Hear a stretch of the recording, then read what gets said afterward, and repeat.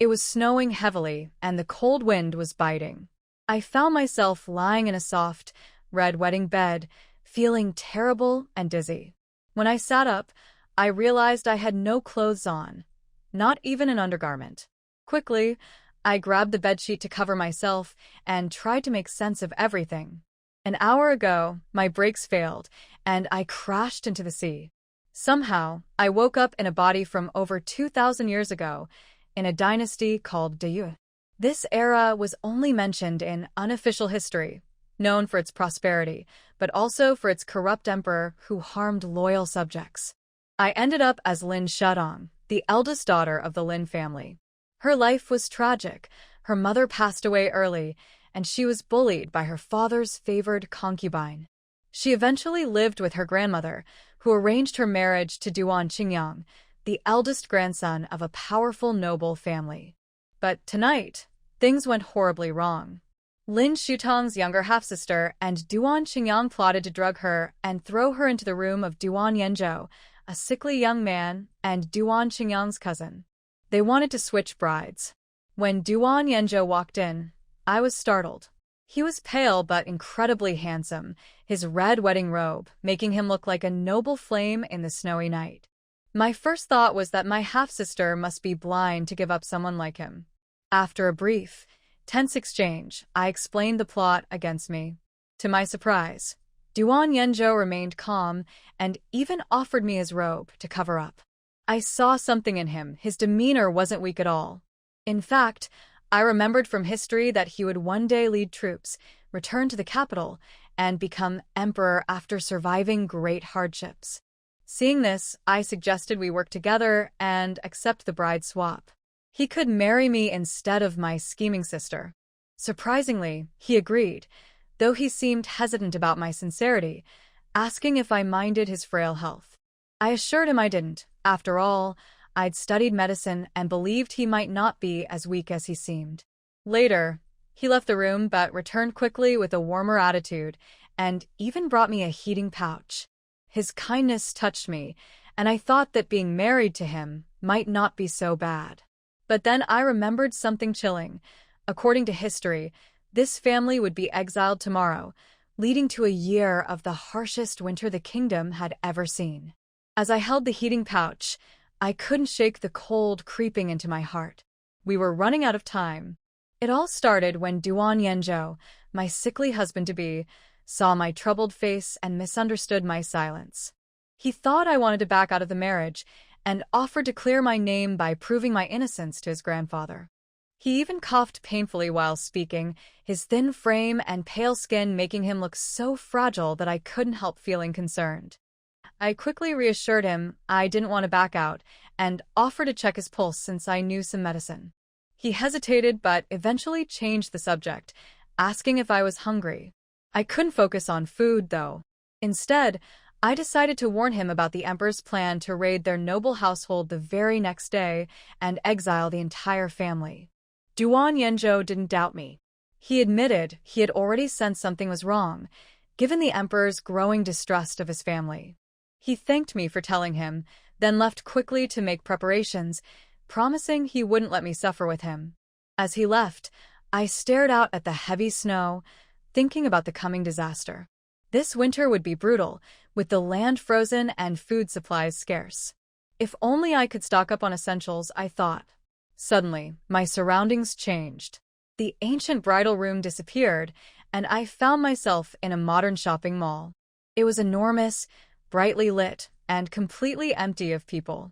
Confused but curious, I wandered through the floors. The first level had jewelry and gadgets, the second had clothing, the third had home goods, and the fourth was a supermarket stocked with food and supplies. The fifth floor even had restaurants and a cinema. Then, I discovered a glowing door on the sixth floor. When I opened it, I found a vast, empty storage space that seemed endless. A message appeared, explaining that I could store items here with just a thought. I tried it with a plate of peanuts from my bridal room, and it worked. This space wasn't just for storage. I could also teleport in and out, but only for 30 minutes at a time.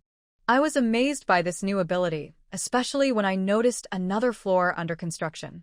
It promised even more upgrades, and I realized the shopping mall might have endless potential. As I looked up, the ceiling stretched infinitely higher, making me wonder just how far this magical space could grow. With this mall, I had a chance to prepare for the hard times ahead. The possibilities felt limitless, and I couldn't wait to put this power to use. When I returned from the magical space to the bridal room, Duan Yenzhou entered right after me. He shook off the snow on his shoulders and gently wrapped a warm fur cloak around me, saying his parents wanted us to join them quickly in the front hall. I nodded and followed him out. The snow was thick, reaching our ankles as we crossed the courtyard. By morning, it would probably be knee-deep. Duan Yenzhou held my hand tightly as we hurried through the biting wind. When we arrived, the entire second branch of the family was already gathered. I quickly noticed the differences between the two branches of the family. While the first branch was wealthy and domineering, the second branch seemed much closer-knit and more down-to-earth. Duan Yenzhou's mother, Lady Jiang, greeted me warmly, expressing her displeasure with the first branch's schemes and promising I wouldn't be mistreated as part of their family. I was touched by her kindness and addressed her as mother, which made her beam with joy. The rest of the family also welcomed me, including Duan Yenzhou's younger sister, Duan Qinzhou, who was a bold and unconventional young woman, often dressed like a man. However, the mood soon turned serious when Lady Jiang confirmed the emperor's troops were surrounding the city, preparing for the raid on our household. As we discussed the situation, I made it clear I would stand by the family no matter what. My words seemed to reassure everyone. Duan Yenzhou then explained that his father had gone to the palace with a plan to voluntarily request a position in the distant south, which would allow us to avoid exile. This approach had a chance because our branch of the family was much poorer than the first, and the emperor's true target was their wealth.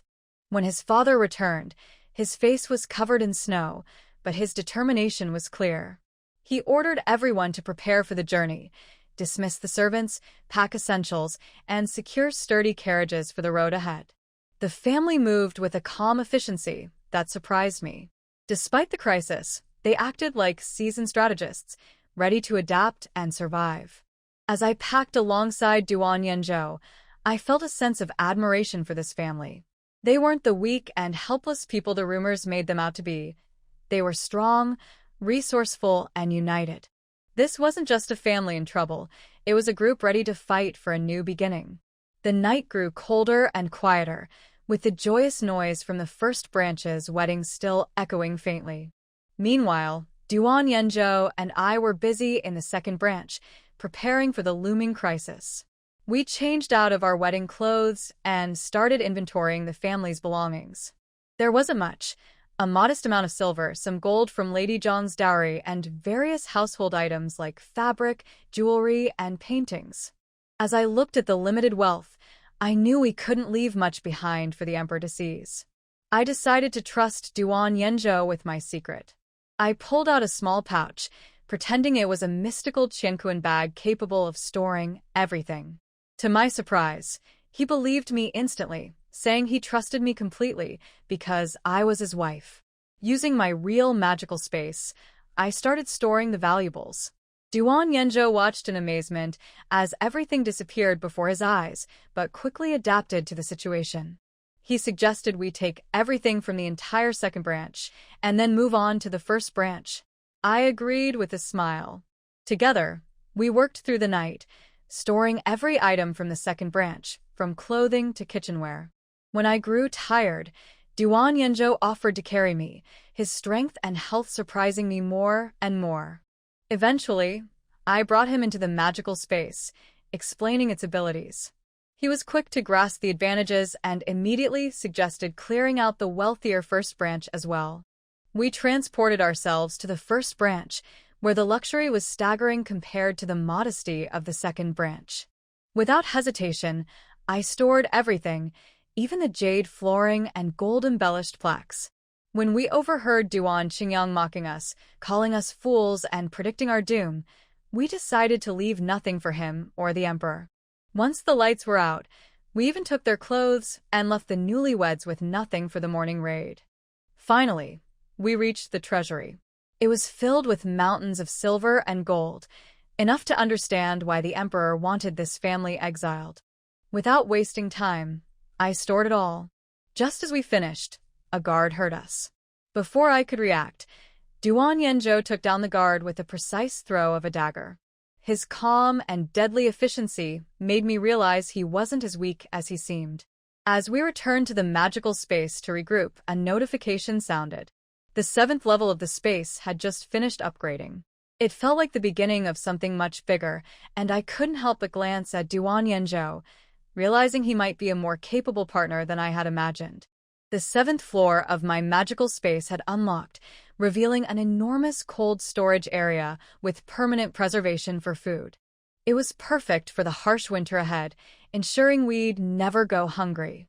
Excited, Duan Yanzhou and I decided to gather more supplies, starting with the first branch's kitchen and food stores.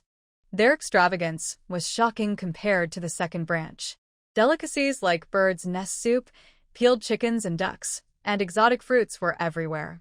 I stored everything in my space, separating the fresh and frozen items, leaving nothing behind. We even cleared their firewood and charcoal, essential in this freezing weather. Next, we moved to the family granary. The wealth of grains was staggering. Mountains of rice, wheat, beans, and millet, far more than I expected. These were taken too, reclaiming what had been unfairly taken from the second branch over the years. By the time we returned, it was already dawn, and the entire first branch mansion was completely stripped. I couldn't help but laugh as I imagined the emperor arriving to raid the place, only to find it empty. Duan Yanzhou added with a sly grin that the first branch would likely face severe punishment for having nothing left. As we rested, the memories of past injustices against the second branch came to mind. From poisoning Lady Jiang to countless acts of greed and cruelty, the first branch had earned this fate. While blowing on my cold hands, Duan Yanzhou offered to fetch a warming pouch, but I stopped him, pulling out modern heat patches from my space. He was fascinated but skeptical until the patch warmed him. His smile, faint but genuine, was a rare and heartwarming sight. With some warmth restored, we decided our next steps. The Lin family and the palace were our next targets. But before heading to the Lin family, I remembered the original owner of my body had brought a significant dowry, 30 chests worth, that had been taken by the first branch. Smiling, I told Duan Yanzhou we had one more stop to make before confronting the Lin family. The dowry was mine to reclaim. Lin Shutong's dowry was prepared by the late Mrs. Lin, a total of 35 boxes. In addition to 50,000 taels of silver, there were also enough clothes, shoes, and socks for her to wear for decades, as well as gold and silver jewelry. Speaking of which, her life experience is somewhat similar to that of the original owner. The original owner's biological mother was forced to death by the concubine in the family when she was young. Her father favored the concubine and killed his wife, causing the gentle lady to blood and die in the cold winter. It is said that the funeral was not held, and she was directly buried hastily. The concubine was of humble status and could not be promoted to the main wife, so she became a favored concubine in the mansion and showed off her power, framing her, the legitimate daughter, countless times. The other young ladies were served by 7 or 8 servants. But she was served by 7 or 8 thieves, and they were all bribed by the Bai Yinyang. Others wore cotton jackets in winter, but she wore torture instruments with silver needles. Later, it was because Mrs. Lin felt sorry for her and kept her by her side that she was spared this. The same is true for Lin Shutong in modern times. When she was very young, her parents started from scratch, and her father became a famous local tycoon, but before long, all kinds of women appeared around him. Her mother was forced to death in that cold villa, and her father married his stepmother, who had been with him for 3 years in that villa. The stepmother was a person who seemed kind but vicious. Once she went out, she was thrown to the traffickers. Fortunately, she was found by her grandmother, who raised her by her side and taught her medical skills.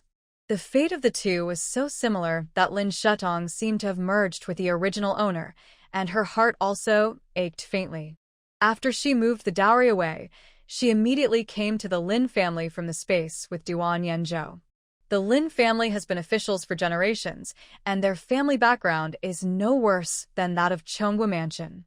Moreover, Master Lin has a hobby of collecting gold. He looks noble on the surface, but he is actually a miser. They first came to the warehouse of the Lin Mansion.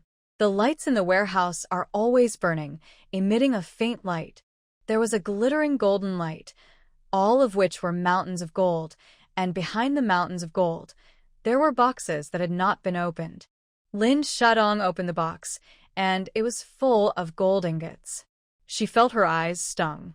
It was estimated that there were at least 300,000 taels of gold here, which were what Master Lin had saved for his entire life. If it were sold in modern times, who knows how many luxury cars and mansions it could buy.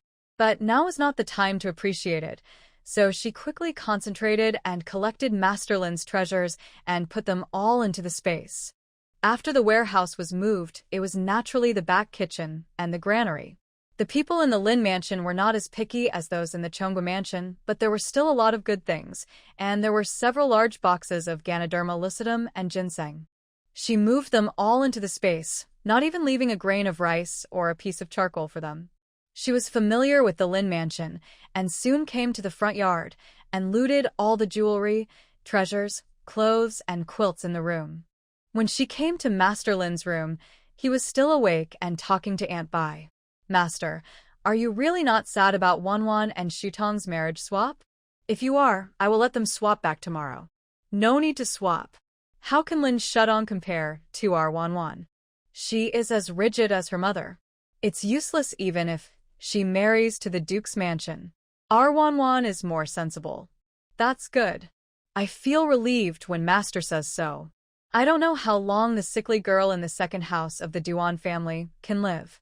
If she dies earlier, we can remarry Shadong to the Hai family. Maybe she can be of some use. The man from the Hai family is a fool." Lin Shadong listened with anger in her heart.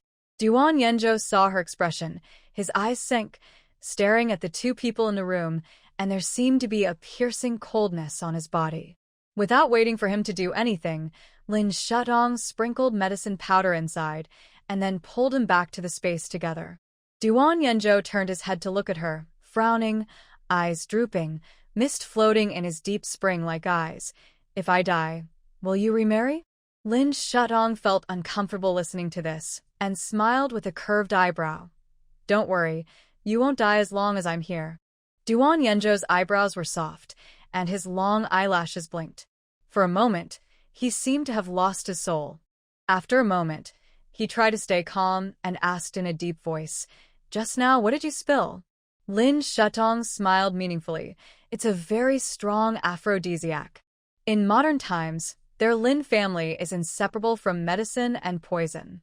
She is good at medicine, and naturally she is also good at using poison.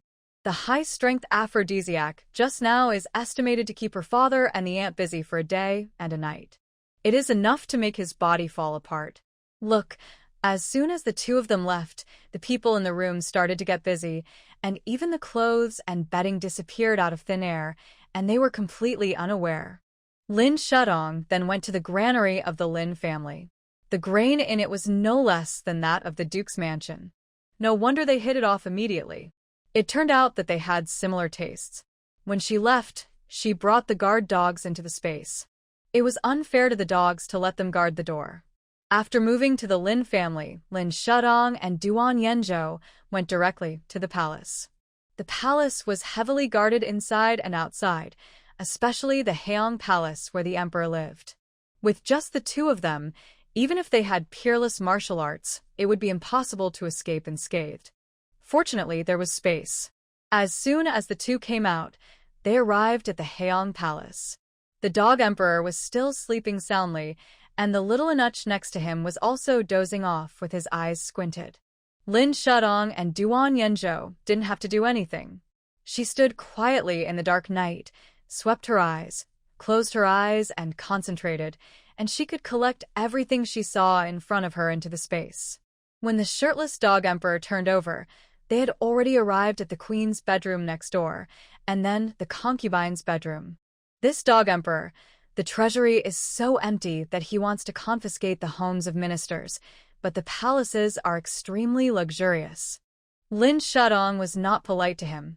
As long as it was valuable, she would take it all, such as the gold hairpins and phoenix crowns and the shoe brocade screen. If she was not afraid of waking them up, she would even want to move the pair with carved bed. Duan Yenzhou is more familiar with the palace than Lin Shadong. After moving these, the two went to the imperial kitchen and the warehouse where the grain was stored in the back kitchen. In addition to the rice, chickens, ducks, fish, and meat in the Duke's mansion and the Lin mansion, there are also many cattle and sheep, and even some venison, blood swallows, shark fins, bear paws, and other delicacies from the mountains and the sea. These things are piled up into mountains, and they are thrown into the food warehouse as if they are free, just like chickens, ducks, and geese in ordinary people's homes. The dog emperor is indeed extravagant, eating rare things and really enjoying himself. Not only Lin Shadong was stunned, but even Duan Yenzhou was also very sad. You are so anxious to confiscate the Duan family. It seems that these are not enough to eat. A hint of sarcasm appeared on his cold face. Then move all these away and let him eat them all. Lin Shadong raised her eyebrows, closed her eyes, and concentrated, and the full warehouse in front of her became empty in an instant. There were always patrolling guards around, so she didn't dare to stay and pulled Duan Yenzhou to continue to go to the pharmacy of the Imperial Hospital. Those 1,000-year-old ginseng and 100-year-old Ganoderma lucidum and other kinds of medicinal materials were stored in the space. After going to 2 places, Duan Yenzhou seemed to understand and told her several places where treasures were hidden. The Wanbao Hall in the palace where tributes were stored, there were many dried fruits, candied fruits, silk, tea, perfume, sea pearls, etc. Tribute from all over the country. These were all good things in ancient times. Lin Shadong had no shortage of shopping space, but she didn't want to make this dog emperor cheap. After emptying the Wanbao Hall, they went to the weaving department where all kinds of palace concubines' jewelry and gorgeous clothes were stored. By the time they finished moving all these, it was already dawn. Lin Shadong and Duan Yenzhou immediately rushed back to Chonggu Mansion. At this time, the second master Duan Feng and Jiang had packed up everything. When the family came to the rooms in the backyard, they found that the entire second house was empty. The 4 members of the family stood there, stunned. Fortunately, Duan Yenzhou helped Lin Shadong to clean up the mess. He took out some of the bedding, clothes, and food and loaded them into the carriage. Originally, there were 2 carriages, but they had 3 ready. Dad, Mom, Shadong and I have moved all the family property out and hid it in one place. Since we are only sent out and not confiscated, the emperor will not blame us for taking these things. Duan Yenzhou came over and explained, we can take them back after we settle down in Chinan. Shadong and I have loaded the remaining clothes and food on the carriage. Duan Feng was very satisfied with the performance of his second son. He touched his beard, looked up at his eldest brother's residence next door, and sighed. The world is unpredictable. Brother, don't blame us. Jiang stepped forward and patted Duan Yenzhou's body. They have such consequences. It is their own fault. Master, we must not be soft-hearted, or we will be bitten back. Duan Feng nodded. Madam has made it clear.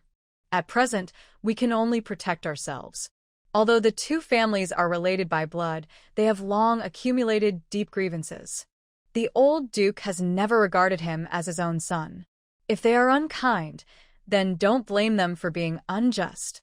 After the family had packed up, Duan Feng put away the pass and letter of appointment given to him by the emperor and waited for the departure after dawn. The maids and servants in the mansion had all dispersed.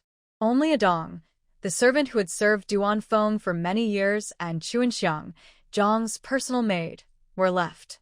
The 2 of them refused to leave, so Jiang softened her heart and kept them.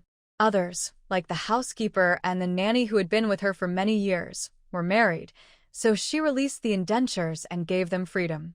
When it was dawn, these loyal servants carried their bags, knelt down to the master and the mistress, and left. The snow was flying, and even if there was no house search, the empty second room seemed a little depressed. As the morning light came, a large group of officers and soldiers poured into Cheonggu Mansion. The eldest Master Duan Chong and Zhou were sleeping. When they woke up, not only were their clothes gone, but a group of officers and soldiers also poured in. Duan Qingyang and Lin Wanwan were the same as them. Zhou and the eldest master were at least wearing underwear. Lin Wanwan and Duan Qingyang were newly married last night, and they were completely empty-handed. Brother Qingyang, where are our clothes? She hurriedly put on her only belly band and... Duan Qingyang looked at the empty house, stunned. Not only clothes. The whole house is empty. Lin Wanwan looked up and saw that the exquisite antique vases had indeed disappeared. But the soldiers outside the door did not give them time to think. They strode into the house and dragged them to the front yard regardless of whether they were dressed or not. The courtyards of the two rooms were separated by a wall with an archway in it.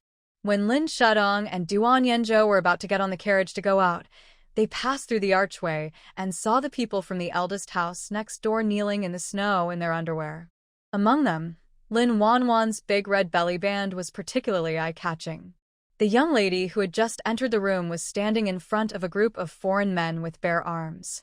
Zhou and the eldest master were so angry that their faces turned black. "Why don't you put on your clothes?" Lin Wanwan felt aggrieved. She hugged her body, her lips trembling, and she dared not look up. "Mom and Dad, the soldiers came suddenly, and we didn't have time to get dressed." Zhou glared at her. "What a disgrace." "Okay, stop arguing. You're about to die. What are you still arguing about?" Lord Su interrupted them harshly. Duan Qingyang hurriedly hugged Lin Wanwan in his arms and said angrily, "What are you going to do? Let us go." Lord Su, who came to confiscate the property, stepped forward and slapped Duan Qingyang hard. "Young master, we are ordered by the emperor to come to Cheonggu Mansion to confiscate the property." "What do you mean by confiscation?" "We are all loyal to His Majesty in Cheonggu Mansion. Why do you want to confiscate our property?" Duan Qingyang said angrily, but his body was shaking because of the cold. Lin Wanwan, who was wearing a belly band in his arms, had already frozen her fingers blue and purple, and her ears red. The eldest master pulled Duan Qingyang and motioned him not to speak. Lord Su took out the imperial edict and read it aloud. "Cheonggu Mansion, Duke of Cheonggu Duan Chengyuan and his son Duan Chong are guilty of treason, and their property will be confiscated and detained from today, demoted to slavery, and will be exiled to Chinan soon." Rows of people below were all stunned, their expressions frozen in an instant. After a moment, the old duke shouted, "Sir Su, could it be a mistake? Our duke's mansion has always been loyal. How could we commit treason?" Sir Su's eyes were raised with disdain. Could the emperor's edict be false? Then he gave an order, "Go, search the mansion inside and out. Leave nothing behind." The old duke collapsed to the ground completely, muttering to himself, "The Duan family is finished, the Duan family is finished." The eldest master Duan Chong hurriedly stepped forward to support him, his voice trembling and hoarse, "Dad, Dad." Everyone below was immediately panicked, and they shouted in unison, "It's unfair, it's unfair. Sir, it's unfair." Duan Qingyang was even more youthful and vigorous. He straightened up and shouted angrily, "Stop. Stop quickly. We want to see His Majesty." Lord Su turned around and kicked him. "His Majesty has ordered that if you dare to disobey the order, you will be killed without mercy." Duan Qingyang fell to the ground, gritting his teeth, staring at Lord Su with anger and unwillingness. He wanted to rush forward, but two officers and soldiers beside him held knives to his neck.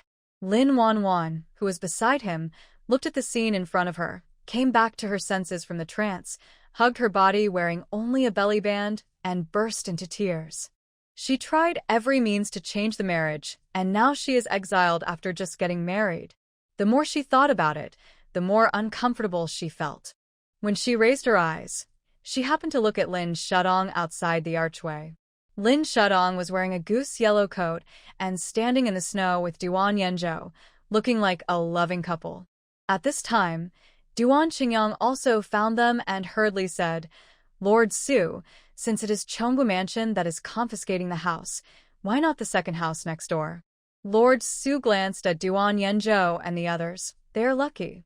Last night, they went to the palace with the late emperor's edict and resigned from their posts to your majesty, and took the initiative to volunteer to go to Chinon to take up the post. Your majesty, out of consideration for the late emperor's kindness, has given them a chance to reform themselves. They don't need to have their property confiscated, and they don't need to be exiled. What? They don't need to have their property confiscated. And they don't need to be exiled? Duan Xingyang exclaimed. The old duke and the people from the eldest house looked towards the next room, all stunned, their mouths wide open, almost stuffing a steamed bun. Their eyes were full of disbelief, envy, resentment, and jealousy. Especially Lin Wanwan, looking at her elder sister who had been bullied by her all these years, the woman who was stripped and thrown into the sickly room by her. She regretted it so much that if she hadn't exchanged the marriage, it should be her elder sister who was exiled today, not her. Thinking of this, Lin Wanwan didn't care that she was not wearing an outer coat for a moment, and said to Lord Su, Sir, I am the daughter-in-law of the second house of Cheongbu Mansion. I am not from the eldest house. Can you please let me go? Duan Xingyang suddenly turned his head to look at her, with surprise and anger in his eyes. Wanner, what nonsense are you talking about? Lord Su found it interesting. You are the daughter-in-law of the second house. Then why are you on the bed of the eldest son of the eldest house? Could it be that in your Cheongbu Mansion, there is a habit of the sister-in-law warming the eldest brother's bed? Lord Su has always been at odds with the father and son of the Duan family, and deliberately said these words to humiliate them. Madame Duanzhou frowned and glared at Lin Wanwan. Lin Wanwan, you are not our daughter-in-law? Who is? She originally liked this daughter-in-law a little, thinking that her mother would become the legitimate wife sooner or later, and didn't mind her status as a concubine's daughter. Unexpectedly, when disaster struck, she abandoned him and only thought about escaping by herself. She also said that she and Xingyang of their family had a mutual affection, but it turned out that they were all lies. Lin Wanwan pointed at Lin Shudong, who was watching the show outside the archway. She is the one, from the very beginning, the Lin family's legitimate daughter, marrying the prince. Not me. Sir, let me go. Sir Su looked at Lin Shudong in the direction she pointed. Lin Shudong was not stage frightened. Sir, she is indeed right. It was indeed me who should marry the prince, but my concubine sister and the prince had a mutual affection, so they exchanged husbands with us on the day of the wedding. Now she is the daughter-in-law of the eldest house, and I am the young lady of the second house. No. Lin Wanwan trembled and screamed hysterically. Duan Yenzhou held Lin Shutong's hand and protected her behind him. Lord Su, my wife is right. The one who married me in the bridal chamber was the eldest daughter of the Lin family, not the second daughter of the Lin family. If it has nothing to do with our second house, we will set off and prepare to go on the road.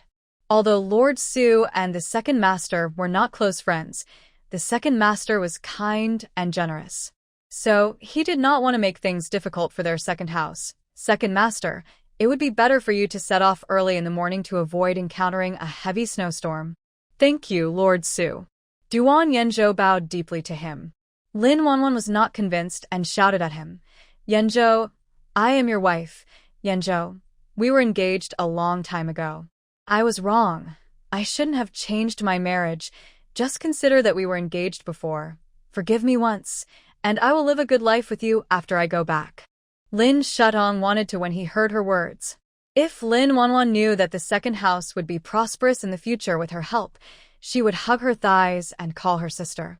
And Duan Xingyang, he changed his marriage, threw away his big baby and got a big lump in exchange. Wouldn't he beat his chest and stamp his feet? These two people, one climbed up the social ladder, and the other abandoned his original wife. They were really a perfect match. Duan Xingyang's Su on the side couldn't stand it anymore, so he pulled Lin Wanwan back and slapped her pale face hard, trying to wake her up. Who knew? At this moment, the guards who rushed into the mansion to confiscate the property came and said, Sir, it's bad. The Duke's mansion is empty? Sir Su was shocked when he heard it. Empty. What's empty? The guards panted. The whole mansion. Not even a copper coin can be found. It's all empty. Even the chickens and ducks in the backyard are gone. All gone. Lord Su looked at the old duke and Duan Chong fiercely and said sternly, "Well, you actually dared to hide all the wealth before the house was searched. You are so bold. Aren't you afraid of being executed?" Their group of people knelt in the snow with their eyes wide open, not knowing what had happened. "What's empty?" Duan Qingyang was the first to react and said to the old duke and Duan Chong, "Grandfather, Dad, we got up early in the morning and found that the house was empty. Not even a cup was left. Could it be that there was a thief at night?" The old duke and Duan Chong listened with their eyes wide open. "Empty? How is it possible? Our duke's mansion is rich and powerful. How could it be empty overnight?" "Lord Su, we really didn't know. We guessed that there really was a thief." Duan Chong stepped forward and said to Lord Su. Lord Su was so angry that he walked back and forth several times. He came to search the house but couldn't find anything. The emperor would definitely blame him. He exhaled a puff of mist. "Don't play tricks on me here. Tell me, where are the things hidden?" The old duke and the whole family of the eldest house were at a loss. How could they know that the family wealth disappeared just after a night's sleep? Lord Su was furious and shouted at the old duke, "Duke, since you don't tell the truth, don't blame me for being rude. Come here, beat them until their mouths are opened." At his command, officers and soldiers rushed forward, pressed all those people wearing underwear in the snow to the ground, and beat them with boards. When the boards fell, their buttocks were bruised. Bang, bang, bang. Zhou and Duan Chong's concubines had always lived a life of luxury in the past and had never suffered such hardships. They screamed and cried one by one. Duan Chong no longer looked like the master of Chonggu Mansion in the past and wailed, "Ouch. Ouch. My ace." His son, on the other hand, had some backbone and still had the temper of a young master. He was being beaten while cursing Lord Su. But after just a few words, his eyes began to turn red, and his snot and tears were all over the floor. Lin Wanwan beside him struggled to crawl towards Duan Yenzhou, but was dragged back by the officers and soldiers and was beaten with a few more sticks. Lord Su was really angry, staring at the officers and soldiers and killing them one by one. Soon the entire main house of Chongwu Mansion was filled with complaints and cries. Lin Shutong shuddered when he saw this. Yesterday, Chongwu Mansion was still holding a luxurious wedding banquet, and the guests were toasting each other. But today it ended up like this. It can be said that I watched him build a tall building, I watched him entertain the guests, and I watched his building collapse. The Chongwu Mansion, which had been rich and prosperous for most of its life, is over just like that. But she didn't feel bad at all. Last night, Duan Yenzhou told her a lot of grievances between the two rooms. When the old Duke Duan Chengyuan was young, he flirted with his teacher's daughter Hai. Hai had a lover, and the two had already secretly agreed to spend their lives together, but the old duke took her by force and took her to the duke's mansion as a concubine. Later, Hai died of dystocia when giving birth to the second master Duan Feng. Duan Feng was a rascal, and he was almost thrown into the well by the duke's wife that night. In the end, it was the old duke's mother, Madame Zhang, who was soft-hearted and raised Duan Feng. The old duke has always believed that he is the offspring of Hai and his sweetheart, so he doesn't like him. In recent years, he has only announced to the public that they are the second branch of Chongwu Mansion for his own face. Duan Feng is also very hardworking. He won the first place in the imperial examination and was appreciated by the late emperor. He rose from a small concubine to a second-rank official in the court. If the current emperor is not incompetent, he will sooner or later become the prime minister. He and Zhang have long wanted to separate their family and mansion, but the old duke didn't want to. He didn't want him to have an easy life and always used the queen mother to pressure him. The year Zhang just entered the family, the old duke wanted he cheated on his daughter-in-law, but was fortunately discovered in time by Duan Feng, who beat the old duke and took out 2 of his teeth. The scandal was exposed, and Madame Zhang died of illness. The duke's wife was so angry that she wanted to hang herself, but she slipped and died. The two families had a grudge from then on. Later, when Jiang gave birth to her eldest son, Duan Cheng and Zhou secretly sent the midwife away. Fortunately, Jiang was lucky enough to give birth to the child safely. Then, when Duan Yanzhou was 5 years old, Duan Cheng secretly brought him to Inuch Li's mansion. You know, Inuch Li likes boys the most. Fortunately, Duan Yanzhou cleverly escaped, and he has been ill ever since. When the third daughter was born, Zhou beat drums and gongs, saying that their family had given birth to a money-losing child, which almost made Jiang bleed profusely. The last time was with the fourth daughter. That time, the child was not saved, and Jiang also suffered from a chronic illness. Duan Feng was really angry that time. When the family division failed, he set fire to Zhou's bedroom. There is still a scar on Zhou's neck. The fire was very big that night, and it burned 3 or 4 rooms in the eldest house. From then on, the eldest house was obedient until this exchange of marriages. Duan Yanzhou said to the absent-minded Lin Shudong, "Let's go. We have to leave too." Lin Shudong turned around and smiled and nodded at him. "Well, let's get out of the city first while the wind and snow are not strong." Duan Yanzhou supported her and walked on the thick snow back to the yard. At this moment, the second master and Jiang had arranged everything in the mansion. They stood beside the carriage, staring at the next door in a daze, as if it was all a dream. The third sister Duan Qinzhou held the sword and smiled. God really has eyes. Their family should have been punished long ago. Sister-in-law Chen Wanru gently brushed the snow off her shoulders. "It's just that we are also implicated by them and have to go to Chinon." Duan Qinzhou looked into the distance and said cheerfully, "Sister-in-law, going to Chinon this time may not be a bad thing. It may be another beginning." She was right. Lin Shudong slowly looked at Duan Yanzhou beside him. This was not only the beginning, but also a chance for their whole family to turn things around again. After a whole year of extreme cold, it all depends on who can survive to the end. Lin Shudong followed the second house family and got on the carriage to prepare to leave. There were 3 carriages.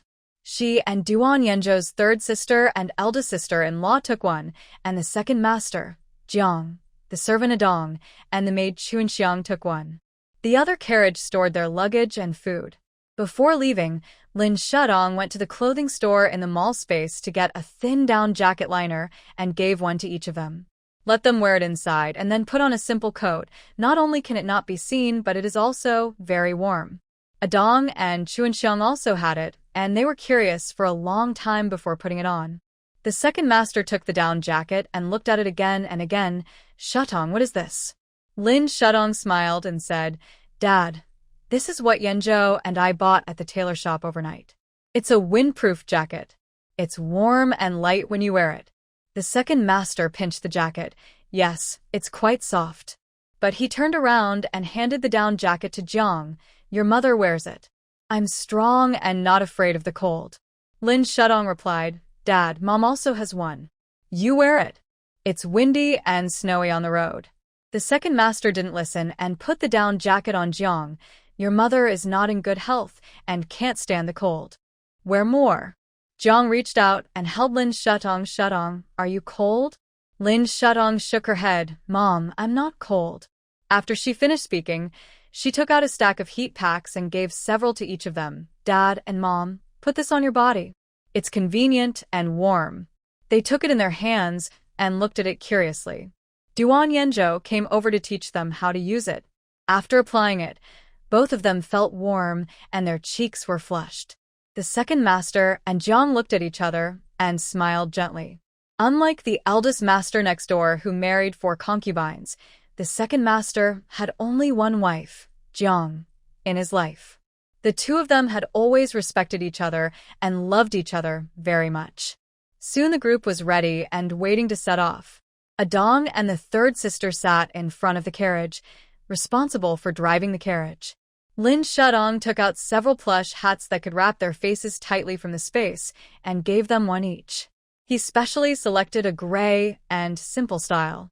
They're still in the capital, so they have to keep a low profile. Lin Shudong sat in the carriage, warm, and soon the carriage became shaky, and the carriage drove slowly towards the outside of the mansion. When they arrived at the gate of Chonghua Mansion, the family of the eldest house had been beaten. They were wearing underwear and their hands were tied with iron chains, standing in a row one after another, crying. Zhou saw their carriage with sharp eyes. The second family. The second family is leaving. Everyone looked up in unison, all of them envious. How could people from the same duke's mansion be so different? Lin Wanwan was shaking her shoulders that were frozen purple, with clear snot streaming down her face. She couldn't stop the regret in her eyes. She thought that she could get ahead overnight by seducing her brother-in-law to marry the prince of the duke's mansion and become the wife of the duke's mansion in the future, and she could surpass Lin Shadong. Who knew that a difference in thought would put her in such a situation? Duan Qingyang saw it, his face full of dissatisfaction, and shouted towards their carriage, "It's just going to Chinon to be a small county magistrate. How much better can it be than us? Just wait and see in the future." After hearing this, Lin Shadong in the carriage pulled aside the curtain and took a look at them. She had a small face and was wearing a cloak. In the wind and snow, her face was particularly translucent, like an exquisite porcelain doll. Duan Qingyang wanted to say something else, but perhaps he realized that he was in such an ugly state at the moment, so he gritted his teeth and stopped looking at her. At this time, the carriage suddenly stopped. Jiang, wearing a cloak and a hood, holding a hot water bottle in her hand, walked slowly to Zhou and the eldest master with the support of Duan Feng. Zhou had her hair loose and glared at him fiercely. "Huh? Do you want to come and laugh at us?" Jiang looked at her quietly and replied, "Yes, I am here to come and laugh at you." Zhou turned her face away, wishing she could find a hole in the ground to crawl into.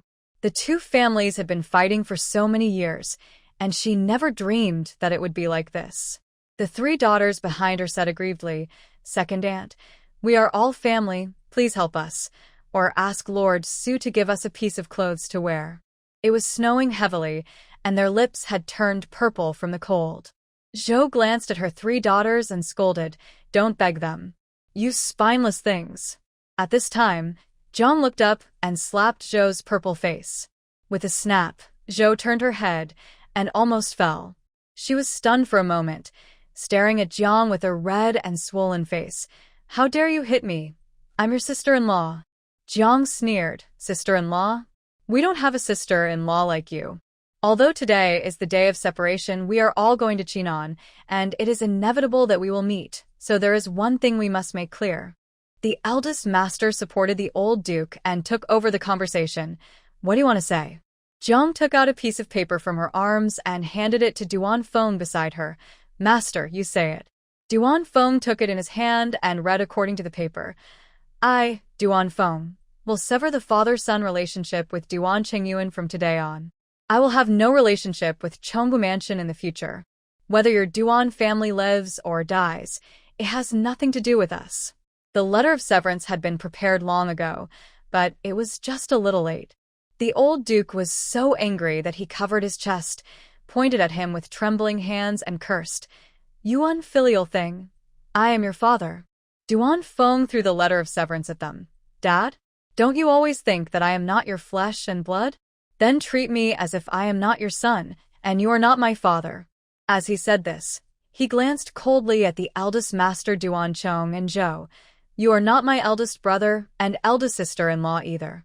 Duan Chong frowned and looked at him viciously. "Okay, so you have been remembering our grudge all these years. No wonder you knew that your house was going to be searched today, but you didn't tell us in advance." Duan Feng sneered. "Don't worry, the emperor wants to search your house, and it will be useless even if you know in advance." "Duan Feng, don't be complacent." Zhou shouted at them angrily. "Lin Shadong, that disaster star, married your family, and sooner or later she will kill your sickly child. You just wait for your descendants to be extinct." As soon as she finished speaking, Jiang raised her hand again and slapped her, this time even louder. "Zhou Xiangyu, who asked you to slander my daughter-in-law like this? I tell you, she is not a disaster star. She is my Yanzhou's wife, my daughter. She is the lucky star of our whole family. If you dare to say a word to her again, I will tear your mouth with my own hands regardless of the officers and soldiers around me." Lin Shudong got off the carriage and happened to hear these words. Her nose was sour. She didn't care about the wind and snow and trotted to Zhang's side. Mom, it's cold outside. Let us get on the carriage. Zhang turned around and took her arm. Shudong, why did you get off? Lin Shudong replied, Yanzhou and I saw that you and Dad have been down for a long time, so we came to see you. Jiang was afraid that she would be cold, so she called to Duan Feng beside her. Master, since the marriage has been broken, let's go. Lin Shudong sincerely admired her good mother-in-law. She was able to break off the marriage before leaving, which really prevented future troubles. Duan Feng trotted after them and helped Jiang get on the carriage.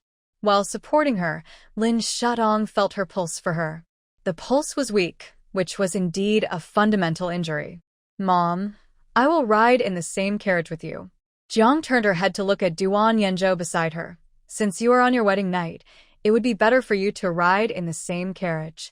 Lin Shudong smiled obediently. Mother, I know some medical skills, and I will take a look at your illness. Jiang patted the back of her hand. The doctors have said that my illness is incurable. The longer I can live, the better. Lin Shudong shook her head and smiled. Mother, don't worry. At present, there is no disease that I cannot cure. Jiang was startled, then wanted to say something and laughed, and took her into the carriage. Duan Yanzhou insisted on going with them, and the family squeezed into another carriage. The carriage moved slowly in the snow, leaving a long wheel mark on the ground. The old duke held the letter of severance in trembling hands, looked at their backs gradually going away, gasped for breath, and almost fainted. At this time, Lord Su came, flicked the whip, and said sternly, Now that we have said it, it's time to get on the road. Please go to the dungeon first. Don't worry, this is the only way to Chinon. I guess you will meet him again soon. But it will be different if we meet again. Although he is a county magistrate, he is also a small official. If he makes meritorious services in Chinon, he may be transferred back to Kyoto, while you will have to be slaves all your life. If you want to turn over in the second half of your life, you will have to work hard. Lord Su's words were full of sarcasm, and then he ordered the officers and soldiers to the prison van one by one. The pampered masters and young ladies in the eldest house really couldn't stand the wind and snow, and they didn't struggle like they did when they just went out. They got on the prison van obediently and huddled together. At the same time, the servants of Lin Taifu's family had just woken up from their sleep and found that the house was empty. And Lin Taifu and his concubine Bai Yinyang were still struggling. The effect of the medicine given by Lin Shudong was very strong. Even though the two were exhausted, they didn't separate. The housekeeper Lao Lu kept knocking on the door. Master, it's bad. Our mansion was robbed, and everything in the mansion was stolen. But the room was quiet, and there was no response for a long time. Butler Lu was anxious, and he knocked on the door with more force. Master, please open the door quickly. The storehouse in the mansion has also been stolen, and there is not a tael of gold or silver left. He called out several times, but there was no response from inside the house. Finally, the third young master of the Lin family couldn't wait any longer. Get out of the way, let me come. The third young master was called Lin Tianhai, the illegitimate son of Aunt Bai and Master Lin, and the biological brother of Lin Wanwan.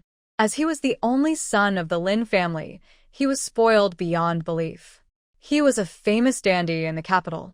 He strode forward, kicked the door open, and rushed into the house with the housekeeper and his party. Dad, Mom, wake up. Our house has been robbed. However, what they saw were two people stuck together. The maid next to them covered her eyes and screamed. Such a big noise finally woke up Master Lin and Aunt Bai. When they opened their eyes, they saw a group of people watching, and then they looked down at themselves and immediately let out a shrill scream. Get out, get out. Lin Tianhai was stunned. It took him a long time to come to his senses and take housekeeper Lu and the others out. Not long after, the voice of Aunt Bai was heard again. My gold and silver hairpin inlaid with pearls, my sapphire and kingfisher bead hairpin, my jade earrings, my oriental pearl necklace. How come they are all gone? Aunt Bai came from a poor family and loved these things the most. She kept them like treasures every day, But now when she woke up, they were all gone. Aunt Bai hugged those empty boxes and cried so hard that she could hardly breathe. She turned them inside and found that all the land deeds she had saved were gone. "Where are my things, my things?" She was so anxious that she convulsed and fainted. Master Lin also stumbled to the warehouse where he stored gold. Seeing that his precious gold was all gone, he covered his chest, his face was ashen, and he almost fell to the ground. Fortunately, he was helped up by his son. "Dad, what's going on? Our warehouse has always been heavily guarded. How could a thief come in?" Master Lin looked up at the sealed storeroom, but he couldn't figure it out. He held his son's hand and said in a trembling voice, "Go, send someone to check for me and find the thief." Lin Tianhai hurriedly responded, "Yes, Dad, I'll go now." As soon as he left, someone else came to the mansion. "Oh no, Master. The Duke's mansion has been ransacked, and the second young lady was arrested and thrown into jail with her brother-in-law. It is said that they will be exiled to Chinon." What? Master Lin was even more unsteady this time. "Wanwan is going to be exiled?" The servant replied, "Yes, I went to see just now and saw that their family was taken to the prison car, and the second young lady was only wearing a belly band." Master Lin's pupils shrank, and he took a deep breath. How could this happen? They were fine when they got married yesterday. Why is their house being ransacked today? My valnat, my valnat. He walked out slowly, but halfway through he thought of something and turned back to ask, "Where is the eldest lady? How is she?" The servant replied, "The eldest lady is lucky." The second master of the Duke's mansion found the emperor last night with the late emperor's pardon decree and was pardoned. He took the initiative to go to Chinon to serve as the county magistrate, so his property was not confiscated and he was not exiled. Now the whole family is preparing to set off to take up the post. Taifu Lin blew his beard. "Oh, I made a mistake. It was all wrong. This marriage should not have been changed. Poor my daughter." As he said this, he waved his sleeves and walked towards the front yard. The servant sighed after listening to this. They are all daughters, but the younger daughter cannot suffer, while the older daughter can. He is really unworthy of being a father. When Master Lin came to the front yard, Aunt Bai also knew about this. She was crying and making a fuss, asking him to go to the emperor to plead for Lin Wanwan. In the end, Master Lin couldn't get rid of her and had to go to the palace first. At this moment, the palace was also in chaos. All the palaces were looted overnight. The emperor didn't even have a coat. He sat on the dragon chair shivering in a thin shirt. "Littlely, where are my clothes? Bring them to me quickly." Inuchli strode over with a coat he had finally found and put it on him. "Your Majesty, the pharmacy in the imperial kitchen of the palace was also looted." The emperor's trembling body paused, and he looked up suddenly. "All empty? Nothing left?" Inuchli nodded. "Yes, Your Majesty." The emperor's face turned pale, and he almost lost his balance. He held the chair tightly and said sternly, "Go and chase them for me. Find the bandits and get all the things back." Inuchli hesitated and said cautiously, "Your Majesty, the bandits came and went without a trace. We don't know where they are." The emperor frowned, clenched his fists, and said sternly, "Even if you can't find them, tell the imperial guards to find them for me." "Yes, Your Majesty." Inuchli responded hurriedly and turned to retreat. The dog emperor was about the same age as Duan Feng, also middle-aged but much older. He looked at the empty palace and almost couldn't breathe. Not long after, he heard the little eunuchs come and go with the news that Master Lin outside the door was pleading for his daughter. "Your Majesty, Master Lin said that his daughter is innocent and wants you to let her go." The emperor was already angry, and he became even angrier when he heard this. He waved his hand and said, "Since Taifu Lin misses his daughter so much, then send someone to the Lin family now and say that the Lin family and the Duke's mansion are in collusion and treason. I will confiscate all of their property and send them all to Chinon." The little Inuch was stunned for a moment and did not respond. The emperor raised his cold eyes and said, "Why, you want to go too?" The little Inuch lowered his head in panic and hurriedly responded, "Captive, I'll pass the message right away." After that, he immediately left the hall. When Master Lin outside the hall heard the message, he felt like the sky was falling. This plea brought disaster to their Lin family. He was panicked and knelt down and shouted to the hall, "Your Majesty, I know I was wrong, and I will never dare to do it again next time." But what responded to him was a group of guards rushing in. Look, Master Lin was in a hurry to go to the palace to save his daughter, but he was dragged directly into the jail. When Lin Shudong arrived at the city gate in a carriage, she heard the news, and the people who were confiscating the property soon went to the Lin family. All the people in the Lin family were detained. She couldn't help but sigh that the world is impermanent. Aunt Bai forced her original mother to death. She wanted to be rich and powerful like a lady, and she worked hard for half her life, but she was exiled. Now Aunt Bai was lying on the ground, crying and gasping for breath. No, I don't want to be exiled. I don't want it. It's a pity that no matter how reluctant Aunt Bai was, she still had to go on the journey. For this reason, the whole Lin family hated Aunt Bai and Lin Wanwan. If Lin Wanwan hadn't married Duan Qingyang of Chenggu Mansion, how could their Lin family be implicated? It is said that the eldest daughter Lin Shudong is the nemesis. They think that the second daughter Lin Wanwan is the nemesis. Lin Wanwan is not having an easy time now. The whole family is locked up in prison, enduring the damp and cold cell and the big rats crawling around. The only thing that is better than being outside is that she has prison clothes and is no longer shirtless. In prison with her are her mother-in-law Zhou, 3 sisters-in-law, and the eldest master's 4 concubines. In the past, the 4 concubines were respectful to Zhou. But now it is different. Everyone is a prisoner, and they all put on airs and sneer at Zhou and Lin Wanwan. Hey, we are sisters. Why are our fates so different? These words, like a thorn, pierced Lin Wanwan.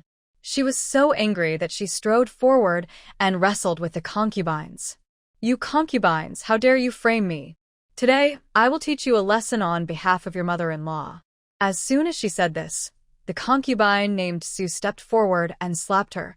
Don't look down on us concubines. You are also born to an aunt. Lin Wanwan's face turned dark in an instant, and tears welled up in her eyes. Zhou shouted at her, "Enough? Don't you think it's not chaotic enough now?" Be honest. Yes, mistress. Mrs. Su turned her head away, unconvinced. Lin Wanwan's tears dripped down, and she felt endless regret in her heart. A year ago, she and her mother went to a temple outside the city to pray for marriage.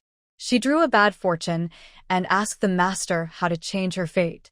The master only gave her 2 words, exchange marriage, and gave her bad fortune to her elder sister.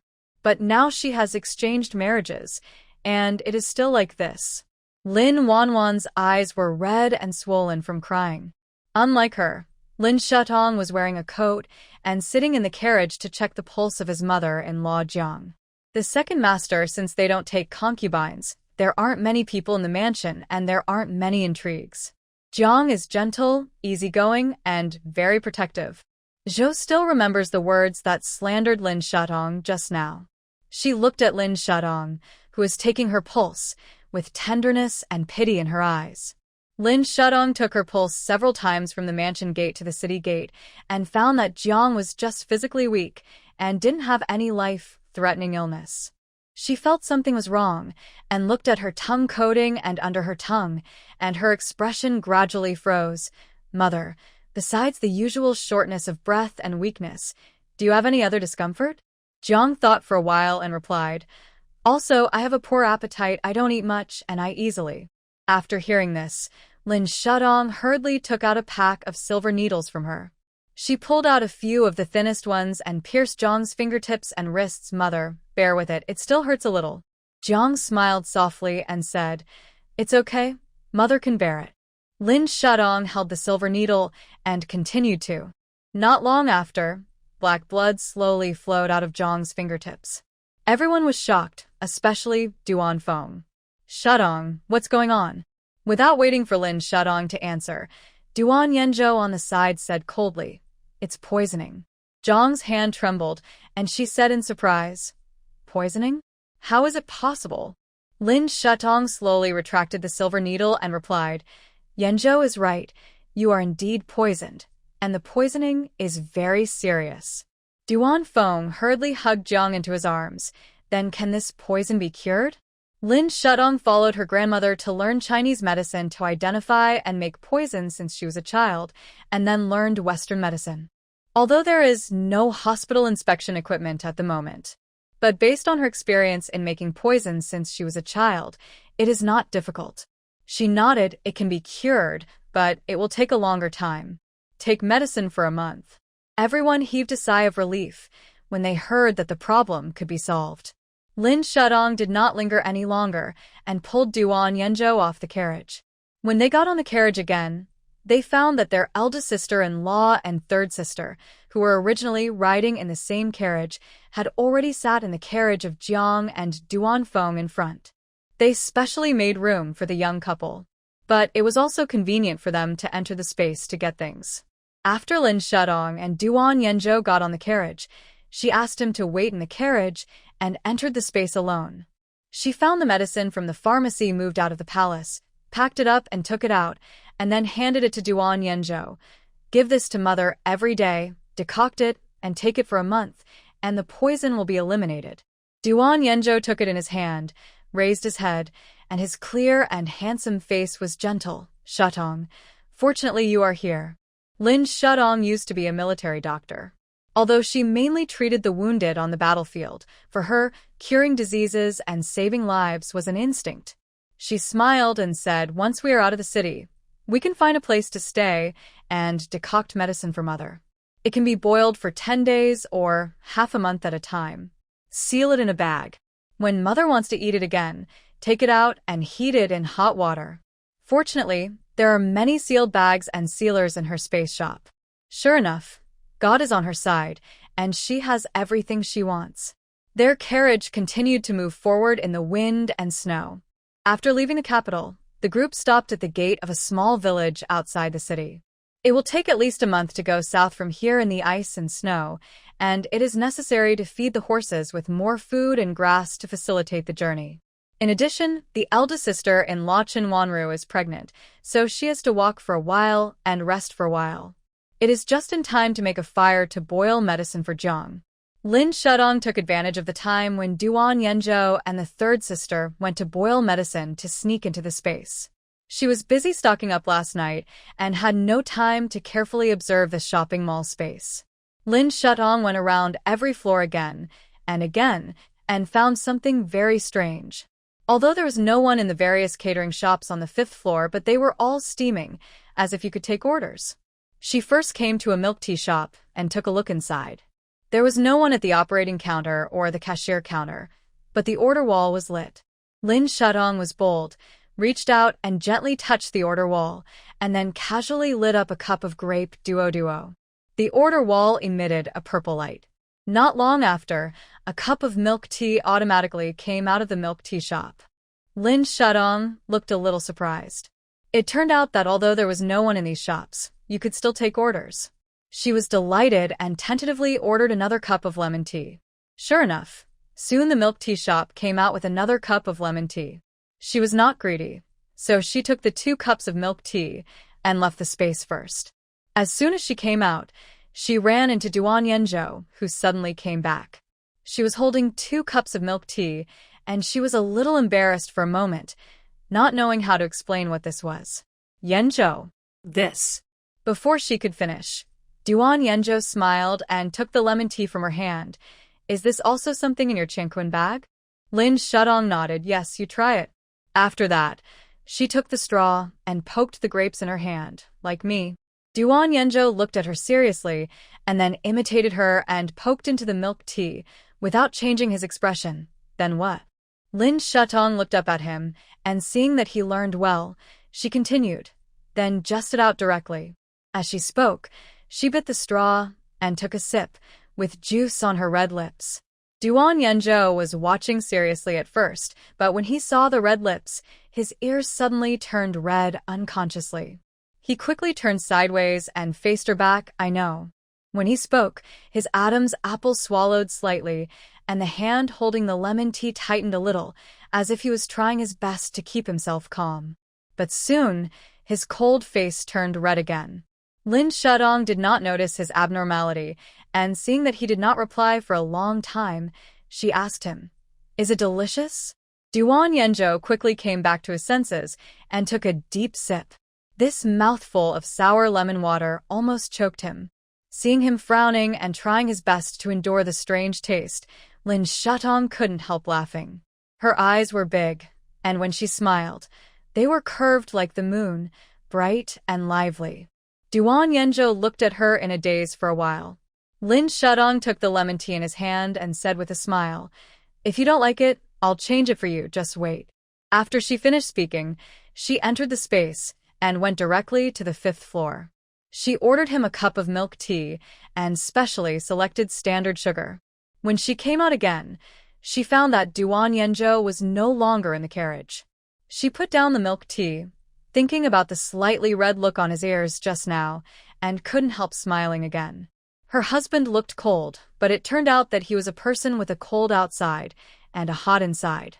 Well, in modern terms, it is a stuffy and person, or a nicer word is abstinence.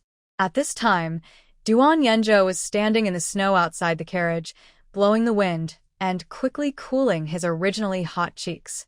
The third sister looked at him like this, walked over and said, "Second brother, what's wrong with you? The cold wind is blowing. Be careful not to aggravate your condition." Duan Yanzhou looked up and looked around.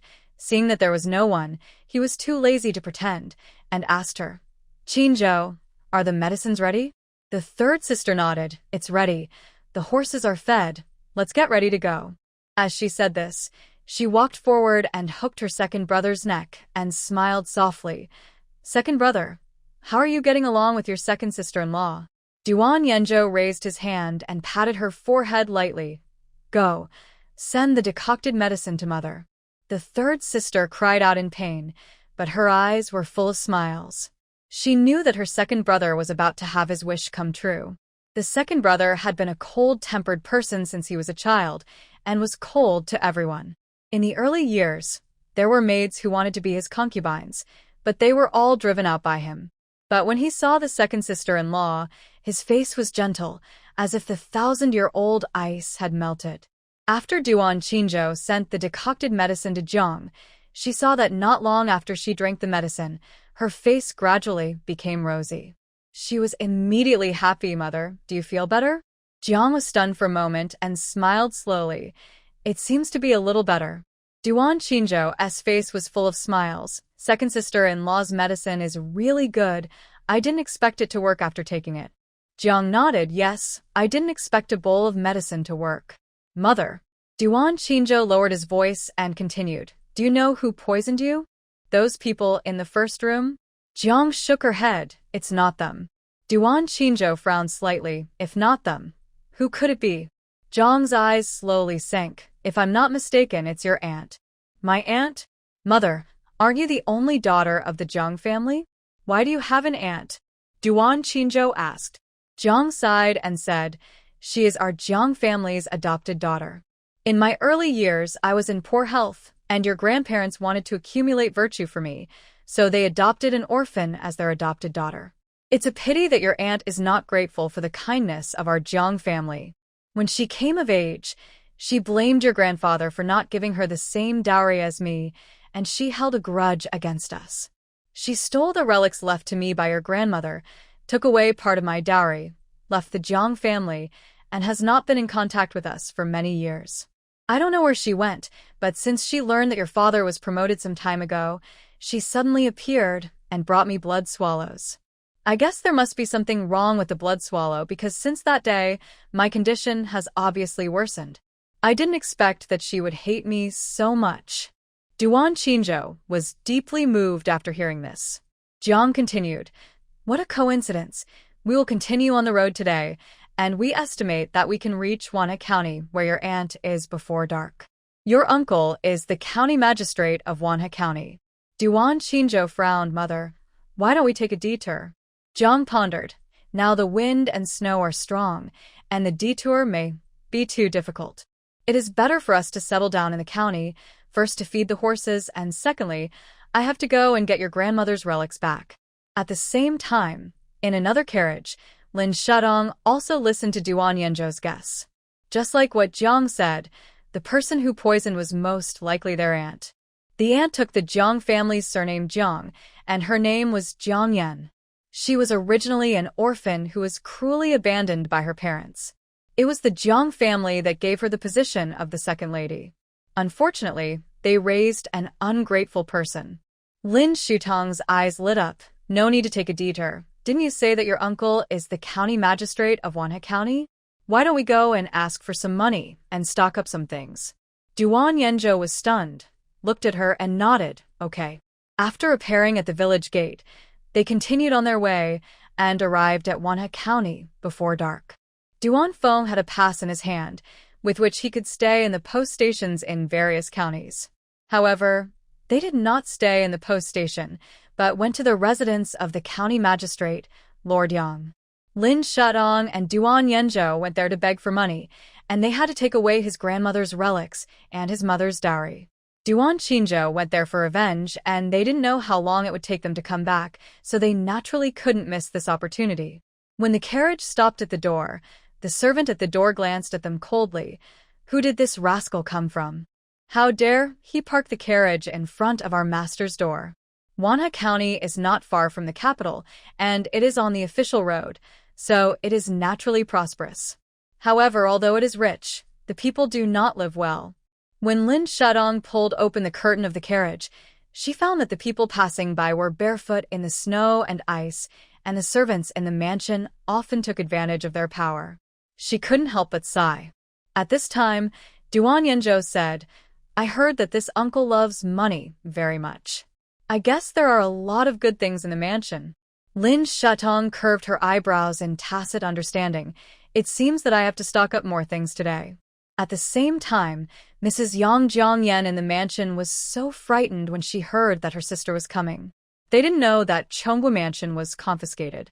I thought Jiang came to find her specially. She walked back and forth in the room and asked the little maid next to her. Do you think she knows that I poisoned her? The little maid advised, Madam, the poison is colorless and odorless, and no matter how good the doctor is, it can't be detected. Jiang Yan patted her chest and breathed a sigh of relief. That's good. Go, and welcome them in. Lin Shudong and the others waited at the gate of the mansion for a while, and then the person sent by Madame Yang to greet them arrived. She was a smart maid and was quite polite to Jiang and Duan Feng. Sir Duan, madam, please come in. Duan Feng helped Jiang forward. Lin Shudong and her sister-in-law followed behind. Duan Yanzhou and the third sister went together to park the carriage and supply the horses with food and fodder. Following the guidance of the maid, they soon arrived at the mansion. The mansion of County Magistrate Yang is comparable to the mansions of fourth-rank officials in the capital.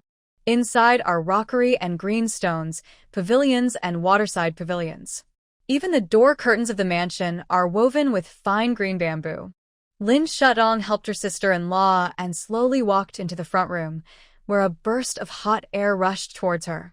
She looked carefully and saw that 2 pots of fine red snail charcoal were burning in the house. It's really ironic that the weather is cold and the people outside the mansion are walking barefoot in the snow, while the people in the room are burning 2 pots of expensive charcoal. At this time, a woman's laughter came from the room. Sister, why are you here? Lin Shudong heard the voice and looked up, only to see a noble lady with delicate appearance wearing a mink coat.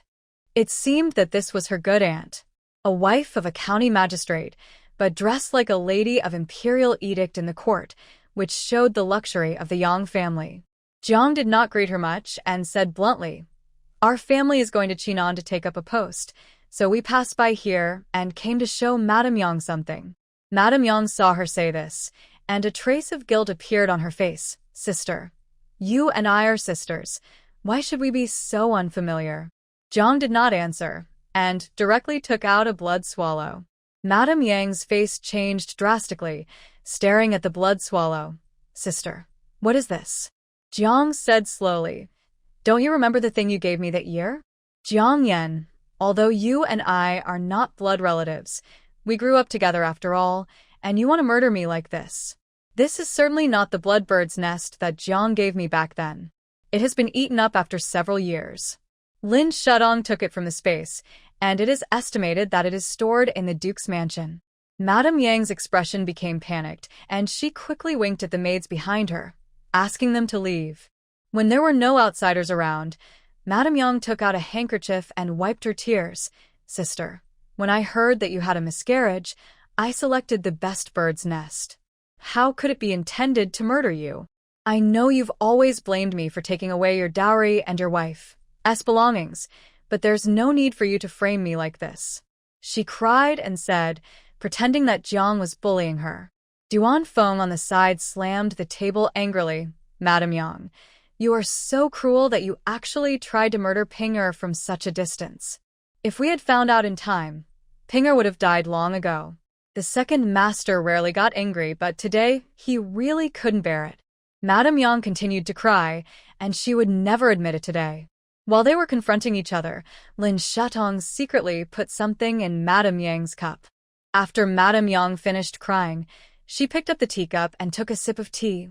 "Sister, brother-in-law, it doesn't matter if you want to frame me, but don't mention this in front of my husband, otherwise, with his temper, I don't know what he will do." There was a threat in her words. But soon, she would regret what she said. After drinking a sip of hot tea, Madame Yang's nose suddenly bled. She was shocked and wiped it with a handkerchief, but the blood would not stop. What's going on?" Jiang and Duan Feng stood up together, looking at her in surprise, and were about to ask. The eldest sister-in-law Chunwan repelled them and whispered a few words in their ears. Jiang and Duan Feng suddenly realized and said nothing. Lin Shudong stepped forward and said, "Oh, Madame Yang, what's wrong with you? Are you seriously ill?" Madame Yang hurriedly called out, "Quick, call a doctor." The maid outside the door immediately responded, "Yes, madam." Madame Yang kept wiping the blood dripping from her nose with a handkerchief and was very flustered. Lin Shudong smiled. "Madame Yang, I know a little about medicine, why don't you let me take a look at you?" Mrs. Yang looked up cautiously. Lin Shudong glanced at her mother-in-law and continued to smile. "If you don't believe in my medical skills, you can ask my mother. I was the one who cured her." Mrs. Yang looked at her differently when she heard her. She knew that she was the one who poisoned her. The doctor said at the time that there was no antidote for the poison, but the little girl in front of her actually cured it. Lin Shudong knew she would think so, and stopped smiling. "Mrs. Yang, since you don't trust me, so be it." As he said, he looked at the blood swallow on the table. "You just said that my mother wronged you. In that case, we might as well report to the police. Oh, by the way, Mrs. Yang's husband is the county magistrate. Why don't we just wait for County Magistrate Yang to come back and have a trial together?" Just now, Madame Yang kept saying that she was threatening them with her husband. But Lin Shudong could see that she didn't want her husband to know about this. After all, which man could accept that the person next to him was a vicious woman? Otherwise, she would not have sent everyone away when they entered the door. Sure enough, Madame Yang's face changed, and she hurriedly said, "We are all family. Why do we have to go to the point of reporting to the police?" As she spoke, she changed a handkerchief and found that her nose was still bleeding. Gradually, she became a little scared, and hurriedly looked up at Lin Shudong and said, "Do you really know medical skills?" Lin Shudong walked to the eldest sister-in-law, supported her, and said, "Madame Yang, I said, if you don't believe me, then forget it." Madame Yang felt chest tightness and discomfort at the moment, and obviously wanted to take a gamble. "If you believe it, then please help me feel my pulse." Lin Shudong smiled at the eldest sister-in-law, then walked up to her and felt her pulse. Her eyes condensed, and then she said with a serious face, "Madame Yang, you will not live long, but I can save you." "What?" "You're talking nonsense." Madame Yang scolded. Seeing this, Jiang immediately scolded her. "Madame Yang, it's fine if you don't believe my Shudong, but why are you yelling at her? Today we are here to seek justice, not to treat you." Madame Yang was so angry that her face turned purple.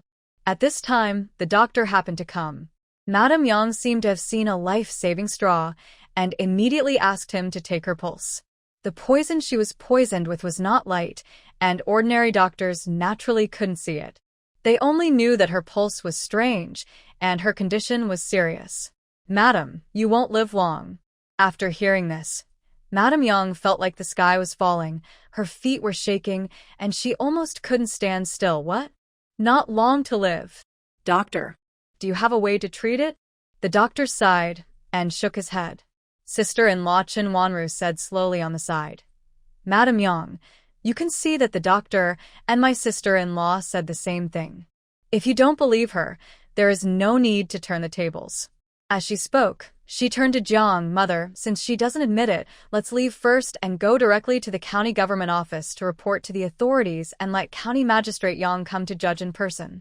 Jiang nodded very cooperatively. Okay, we'll go now. Madame Yang was immediately panicked and stepped forward to stop them.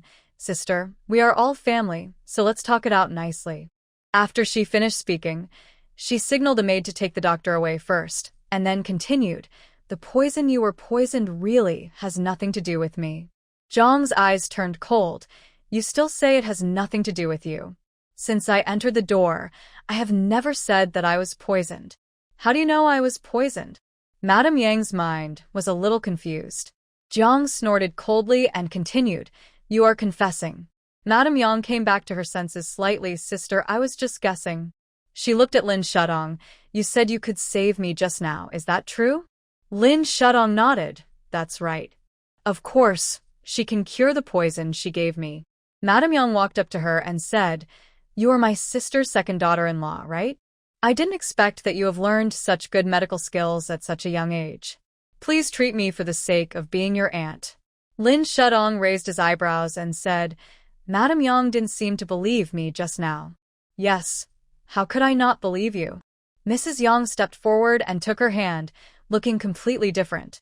Lin Shudong squinted her eyes, smiling. I may not have explained myself clearly just now. I seldom see patients. If you want me to treat you, you have to show your sincerity. Mrs. Yang thought she wanted money. Is 50 taels enough? 50 taels? Lin Shudong raised the corners of her lips. The whole Yang family will be hers soon. What else does she want for money? She glanced at Mrs. Yang. I want the relics my grandmother left to my mother. When she entered the room just now, she noticed that the red hairpin on Madame Yang's head, the chain around her neck, and the bracelets on her hands were all from the Jiang family. The moment her mother-in-law saw it, her eyes flushed slightly. Madame Yang did it on purpose. She knew that her sister was coming, so she wore all of Madame Jiang's relics on her body, deliberately trying to provoke Jiang. Lin Shudong wanted these things, and she could put them all into the space later, but she just couldn't stand Madame Yang's face. She wanted her to take these things off in front of everyone and return them to her mother-in-law in person. Madame Yang's face turned pale, and she took a step back holding the bracelet in her hand. She didn't actually have a good life in the Yang family. Although Lord Yang was rich, he was extremely stingy. These were the only things she could wear to show off. Lin Shudong folded her arms and smiled. It seems that Madame Yang doesn't want to. That's fine, let's go. As she said that, she turned around and was about to take Jiang and the others away. Wait.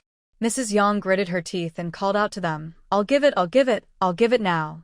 She was indeed afraid of death. Lin Shudong turned around. Okay, you take it all out and give it to my mother now, and I'll treat you right away. Now? Mrs. Yang's face turned pale, and she really felt humiliated. Seeing her hesitation, Lin Shudong was about to turn around. If you don't want to, go find a doctor to treat you yourself. The doctor just now was already the best doctor in Wanha County. Lord Yang would not be so generous as to pay more money and let her go to the capital to find a doctor. Mrs. Yang stopped her again. Okay, I'll give it all. As long as you can treat me, I'll give it all. After saying that, she raised her hand and reluctantly took off the red hairpin, sea pearl, gold hairpin on her head, the pendant on her neck, and the jade pendant on her waist. She also took off all the jade bracelets and silver jewelry on her hands and placed them on the table beside her. Because the hairpin was pulled out, the hair on her head was scattered, and she looked disheveled. Jiang looked at the relics belonging to her mother on the table, her slightly red eyes filled with tears. The eldest sister-in-law helped her forward and put them all away. Lin Shudong walked up to Madame Yang and glanced at her carefully. Anything else? Mrs. Yang shook her head, no more. Lin Shudong stepped forward and grabbed her wrist, no more. Then what is on your hand? Mrs. Yang looked down and saw a ring on her finger. This. Lin Shudong frowned and said coldly, take it off. Although she looked small and gentle, she was a good in the past. Just one sentence was full of oppression. Mrs. Yang's wrist was pinched by her, and she said, okay, I'll take it off. Lin Shudong let her go. Mrs. Yang took the ring off and handed it to her, here. Lin Shudong took it in her hand and turned to give it to Jiang. Jiang held it in her palm and was grateful. Mrs. Yang looked at those things with heartache and said to Lin Shudong, can you treat me now? Of course. Lin Shudong nodded. Go get pen and ink, I'll write you a prescription, and you can take the medicine according to the prescription in the future. Mrs. Yang was delighted and hurried to get the pen and ink. Lin Shudong took it in her hand, wrote down a few medicines on it with a big. In addition to the detoxifying medicine, she also added a few other things. Mrs. Yang took it in her hand, was overjoyed, and thanked her again and again. After getting Mrs. Zhang's relics, Jiang and Duan Feng did not stay long, and left the Yang mansion with the eldest sister-in-law and Lin Shudong. At this time, the third sister and Duan Yenzhou had already fed the horses and bought some food on the street for the road, as well as a carriage and 2 good horses. In this way, their family does not have to squeeze together, and Lin Shudong can take a carriage alone with Duan Yenzhou for convenience. Before Lin Shudong got on the carriage, the eldest sister-in-law asked her, did Mrs. Yang really get seriously ill just now? Lin Shudong smiled and shook her head. The eldest sister-in-law asked in a low voice, then the prescription you gave her? Lin Shudong smiled. The prescription is of course useful, but I added some fresh boys and boys' feces for her to eat for 3 months. The eldest sister-in-law listened and chuckled. Lin Shudong got on the carriage, and Duan Yenzhou was already waiting for her inside. The family continued on their journey, but when Jiang and the others were not paying attention, she pulled Duan Yenzhou from the space to the Yang Mansion storehouse. The Yang Mansion storehouse was extremely hidden in the cellar in the backyard. This uncle is really a corrupt official. There are at least 20,000 taels of gold in the small county magistrate's storehouse. It is not a small amount in this small county, and Lin Shudong took all of them away. In addition to gold, there are also large amounts of rice and red snail charcoal.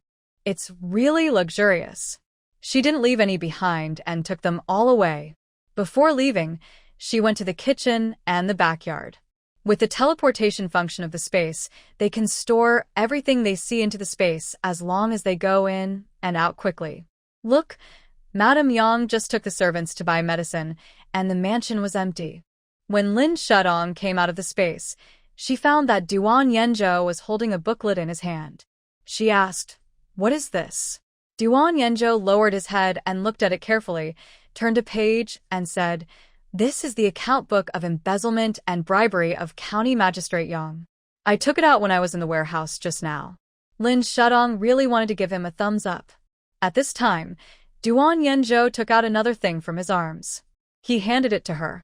Lin Shudong was stunned and took it in her hand. Is this for me?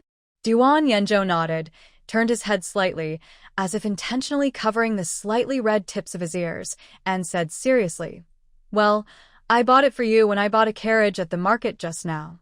What do you mean, by the way? I searched several streets before buying it. It is a small square box copper mirror. It is similar to a small mirror that you can carry with you. Although there are some in the space, Duan Yenzhou still went to buy one, just to give her something. Lin Shudong took it in her hand and looked at it carefully.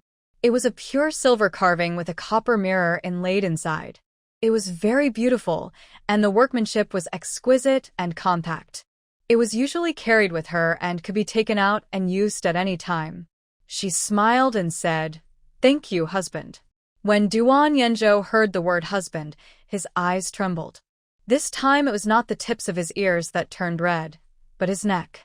But the blush soon disappeared, leaving only a smile on the corners of his mouth. The carriage continued to move forward. Jiang and the eldest sister-in-law in the carriage in front did not know that the two had gone to Yang's house again. But they were not idle either. First, they came out of the space and took out some of the gold they had just found in the Yang family and threw a piece to each of the homes of those people who could not wear shoes. Then they went to the house of the prefect of Wanha County and secretly placed the account book in his on the table. It was already evening when the two of them finished all this. They did not stay the night but hurried on. At night, Lin Shutong fell asleep from exhaustion, and she slept soundly in the thick quilt. But Duan Yanzhou, who was also in the quilt, was not feeling well. He was a healthy adult man, and lying next to him was his newlywed wife. After the bumpy journey, he just felt abnormally hot and stuffy. Lin Shutong slept soundly, and she turned sideways, hugged his waist, and buried her face in his arms. Duan Yanzhou's eyes, which were originally closed, suddenly opened. In the cramped carriage, covered with a thick quilt, Lin Shutong's body looked a little petite. But with this petite body and the heavy arms around Duan Yanzhou, he gradually had difficulty breathing. He was stiff and dared not move. Lin Shutong was sleeping soundly after being busy for a few days. In her dream, she dreamed of a handsome man with 8-pack abs. Although she couldn't see his face clearly, his body was definitely first class. Since it was a dream anyway, she was naturally bolder and gently stroked the beautifully shaped abdominal muscles with her fingers. It was a very strange touch, so tight that it seemed real. Duan Yanzhou closed his eyes, trying his best to restrain himself. Qingjuan's forehead was actually sweating. But the one in his arms was getting more and more restless. Her slender fingers passed through his shirt and touched his abdomen little by little. His whole body was tense, and his lower abdomen contracted. But her hands were so hot that he felt uncomfortable. He wanted to wake up the sleeping person in his arms, but he couldn't bear it when he saw her sleeping with her eyes closed. Duan Yanzhou didn't expect that his reluctance would make Lin Shutong's dreams more and more bold. His shirt was torn open, and she put her cheek against his chest, their skin touching each other. Duan, the heart in Yanzhou's chest was beating wildly, more violently than the blizzard outside the carriage. He couldn't bear it anymore and grabbed her wrist, trying to wake her up. But the person lying on his chest suddenly became quiet, so quiet that it was a little unusual. Duan Yanzhou looked down and saw that she was pursing her lips, tears slowly flowing from the corners of her eyes. The warm tears dripped onto his chest and gradually turned cold. It seemed that her dream had turned into a nightmare. Lin Shutong was hugging the handsome guy in her dream, but for some reason the scene in front of her changed, and she dreamed of the boy she had known since she was a child. The lingering nightmare. She held her mother's favorite lily and pushed open the door with a smile, only to see blood all over the floor. Her mother was repeatedly harassed by her father's mistress and was in a state of mental disorder. She took a knife and cut her wrists one by one, soaking the whole room with blood. She was only 5 years old at that time. The lily fell, and the red that caught her eye became a nightmare that would never go away. She curled up in discomfort. Tears could not stop flowing, and she murmured from time to time. Duan Yanzhou's originally red ears turned back to their original state under her tears. He looked at her deeply with his black eyes, loosened her slender wrist, raised his hand, and gently wiped the tears on her face with his fingertips. Then, like coaxing a baby, he pulled the quilt for her, patted her back gently, and said softly, "Don't be afraid, I'm here." The hand that gently patted her back was very soft. Under his comfort, Lin Shutong's horrifying nightmare gradually dissipated and slowly fell into a deep sleep. She loosened her tightly clenched hands and casually placed them on his waist. Her breathing became calm.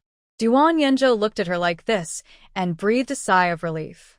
On his serious face, the corners of his lips couldn't help but raise a beautiful arc. Her figure was reflected in his bright eyes, and his eyes were particularly gentle.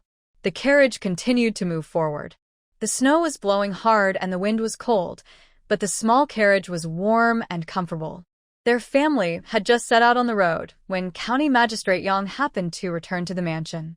He had heard that Duan Feng was here and wanted to chat, but when he entered the mansion, he found that the maids and servants were anxious.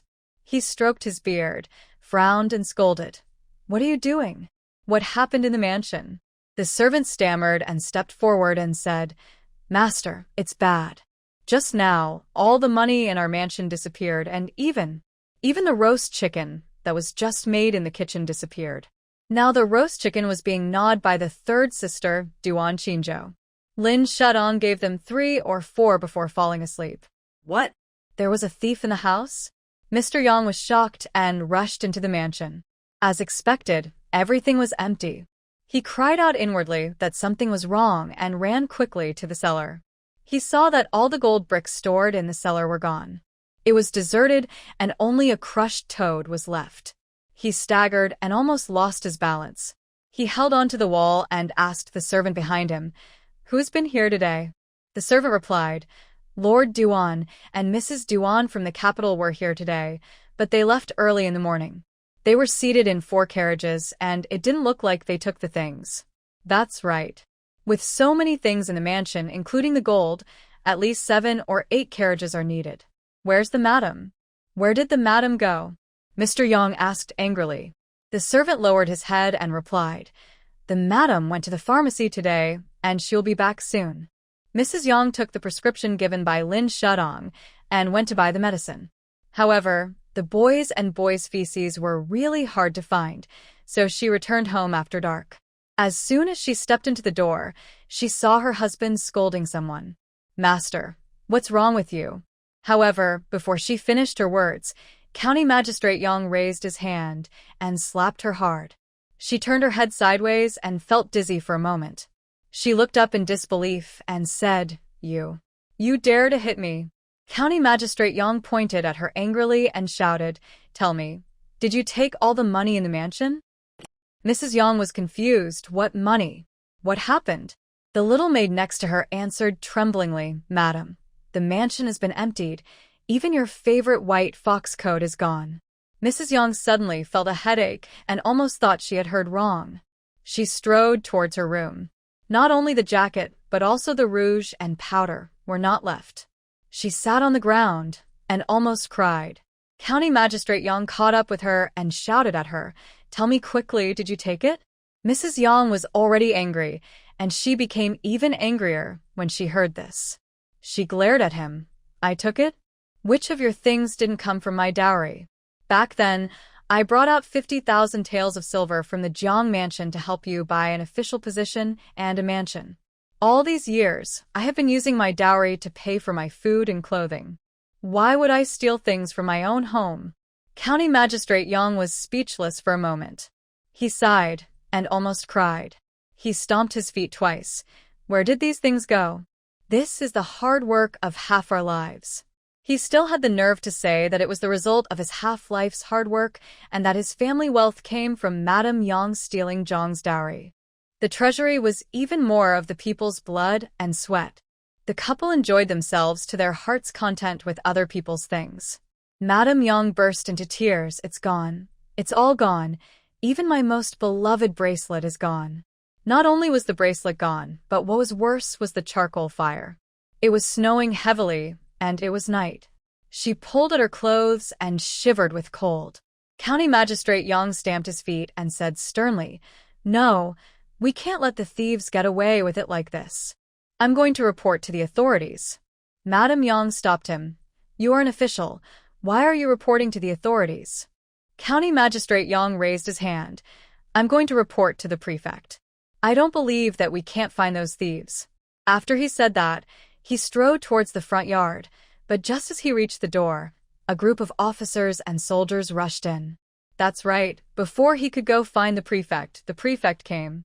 "County Magistrate Yang, where are you going?" Mr. Yang, County Magistrate, was stunned and asked in confusion, "Mr. Prefect, what are you doing?" The prefect's surname was Yen, and he was a well-known good official.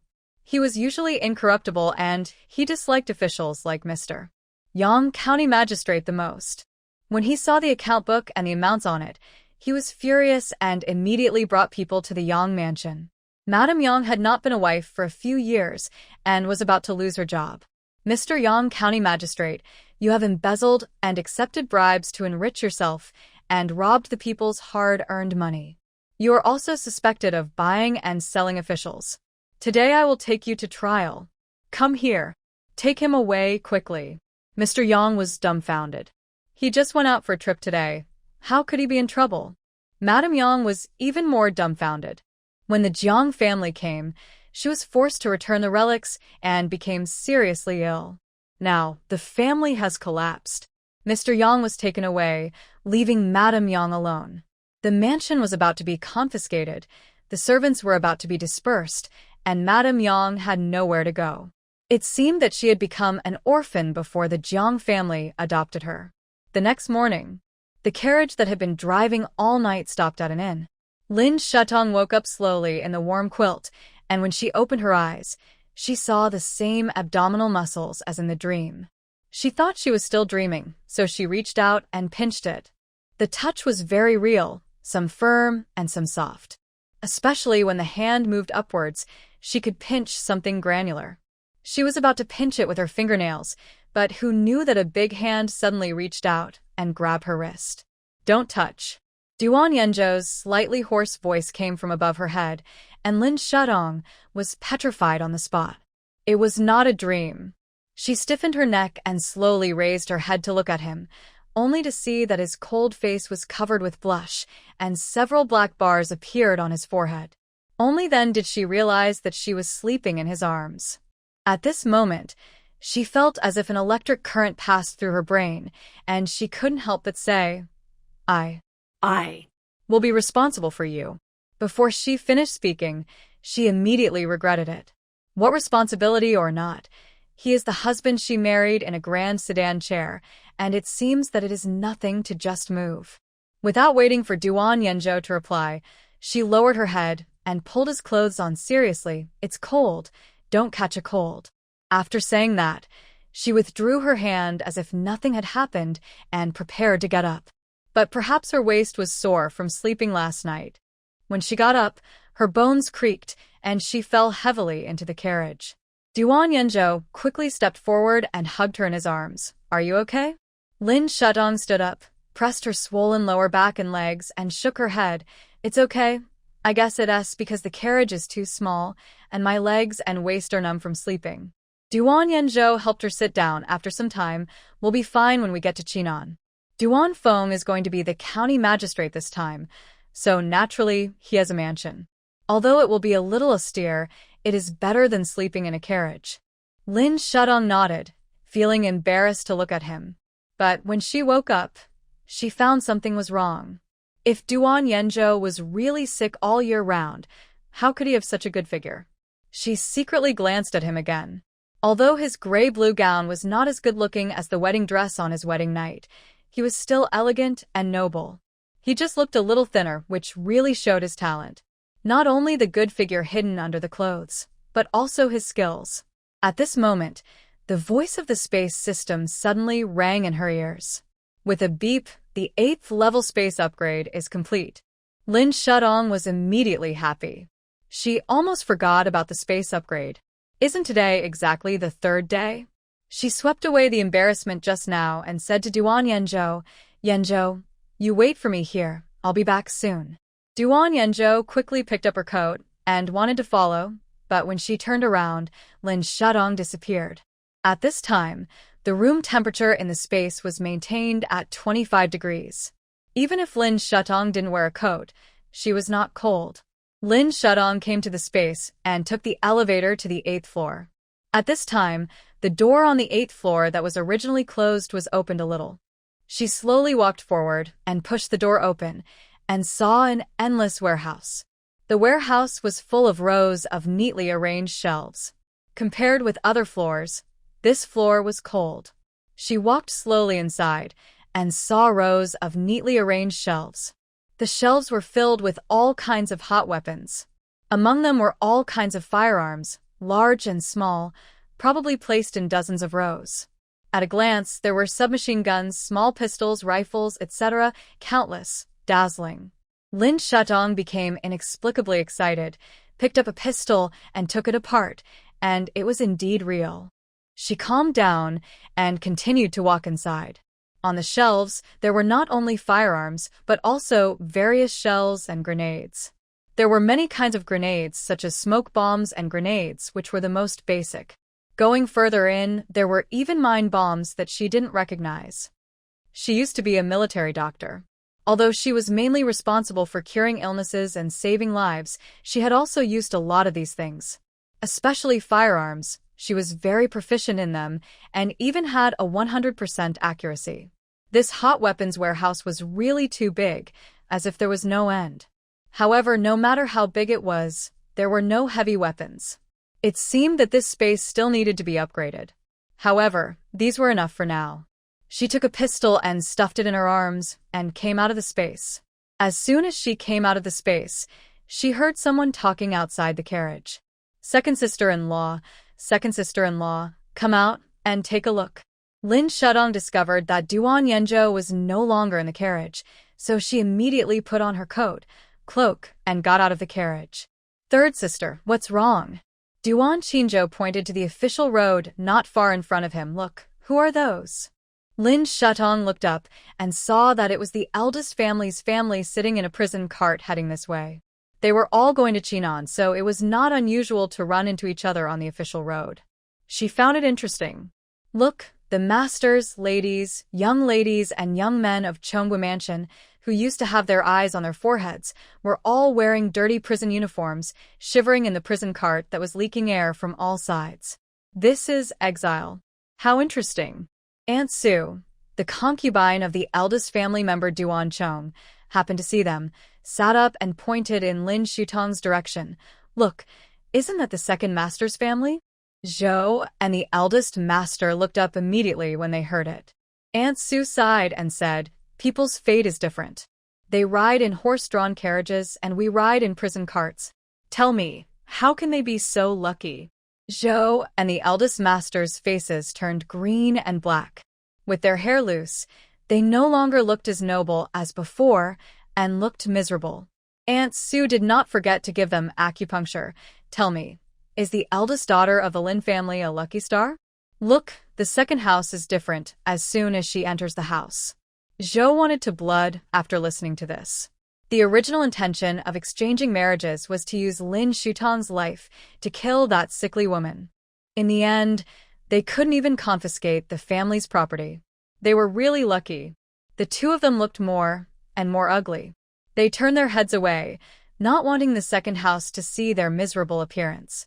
At this time, the third sister Duan Qinzhou had stepped on the snow, strode up to them, and said with a smile, "Oh, isn't this the eldest master and mistress of Chongwu Mansion? Why don't you sit in a good sandalwood carriage, but have to sit in such a cool prison car?" When the people in the eldest house heard Duan Qinzhou's voice, they all looked up at her. Except for the old duke, all the family members of the eldest house were there. Their faces were frozen and cracked and blackened. After just a few days of not seeing each other, those ladies who had to wash their faces with milk every day became ragged and destitute. Although Duan Qinzhou felt relieved when he saw them, he still felt a chill. Fortunately, their family hid in time. Otherwise, they would be locked up in this leaky prison car like their uncle's family, suffering from cold and hunger. What are you doing here? Are you here to laugh at us? Zhou turned her face away, still holding her proud head high as she did in the past in the mansion. Duan Chong pulled her and motioned her not to speak anymore, then smiled and said to Duan Qinzhou, "Qinzhou, considering our past relationship, if you still have food rations, please share some with us. We have only had a few steamed buns distributed by the yamen runners along the way, and we are already starving. Are you talking about this?" Duan Qinzhou took out a hot sesame cake that she had just gotten this morning from her arms. There was meat in the sesame cake. The people in the prison car all craned their necks to look at the cake in her hand. Especially the three young ladies. They were about the same age as Duan Qinzhou, but they were all arrogant and domineering, and they loved to compete with each other. If anyone tried to show off in front of them, they would be retaliated. In their early years, they drowned 3 or 4 maids together just because their eyebrows and eyes were prettier than theirs. These people were used to a good life, so how could they bear these grievances? They swallowed their saliva at the sight of the fragrant meat cakes. "Sister Qinzhou, can you give us a taste of that cake?" At this time, Duan Xingyang, who originally didn't want to pay attention to Duan Qinzhou, couldn't help but look at the cake with shining eyes. As a result, Lin Wanwan, who was huddled in the corner, moved forward. Duan Qingzhou waved the cake in front of them and said with a smile, "Want to eat?" They all stared at the cake and nodded. Duan Qingzhou took a bite of the cake in front of them. She was always generous and had no airs. She ate the cake in her hand in 2 or 3 bites in front of them. After eating, she did not forget to pat her belly, raised her eyebrows, and smiled. "What a pity, I won't give it to you." Zhou and Duan Chong were furious. They stood up suddenly and pointed at her and said angrily, "You conscienceless little goblin, we are your uncle and aunt after all, and you treat us like this." Duan Qingzhou smiled and clapped his hands. "Oh, Lord Duan, have you forgotten that we have broken off our relationship and are strangers from now on? No, you are serious criminals who are going to be exiled. I have to stay away from you." After she finished speaking, she turned around and walked towards her own carriage proudly. Duan Qingyang, who had been silent all the time, held the railing with both hands and scolded her coldly. "Duan Qingzhou, you wait for me. When I return to the capital in the future, I will never let you go." Lin Shudong, who was listening beside the carriage, strode over, protected Duan Qingzhou behind her, and smiled at Duan Qingyang with cold eyes. "Want to go back to the capital? I think you'd better wait until the next life. The prince has been demoted to a captive now, so you should learn how to put down your airs first." After she said that, she turned around and left with Duan Qingzhou. Lin Shudong. Qingyang was furious.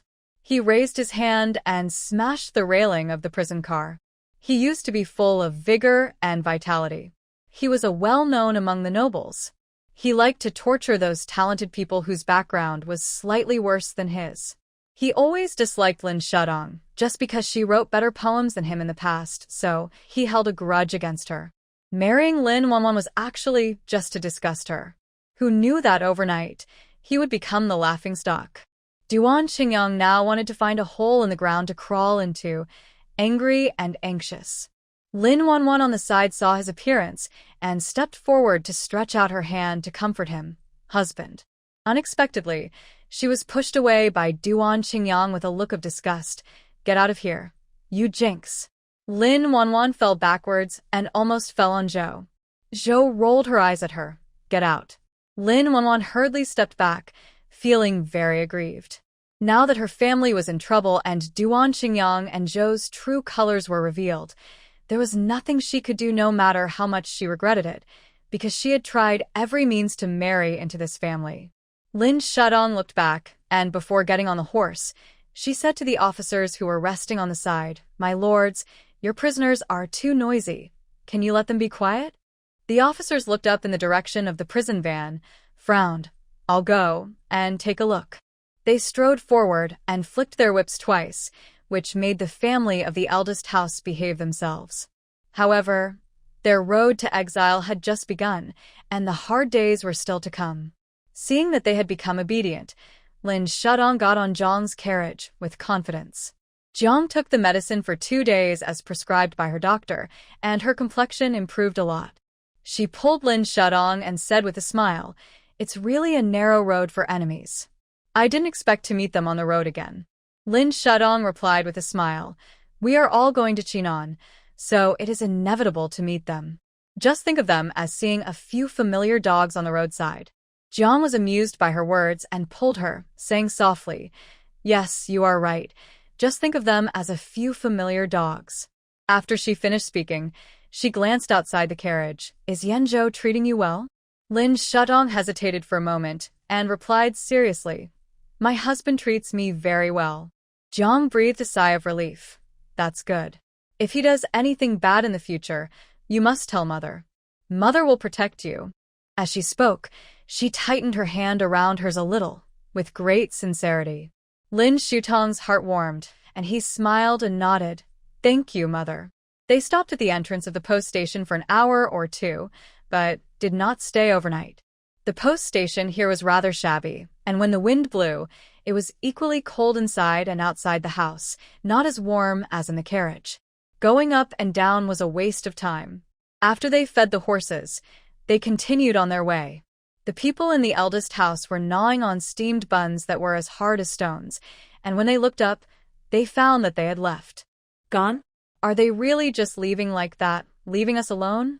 The three young ladies of the Duan family were dumbfounded. They realized now that the relationship was really severed. However, if they had not done so many immoral things in the early years, they would not have suffered such retribution. As the wind and snow grew stronger, the Yamen runners took them down from the prison car and made them spend the night at the post station. They all wore anklets on their feet, and the iron chains clanged when a group of people left. When the gate was closed, another group of people came.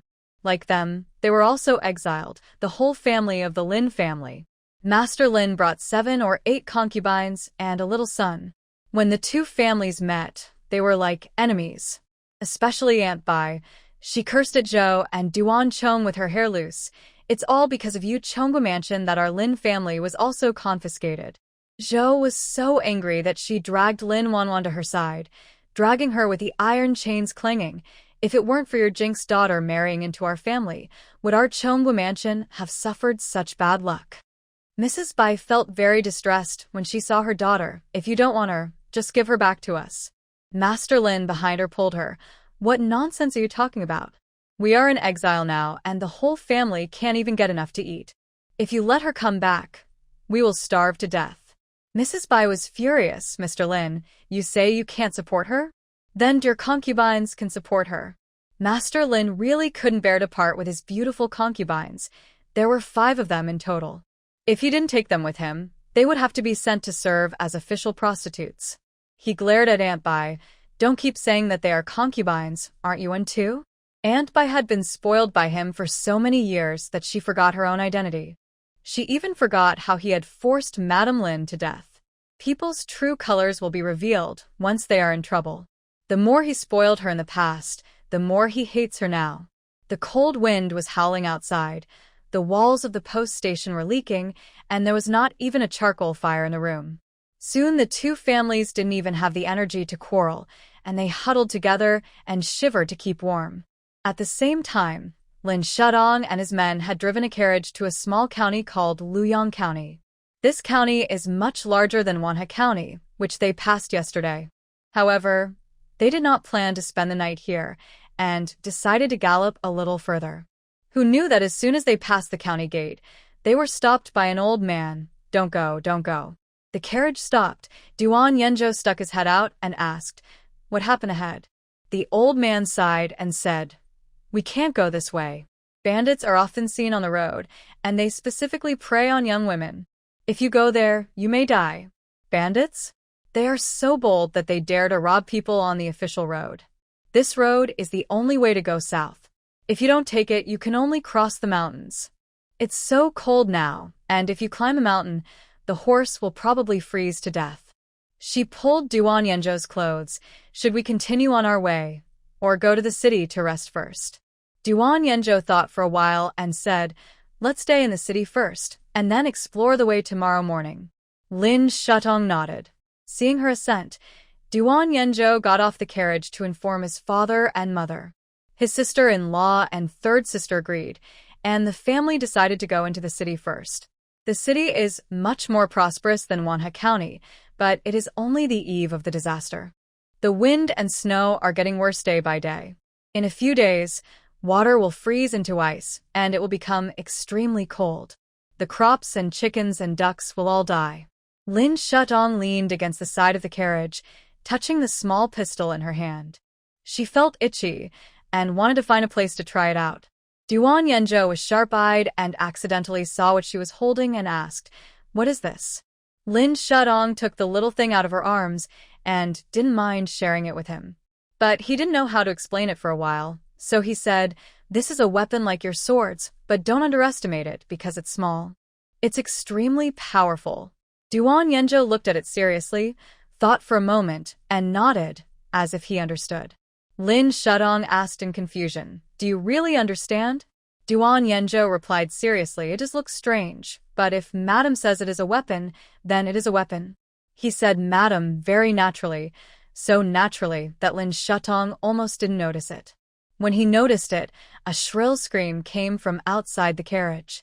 Oh no, the bandits are coming. Run, run. Duan Yenzhou frowned. immediately opened the curtain of the carriage and asked the people on the road, "What happened?" A farmer stumbled and trotted all the way, "Sir, the bandits are coming, run. Otherwise, it will be too late if you wait any longer." This is the county town. The bandits are so bold. Doesn't the county magistrate care? He asked.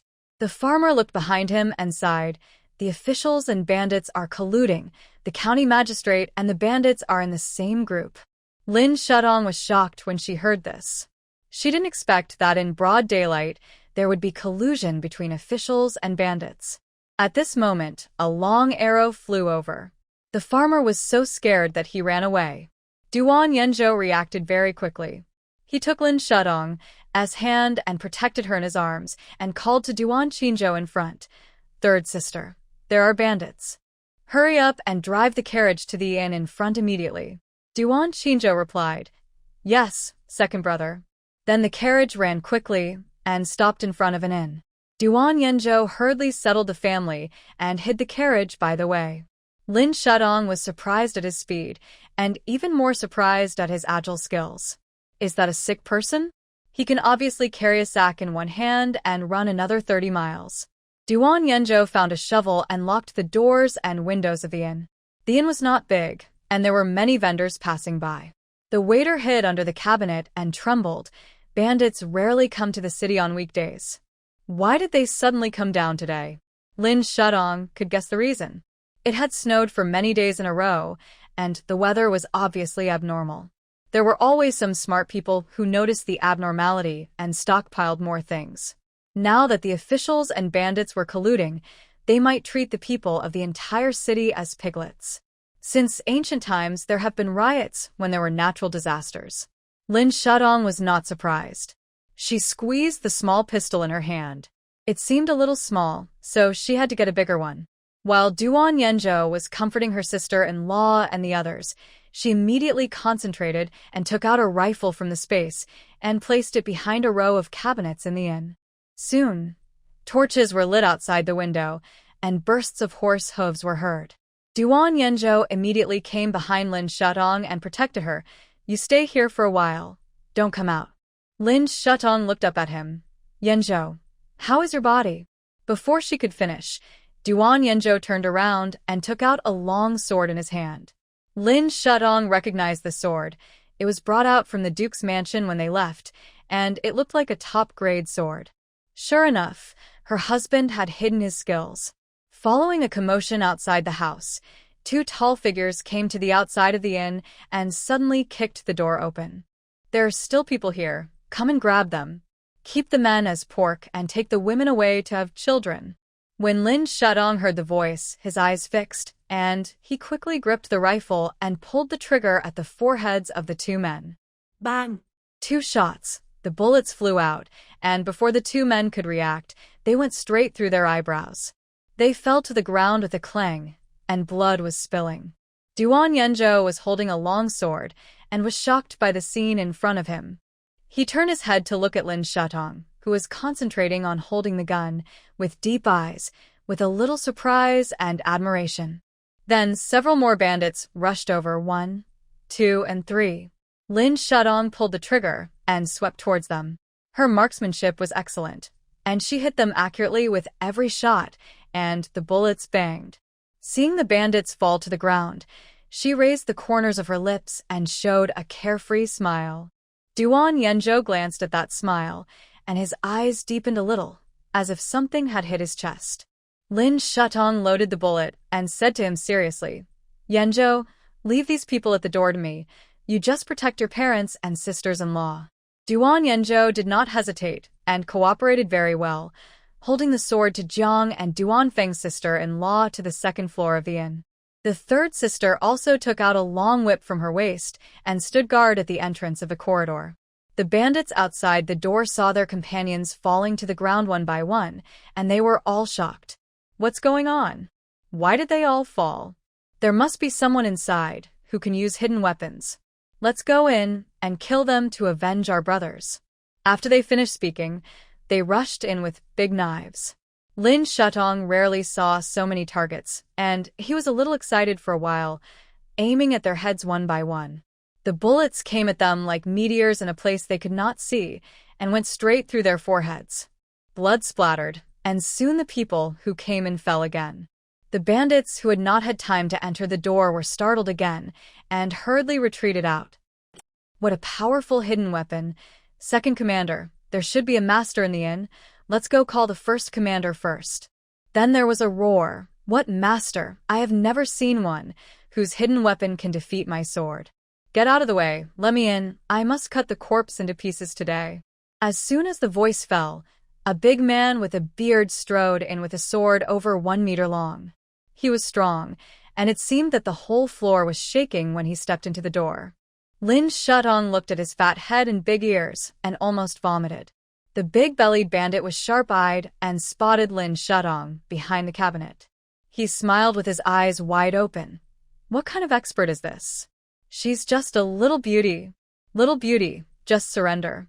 If you can make me happy, I might spare your life and let you be my wife. These bandits were extremely vicious and did all kinds of evil. It was unknown how many decent women they had ruined. Lin Shutong pointed the gun at his eyebrows, raised the corners of his lips, and smiled. Okay, but it depends on whether you can survive. The big-bellied bandit heard this and stepped forward with a big knife, smiling, little beauty, I'm coming. Before he finished speaking, before Lin Shutong could pull the trigger, a figure jumped down from the second floor. Perhaps because of the extremely fast movement, she could actually see the afterimage. When she came back to her senses, she saw a long sword had already pierced the bandit's chest. Blood dripped from the tip of the sword. The bandit stared ahead with wide eyes, the words that hadn't been spoken yet stuck in his throat, making a whimper. Her sickly husband gripped the hilt tightly and pulled the sword out violently. Blood splashed all over his face and blue clothes like blossoming red plums. It made his usually pale and bloodless face look a bit charming. Second in command. A loud roar broke the silence. Lin Shutong immediately came back to his senses, stared at the bandit, and pulled the gun in his hand. The bandit was about to raise his knife to swing at Duan Yenzhou, but was pierced through the forehead by a bullet, and at the same time a sword pierced his chest. The combination of cold weapons and hot weapons. The bandit fell to the ground, his face still showing the fear he had when he was alive. Duan Yenzhou stood at the door, turned and looked at the remaining bandits outside the door. His eyes were cold, revealing a murderous intent that made people feel cold all over. The heavy snow outside the house fluttered and fell on his hair, making the blood on his face look even more bright red, as if he was a ghost from Hades. Seeing this, the bandits couldn't help but step back. You. Who are you? Duan Yenzhou raised his cold eyes, but did not answer. He stared and jumped forward, swinging his sword. With a puff, the snow on the ground was blown up, and a stream of blood splashed and fell on the snow, dyeing the snow red. Another bandit fell down with a clang. The remaining bandits did not dare to say another word this time. They retreated one after another and fled in a panic, fearing that they would be too late, so they rode away on their horses. Some horses refused to go, so they simply abandoned the horses and ran away. Soon the bandits in front of the inn retreated. Duan Yenzhou immediately put away his sword, turned around and ran back to the inn, strode to Lin Shutong. Lin Shutong put the rifle back into space, raised his head and smiled at him with curved eyebrows. The little dimple was revealed, bright and beautiful. I'm fine. Duan Yenzhou heaved a sigh of relief and changed his look in front of the bandits. With worry on his face, he asked softly, Did I scare you just now? Lin Shutong shook her head, stood up and walked to him, wiped the blood off his face. What happened just now was just a small scene for me, but you, my husband, surprised me. Your illness. Duan Yenzhou's eyes changed. He let go of the sword in his hand, covered his chest and coughed, cough, cough, cough. My parents asked me to practice martial arts to strengthen my body because I have been in poor health for many years.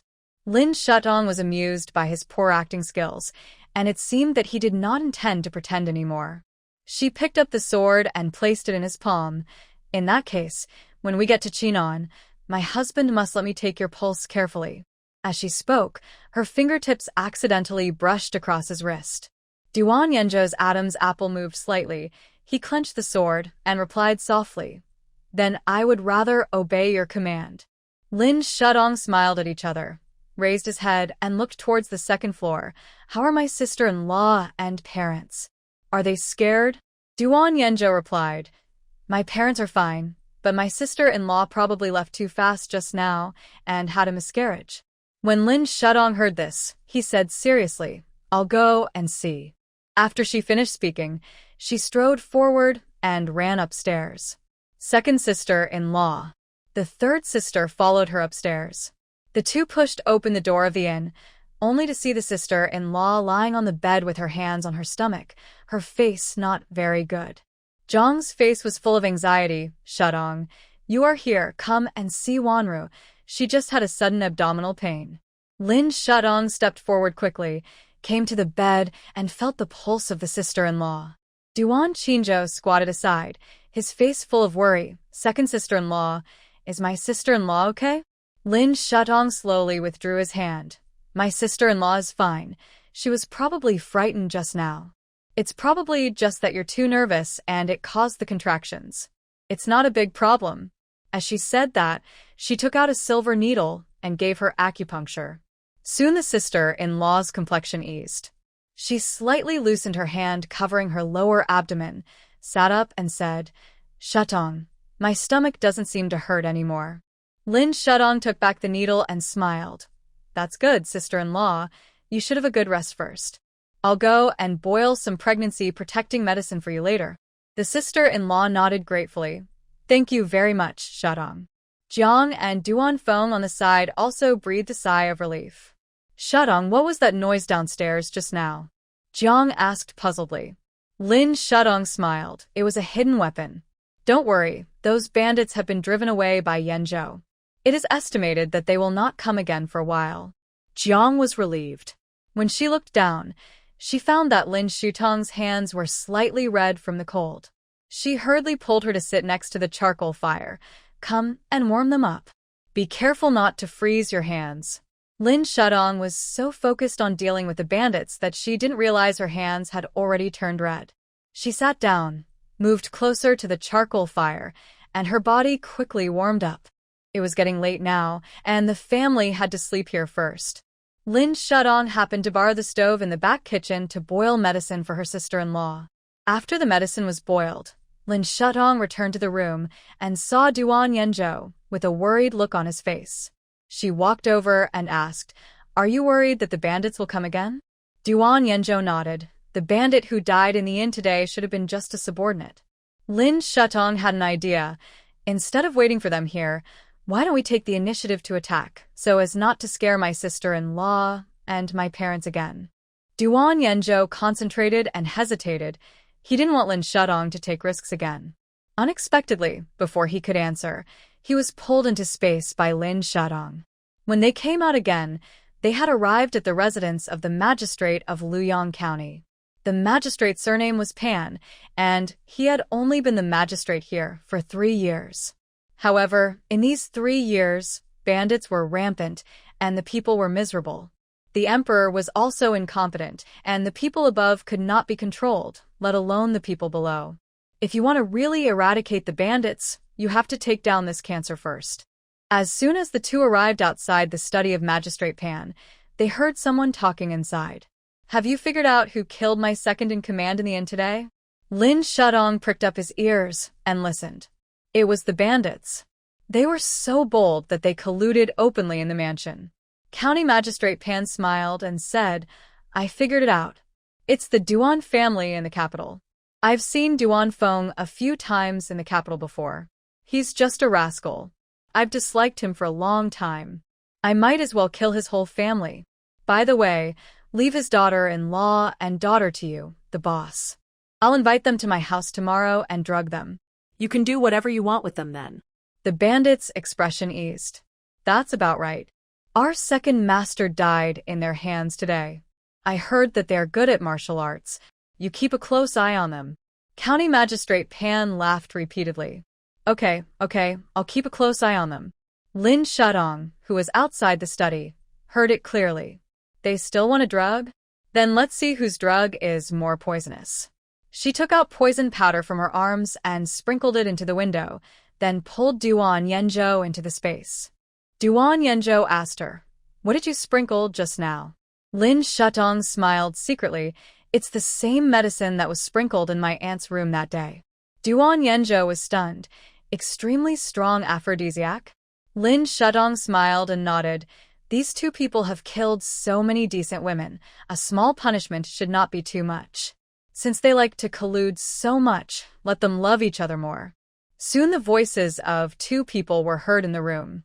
"Boss, what are you doing?" Calm down. "Boss, stop it. Don't be impulsive." "Boss." Duan Yenjo's eyes clearly flashed with surprise, but soon he held his wife's hand. "While they're busy, why don't we move their county government and mountain stronghold as well?"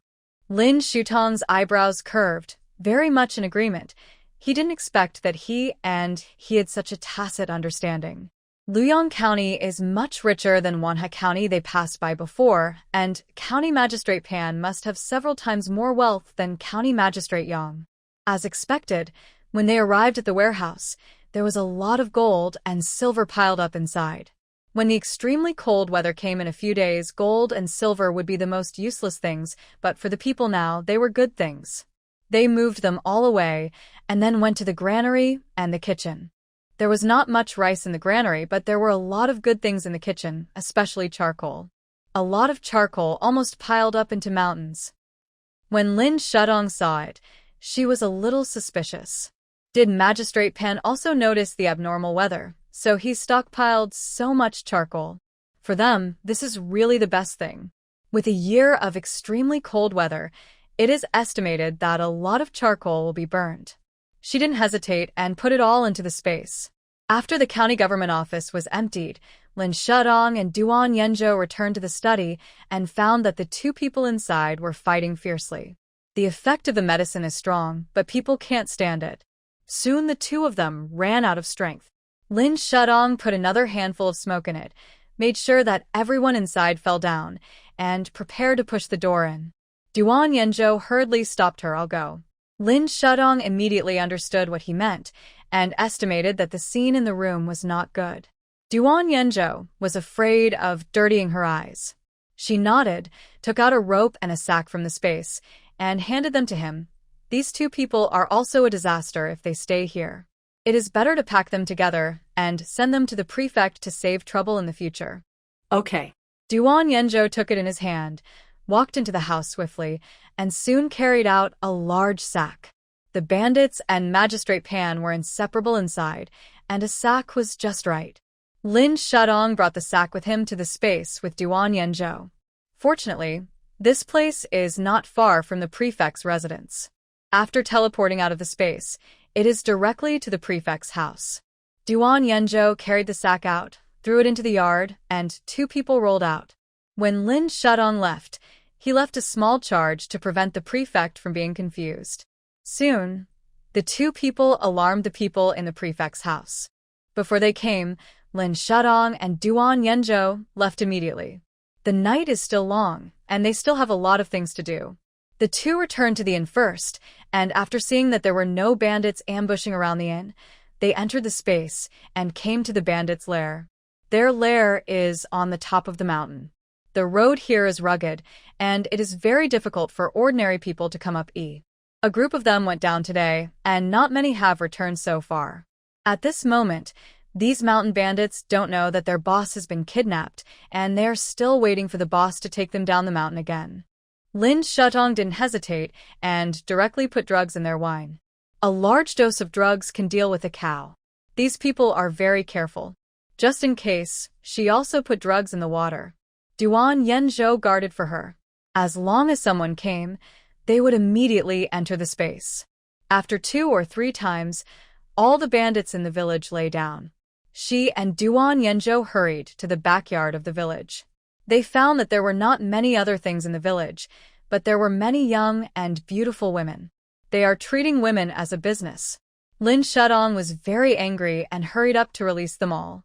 Duan Yenjo followed behind her and saw that a man in the cage in front looked very familiar. He strode forward, came to the side of the cage, and looked carefully at the person inside. Brother? Lin Shudong looked over when he heard the voice, brother? Could it be Duan Yanzhou's elder brother, Duan Qing'an, who went missing on a diplomatic mission outside the Great Wall? She quickly took out her pistol and unlocked the cage. The man inside was covered in wounds and tortured beyond recognition. The two of them carried him out together. Lin Shudong took the opportunity to give him a few hemostatic pills. Duan Yanzhou felt so distressed when he saw his elder brother, who had been missing for several months. He hugged him and called out repeatedly, "Brother, wake up! I am your second brother, brother." Duan Qing'an slowly opened his eyes. Although his face was covered in blood, it was not difficult to tell from his eyes that he was the elegant scholar who had won the imperial examination in the past. "Second brother, it's you." Lin Shudong and Duan Yanzhou carried their eldest brother Duan Qing'an out together. His legs and hands were covered with wounds, some of which were torn and rotten. Even though Lin Shudong had seen many seriously injured people, she still gasped when she saw her eldest brother's injuries. She reached out to feel his pulse. His pulse was wiry and there was blood stasis inside, and it seemed that his internal organs were injured. She hurriedly took out a silver needle to protect his heart pulse first. Such a serious injury requires surgical operation, which is probably difficult to achieve in the current environment of the mountain village.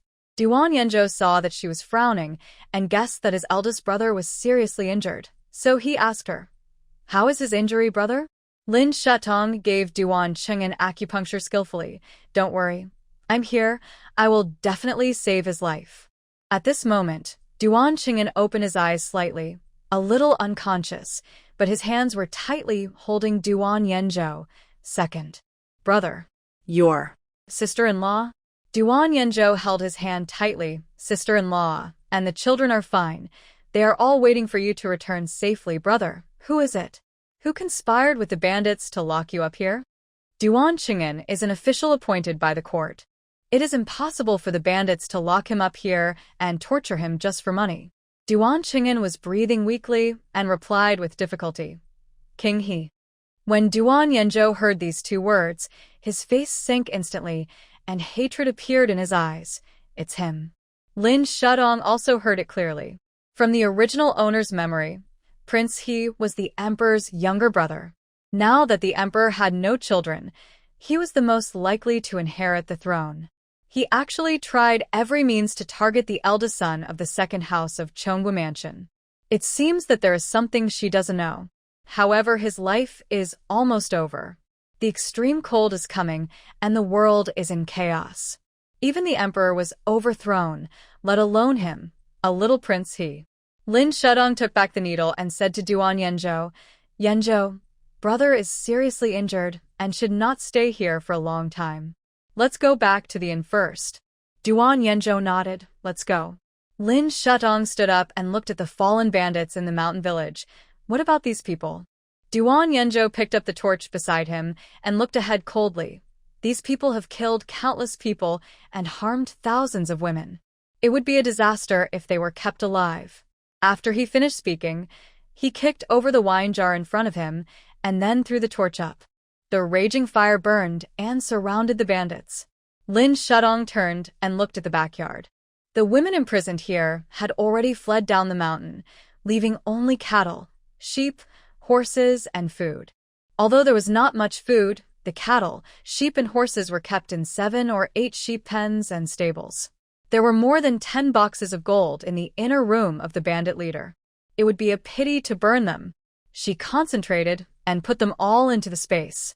Soon the house collapsed, and Lin Shudong and Duan Yanzhou came to the space with their unconscious eldest brother. The space was much warmer, and Duan Qing'an's face looked a little better when he came in.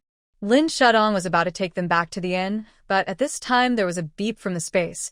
The 9th level space upgrade is complete, and the 10th level space will take 15 days. She quickly raised her head and looked upwards, only to see that the door to the 9th floor was indeed opened. The last time the 8th floor space arsenal was upgraded, she was so happy that she forgot to go upstairs to check the 9th floor space. She didn't expect that the upgrade would be successful today. Perhaps it was because of a woman's sixth sense. She said to Duan Yanzhou, "Yanzhou, you and brother wait for me here. I'll go up and take a look." Duan Yanzhou settled his elder brother and nodded. Lin Shutong did not stay for long and took the elevator to the 9th floor. As the door was pushed open, what came into view was the hospital lobby. When Lin Shutong came just now, he thought it was just a pharmacy or a simple medical space or just an ordinary treatment room. However, what he saw was the hospital lobby. There are 2 escalators in the lobby that can go up to the 3rd floor. There are Chinese and Western pharmacies, outpatient clinics, ultrasound rooms, CT rooms, as well as wards and operating rooms. There are not many wards inside, mainly pharmacies and operating rooms. Lin Shutong looked at her, heart pounding. This space was actually a hospital. She had no time to be happy and looked up at the time she stayed in the space. There were still 20 minutes. Not enough time, but we can try. Lin Shutong turned and went downstairs, asking Duan Yanzhou to carry her elder brother up. As she walked, she said, "Yanzhou, you may see things you have never seen before, but don't be surprised. These can save your elder brother's life." Duan Yanzhou replied seriously, "I understand, Shutong. Don't worry, I believe in you no matter what you do." Duan Yanzhou's trust made Lin Shutong full of fighting spirit. She took the 2 of them into the hospital space on the 9th floor. Although Duan Yanzhou had already prepared himself mentally, he was still shocked by the scene in front of him.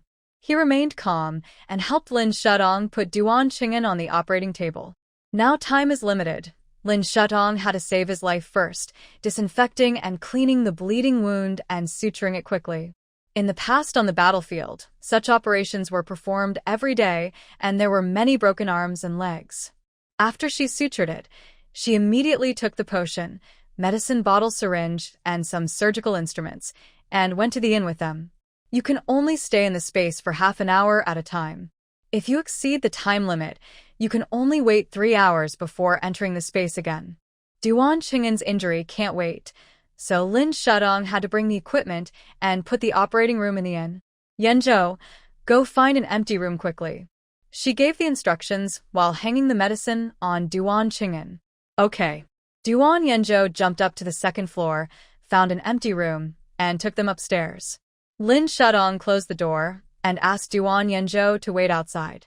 At this time, Jiang and the 3rd sister happened to find that they had returned to the inn and strode over. "Yanzhou, you and Shutong went to the county government office and came back? What did the county magistrate say?" Before Duan Yanzhou and Lin Shutong left, they only said that they were going to the county government office to report to the officials, but did not say that they were going to find the bandits. He turned around and didn't know how to explain for a while, so he said, "Mom, 3rd sister, we just found Big Brother on the way back." "Big Brother?" The 3rd sister almost exclaimed, rushed to him, and confirmed again, "Second brother, is it true? You found Big Brother?" Duan Yanzhou nodded seriously. Jiang pinched the handkerchief, her step swayed, and asked with tears in her eyes, Is your big brother dead? Alive?"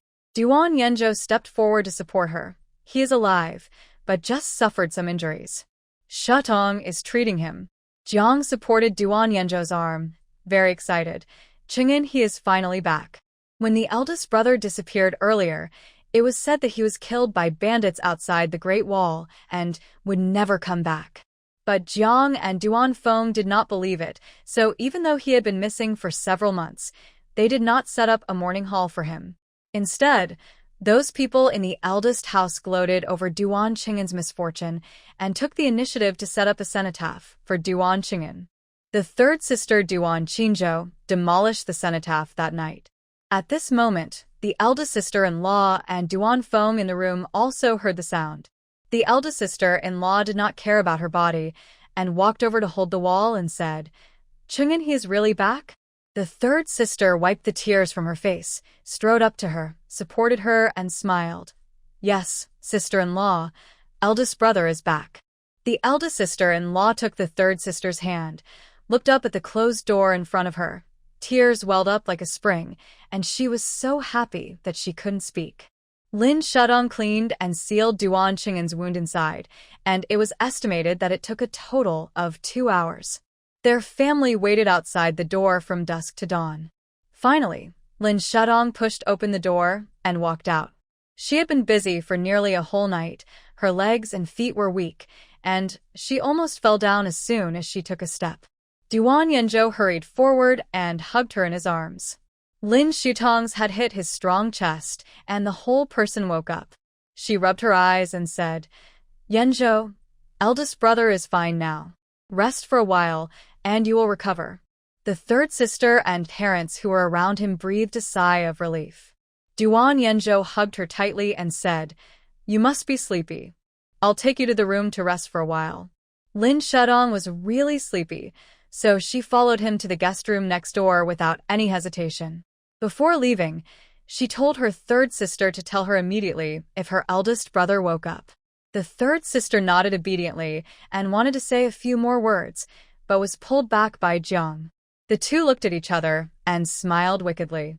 But they were overthinking it. Duan Yanzhou really just felt sorry for Lin Shutong's tiredness and helped her to rest. And Lin Shutong fell asleep immediately. She lay in the warm quilt and fell asleep soon. As she fell asleep, she vaguely felt warmth at her feet. She put her feet in. Duan Yanzhou, who was sitting next to her, turned pale and slowly looked down.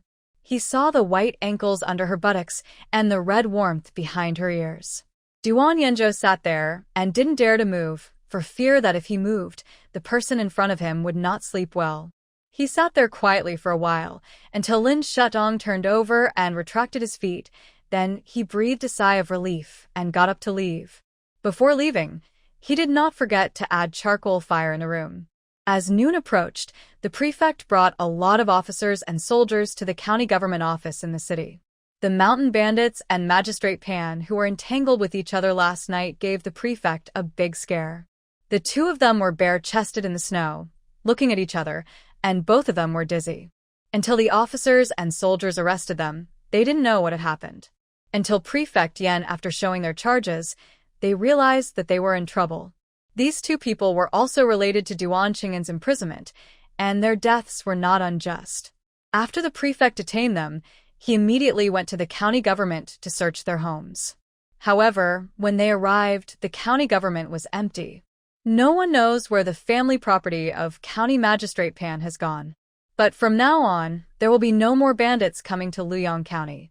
In the afternoon, Jiang and Duan Feng saw that Duan Qing'an was injured and Chen Wanru had a miscarriage, so they decided to stay in the county for 2 more days. The wind and snow were raging outside, and the weather was getting colder day by day. Jiang looked up at the white snow outside the window. This heavy snow is really weird.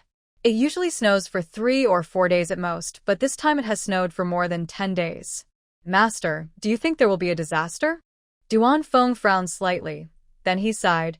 There must be something wrong when things are abnormal. This snow is not simple. Of course it is not simple. The extremely cold weather is likely to drop to more than 30 degrees below zero. Or even colder. At the same time, the eldest house and the Lin family, who arrived a day later than them, also arrived at the gate of Luyang County. The officials in charge of exile all have tasks to send them to Chinon within half a month, so they dare not rest for too long. If it weren't for the heavy snow and wind today, they would not have entered the city. Perhaps fearing that they would freeze to death, the officials were kind enough to put on coats for them. The coats are indeed coats, but most of them are taken off the dead, smelly, and dirty. Ordinary people may grit their teeth and can't stand it. But who are these eldest house and the Lin family? In the past, they only wore mink and fine silk. Look, even if they put on coats, they complained. Zhou had a cold face and complained a lot along the way. Duan Chong, why did I marry you? If I hadn't married you, how could I have suffered so much? She said, lifting her dirty sleeves to wipe her tears. Duan Chong glanced at her. What? You regret it too? Let me tell you, marry a chicken, follow the chicken. Marry a dog, follow the dog. You are a member of my Duan family in life, and a ghost of my Duan family in death. Don't make a fuss here. If you have the energy, you might as well think about how we will live in Chinon. Zhou was more aggrieved than his scolding. We have fallen into this state because of you. If it weren't for what you and Dad did, would the Emperor be able to keep an eye on us? They were exiled here, and the old Duke didn't have such a good life. He was locked up in a dungeon, and it was said that he would be locked up until death. Duan Chong lowered his head and didn't answer. Zhou continued. It's still that Jiang was lucky. She followed Duan Feng in the carriage and avoided the pain of traveling all the way. Duan Chong snorted coldly and said, How can she be lucky? He has 2 sons and 1 daughter. The eldest son passed away, and the second son is a sickly person. It is estimated that he will only live for 1 or 2 years. In the end, they will end up with no descendants. Zhou raised her eyes. That's right. But their eldest daughter-in-law is pregnant, and we don't know whether it's a boy or a girl. Duan Chong said with certainty, It's a girl. I asked a master to secretly check it earlier, and it must be a girl. They laugh at us for being poor, so we'll just wait for them to be extinct. Zhou nodded. A smile appeared on the corner of her lips, and her face looked a little better. Lin Wanwan, who was standing aside, heard their conversation, sat up slowly, and looked at her husband with a different look in her eyes.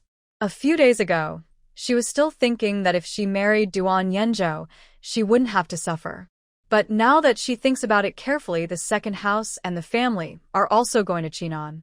Chinon is suffering, and it's not known how long that sickly person can live. Anyway, it's all suffering, and it's better to follow Duan Qingyang than to be a widow. She reached out and pulled Duan Qingyang's sleeve. Husband.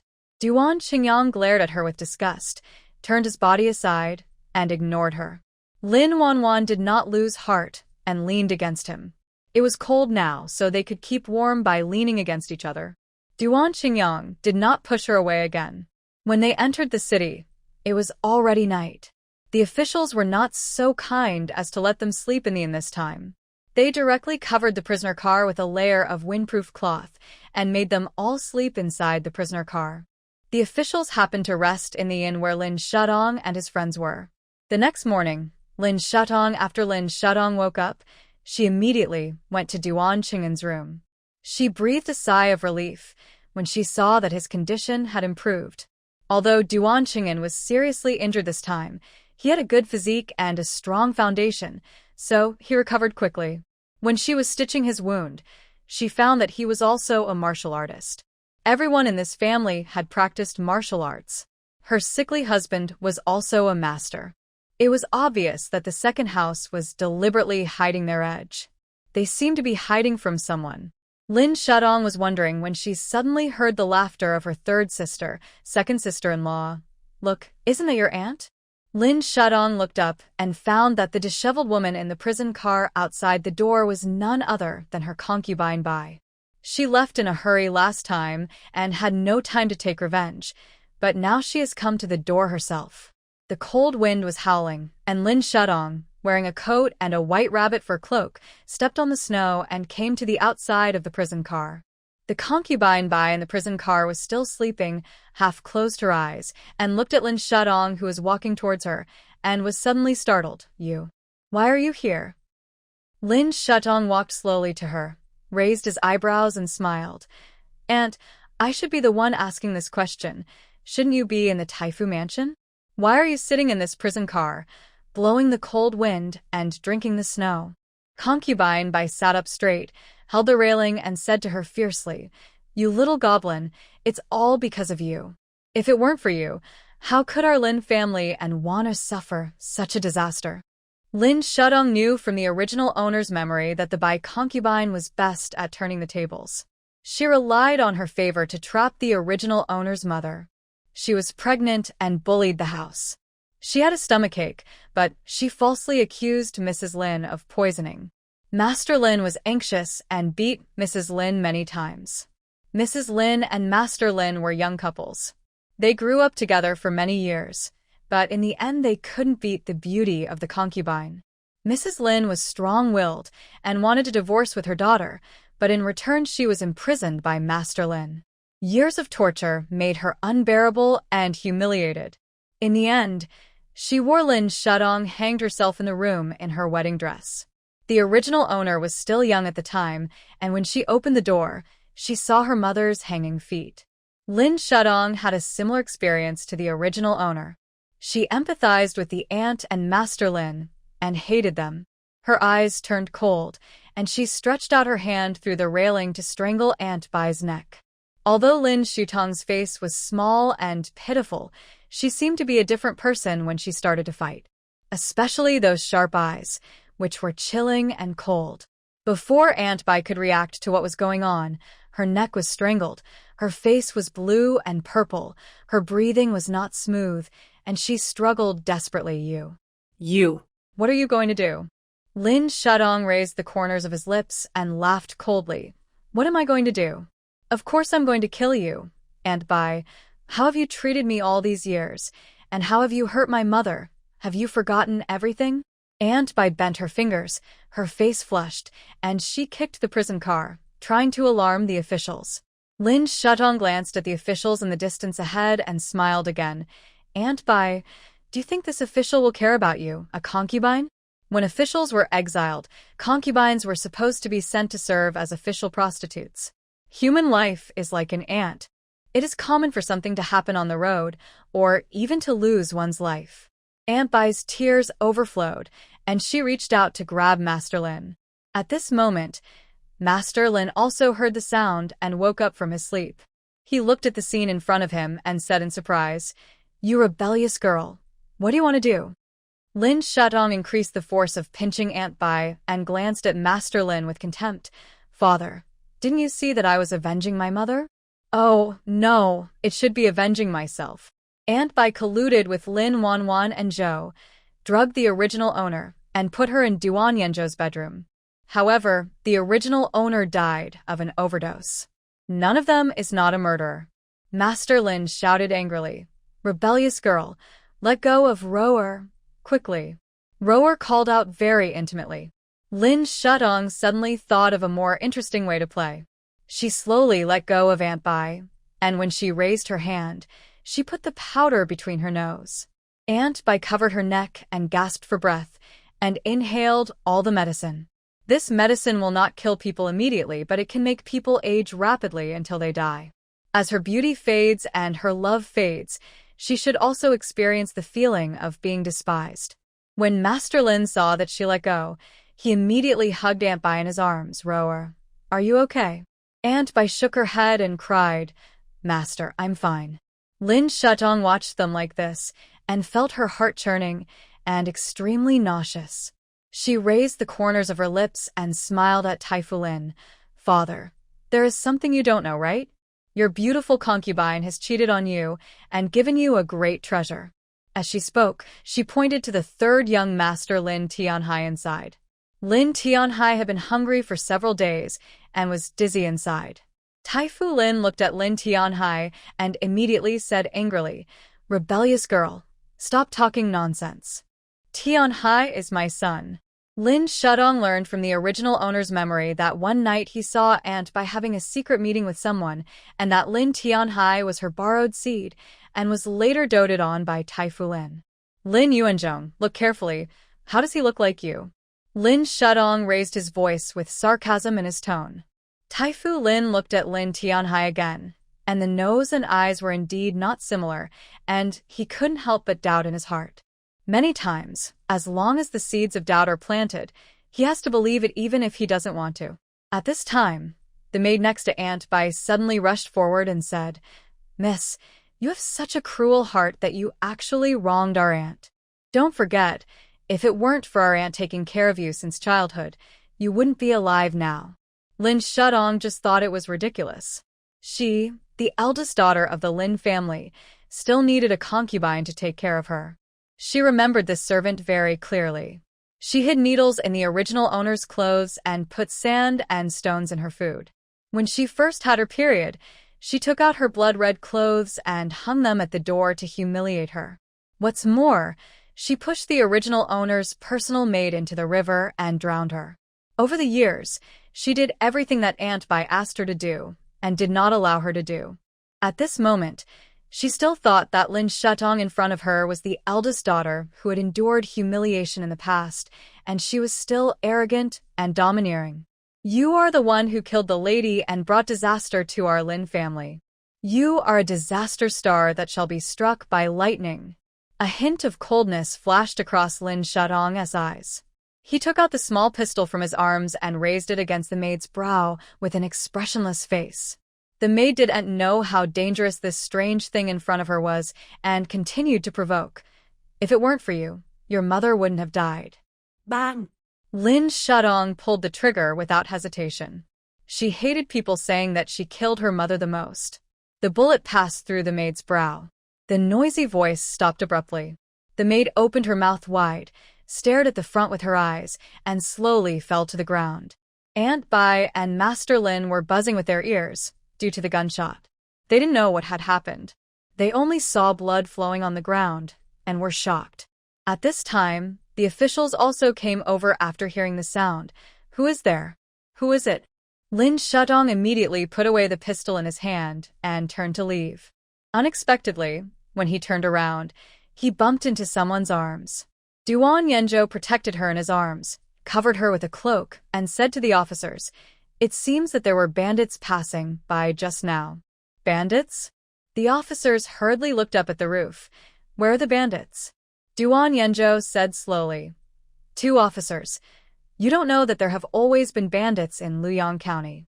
They are best at using hidden weapons. Just now, they thought that the girl was too noisy, so they threw darts. You'd better drag the person down and bury him quickly, otherwise it will be bad to stink in the prison car. The officers turned around and looked into the prison car. Aunt Bai held the maid and pointed to Duan Yenjo's arms. It's not a bandit, it's her, Lin Shutong. Duan Yenjo coughed lightly a few times. Aunt, my wife is weak and has never practiced martial arts. How could she use hidden weapons? Don't deliberately frame her just because you don't get along with her. As soon as he said this, even Master Lin felt that he might have seen it wrong. His daughter grew up in the mansion and indeed had never learned martial arts. Aunt Bai wanted to say something else, but was stopped by Master Lin enough. He is now a prisoner, and his every move is being watched by the Emperor in the capital. If he causes trouble, he will definitely be punished by the Emperor. Aunt Bai felt aggrieved, gritted her teeth and glared at Lin Shadong in Duan Yenjo's arms. But soon she had no time to argue with Lin Shadong anymore. Her long hair, which she had always been proud of, fell slowly. When she raised her hand, she accidentally pulled a bunch of it. What's going on? Aunt Bai stretched out her hand to comb her long hair and found that her hair was like dandelions, falling down in strands, and soon she was half bald. My hair. What's going on? Why is my hair gone? Master Lin frowned and was obviously displeased when he saw her with half of her head bare. Lin Shadong poked her head out from Duan Yenjo's arms. Her round eyes were as clear as water, and she was smiling. Duan Yenjo took advantage of this opportunity and immediately hugged her and walked into the inn. The headmaster's prison car was still parked outside the inn, but their prison car was covered with windproof cloth. The gunshots just now also woke up Zhou and Duan Chong. When they lifted the cloth and looked outside, Lin Shadong and Duan Yenjo had already left. The two lowered the curtain and continued to sleep. It was freezing cold, and only sleeping could keep up their strength. Lin Shadong returned to the inn with Duan Yenjo. She was originally hesitating about how to explain to him, but who knew that he turned around and looked at her hand and asked softly, "Did you hurt your hand just now?" Lin Shadong was a little surprised. She stared at him blankly with her glass-like eyes and nodded. She nodded in a docile manner, looking harmless, but she was a completely different person when she drew her gun just now. Duan Yenjo took out a hot water bottle from his arms and stuffed it into her hand, then squatted down, took out a pair of new shoes from somewhere and put them at her feet. "Your shoes and socks seem to be wet. Come, change into this pair." Oh. After hearing this, Lin Shadong was not careful for a moment and took off her shoes and socks in front of him, revealing her white feet. Duan Yenjo got up quickly, his ears red. "Shadong, you change first, I'll go see Big Brother." "Okay, you go. Big Brother is recovering well now, and we can be on the road in 2 days." Lin Shadong said, as she put on her shoes. After Duan Yenjo left, she finally realized. No matter how powerful her husband was, he was just an ancient man. Ancient people were a little shy. Lin Shadong turned around and looked at his back, her eyes curved like the moon, and she smiled brightly. In the middle of the night, the snowstorm that had lasted for more than half a month finally stopped, but the temperature dropped sharply.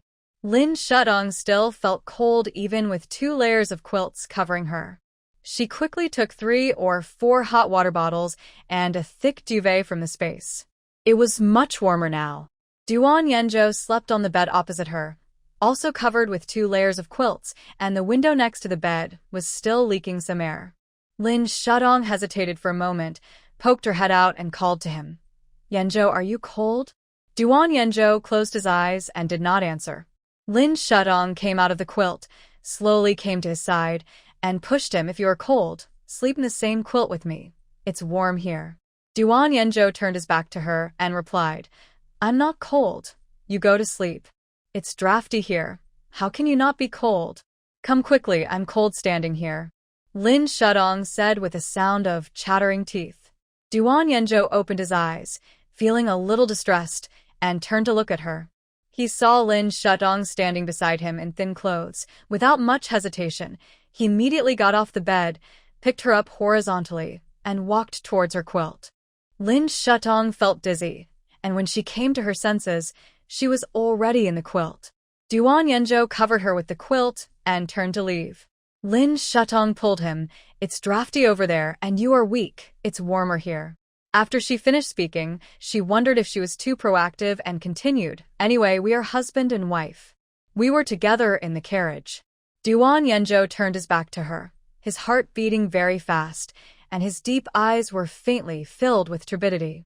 But soon, he calmed down and took a pillow from his bed. He quickly lay down beside her, really just lying there. He stood straight, not daring to move at all.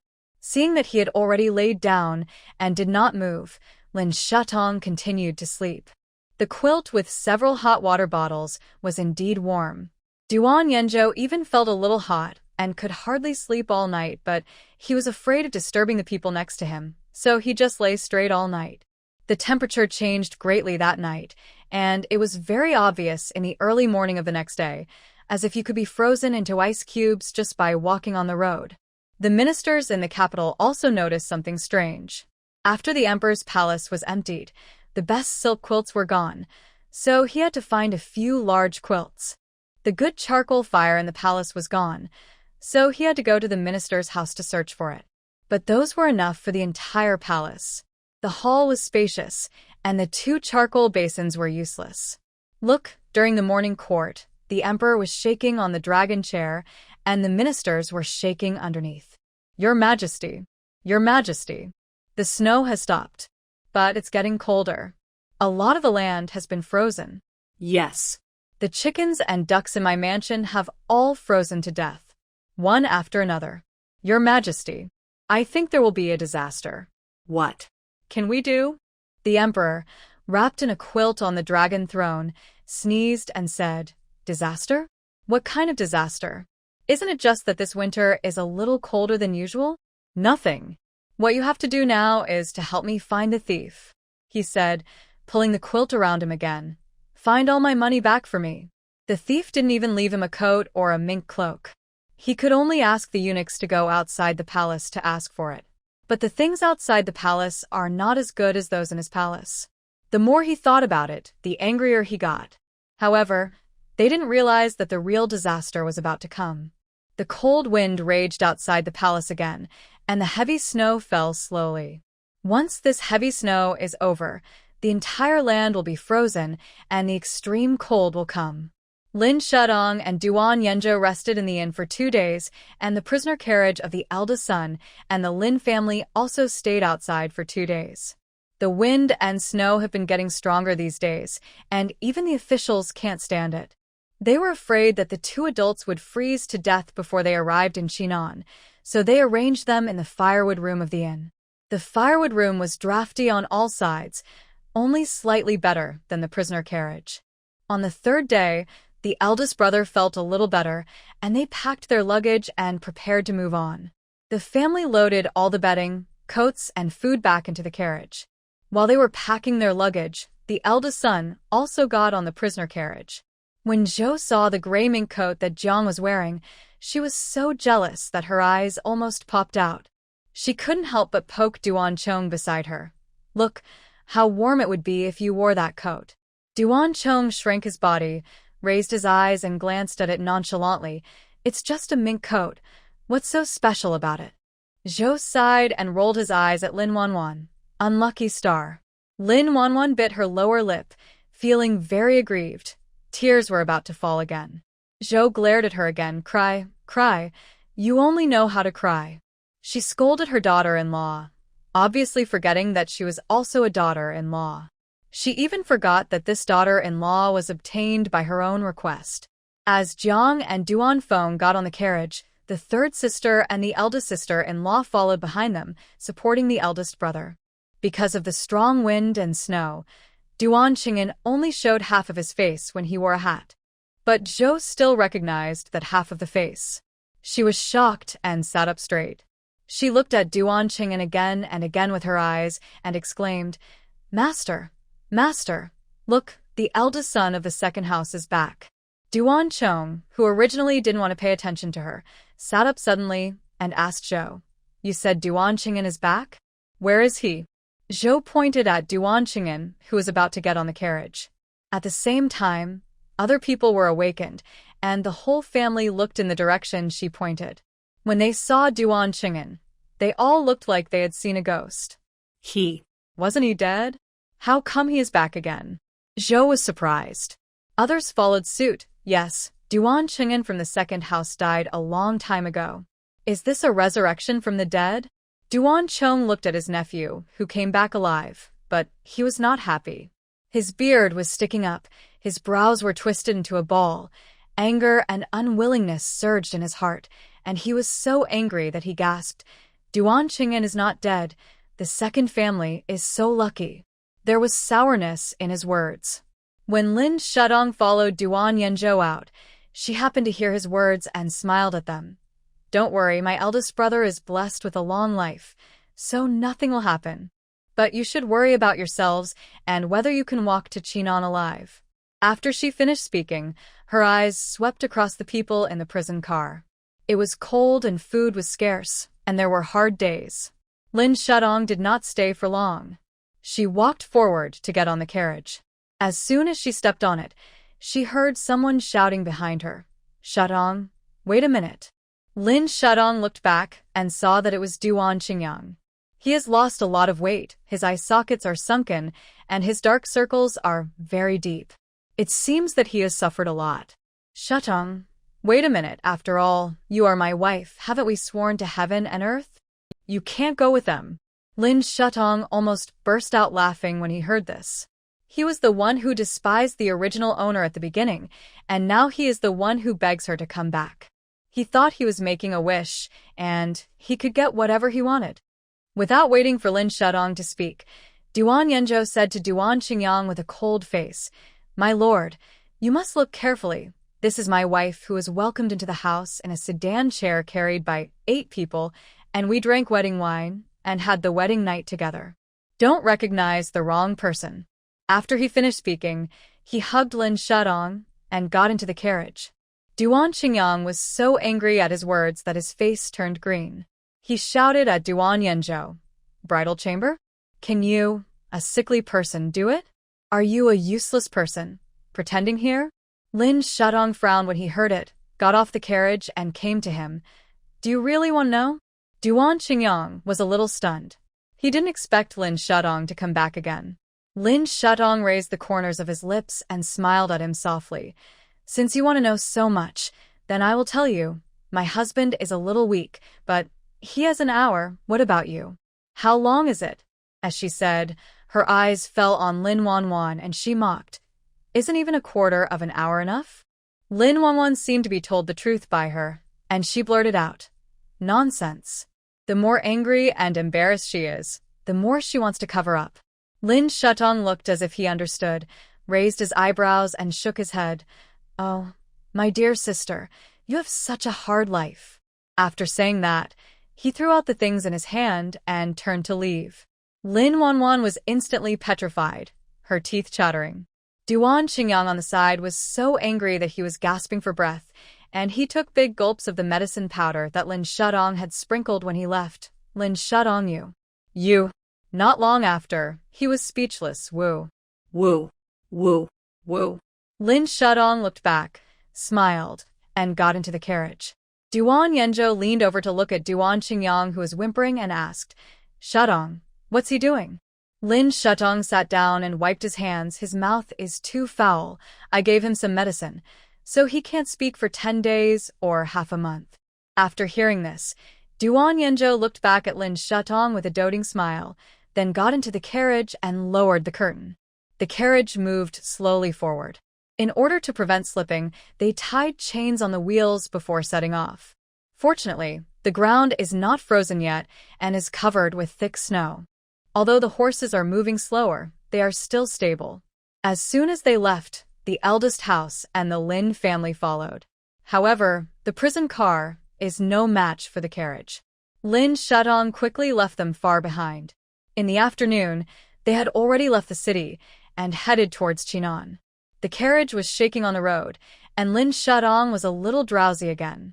He took out 2 bottles of warm rice wine from the space and handed one to Duan Yenzhou. Come, drink this to warm your body. Duan Yenzhou took it in his hand, smelled the wine, and asked her, Can you drink? Lin Shudong took a sip and said with a smile, Yes, I can drink 1,000 cups without getting drunk. Duan Yenzhou took another sip with half belief and half doubt, then suddenly thought of something and asked her, What hour did you and Duan Qingyang talk about just now? Lin Shudong was stunned and choked by the wine in her mouth.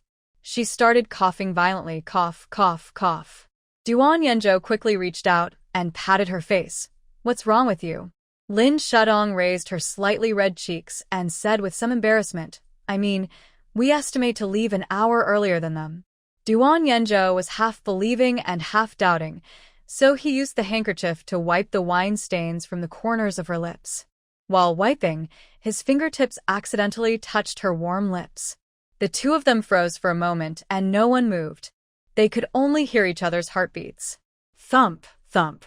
Finally, the 2 broke the silence together. Lin Shudong took his handkerchief and wiped the wine stains from his body, while Duan Yenzhou turned around and talked about business. We just left Liuhe County, and it will take another 2 days to reach Qingzhou. My sister-in-law's maiden home is the Qin family in Qingzhou. Lin Shudong searched the original owner's memory in his mind, and hurriedly said, Are you talking about the Qin family, the richest family in Qingzhou? Duan Yenzhou nodded. Yes, that is really my sister-in-law's maternal home.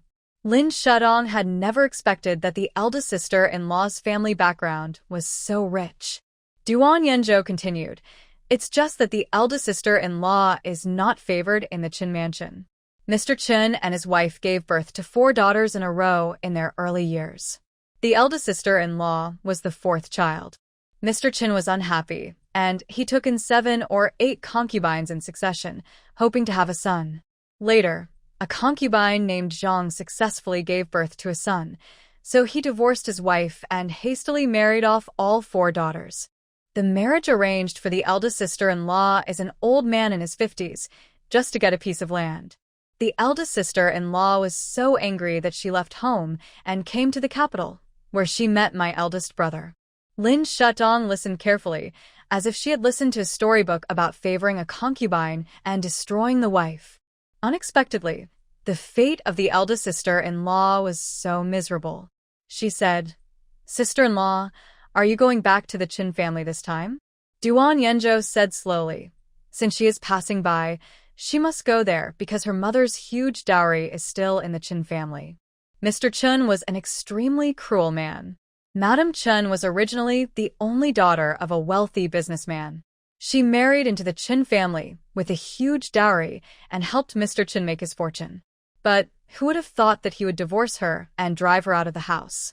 Madame Qin became seriously ill because of this and died not long after being cared for by Qin Wanru. Lin Shudong took a sip of rice wine and asked Duan Yenzhou in a low voice, How much is the huge dowry?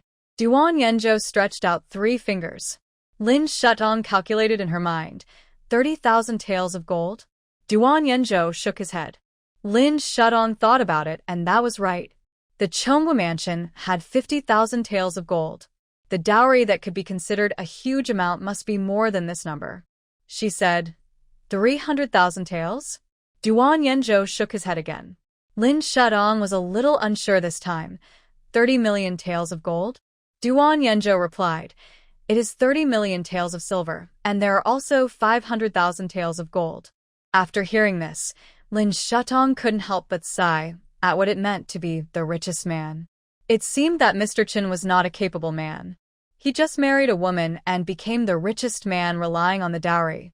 It was estimated that he had lost a lot of money in business over the years. She raised her eyes and smiled. It's time to take it back. Some things, even if they are used as toilet stones, can't be given away to dogs. Duan Yanzhou pulled open the curtain and looked outside. Go over 3 or 4 mountains, pass by 7 or 8 county governments, and you should be there.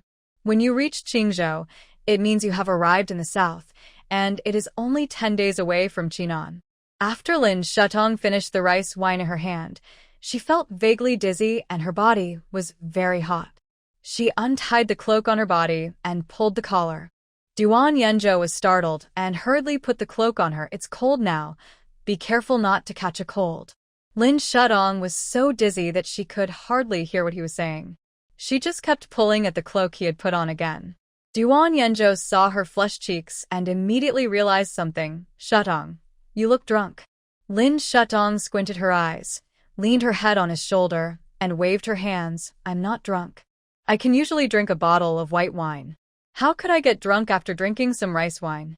Although she looked sober, she was indeed drunk. The original owner had never drunk alcohol before. She had just drunk a whole bottle of rice wine. Even though the alcohol content was not high, it made her drunk. Look, she was leaning on Duan Yanzhou's shoulder and became more and more dishonest. Sometimes she sang, sometimes she cursed, sometimes she laughed, sometimes she cried. Duan Yanzhou sat quietly and let her go crazy, but he would occasionally put on her cloak that was constantly torn off, for fear that she would catch a cold. After the two of them came and went, Lin Shutong was also tired. She hung on Duan Yanzhou's shoulder and muttered a person's name. Duan Yanzhou suddenly opened his eyes, pricked up his ears, and listened carefully. It seemed to be a man's name. After Lin Shutong finished reading, he closed his eyes and smiled. I miss you so much.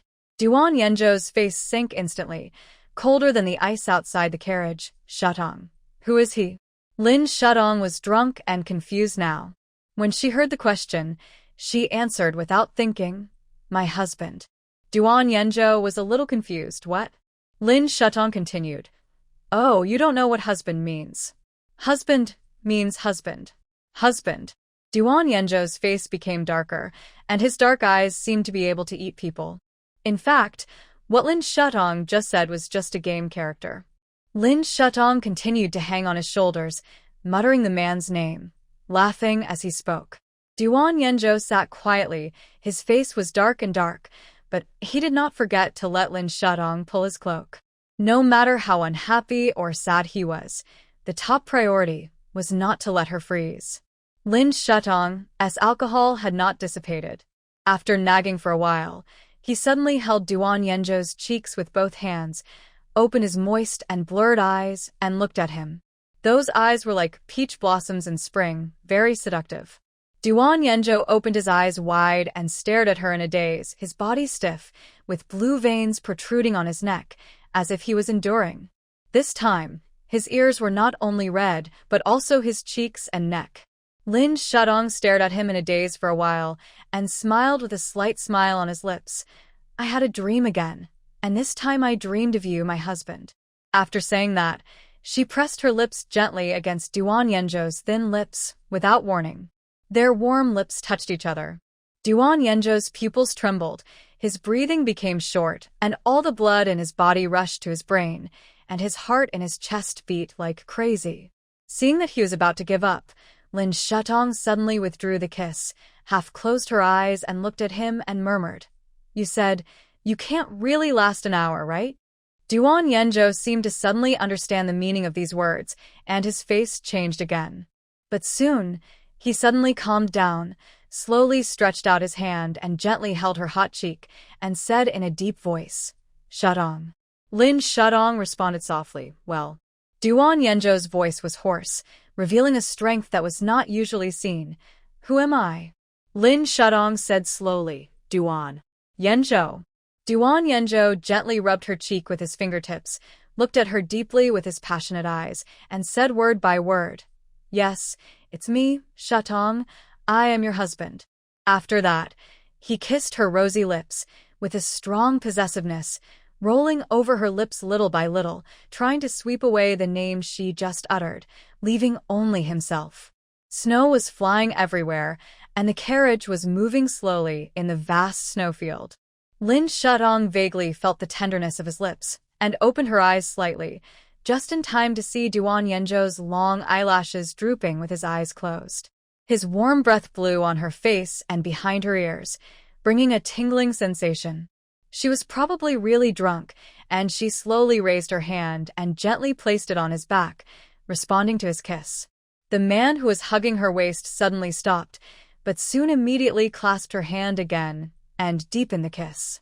Snow was flying outside the carriage, drifting into the carriage, and also drifting into someone's heart. Lin Shutong didn't know what happened afterwards, and when she woke up again, she was already sleeping obediently in the quilt. Duan Yanzhou was no longer in the carriage. She quickly sat up and looked at herself. Her clothes were still clean, and it seemed that they just slept in each other's arms last night. At this time, someone called out from outside the carriage. Second sister-in-law, are you awake? Lin Shudong put on her coat, opened the curtain, and said to the outside, Third sister, I'm awake. Duan Qingzhou held a bowl of hot soup and handed it to her. This is the hot soup that my second brother just cooked. Come and drink it while it's hot. Yanzhou cooked it? After hearing this, Lin Shudong slowly raised her head and looked forward. I saw a fire burning next to the carriage, and an iron pot was hanging above the fire. Duan Yanzhou rolled up his sleeves, looked at the bottom of the pot seriously, and boiled the soup with a spoon in his slender hands. Two words immediately popped up in Lin Shudong's mind, husband. The way her husband washed his hands and made soup was really full of husbandliness. She felt her heart thumping. Second sister-in-law. Duan Qingzhou called her softly, drink it while it's hot. Lin Shudong came back to her senses, blew away the hot smoke rising from the hot soup, and took a sip. The taste is not bad, not too salty or bland, with a hint of sweetness. Duan Yanzhou is a skilled cook, and she'll have a treat in the future. Lin Shudong sat beside the carriage, swinging her legs, savoring the hot soup in her hands. Soon her body warmed up, her cheeks flushed, and the snowflakes hanging on her eyelashes slowly melted, like drops of water hanging on her eyelashes. The person who was making the soup seemed to be concentrating, but he would secretly look at Lin Shudong from time to time. Tenderness overflowed from her clear eyes. When Duan Qingzhou turned around, he noticed Duan Yanzhou's abnormality, and his eyes met his as he was peeking at Lin Shudong. She smiled meaningfully, stepped forward and whispered in her ear, Second brother, look again, be careful that the pot will burn. Duan Yanzhou, who was always calm, was like a thief caught on the spot. He hurriedly retracted his gaze and quickly stirred the soup in his hand. Nonsense, it's not burnt. Duan Qingzhou was amused by his appearance and laughed softly with his mouth covered. Second brother, have you been in love with the second sister-in-law for a long time? Duan Yanzhou's hand holding the soup spoon paused, and his eyes became deep as he looked ahead. No. Duan Qingzhou was very curious. When was that? Duan Yanzhou turned his eyes to look at Lin Shudong, who was drinking the soup with a satisfied face, and did not answer. Duan Qingzhou did not continue to ask, and sent the remaining bowls of hot soup to the eldest brother and sister-in-law. The eldest brother and sister-in-law had just experienced life and death, and it was a time of deep affection. She just put the soup at the door of the carriage. After eating and drinking enough, Duan Yanzhou packed up his things and continued on the road. The snow was getting heavier day by day, and the temperature was getting colder day by day. The original goose feather snow gradually turned into snow grains like gravel. The cold wind blew and hit my face painfully. The horse almost couldn't stand it, but fortunately they soon arrived at Feng County, Qingzhou. Feng County was already covered in silver, and the road was empty except for a few pedestrians. In this weather, if there was no important matter, basically no one would go out. Duan Feng and his family stayed at an inn. The inn here was much better than the previous two. There was a stove burning in the house, and it was quite warm. Duan Feng took out the official documents for taking office in Chinon, and he could stay here for free with his family. Along the way, they had hot water bottles, heat packs, down jackets, down quilts, and windproof clothes given by Lin Shudong, so they were not cold. But the horse really couldn't stand it. Lin Shudong took the opportunity to put all the horses into the space when they were tied to the stable. Then he released 3 or 4 horses that were stored at the bandits last time. After finishing the work, she returned to the space. The storage space can only store things. Living things such as cattle, sheep, horses, chickens, and ducks are not suitable here. She was thinking about it when a beeping sound came from the space. The 10th floor space is the pasture space. There are 3 hours left to upgrade. Lin Shudong was stunned. Didn't it say that there were only 15 days left a few days ago? How come it suddenly became 3 hours? What triggered the accelerated upgrade of the space? She took the elevator to the 10th floor with doubts and saw a row of blue words on the door of the 10th floor. The host has triggered the space transaction system. The items in the space can be exchanged. The money obtained can be deposited into the space to accelerate the upgrade of the space. Lin Shudong suddenly realized. A few days ago in Luoyang County, when she took out the meat buns from the space to share with Duan Yenzhou, she happened to meet a child. Seeing that the child was greedy, she gave him a meat bun. Who knew that the child forced a copper coin into her? She put the copper coin into the space, which triggered the transaction system of the space. It seems that in the future, as long as she sells the things in the space and deposits the money she gets into the space, she can speed up the upgrade of the space. The blue words continued to scroll. After the space is upgraded, in addition to unlocking floors, the scope of the mall can be expanded, and the length of time you stay in the space can be extended. Lin Shudong's eyes lit up when she saw the length of time she stayed in the space. In other words, in the future, the 30 minutes of staying in the space can be turned into 3 hours, or 3 days. This is great for her. After all, it takes 2 hours to watch a movie and 4 hours to do a major operation. This is a great thing for her. Lin Shudong left the space happily and returned to the post station. At this time, it was night, and everyone had gone to bed. When Lin Shudong returned to the room, Duan Yenzhou was waiting for her. "You're back." Duan Yenzhou put the pie he had just made on the table. "Eat it while it's hot." Lin Shudong sat down, picked up the pie, and took a bite. Duan Yenzhou looked at her eating happily, his eyes full of relief, and took out a handkerchief to wipe the corners of her mouth lovingly. While eating, Lin Shudong asked him, "My sister-in-law's parents are in Feng County." Duan Yenzhou nodded. "Yes, when you were not here, the Chen family had sent someone to come." Lin Shudong looked up at him and asked in confusion, "The Chen family came? Did they know my sister-in-law was here?" Duan Yenzhou poured her a cup of hot tea. "Yes, they knew my sister-in-law was here, and they also knew that my father was demoted. Today they came to send a letter of severance of engagement and sever the father-daughter relationship with my sister-in-law." Lin Shudong couldn't help but despise them in her heart. Knowing that the Duan family was demoted, they rushed to sever the engagement, not caring at all about whether their daughter was living well. This Chen family was really cruel. She asked again, "What about the dowry? Mrs. Chen's dowry?"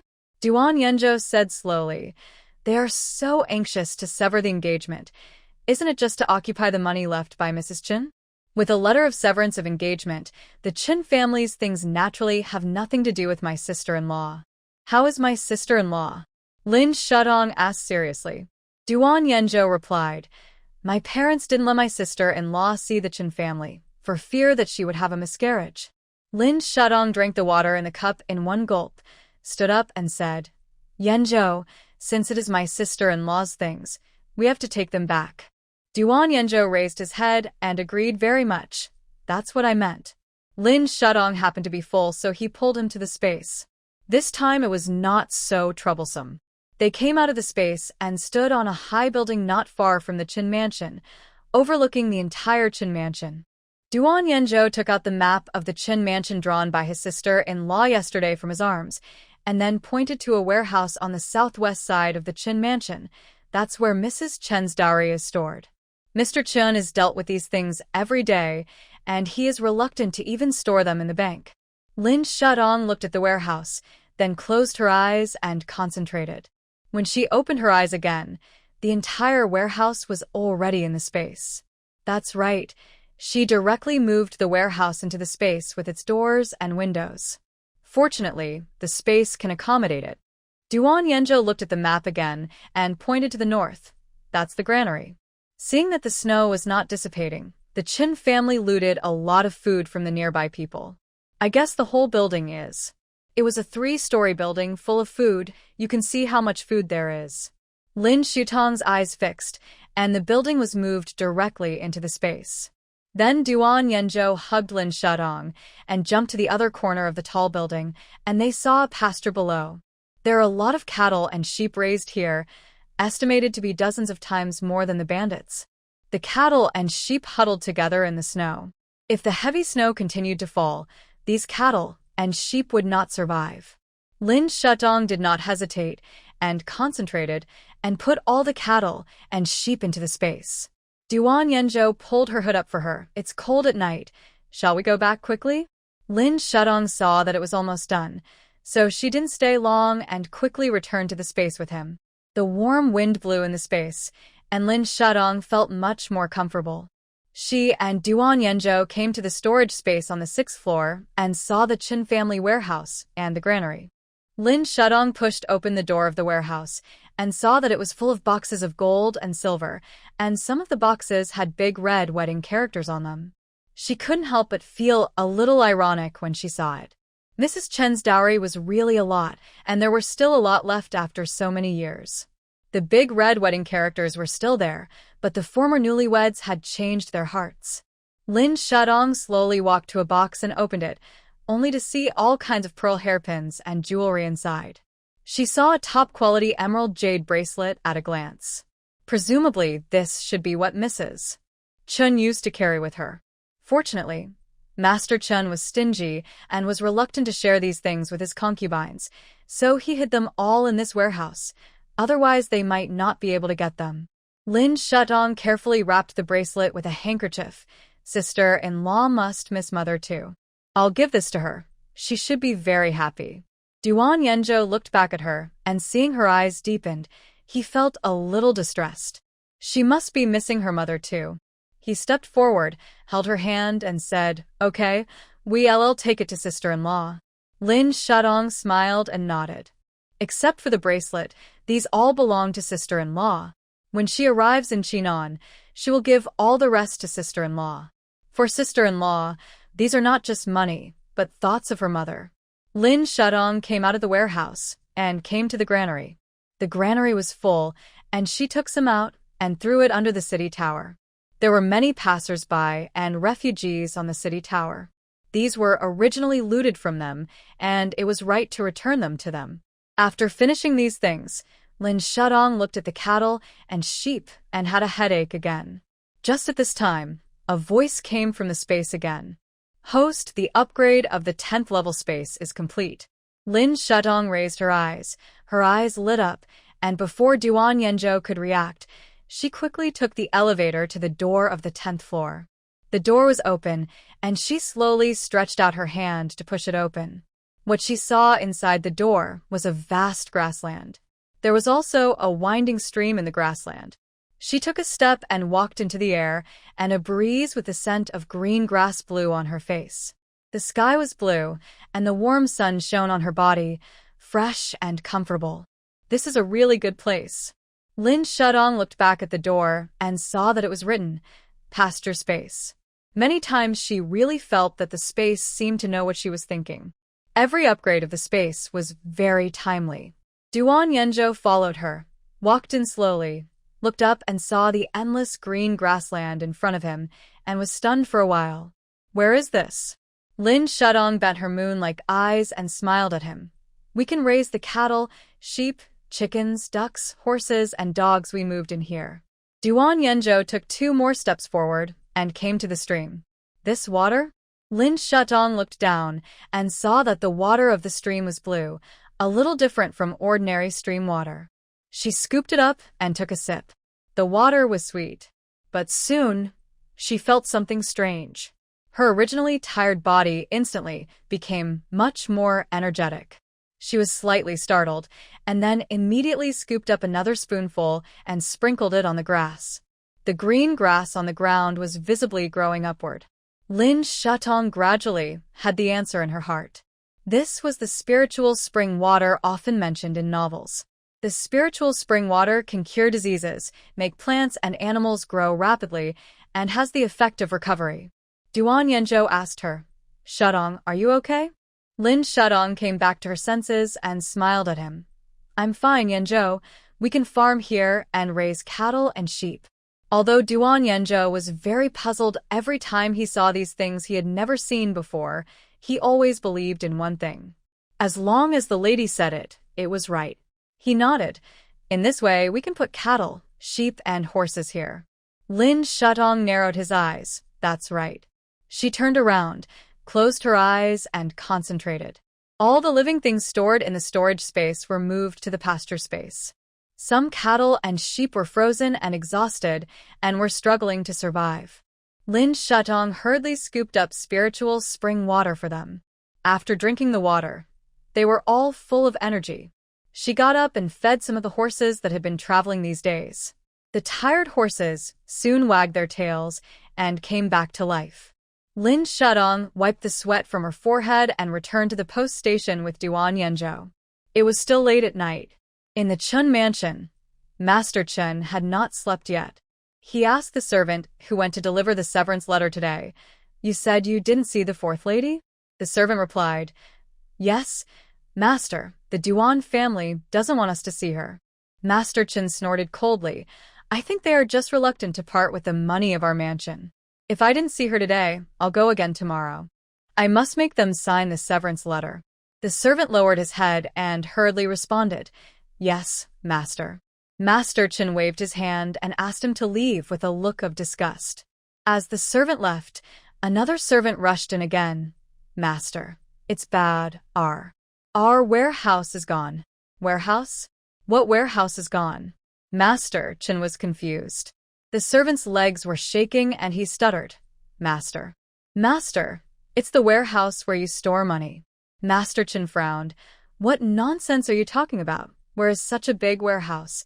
How could it suddenly disappear? I think you have eaten something bad and you're going crazy here." He blew his beard, walked to the bed and sat down, ready to go to sleep, and took out the account book under the pillow. Master Chun flipped through the account book again and again. He could only fall asleep every night by counting his own property. The servant next to him was about to cry in anxiety. "Master, please go and have a look. The warehouse is really gone." Master Chun turned over and said impatiently, "What warehouse is gone? Who else can move my warehouse? Quick, quick, get out of here." The servant was so anxious that tears welled up in his eyes. "Master, the warehouse is really gone, along with all the gold, silver, and treasures in your warehouse. Nothing is left." "What? Nothing is left?" Master Chun turned over and sat up. At this time, the housekeeper of the mansion also came. "Master, please come out and take a look. Something big has happened." Master Chun hurriedly put on a coat, put on his shoes, and went to the backyard. At this time, many servants had gathered in the backyard. Looking at the open space in front, they all showed surprise. Master Chun pushed away the crowd and looked inside, only to see that the warehouse that was supposed to be hidden in the yard was uprooted from the ground, leaving only a barren space. His eyes almost popped out. What's going on? My warehouse, my gold and silver. Where did they all go?" Master Chun rushed into the ruins as he spoke, kneeling on the ground and digging the soil, but after digging a hole, there was still nothing. The veins on his hands bulged, his eyes were red, and he almost cried.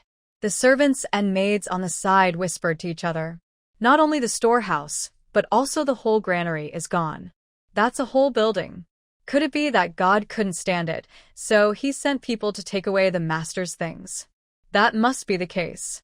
If it wasn't God, who else could have this ability? It's just that the master is too cruel. He didn't leave a way out for the lady and even didn't let the 4 young ladies go." "Yes, I heard that after the lady died, The eldest and second young ladies were disliked by their husbands' families, and they died of depression not long after. The third young lady has even disappeared, leaving only the fourth young lady. They are all my own blood. How can they be so different? No wonder God is angry. They were talking one after another.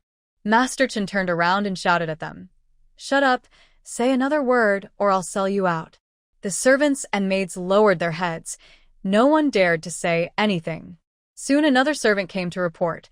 Master, our sheepfold and cattlefold are empty. Master Chen no longer cared about the sheep and cattle. He just wanted to know where his money had gone. Go and help me check who has been to our Chen mansion today. I don't believe in God. Someone must have used witchcraft to take away the finances of my mansion. Mr. Chen turned around and returned to the mansion, only to find that everything in the mansion was gone. Even his favorite pearwood chaise longue was nowhere to be found. Just now, after Lin Shutong and Duan Yenzhou had rested for a while in the inn, they came to the Qin mansion again, and took advantage of the fact that they all came to the backyard to move all the things in the mansion. Mr. Qin married Madam Qin back to the mansion with the help of a horse, so he didn't deserve even a brick or a tile in this mansion. My glass cup, my painting, are all gone. Mr. Qin covered his chest and fell to the ground with his legs stretched straight. The housekeeper and the servant hurried forward to support him. Master, why don't we go to the police? Mr. Qin quickly got up. Yes, report to the police, report to the police. But when he ran to the gate of the mansion, he suddenly stopped, held the wall, and said sternly, I didn't even see the thief. How can I go to the police? At this time, Aunt Zhang, the concubine who gave birth to a son, came over and said, Master, as soon as we turned around, the things disappeared. How could a thief be so fast? I guess it was really God who took away the things in the mansion. As she spoke, she hugged her son, who was only 7 or 8 years old, and cried. Master Chen's steps trembled. After listening to her words, he actually felt that there was some truth in them. Could it be God? He leaned against the wall and wanted to cry, but had no tears. After a moment, he suddenly thought of his house deeds and land deeds and turned around and rushed into his bedroom. Sure enough, there was nothing in the bedroom except for his tattered underwear. There was nothing, not to mention the house deeds and land deeds.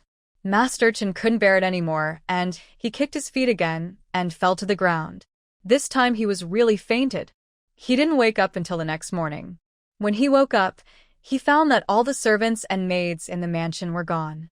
Only the housekeeper was left by his side. He pulled the housekeeper and asked, Where are the people in the mansion? When Master Chen thought of the money in his storehouse, he felt heartbroken and his face turned pale, but he had to pretend that nothing had happened and said fiercely, What are you going to return? Once you enter my Chen family, everything belongs to my Chen family. She is a married daughter, and she has the nerve to ask me for things. She is such an unfilial daughter. Zhang had never seen such an unreasonable person and was about to step forward to argue. Mother! Chen Wanru interrupted her from behind. It's okay, I'll sign. Just now upstairs, Lin Shutong told her meaningfully, asking her to boldly sign the severance letter. So, she came down from upstairs without any worries. Seeing that she agreed to sign, Master Chen breathed a sigh of relief and handed her the severance letter. Wanru, don't blame your father. Blame yourself for not being a man. If you were a man, I would treat you well and give you all my wealth, but unfortunately you are not. Chen Wanru took it in her hand, and after reading it, she picked up the pen and pressed her handprint on it without hesitation.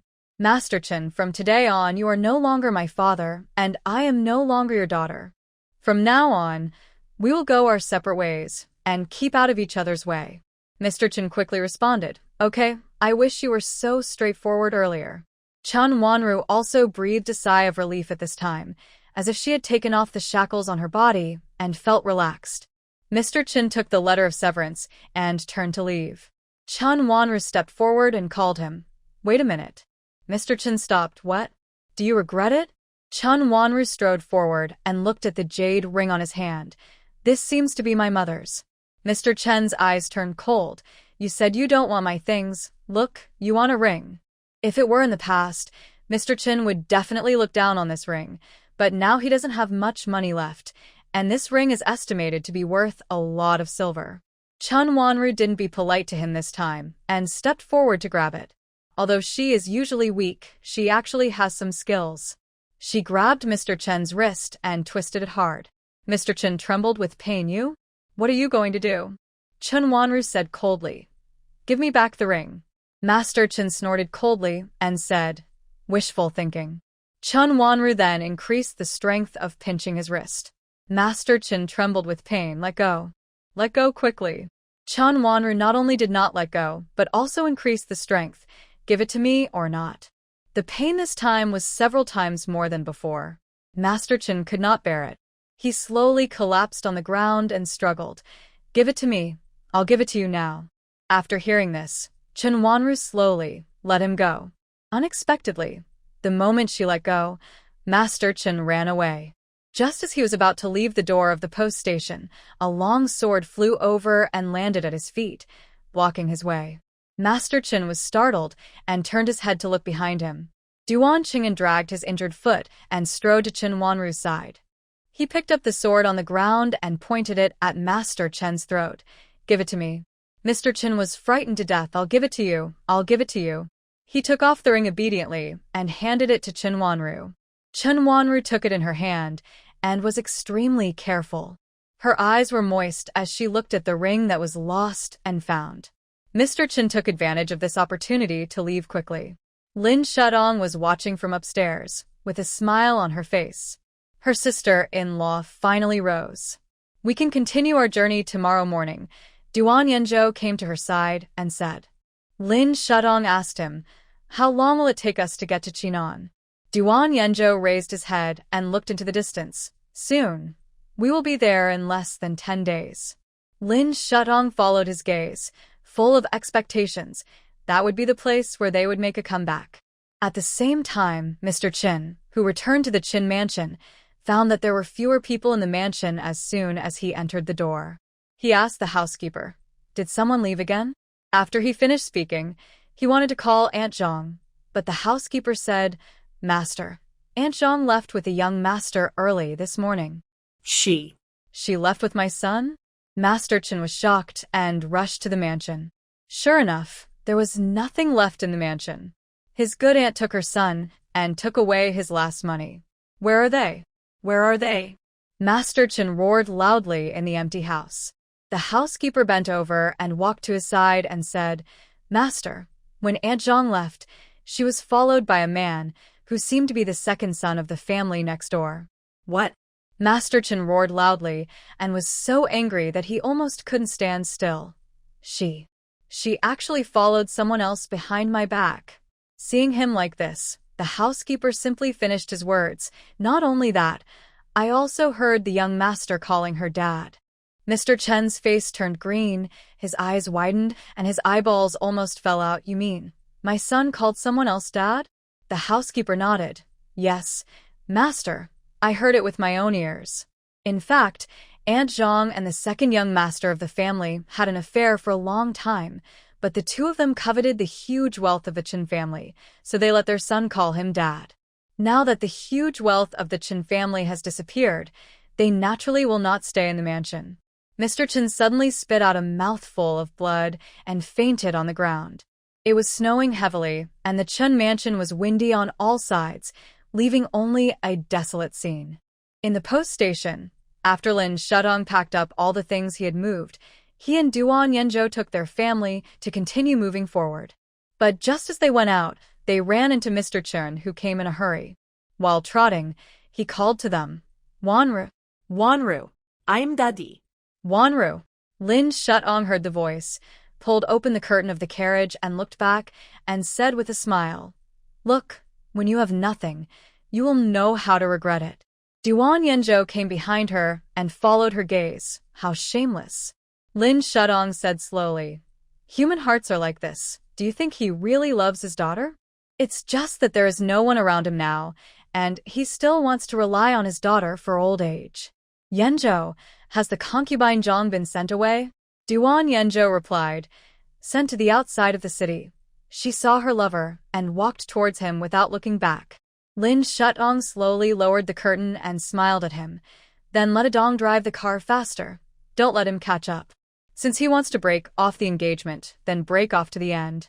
Life and death are determined by fate, and it's all his own fault. Duan Yanzhou agreed very much and called to Adong who was driving the car.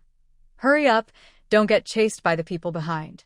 Adong smiled and replied, Yes, second young master.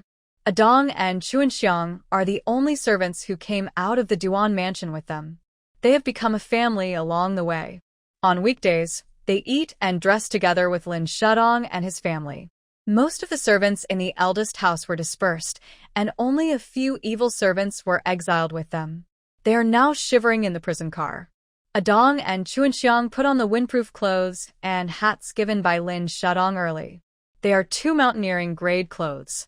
They look strange, but they are really warm. At first, Adong was reluctant to wear them, but since he wore them once, he couldn't bear to take them off, and they were just right for driving the carriage. As soon as the whip was raised, the horse galloped forward quickly. The horses behind also followed. Sister-in-law Chen Wanru was taking a nap with her eyes closed at this moment. I don't know if she heard the call. Anyway, she covered herself with the quilt and pretended to hear nothing. Duan Chingon held her hand and pulled her cloak for her. As the carriage moved forward quickly, Master Chen was a little behind and couldn't catch up. He ran a few steps and slipped in the snow. Wanru, you can't abandon your father. Wanru. He lay on the ground and shouted loudly at the carriage in front. Unfortunately, the carriage ran farther and farther, gradually disappearing in the endless snow. Master Chen got up from the ground, his face full of regret, but it was useless to regret. He could only drag his frozen body and turn around to walk back to his empty home. Since his family had no money to support it, they could only sell fields and land, but now the weather was getting colder and colder, and many people were unwilling to take out their only money to buy those useless frozen land. In addition, he didn't even have a house deed or a land deed, so naturally no one was willing to buy it. Now, he could only rely on the only steamed buns to make a living. As the heavy snow stopped, the temperature dropped again. Lin Shutong and his companions walked for several days in a row. On the seventh day, the extreme cold really came. When she woke up early in the morning and pushed open the curtain of the carriage, she found that the tree trunks around the official road were frozen by ice. The surface of the river around was covered with a thick layer of ice.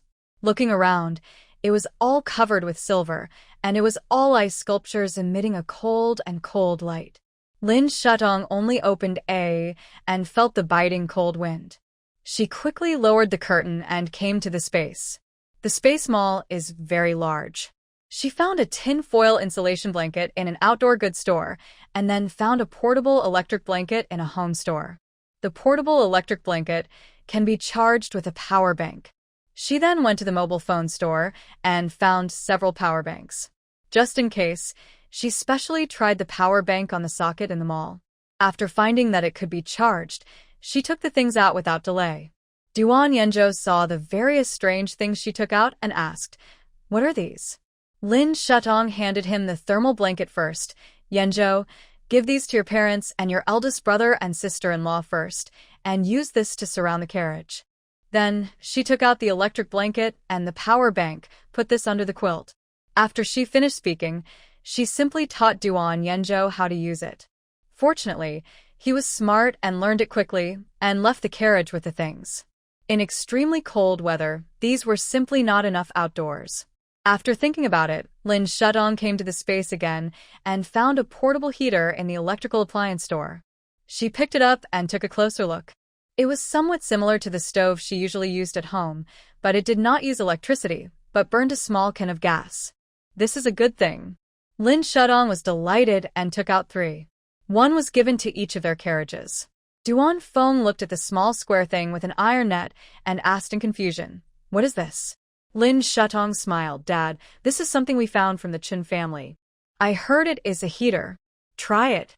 After she said that, she turned on the heater, and an orange-red light slowly emerged under the iron net, and the carriage soon became warm.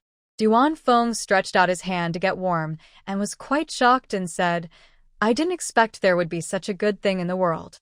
Lin Shutong adjusted the temperature of the heater and replied with a smile, Yes, Dad. Mom, use it first. We have it in the carriage. Duan Feng looked up and asked, Shutong, do you really have it? Lin Shutong knew that he was worried about himself, and Duan Yenzhou nodded and smiled. I really have it. Don't worry. We won't let ourselves get cold. Duan Feng was relieved and looked outside. It is estimated that we will reach Chinon in 3 days. By then, we will have a mansion, and you don't have to suffer with us on the road. Lin Shutong shook his head. It's not a suffering when the family is together. Duan Feng was stunned when he heard this, and then he was relieved. Fortunately, they have such a good daughter-in-law. Otherwise, who knows what would happen to them now. Jiang held Lin Shutong's hand. When we arrive in Chinon, we must hold a wedding banquet for you and Yenzhou. At the last wedding banquet, Lin Shutong entered the house in the sedan chair of the eldest house. The betrothal gifts were all given to Lin Wanwan. Jiang didn't know that Lin Shutong had moved all these to the space, so she felt very guilty about her, thinking that she must treat her well when life gets better. Lin Shutong didn't care about these.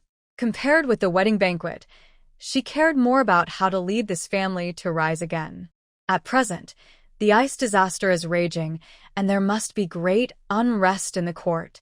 Although they were demoted to Chinon this time, Prince He had to pay attention. His mountain bandits imprisoned Duan Qing'an. Obviously, they were targeting their Duan family, and this time the Chongqua Mansion's house search might be related to him. They had to become strong quickly after arriving in Chinon to prevent Prince He's people from following them here and killing them by surprise. After repairing the carriage, they continued on the road. With electric blankets and heaters, the inside and outside of the carriage were two completely opposite worlds. The cold wind was raging outside, but it was warm inside. Lin Shutong also ordered hot cocoa and hot coffee from the mall space. In order not to arouse Zhang's suspicion, he poured it into a thermos and sent it to them. The family sat by the fire in their respective carriages, drinking hot cocoa, which was quite comfortable. However, the Chongfang and Lin families, not far behind them, were in a completely different situation. The officials who were leading them on the journey could not stand the cold and sat in the carriage, wrapped in layer after layer of cotton wool. Although it was not very warm, it was not frozen into ice. But the people in the prison car were miserable. In order to prevent them from freezing to death, the officials also gave them a lot of cotton clothes and quilts, but they were all smelly. But it was better than freezing to death, so the family huddled in a quilt. The cold wind blew on their faces, and their skin became dry and red. Usually they could only drink cold water and eat steamed buns. There was a kind of want to die, but they couldn't die, but living was not happy. After all, they would have more or less symptoms. Zhou sneezed several times in a row and pulled the quilt. Why is the weather getting more and more strange? It used to be spring at this time, but the ice didn't melt and the snow was falling heavily. If it's still like this in Chinon, how are we going to survive? As she spoke, she actually started to cry. Her 3 daughters, who were huddled together, also started to cry. Lin Wanwan, who had fallen asleep due to the cold, was awakened by their crying and interrupted them, saying, Mom, what's the point of you crying? Doesn't it mean you don't have to suffer if you cry? We still have to find a way to live well in Chinon. These days, the eldest house has not regarded Lin Wanwan as a daughter-in-law. Lin Wanwan is not a soft persimmon. She has learned a lot of tricks in the harem from Aunt Bai, otherwise she would not have thought of exchanging marriages with her own sister. She has been pretending to be a White Lotus for so long, and after knowing that the eldest house has no chance of turning over, she decided not to pretend anymore. However, Zhou was not a pushover either. She raised her hand and slapped Lin Wanwan's little face. Lin Wanwan also began to fight back, grabbing Zhou's hair and tearing it hard. Zhou screamed in pain. Let go of me. I'm your mother-in-law. Hurry, let go. Duan Qingyang watched from the side with his eyes wide open. Lin Wanwan, if you don't do it, I'll divorce you. Lin Wanwan completely collapsed. She turned her head and looked at Duan Qingyang fiercely. Divorce me now. In the past, I thought highly of you and married you because you were the prince. Look at you. You are so poor now that you are worse than a beggar. Our whole family can only suffer from cold and hunger here. Everyone says that Duan Yanzhou is a useless waste. I think you are not as good as him. If I had known, I should not have exchanged my wife. Maybe I can live a good life now. Lin Wanwan always had the word regret written on her face, but now that she said it in front of Duan Qingyang, the meaning was different. Duan Qingyang was very angry and wanted to reach out to grab her. Unexpectedly, at this time, the official came out of the carriage and whipped him back. My prince, you are a man after all. What's the point of hitting a woman? Everyone says that the second young master of the second room of your Chongbu mansion is useless, but in this comparison, you are far worse than him. Earlier in the inn, I saw him personally cooking and decocting medicine for his wife. The two of them had to support each other when walking in the snow. You must remember one thing. Treat your wife and children well, and you can have a long-lasting relationship. After saying that, he put away the whip. Duan Qingyang and Lin Wanwan were both stunned on the spot. One was still secretly competing with Duan Yanzhou. The two of them were often compared because of their similar age.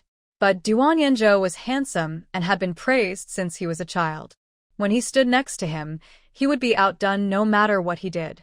Later, Duan Yanzhou fell seriously ill, and he had an excuse to ride on his head. This time, the two of them exchanged marriages, and in addition to disliking Lin Shudong, Duan Qingyang also wanted to steal Duan Yanzhou's people. No matter what he had, he wanted it. Now that he didn't want Lin Wanwan, he naturally didn't want it either.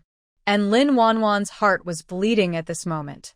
She was angry when she thought of Lin Shudong being cared for by Duan Yanzhou. Why? So, it is obvious that she is more beautiful. Why is her elder sister luckier than her? In fact, Lin Wanwan was raised as a legitimate daughter in the Lin mansion because of Bai Shuangshuang. The original owner of Lin Shutong did not live as well as her in the mansion. She had the illusion that she could be better than Lin Shutong in everything. In fact, in terms of appearance, Lin Shutong could have surpassed her by 8 streets. But Lin Wanwan had been in the back house for a long time and developed a self-righteous character. The more she thought about it, the more unconvinced she became, and finally, she burst into tears. When she cried, the 3 sisters-in-law started crying too. In the end, the whole family cried. After the eldest house finished crying, the Lin family not far away also cried, and finally, there was a cry. But just when the crying was at its peak, a shrill scream came from the other end of the Lin family. No, my aunt is dead. She is Lin Taifu's concubine. Her surname is Liu. She was demoted with them. In the past, she and Aunt Bai had harmed Madame Lin together. She also gave birth to a daughter in these years. The daughter is only 2 years younger than Lin Wanwan and has not yet reached the age of marriage. The scream just now came from her. It was cold and the environment was simple, and there were always people with poor health who froze to death. Lin Taifu was wrapped in a quilt by himself. So how could he have the mind to take care of these concubines? Look, Aunt Lu was the first one in their group who did not make it to Chinon. The officials took down her body and threw it on the side of the road, and then continued on their way. It was normal for someone to die of illness on the way to exile. However, gradually they found that this exile was really not simple. There were refugees on the road intermittently, and it seemed that they were really in trouble. On the way to Chinon, there was originally a flat official road, but because of the raging ice and snow, the road was covered with snow and ice, becoming rugged. The carriage was shaking more and more. Lin Shudong was shaking in the carriage, feeling dizzy and dazed. Fortunately, they arrived at Luoha County, not far from Chinon, a day later. Lord Su, the county magistrate of Luoha County, seemed to know that they were coming and was waiting at the city gate early. It rarely snows here in winter. This time, the heavy snow that has been falling intermittently for nearly a month caught the unprepared people off guard. Now they are hiding at home and not going out. Lin Shudong pulled open the curtain of the carriage and looked outside, only to see Lord Su, who came to greet them. He was a middle-aged man who was not tall but had a fat head and big ears. When he smiled, his face was full of flesh and his eyes narrowed into a line. Brother Duan, I heard that you would pass by here, so I waited again to welcome you to my mansion for a short visit. Duan Feng slowly helped Jiang get up from the carriage and smiled at him. It turns out to be Brother Su. I didn't expect to meet you outside the capital. This Lord Su was one of the students who took the imperial examination with Duan Feng that year, and the two were familiar with each other. It's just that one of them was the top scorer in the imperial examination and became a high-ranking official in the capital, while the other had just made the list and became a county magistrate in this small county. Lin Shudong frowned and looked at Lord Su intently. Maybe it was because of her sixth sense, she always felt that the person in front of her was not right. He was wearing an expensive mink coat and an ice jade with excellent watercolor on his waist. He didn't look like a county magistrate at all. Duan Feng has always been honest and never associated with such people. It seems that the friendship between the two is not as deep as it seems. To be on the safe side, Lin Shudong turned and entered the carriage, took out 9 pills from his arms and stuffed them into the sugar coating respectively, and then came out and gave them to Duan Yanzhou. Yanzhou, this is the candy I just took out. You can share it with your parents. Take it and eat one each. Duan Yanzhou saw at a glance that the candy was not simple. Are you afraid that there is a fraud in Luoha County? Lin Shudong nodded, although I am not sure, it is better to be careful. Okay. Duan Yanzhou responded while holding the candy tightly and turned to leave the carriage. He first distributed it to his eldest brother, eldest sister-in-law, and third sister, and finally walked to his parents and handed it to them while Lord Su was leading the way. Dad and Mom, this is what Shudong bought in the county ahead earlier. You can try it. The two heard that it was given by Shutong, and they took it in their hands without thinking. Since it was given by Shutong, it must taste good. The conversation between the three people was very ordinary, and Lord Su in front did not pay attention. Lin Shudong, his third sister, eldest brother and sister-in-law, followed behind them and walked towards the Su mansion. The Su mansion was not big, and it was estimated to be a small 3-entrance house.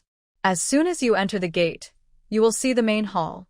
Lord Su smiled as he led the way. My humble house is simple. Please don't despise it, Brother Duan. Duan Feng stepped forward and said, We have been demoted now.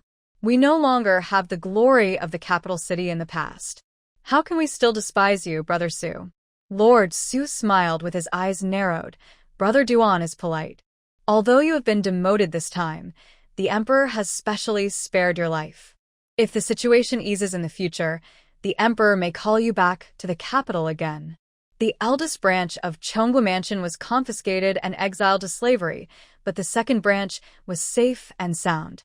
For others, this is a great fortune. Duan Feng didn't think so. He sighed, shook his head and said, It's better to stay away from the capital city, which is a place of trouble. Now, I just want to live a stable life with my family. Lord Su touched his beard and smiled meaningfully. Brother Duan is still so free-spirited. After he finished speaking, he asked the maids to prepare the dishes. Brother Duan, you have come here a long way and must be hungry. I will prepare wine and food for you. Eat well, and then continue to Chinan. Duan Feng turned around and looked at Jiang. Madam Wei? Jiang took his hand and smiled at Lord Su. Sir, no need. We will feed the horses with grass, and then set off to continue our journey. Lord Su raised his eyebrows. Madam, what do you mean by this? Are you looking down on us? You forgot. I sent you a letter on behalf of Brother Duan when we were in the capital. Jiang sure really remembered this incident. Seeing that Lord Su insisted on staying, Lin Shutong walked to her side and whispered in her ear, Mother, if that's the case, why don't we stay and eat before leaving?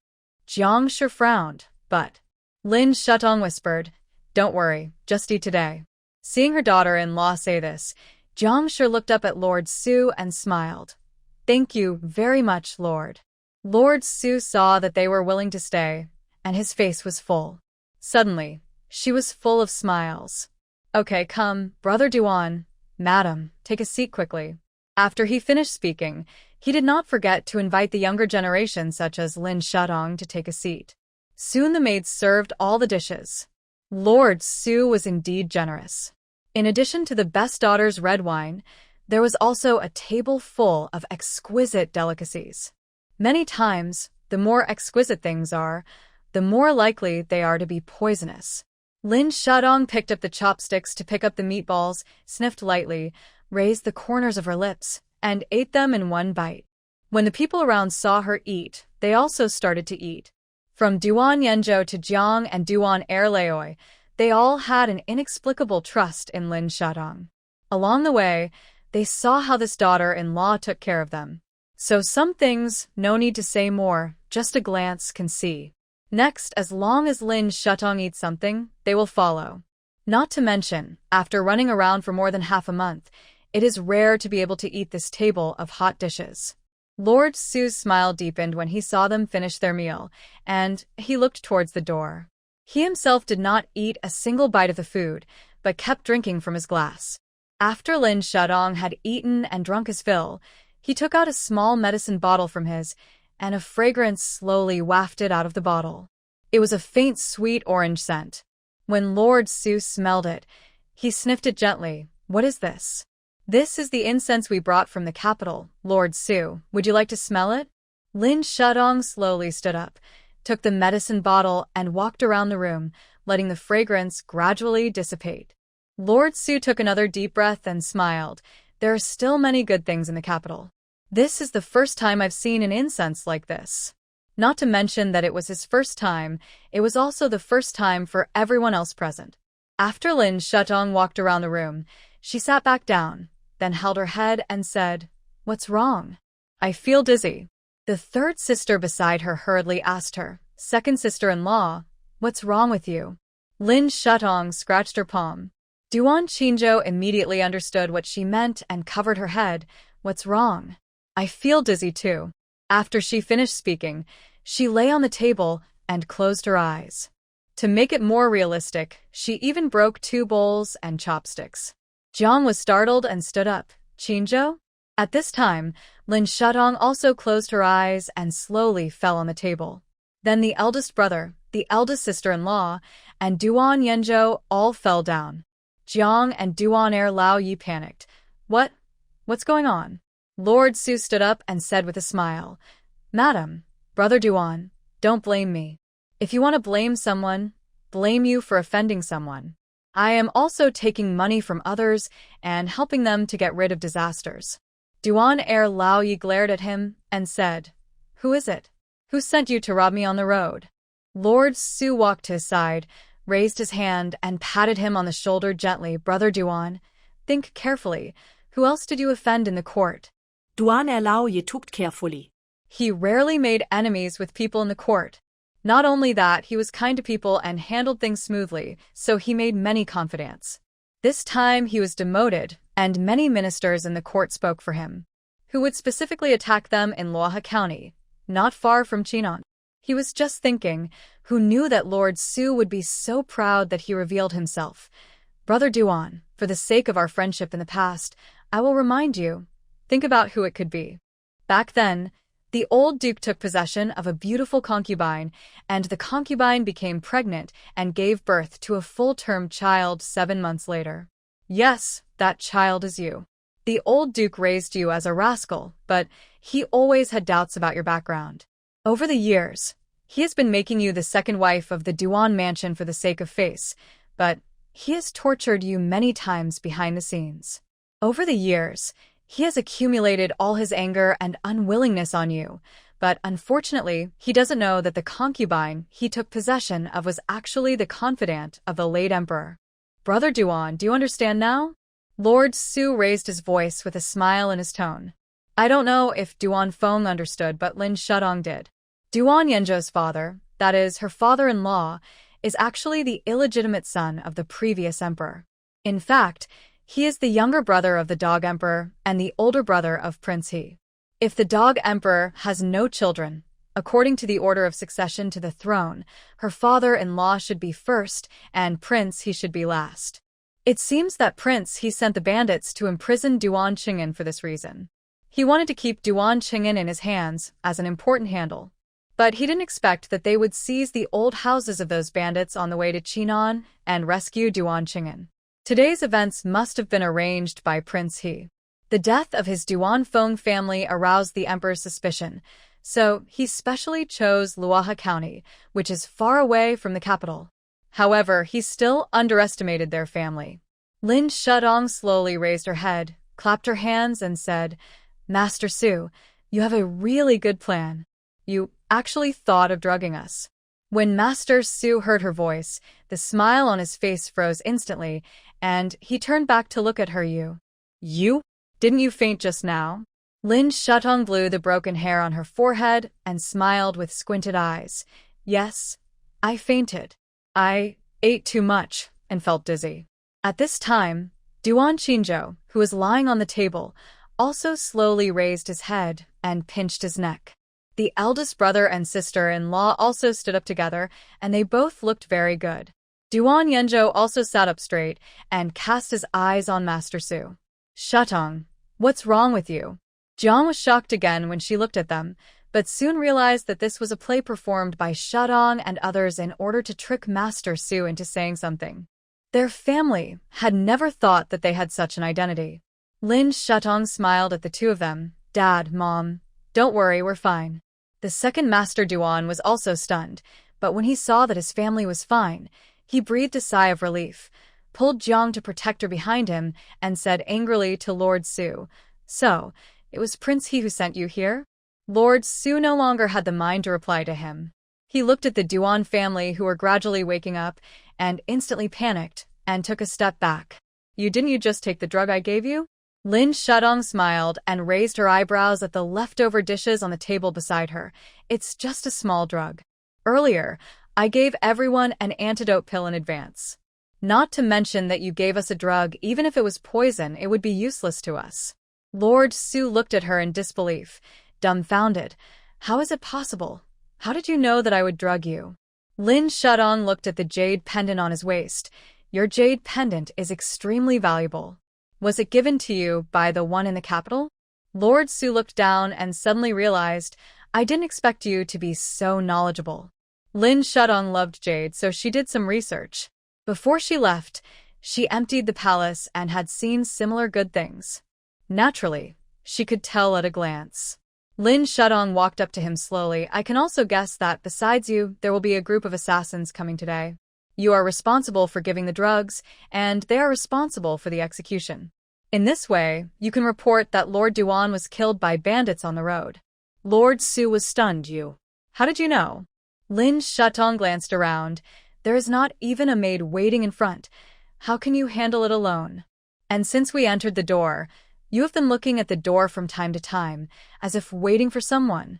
Lord Su's thoughts were poked by her, and he was desperate and scolded her. "That's right. Since you have arrived in Luoha County today, don't even think about walking out alive."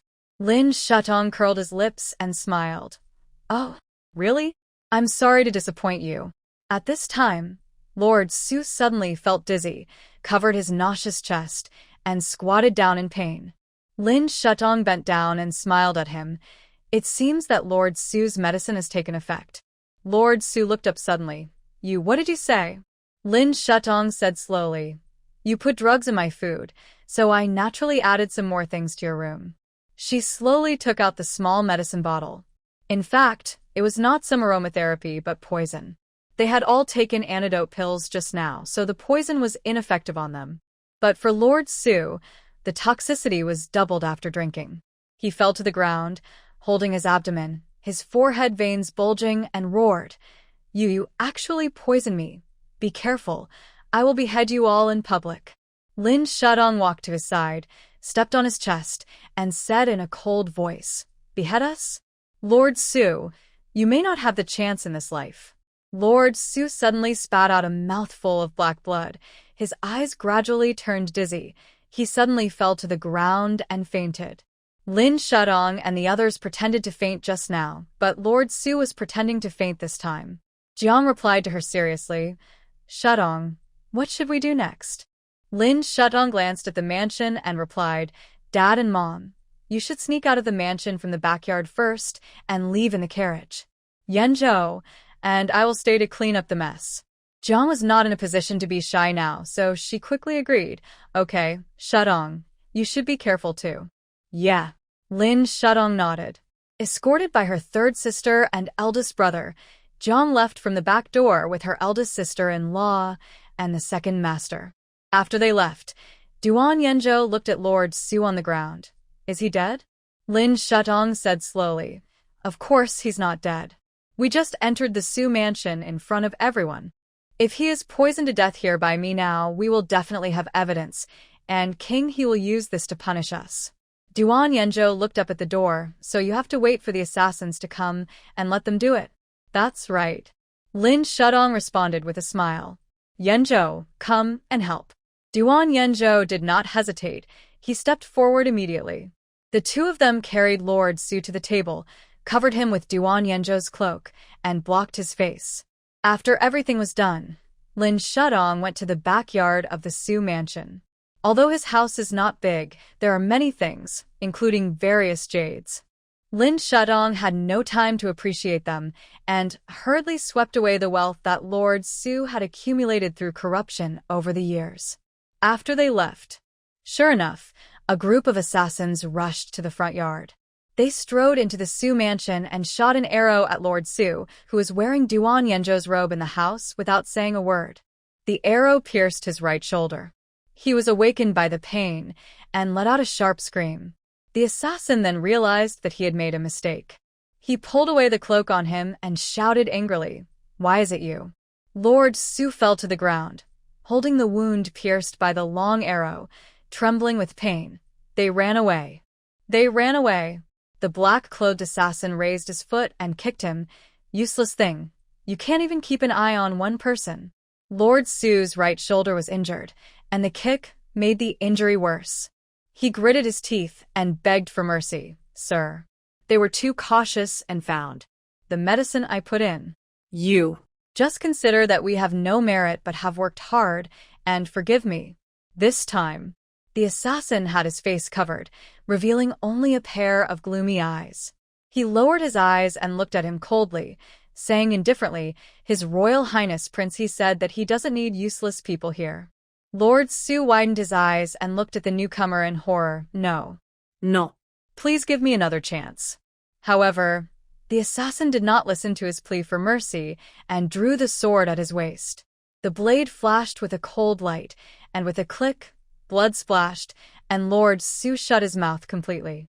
The assassin took back the bloody knife, turned around and ordered the people behind him. Go, spread it out, and say that the county magistrate of Luoha County was brutally killed by bandits. Yes, sir. Everyone below responded. The assassin kicked Lord Su, who was lying on the ground motionless. This useless thing not only failed to do the job, but also alerted the enemy. Let's chase them now. Maybe we can catch them. The subordinates bowed their heads and said together, Yes, sir. The group did not stay here for long. Seeing that they had alarmed the Duan family, they followed their old tracks to chase them. Inside the carriage, Lin Shutong pulled aside the curtain and looked back. If the assassins can't see anyone, they will definitely chase us. We are about to reach Chinan. These assassins from the capital are a nuisance. She stared coldly, and her appearance when she was thinking was steady and calm, which was completely different from her usual smiling appearance. Duan Yanzhou came to her side. Now there is a heavy snowstorm. If the capital wants to send assassins again, it will take at least a month. In order to avoid more trouble, it is better to capture all these assassins directly. The two thought of the same thing. After Lin Shutong turned her head to look at Duan Yanzhou, she concentrated and took out a rifle and 3 grenades from the space. She stuffed the grenade into Duan Yanzhou's hand. Duan Yanzhou looked at the bulging thing in his hand and asked, What is this? Lin Shutong said slowly, This is similar to your current gunpowder. Pull open the safety ring and throw it out, and they will be blown away. Duan Yanzhou listened, his eyes opened, and his face was obviously more excited. At this time, the sound of horse hooves soon came from behind them. Gee. They are in front. Chase them. We can't let them get to Chinan alive. Quick. Lin Shutong looked out from the gap in the curtain and saw more than 30 men in black following behind him. They rode horses swiftly, and it seemed that they were all masters. They had been waiting in Luoha County since early morning just to get their heads. It seemed that they still overestimated themselves, otherwise they would not have waited until now to take action. She quickly set up the rifle, installed the silencer, and pointed it at the assassins. The leading assassin ran in the front, holding the bow and arrow, aiming at their carriage and waiting to shoot. At the critical moment, Lin Shadong aimed at his forehead and pulled the trigger. The bullet flashed like lightning and hit the assassin's forehead. The assassin fell off his horse before he released the arrow in his hand. He fell to the ground, looking forward with his eyes open, and blood slowly flowed out of the bullet hole in his forehead. The subordinates saw their leader fall off his horse and immediately ran forward. "Sir! Sir!" Several of them jumped off the carriage, sniffed the leader's breath, and said in shock, "Sir, he is dead." It's them, they used hidden weapons. Everyone looked up at Lin Shadong and his carriage. "Let's go. Catch up and kill them to avenge the boss." The subordinates were furious and jumped on their horses to continue chasing Lin Shadong and his men. The sound of horse hooves was getting closer and closer. Lin Shadong aimed his gun again and swept it towards the assassin in the front. The bullet flew out and passed through the assassin's chest, and with a snap, he fell to the ground. The horse lost control and several assassins in front were almost tripped. The assassins in the back began to get scared. What kind of hidden weapon is this? Why is it so powerful? It's like a dragon that can't be found, and it can kill people directly. No matter what kind of hidden weapon it is, let's chase them quickly. We must kill them today to avenge our brothers. The one who spoke was the leader's right-hand man. He was very skilled in martial arts and was even more skilled in Qigong. He jumped up on his horse and passed the assassin who fell in front of him, running in the front. Lin Shadong raised the corners of her lips slightly. In the past, she had seen people running for their lives, but now she saw people rushing to die. She clenched the gun in her hand and prepared to continue firing bullets. Unexpectedly, the assassin suddenly learned his lesson and swayed his horse from side to side, as if he wanted to avoid the hidden weapon by disrupting the opponent's sight. Lin Shadong just thought it was ridiculous. He must have not seen the power of a rifle. She smiled, aimed at the assassin's left leg, and pulled the trigger. The assassin still wanted to dodge the bullet, but unfortunately Lin Shadong's marksmanship was very good, and he could easily hit even moving objects. The assassin's left leg was pierced. He cried out in pain and almost fell off the horse. He pulled the reins, and when he looked up, he saw Lin Shadong with half of her face exposed in the carriage. "It's actually a woman. Hurry up, chase her, catch her, and cut her into pieces." Lin Shadong listened from a distance, smiled, and this time aimed at his brow. "If you want to cut her into pieces, you'd better wait until the rest of your life." After thinking about it, she pulled the trigger. The bullet flew out and blew his head again. Duan Yanzhou, who had been silent on the side, was also not idle. He pushed open the door of the carriage, stood up, and ordered a dong, who was driving the carriage, drive the horses faster. The carriage drove forward quickly, putting some distance between it and the assassins behind. At this time, he threw the grenade in his hand at the assassins. Immediately after a bang, there was a huge explosion. Lin Shadong had not heard this sound for a long time, and she felt a buzzing in her ears for a while. When she looked up at the back of the carriage again, she found that all the assassins who were ferocious had fallen to the ground, without a single one left. Unexpectedly, Duan Yanzhou learned things very quickly, and he learned it after only one teaching. A grenade was thrown out, and the whole group was wiped out. As expected, he was still quick and decisive. Lin Shadong put the gun in his hand back into space and called to Duan Yanzhou, "Yanzhou, let's continue on our way. We estimate that we can reach Chinan County before dark." Duan Yanzhou looked ahead and was also shocked by the power of the small thing in his hand, but soon he breathed a sigh of relief and sat back in the carriage. Lin Shadong looked at his frightened appearance, smiled, and said, "You used it well just now. You can keep the remaining two in your hand." Duan Yanzhou lowered his head to look at the remaining things in his hand, then turned around and hid it, then looked up at Lin Shadong and said seriously, "Okay, let's hurry up." At this time, Jiang and his eldest brother and sister-in-law also heard the sound, and they all leaned out to look behind them. Yanzhou, what happened just now? We just heard a loud noise, and it felt like the whole carriage was shaking. Duan Yanzhou replied, Mother, there were assassins chasing us just now, but they happened to encounter lightning. They were holding spears in their hands, and they were struck by lightning, and they all fell on the road. Jiang and the others suddenly realized, looked behind them, and saw that no one was chasing them anymore, so they all felt relieved. Fortunately, we encountered lightning. Yanzhou, you and Shudong, be careful. Let's hurry up. When Qinan takes office, they won't be able to be so blatant anymore. Okay, Mother. Duan Yanzhou responded. He continued to sit back in the carriage. Lin Shudong specially took out spiritual spring water from the space to feed the horses.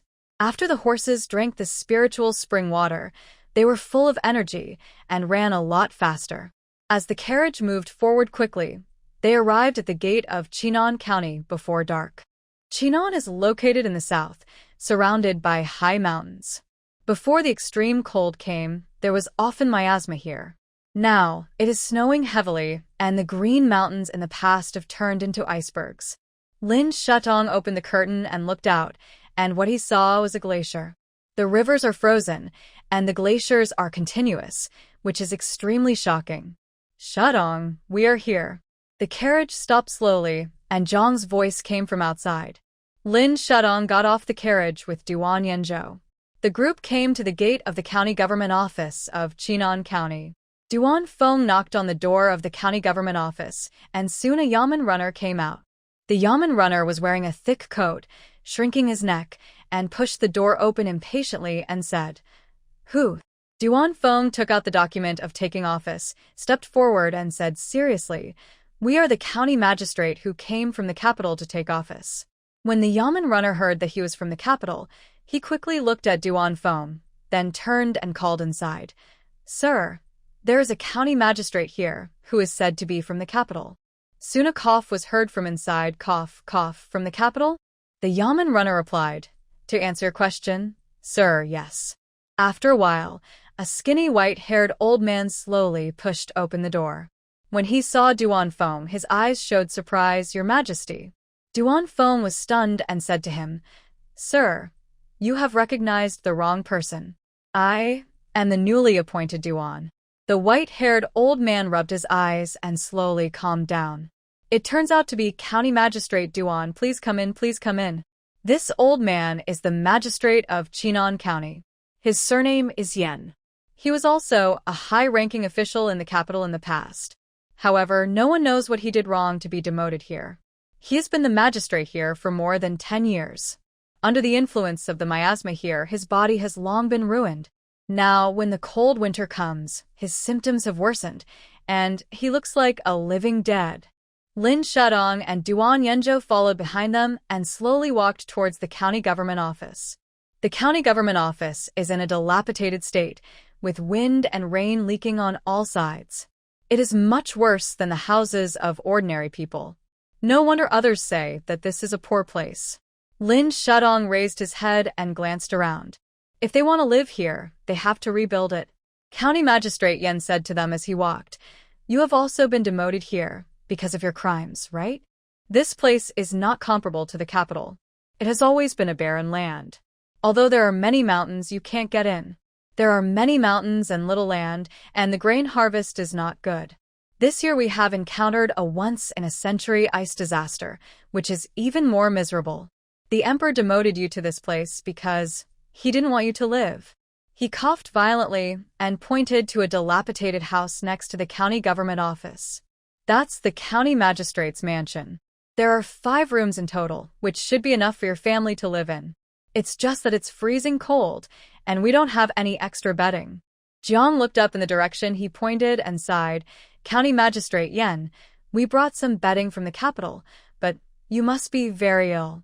County Magistrate Yen covered his chest with his hands and smiled bitterly. It's an old illness. Now that you are here, it's time for you to leave. As he spoke, he looked at Duan Feng again. Sir Duan, who are your parents? Duan Feng replied, My father and mother died early, and they have been raised in Chongqua Mansion all these years. County Magistrate Yen's face was full of disappointment, but when he saw Duan Yanzhou behind them, he was stunned again. They look alike, too alike.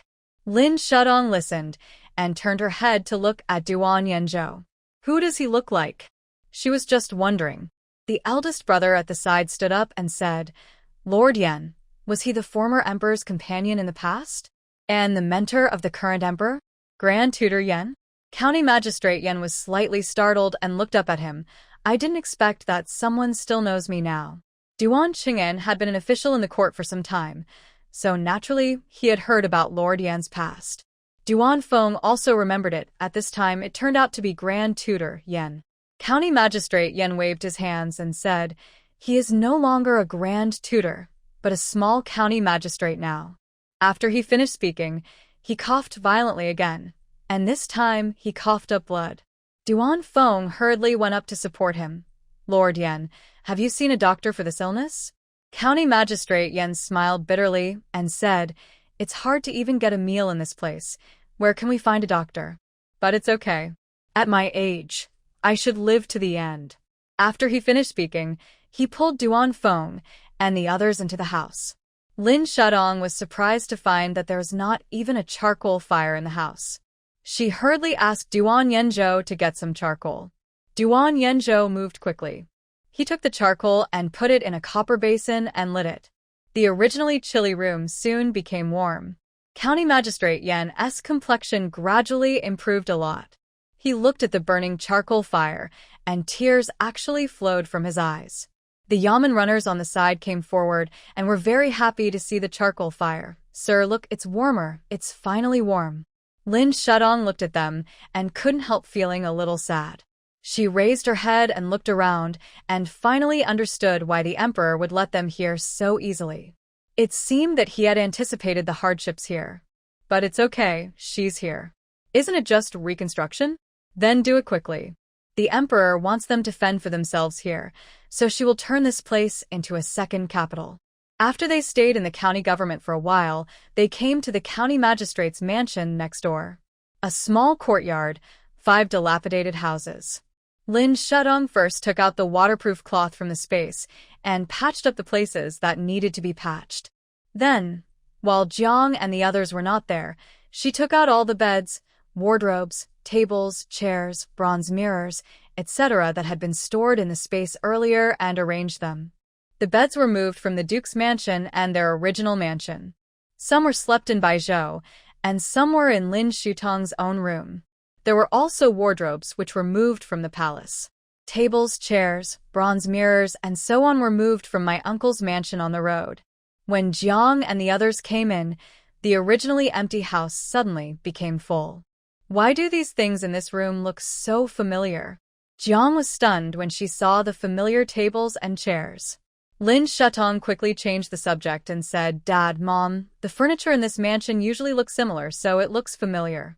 Why don't we move the luggage in quickly before it gets dark? Jiang came back to her senses and responded with a smile.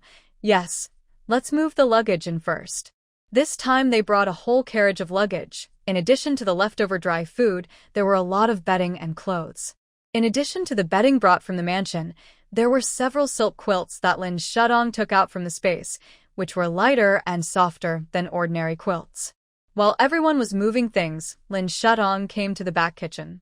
The roof of the back kitchen was a little leaky, but fortunately the stove was still intact.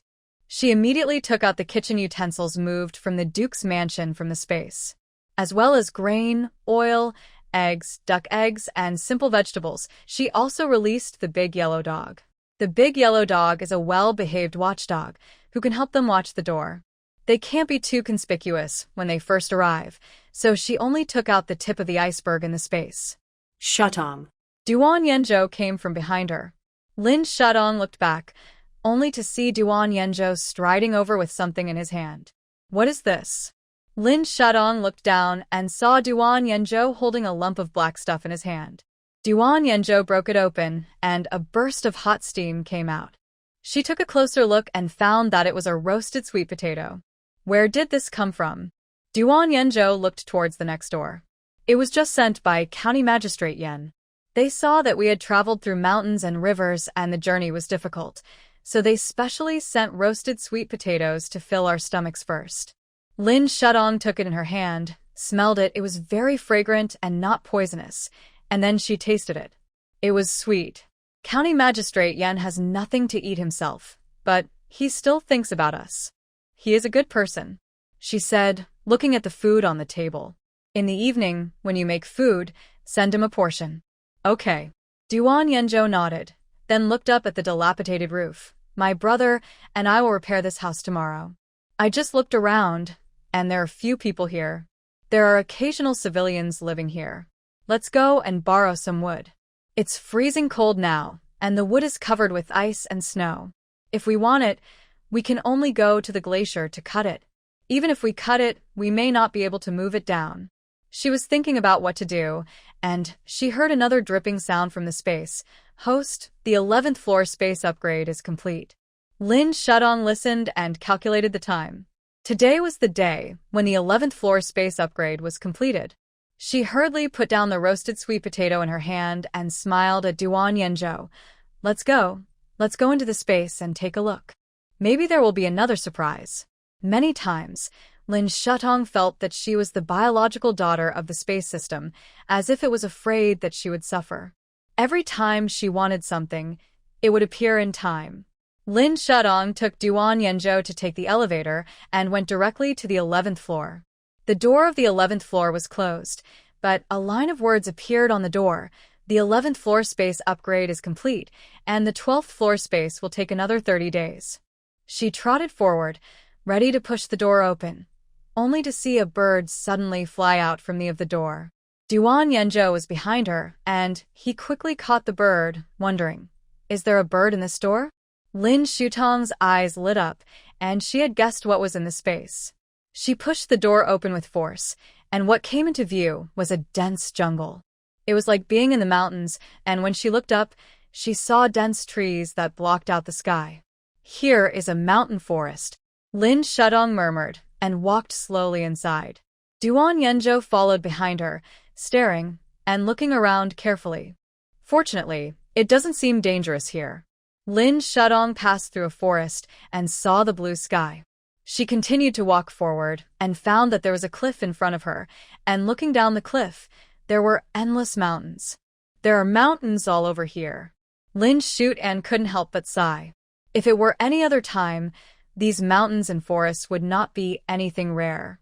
Chinon is originally full of mountains, but in the current extremely cold weather, the peaks have turned into glaciers. How can they compare to the abundant resources of these lush green mountains? There is an endless supply of pine and other woods here, which can be used to build houses, ships, and machines. The red mud on the mountain can be used to make bricks and tiles. There are also birds and animals in the mountains, as well as rich mines at the foot of the mountains. These are extremely precious things to them. Lin Shudong patted a pine tree beside him, turned around and smiled at Duan Yenjo. Yenjo, we have the wood to repair the house tomorrow. Duan Yenjo was shocked by the scene in front of him. He didn't expect that this small chinquan bag actually contained a forest. Lin Shudong took out an electric saw from the hardware store in the mall space and taught Duan Yenjo how to use it.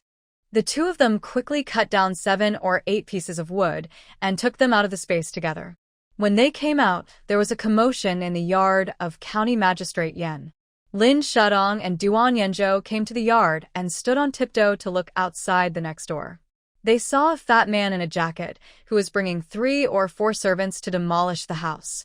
Mr. Yen, don't think that I dare not do anything to you just because you are the county magistrate. Pay the silver and grain quickly, or I will break your legs. Lord Yen was pressed on the snow by 2 strong men. His cheeks were frozen purple, and his thin body seemed to be crushed by them in the next second. Even so, he still spit at the man. Zhou Tong, my county government has been empty for a long time. I have no money, only my life. After hearing this, the man's face was full of anger, and he shouted at him, You old thing, it seems that you are not willing to accept my toast, so I will break your legs. After that, he picked up the stick beside him and prepared to hit Lord Yen. When Lin Shudong rushed to the yard, she happened to see this scene. She picked up a frozen stone on the ground and smashed it at the man's hand. The stone with icicles hit the back of the man's hand heavily. 2 deep wounds were cut in an instant and blood flowed out. Ah! He made a shrill cry and loosened the stick in his hand. Everyone was startled and looked in Lin Shutong's direction. County Magistrate Yen hurriedly shouted to her, "Girl, they are all ruffians, go away." Ruffians? What kind of ruffians can beat the county magistrate here? Although Chinon is a wild land, how can such thieves be allowed to run rampant?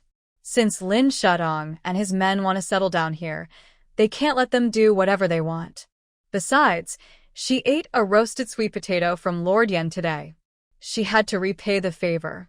Before the man named Zhou Tong could react, Lin Shutong had picked up another piece of ice and smashed it at his foot. Ah! He let out a scream and fell to the ground covering his wound and sternly ordered the servant beside him, "Quick, catch that witch for me." However, before those people could make a move, Duan Yenzhou had jumped forward, grabbed the man's neck and held him hostage. "You dare to do evil in the county government in broad daylight. You don't want to live. Whoever dares to make a move today, I will strangle him to death." His tone was gentle and cold. The man didn't know the danger was coming and shouted to his men, "Still waiting, hurry up." Lin Shutong had learned simple fighting, so he was more than capable of dealing with these servants. Without waiting for them to come forward, he kicked them. The group retreated one after another. At this time, Duan Yenzhou also threw the man in his hand to the ground and punched him in the stomach several times. The man suddenly spat out a mouthful of blood. The servant next to him finally got anxious. This man named Zhou Tong was actually a yamen runner in Chinon County. Because he had some skills, he took a few people to do evil in this area in the name of County Magistrate Yen.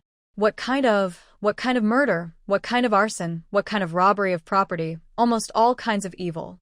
After County Magistrate Yen found out about this, so he sent people to capture him. Who knew that Zhou Tong, relying on the fact that the emperor was far away, led his men to rebel and became a local tyrant in Chinon. The county magistrate Yen was also sidelined because of this. After Zhou Tong became a local tyrant, he became more unscrupulous and asked the people for money and food every month. Now it was icy and snowy. Half of the people had run away, and the rest had no food to give them. So he set his sights on County Magistrate Yen. County Magistrate Yen was incorruptible and had no money to give him, so it was inconvenient to arrest him and wanted to use force. Zhou Tong was beaten, but he didn't give up. He shouted to the people around him, "Call someone quickly and take them all down for me." Duan Yenzhou pressed him into the snow, frowned slightly, and raised his fist to hit him in the face. This punch directly broke one of Zhou Tong's teeth. Zhou Tong struggled in pain. "Quick, come and save me." The servants looked at each other, and none of them dared to step forward. At this time, the eldest brother and the third sister also came. "Second brother, what happened?" Duan Qing'an stepped forward and asked. Lin Shutong stepped forward and said, "Brother, these people are gangsters. They are here to rob the county government office." Duan Qingzhou on the side immediately understood what he meant, holding the long sword in his hand, jumped forward, pointed at them and said sternly, "Dare to rob our county government office. I want your heads to fall off." The servants were already scared, and seeing the aggressive Duan Qingzhou, they dared not to step forward. They can only be the kings in this small place, but when they see the real scene, they are scared. Save me quickly." Zhou Tong was still shouting there. Duan Yenzhou swung his fist and swung it at his pig head again, hitting him so that his eyes were crooked and his mouth was twisted. He didn't give up and continued to shout. Duan Yenzhou continued to swing his fist and landed on his brow bone. Zhou Tong's eyelids rolled up, his hands and feet trembled, and gradually he lost his arrogance. Duan Yenzhou's face was calm, but he didn't stop because of this. He swung a few more punches at his pig head. Zhou Tong was directly scared by the beating and begged for mercy from Duan Yenzhou. "Master, stop hitting me. Stop hitting me." Duan Yenzhou grabbed his collar, lifted him up, and threw him in front of County Magistrate Yen. "Sir Yen, since you are the county magistrate, I will hand this man over to you. How to deal with him is according to the law." County Magistrate Yen looked at Zhou Tong, who was holding his head and groaning on the ground, slowly got up, was stunned for a moment and hurriedly ordered the only two remaining yamen runners behind him. Take him down. The two yamen runners were also old, weak, and sick. One had a limp, and the other was missing an arm. Lin Shutong looked at them and sighed. No wonder he, the county magistrate, was ineffective. Duan Qinzhou saw that the two yamen runners had difficulty walking, so he stepped forward and Zhou Tong and took him to the court. It was estimated that no one had been to the court for a long time. There was dust inside and outside, and even the plaque with Zhengda Guangming was crooked and about to fall down. Zhou Tong knelt on the ground, looked at this group of strangers and asked them, "Who are you? What do you want to do in our Chinon County?" Duan Qinzhou grabbed his hair and pulled it. No noise is allowed in the court. Don't you know this rule? Zhou Tong was pulled so hard that he burst into tears. Girl. I know, I just want to ask, who are you? You don't look like Chinon people. At this time, Duan Feng and Jiang also came. Duan Feng took over his words and replied, "We are officials appointed by the court from the capital, and we are here to take office." Being demoted to a county magistrate is different from being an official appointed by the court. He deliberately exaggerated his official position. Anyway, this place is not far away from the emperor, and a bully like Zhou Tong would naturally not know about it. Sure enough, when Zhou Tong heard that it was an official appointed by the court, he was scared to death. It turns out that you are an official from the capital. We are blind. Please don't blame us. County Magistrate Yan, supported by Lin Shutong, walked slowly and scolded. You have been doing evil for many years, and you still want Lord Duan to let you go. Wishful thinking. He limped to the hall and slammed the table and said, Zhou Tong, you have done all kinds of evil over the years and killed many innocent people. You will be executed here today. Zhou Tong panicked. No, sir. However, before he could finish, the bailiff had stepped forward and took him to the tiger head guillotine. It was snowing outside the courtyard like gravel, and it was estimated that no one had used the tiger head guillotine for several years. Seeing this, Zhou Tong was so frightened that he trembled, and finally his eyes rolled back and he fainted. County Magistrate Yan first sent someone to take him to the jail. After the rest of the criminals were taken away, County Magistrate Yan couldn't hold on any longer and lay on the table. He said to Duan Feng exhaustedly, Sir Duan, it is a blessing for the people that you can come here, but now there is a disaster and the weather is very cold. You'd better leave here early and find another good place. Lin Shutong hurriedly stepped forward to take his pulse. County Magistrate Yan, don't worry. County Magistrate Yan was stunned. Is this girl a doctor? Lin Shutong smiled slowly. I have learned some medical skills, but I can't be considered a doctor. County Magistrate Yan coughed violently. You just came here, and I let you get scared like this. I am incompetent. Lin Shutong's eyes narrowed slightly. Sir, is this a relapse of an old illness? Were you seriously injured earlier? County Magistrate Yan said slowly, When I was demoted here, I encountered bandits on the road and suffered some injuries. Lin Shutong retracted his hand and said slowly, Sir Yan, although your old illness has worsened, it is not an incurable disease. I can cure your illness. County Magistrate Yan was surprised. You said my illness can be cured? Lin Shutong smiled with curved eyebrows. Of course, Sir Yan. Don't worry, with me here, you can live at least another 20 years. But I may need to trouble you. Our family came here from the capital, and we are unfamiliar with the place. We need you to take care of us. County Magistrate Yan's eyes suddenly turned red. I came to this wasteland alone, and I didn't expect to meet a noble person. Lin Shutong knew that this grand tutor, Yan, must not be an ordinary person. It should be said that they met a noble person. Lord Yan, can you tell us what happened to the man who broke in just now? County Magistrate Yan sighed and told them everything about Zhou Tong. Then he talked about what happened in Chinon over the years. Except for the flat land in Chinon County, where the county government is located, there are steep mountains all around.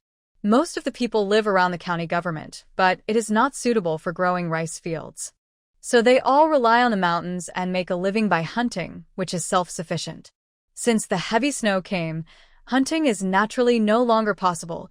So many people left this place to escape famine. Lin Shutong said slowly, Except for Chinon, other places are also like this. Even if they are fleeing from famine, I'm afraid it will be the same, suffering from cold and hunger. County Magistrate Yen raised his head. Are other places also affected by the disaster? Lin Shudong nodded, yes. Not only is it affected, but it is worse than Chinon. Especially in the north, it is estimated that it has reached the point where you will be frozen into a stick if you go out. Chinon is located in the southernmost part, and although it is cold, it is not so cold that you will be frozen if you go out to breathe. When the extreme cold retreats, this place will be the first to warm up. County Magistrate Yen sighed. Such a natural disaster will probably cause chaos in the world. Duan Feng came to his side and said, Sir, no matter whether the world is in chaos or not, we just have to guard this piece of heaven and earth. County Magistrate Yen came back to his senses, pulled Duan Feng, and nodded. Lin Shutong looked up at the square where Zhou Tong had just been taken away and asked County Magistrate Yen, Where is the mansion of that man just now? County Magistrate Yen raised his hand and pointed to the southwest. It's there. Lin Shutong raised her eyes. A bully like Zhou Tong must have stored a lot of useful things in his residence. Anyway, he had been caught, and it would be a waste for her not to take the things in the house. Zhou Tong's mansion was at the foot of a mountain on the southwest side. Although it was just a small brick house, it was very different inside. When Duan Yanzhou saw Lin Shudong asking County Magistrate Yen about this matter, he immediately guessed her thoughts. After they came back from the county government office next door, Lin Shudong was about to speak Yanzhou. Oui. Duan Yanzhou took over her words and said, Okay, I'll go with you, but... Lin Shutong asked doubtfully, But what? Duan Yanzhou took her and slowly walked to the back kitchen, rolled up his sleeves, and said, We have to finish dinner before going. You haven't had a proper hot meal all the way here. They were busy on their way and did not dare to delay, so they did not light a fire every time. Most of the time they ate the steamed buns and pies they had stored earlier. Occasionally, she would go to the space to take out some food to satisfy her hunger, but just like Duan Yanzhou said, she had never eaten a proper hot meal. At this time, Chuanxiang, the maid beside Jiang, also came. Seeing Duan Yanzhou making a fire, she hurriedly said, Second young master, put it down quickly. How can you do such rough work? Duan Yanzhou interrupted. Nothing, Chuanxiang. Go and clean up the house for my mother first, I'll be here. Chuanxiang wanted to say something else, but was pushed out by Duan Yanzhou. Go. Otherwise it will be dark later, and the house will not be cleaned up.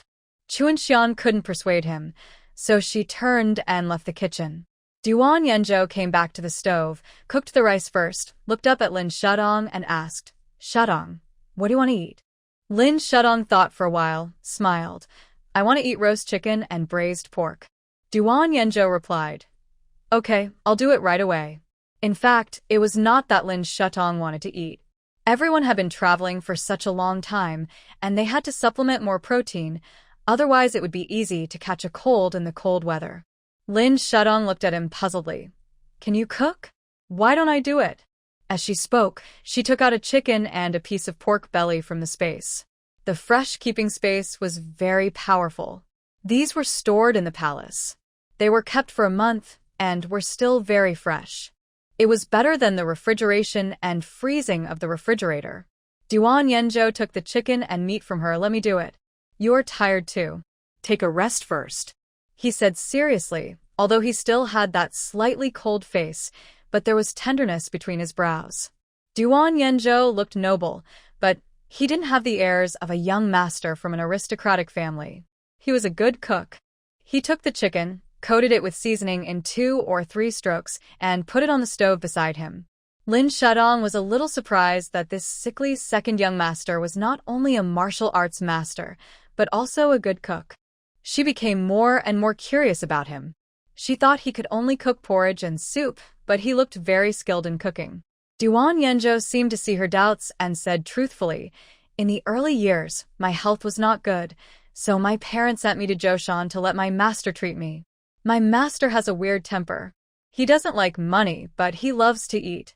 I have been with him for a few years, and I have to cook for him every day. Over time, I naturally became skilled. Lin Shudong caught the special information. So, are you cured? Duan Yanzhou looked up. No. There was sincerity in his eyes. He was telling the truth. Lin Shudong was startled. He had always thought that he was pretending to be sick, and hurriedly said, "Let me feel your pulse." Duan Yanzhou held the spoon and quickly retracted his hand. "No need. Although the disease is not completely healed, but I have been practicing martial arts for many years, it's fine." Lin Shudong felt something was wrong, frowned as he stepped forward. "Give me your hand." She looked easygoing on weekdays, but when she was angry, she was a different person, with a cold aura. Duan Yanzhou bent down on his own and put firewood into the stove. Lin Shudong strode forward, pulled his hand out. Duan Yanzhou didn't dare to use force for fear of hurting her, and let her take his right hand away. Lin Shudong quickly put her fingertips on his pulse and concentrated on feeling his pulse. Duan Yanzhou looked at her seriously. "It's really fine. I was just pretending in the past at the Duke's mansion." Lin Shudong's expression gradually darkened. She changed her hand and continued to feel his pulse. Duan Yanzhou wanted to pull his hand back, but she held it tightly. Lin Shudong was concentrating on feeling his pulse. A superficial observation showed that the pulse was indeed normal, but a closer look revealed that it was rapid and irregular, and it kept stopping and starting. It was obvious that the heart pulse was damaged and the spleen was weak. She looked up at him and asked, "Have you ever been seriously injured in the past?" Duan Yanzhou raised his eyes. "How did you know?" Lin Shudong slowly put down her hand. "That's right. In addition to being seriously ill, you were probably also severely injured, which caused damage to your heart pulse." Duan Yanzhou was not surprised by her diagnosis. His master said the same thing in the mountains that year, and said that he would live to be at most 30 years old. Calculated. He still had 10 years to live. At this time, Lin Shudong suddenly smiled. "Since you know what the disease is, you can cure it. Didn't your master say that you can only live to be 30 years old?" Duan Yanzhou's eyes showed surprise. Then he nodded. "That's right." A hint of gloom flashed across his clear eyes. Over the years, he has never been bothered by this sentence. Life in the world is just a few short decades, whether it is 80 years or 30 years. It is enough to be able to walk through this world. But now, when he pondered the sentence again, he felt inexplicably panic in his heart. He had just promised the person in front of him that he would treat her well. How could he just leave her alone? Lin Shudong noticed the sadness that flashed across his eyes, raised his brows slightly, smiled and comforted him. "Your master said that you can only live for 30 years, but I can let you live another 50 years. Duan Yanzhou was stunned for a moment, raised his eyes, and said deeply, "Can you cure my illness?" Lin Shudong nodded. "Of course, but it still depends on your cooperation, my husband." When she said the word husband, Duan Yanzhou's pupils shrank noticeably, and the sadness just now gradually disappeared. The corners of his lips were faintly raised, as if he was a little happy. However, he didn't seem to notice her abnormality. Until Lin Shudong woke her up. "From tomorrow on, you have to take the medicine on time every day and take a medicinal bath. You will be cured in less than half a year." Duan Yanzhou came back to his senses and nodded. "Okay, I'll listen to you, Shudong." "It's settled," Lin Shudong said with a smile. She liked obedient patients the most. Duan Yanzhou looked awkward, but seemed to seldom refuse her. At this time, she smelled the aroma of roasted chicken, and an idea came to her mind. She smiled and said, "Wait a minute." Duan Yanzhou looked at her puzzledly. "Okay." Lin Shudong came to the space alone, found a fried chicken shop on the first floor of the shopping mall space, and ordered a bunch of fried chicken to bring out. "Try it." As she said, she handed it to Duan Yanzhou. Duan Yanzhou picked it up and tasted one. Perhaps because he had never eaten it before, his eyes lit up after the first bite. "It tastes good." Lin Shudong smiled and said, "Send it to my parents later." Duan Yanzhou nodded and turned to continue cooking. Soon, Duan Yanzhou prepared 4 dishes and a soup. The soup was meatball soup with vegetables floating in it. When the family finished, it was completely dark. Jiang and the others were surprised when they looked at the table full of food. Especially when they saw the fried chicken, everyone's eyes were full of curiosity. What is this?" Lin Shudong picked it up and handed one to each of them. They took it in their hands and took a tentative bite, but after that bite, everyone's face showed joy. Second sister-in-law, the roast chicken you made is so delicious. Yes, sister-in-law, I've never eaten such delicious roast chicken. The third sister and the eldest sister-in-law were talking to each other. Even the eldest brother, who is not usually a greedy eater, ate 2 in a row. Lin Shatong filled a bowl of meatball soup, gulped it down, and soon her stomach felt warm. While everyone was having dinner, she took 2 chicken legs and went to the room of County Magistrate Yen next door. County Magistrate Yen was drinking porridge. Sir. Lin Shatong called to him. County Magistrate Yen looked up and said, Miss, why are you here? Lin Shatong smiled and said, I ate your roasted sweet potatoes today, so I brought you a roast chicken. After she finished speaking, she brought it forward and put it on the table. Please try it while it is hot. County Magistrate Yen had not eaten meat for a long time. When he heard that it was chicken legs, he hurriedly stood up. No, absolutely not. It's not easy for you to bring these things from the capital. You should keep them for later. Lin Shatong hurriedly said, Master Yen, I promise to cure your illness, and you have to promise me to take good care of yourself. You should keep these foods for now. You have to eat a full meal first, and then you can cure your illness. As she spoke, she put the meat pie and boiled egg in her arms on the table. County Magistrate Yen was very grateful after seeing it. Miss this. How can I do this? Lin Shatong smiled and said, If you want to thank me, why not lend me your yamen runners in the future? Yamen runners? County Magistrate Yen showed his doubts. We only have 2 yamen runners here. Lin Shatong said slowly, If there are no more, we can recruit more. I can pay them monthly wages and food every month. There are disasters everywhere now, and there must be a lot of refugees. It would be a good thing for them if there were yamen runners in the county government to deter these people. It would also be more conducive to their supervision of the entire Chinon County, and there would be no more situations where bullies broke into the house and humiliated them. Miss this. County Magistrate Yen hesitated. Lin Shatong smiled and said, Sir Yen, don't worry, with me here in the future, no one in the county government will go hungry. County Magistrate Yen looked at the things on the table, and it was difficult to refuse her, so he nodded, Okay, I promise you. But I really can't take these things. Sir, just keep them. Take care of yourself first, and then follow us back to the capital later. Lin Shatong said, and turned to leave. She was afraid that if she stayed any longer, County Magistrate Yen would force the chicken leg back to her. When County Magistrate Yen heard the words return to the capital, he paused, tears in his eyes, and he missed his family. After Lin Shatong left the county government next door, he did not go back immediately, but went to Zhou Tong's mansion first. Those small houses looked unremarkable, and when you went inside, all you could see were charcoal fires and beddings. He did hoard a lot of good things. Lin Shatong walked slowly inside and saw grain and money. In addition to rice, there was also a lot of soybeans. The money was not much, but in this small county, it was already a huge sum of money. Lin Shatong put it all into the space. Fortunately, there was no one in his house today, so she collected it very smoothly. Zhou Tong has a wife named Su, who is a foreigner and a powerful character. The two are birds of a feather. When she saw Zhou Tong suddenly disappeared today, she immediately sent someone out to look for him, but he hasn't come back yet. Before Lin Shatong left, she looked back at Zhou Tong's house and suddenly thought of her own house that was still leaking. She had an idea and collected all the tiles on the roof. When she returned to the county magistrate's house, Duan Yenzhou was already waiting for her in the room. He didn't go with her today, so he was a little worried. Seeing Lin Shatong coming back, he stood up quickly. How is it? Has anyone in his house found out? Lin Shatong smiled and stepped forward. Don't worry, everything went well.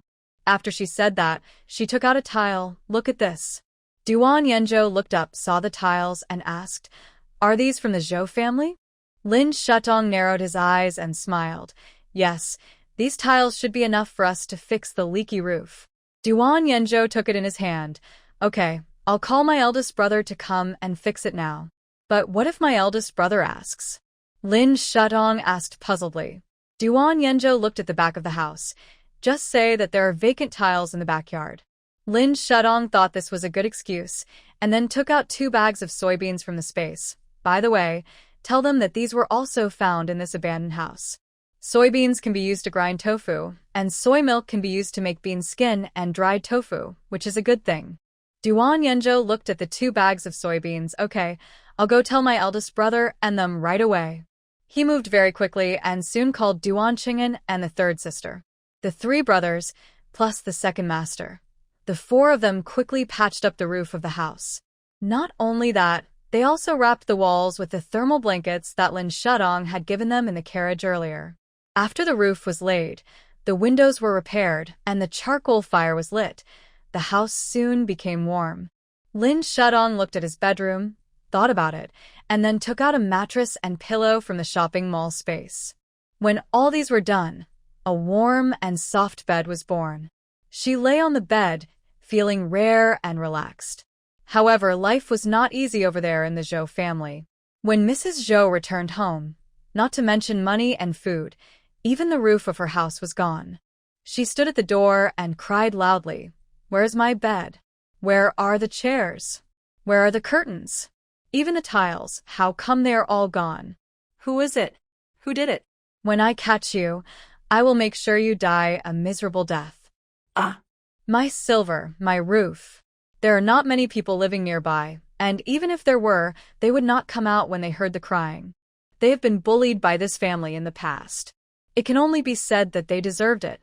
Lin Shudong turned over in bed, and the bedding and movable electric blanket underneath were warm, which was really comfortable. She felt someone lying next to her in a daze, so she reached out and hugged him. His waist was very slender, and she could hug it with one hand. This made the dazed Lin Shudong more and more presumptuous, and she burrowed into his arms. But as she burrowed, Lin Shudong gradually woke up. At the same time, she suddenly discovered something and felt something was tickling. She suddenly opened her eyes and slowly raised her head to look forward. Duan Yenjo was lying beside her, his eyes closed, his brows furrowed, as if he was enduring something, his ears slightly red. Lin Shudong woke up instantly, slowly loosened the hand around his waist, and carefully withdrew his hand. But just as she raised her hand, Duan Yenjo, who had his eyes closed, grabbed her wrist and pulled her into his arms. Lin Shudong opened her eyes, and soon she was buried in the faint sandalwood scent on his body. "Don't move," he whispered in her ear in a hoarse voice. Lin Shudong slowly lowered her hand that was clenched by him and gently pressed it against his back. She really didn't move, just stayed in his arms and slowly closed her eyes. His arms were very warm, even a little hot. Lin Shudong fell asleep again, without knowing it. After she woke up, Duan Yenjo slowly opened his eyes, saw her profile, and his eyes were full of tenderness. He gently raised his hand, pulled the quilt for her, gently brushed away the broken hair on her forehead, and looked at her quietly for a long time. It was not until the night deepened that she slowly closed her eyes and fell into a deep sleep. Lin Shudong slept particularly soundly that night. It was rare that she did not have a nightmare all night. When she woke up in the morning, the charcoal fire had already been lit in the house, and it was warm. When she opened her eyes, she found that Duan Yenjo was gone. Lin Shudong quickly put on her clothes, put on her hat and cloak, and came to the yard, and found that everyone had already started to repair the house. Duan Yenjo was responsible for sawing wood, the eldest brother was responsible for repairing, and the 3rd sister was responsible for passing the wood. The 3 siblings cooperated very well. At this time, the eldest sister-in-law smiled at her and said, "Shutong, Chuanxiang cooked Yangchun noodles this morning. Come and try it." After hearing this, Lin Shutong looked up at her and smiled and replied, "Sister-in-law, I'm coming." Her voice rang out in the courtyard like a silver bell. Duan Yenjo, who was sawing wood seriously, paused, raised the corners of his lips slightly, and showed an involuntary smile. After washing up, Lin Shudong came to the front room. The house here is not big, and the houses are connected, and it only takes a few steps to get there. Seeing her coming, Jiang came forward and patted the snow on her shoulder, and said with a smile, "Shudong, eat quickly, otherwise the noodles won't taste good when they get cold." "Okay, Mom." Lin Shudong nodded with a smile. Have you and Dad eaten? She sat up and took the noodles and found 3 boiled eggs in them. Jiang sat aside and replied with a smile. We've eaten. These days, Jiang has taken the medicine given by Lin Shuyang, and her spirits have improved a lot. Her complexion is rosy, and she looks like she is several years younger. Duan Feng was looking at the files of Chinan County in the past few years and sighed repeatedly. While eating noodles, Lin Shudong asked him, Dad, what's wrong? Duan Feng stroked his beard and sighed. Chinan is originally a mountainous and barren land, but these bullies were born here. In addition to Zhou Tong, there is also a Yuanwei named Lu. Yuanwei Lu was originally from Qizhou. He was a businessman in his early years. Later, he bought an official position and came to Chinan, where he abused his power and occupied the only good farmland of the people. There are many mountains and forests here. The terrain is rugged, the soil is poor, and there are not many arable lands. He occupied the good farmland and forced the people to death. Duan Feng said indignantly.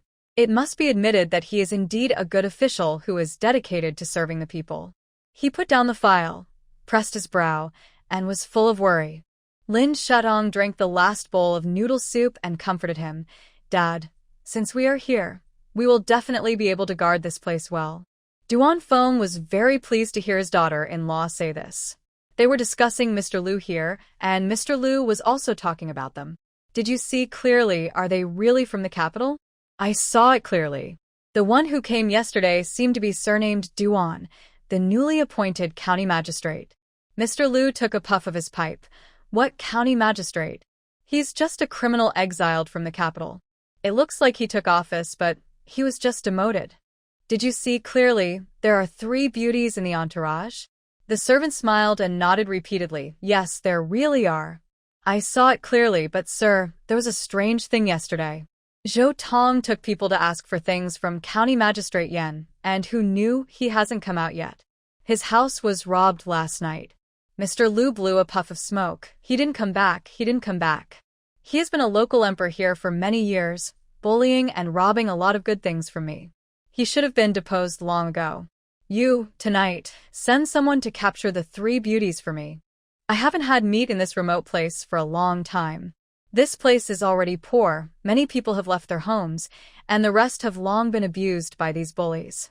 The emperor is far away, and it is simply a lawless place. Lin Shudong sneezed, and her back felt cold. She felt something strange, not like cold.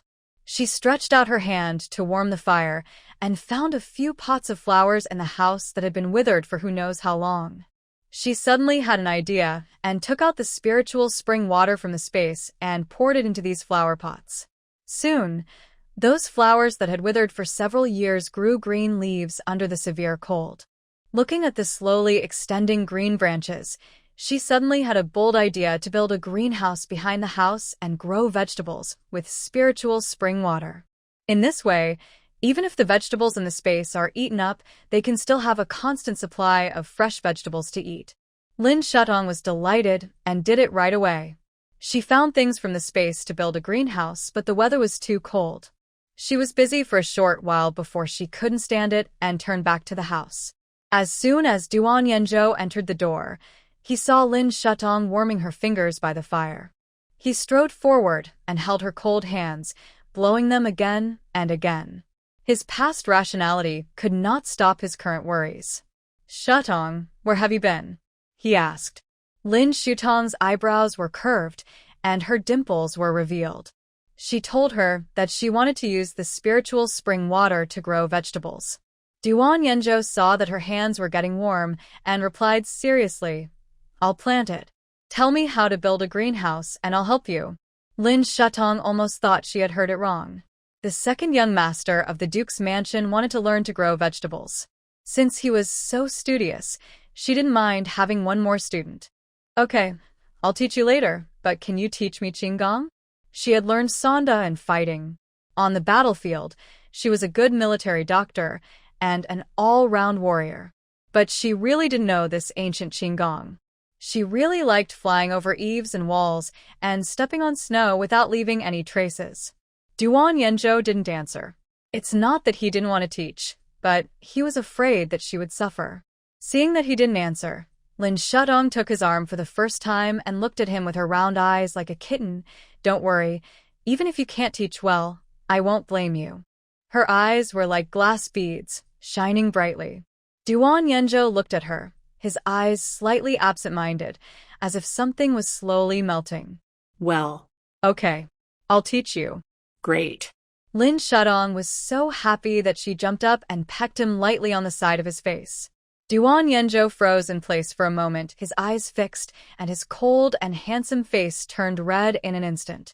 He quickly came to his senses, shook his head, and showed a doting smile. At this time, Lin Shudong had come to the space and searched for all kinds of things that could be used to build a greenhouse. Her shopping mall space was magical.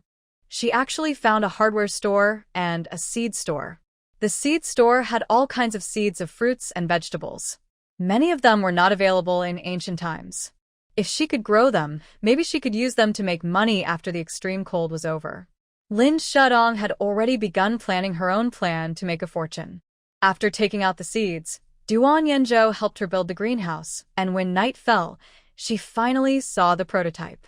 Lin Shudong was just about to go to the front room for dinner when she heard voices outside the wall behind the house. Oh, this official from the capital must have brought a lot of good things with him, and there is even the smell of meat in the back kitchen. I thought only our family could eat so well. I didn't expect that the county magistrate's family is better than the family of the official. Lin Shutong's eyes lit up when he heard the word official. It seems that they have attracted the attention of the official Lu. The two men continued. Okay, don't waste any more time. Go in and knock out the three beauties inside and kidnap them. Okay, I'll go right away. As the words fell, a middle-aged man's head appeared from behind the wall. Then the two men jumped down from the wall, straightened their hats, walking inside. Lin Shudong walked out with his arms folded, raised his eyebrows and said, If you want to visit our Duan family, do you have to go through the main gate first? The two men were shocked when they saw her. You. Who are you?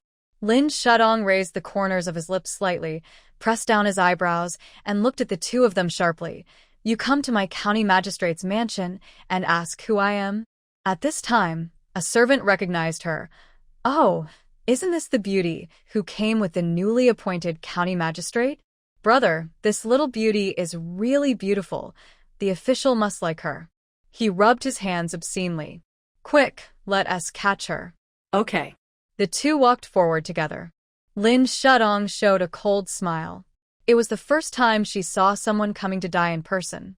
Before the two of them pounced on her, she turned around and quickly snatched it, then jumped up and kicked them both in the back. The two were kicked unexpectedly and fell heavily on the snow. Ouch. My waist. Lin Shudong twisted her wrist and turned her neck. She hadn't trained for a long time. Today there happened to be two sandbags, and she didn't mind stretching her muscles. Otherwise, the two men climbed up from the snow, and Lin Shudong kicked them in the waist and back again. These two people looked big, but in fact they were just show-offs. They were knocked to the ground and couldn't move. However, they didn't admit defeat. They struggled to get up and prepare to pounce on Lin Shudong again. You stinky woman. I'll beat you to death. Lin Shudong swung a fist and directly knocked the man's face crooked. Ah! He cried out in pain, spat out a mouthful of blood, and fell to the ground groaning in pain. My teeth, my teeth. The other man was instantly scared and took a few steps back. And if you hit him, don't hit me. Okay, I won't hit you. Lin Shudong curled her lips and smiled, then raised her hand and hit him in the eyes. The man screamed miserably. They finally understood what it meant to be a matter of appearance, and this little beauty in front of them was not easy to mess with. Lin Shudong stepped forward and stepped on their backs. Tell me, who sent you here? The men endured the pain and hurriedly said, Aunt, it was Mr. Lu who sent us here. Lin Shudong glanced at them with disdain. You are so spineless that you asked it in just one sentence. The men kowtowed to her and said, Aunt, just let us go.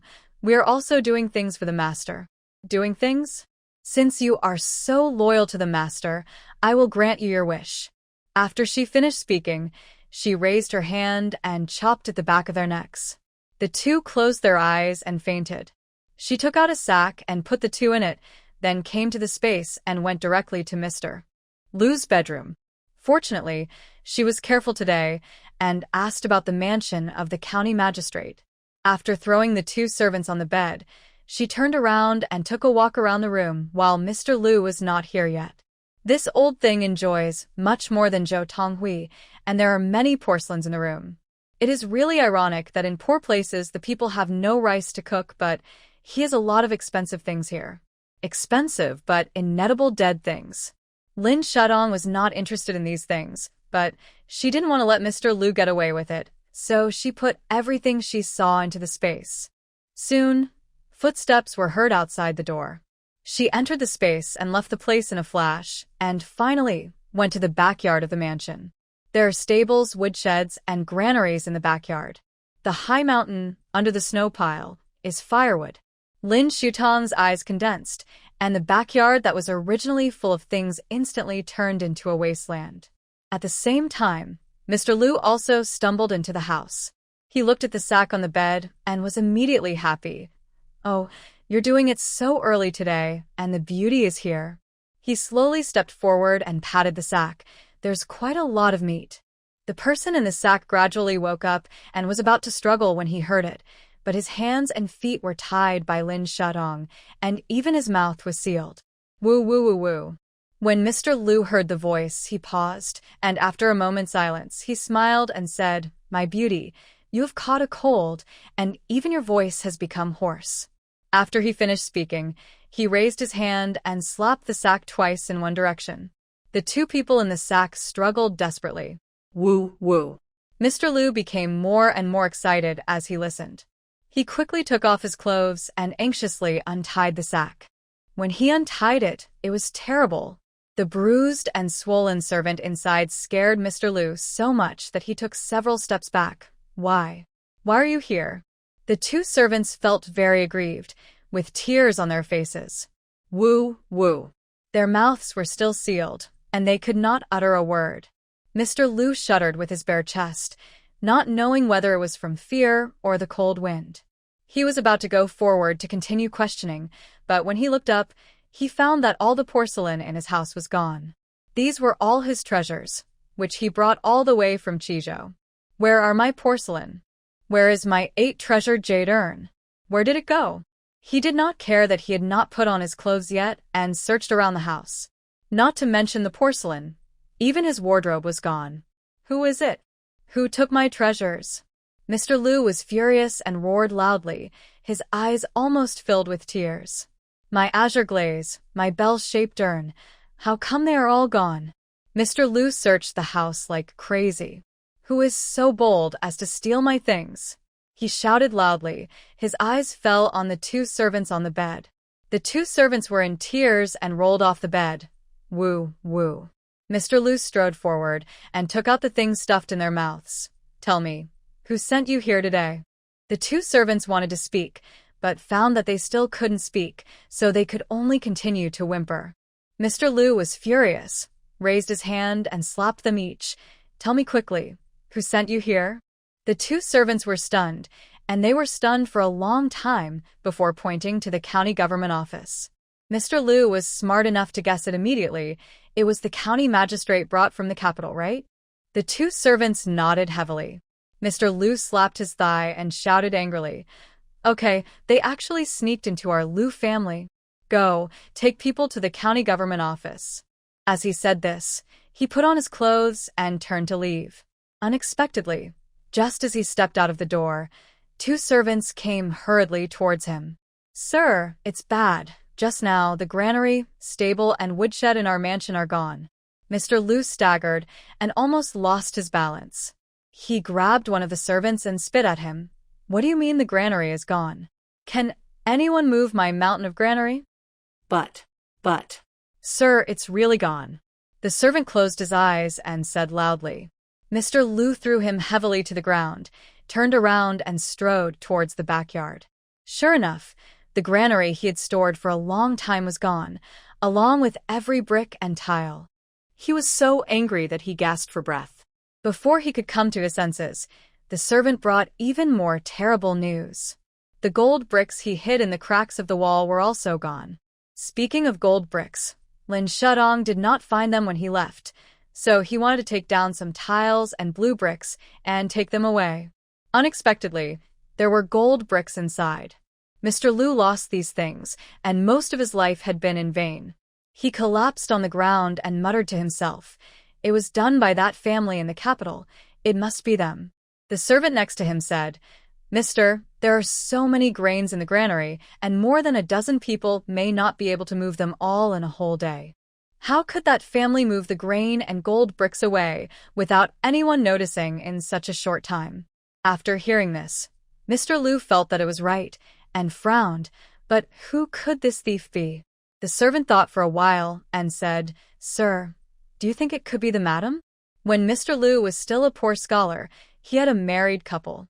As his business grew, he and his wife became alienated, and he began to lead a life of philandering and robbing women. His wife was disillusioned with him and wanted to go to the prefect to sue him, but he was so vicious that he pushed his wife and her car off a cliff on the pretext of taking her back to Chizhou to visit relatives. Without his wife's obstruction, he became even more outrageous. He was so bold that he even wanted to attack the girl from the county magistrate's family. Mr. Liu's face turned pale. "She's been dead for 5 years. How could she come to steal my things again?" The servant bent down, looked around, and showed a fearful look in his eyes. "Sir, look at all these things. Ordinary mortals have no way to move them away. It must be the madam's ghost." Listening to his weird words, Mr. Liu felt a chill down his spine. He turned around abruptly and looked behind him.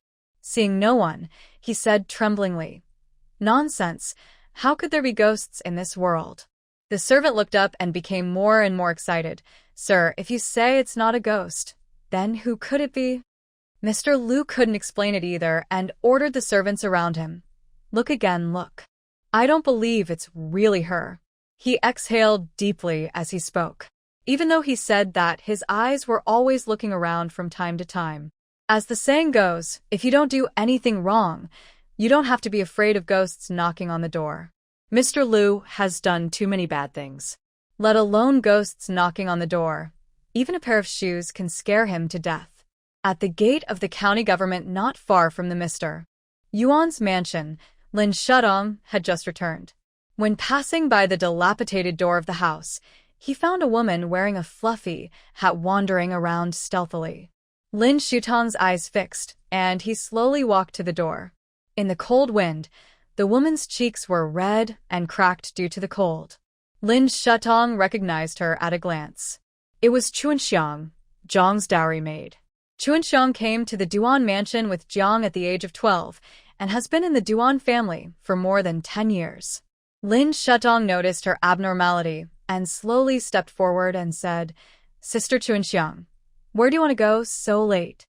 Chuanxiang suddenly came back to her senses and lowered her head and said, "Second young master, madam, this servant." "This servant?" Lin Shudong stared at her and said, "If you despise Chinan's poverty, you can just talk to the madam and ask her to allow you to go." Chuanxiang hurriedly shook her head. "Madam, the second young master. No, I don't want to leave. I just want to go see my mother." Lin Shudong asked puzzledly, "Your mother? Are you from Chinan County?" Chuanxiang shook her head. "No, I'm not from Chinan County. I lived in Chizhou when I was young. My father was a local merchant. When I was young, he saw that I was a girl, so he sold me to another place without telling my mother. Later, I was taken away by the Jiang family." Lin Shudong seemed to guess who her father was. "Chizhou merchant, your father is that Mr. Liu, right?" Chun Xiang's eyes were red. To reply to the second young master's madam, "That's right, but in my opinion, he is no longer my father. In the early years, madam had been looking for my family for me. Later, I learned that my parents came to Chinan. I originally wanted to visit my mother, but when I heard that she was dead, I gave up the idea. Until before we left the capital, my mother's personal maid wrote to tell me that my mother was killed by my father. I thought that since I was here, I would pay tribute to my mother, but I didn't know where her grave was, so I wandered at the door." Lin Shudong understood the cause and effect. held her cold hand, and said slowly, "You came here with us this time, so we are a family. Since we are a family, there is no need to be polite to us. Just tell us if you need our help. Look, you are standing here alone, your face is about to." Chuanxiang felt a sour nose after hearing this, and she sniffed and replied, "Thank you, Madam's second young master." Lin Shudong looked up into the distance. If he wanted to make a fortune here in the future, he would naturally have to get rid of Lu Yuanwei, who was in the way. It would be too easy for him to be shot. After thinking about it, she asked Chuanxiang, "Do you look like your mother?" Chuanxiang thought for a while. "I don't remember clearly, but my mother's maid said that I do." Lin Shudong immediately had an idea and asked, "Do you want to avenge your mother and yourself?" Chuanxiang was stunned at first, then nodded heavily. "I do, of course I do. My family was considered an ordinary family in Qizhou back then. We had enough food and clothing. He sold me purely because he felt that I was blocking his way to have a son. If I hadn't followed the madam all these years, I would have starved to death in Liuxiang." Lin Shudong raised his eyebrows slightly when he saw her agree, and pulled her into the house to warm up by the fire. After they were warm, they got up and went to Mr. Lu's house. Lin Shudong asked Chuanxiang to wait at the door, and sneaked into the Lu's house by herself. When there was no one around, she took out a drone from the space, hung a white cloth on it, and then flew it to Mr. Lu's window. Mr. Lu was lying on the bed sighing, still thinking about the porcelain that he valued as his lifeblood and the wealth he had earned for most of his life. As the cold wind blew outside the window, Mr. Lin leaned back and looked out the window. At this moment, the window was suddenly pushed open, and a white figure passed by the window. Mr. Lu was stunned, thinking he had seen it wrong, and rubbed his eyes hurriedly, only to see the white figure pass by again. The words of today's servant suddenly rang in his ears again. "Mister, do you think the madam is back? The madam is back?" Mr. Lu was trembling with cold sweat. He didn't believe it, so he stood up and walked towards the window, preparing to close it. At this moment, a white figure suddenly flew towards him. This time he saw clearly that it was a white figure hanging in the air. Mr. Lu hurriedly stepped back, trembling, and shouted, "Ah, ghost. The ghost is coming." He quickly opened the door and ran out. "Someone, come quickly." Mr. Lu called several times, but no one came. Lin Shudong smiled in the distance. Those servants who didn't know how to use them had already fallen asleep under her drug. In the whole house, only Mr. Lu was left running around.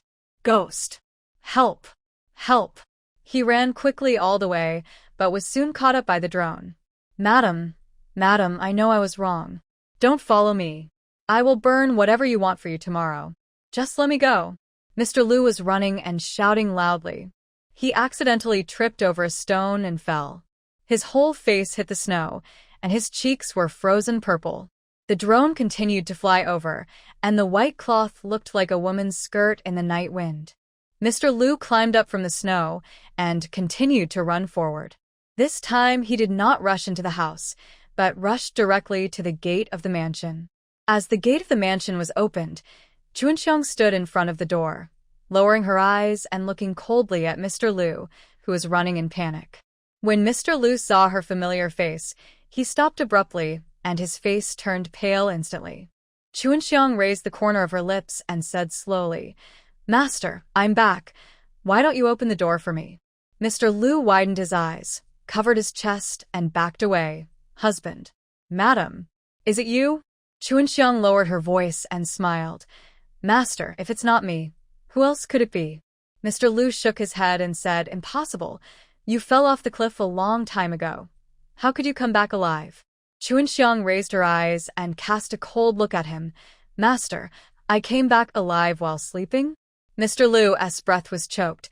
His face was pale. Cold sweat was pouring down. He was terrified and let out a shrill scream. No, go, madam. I really didn't mean to kill you. Who told you to report to the police?"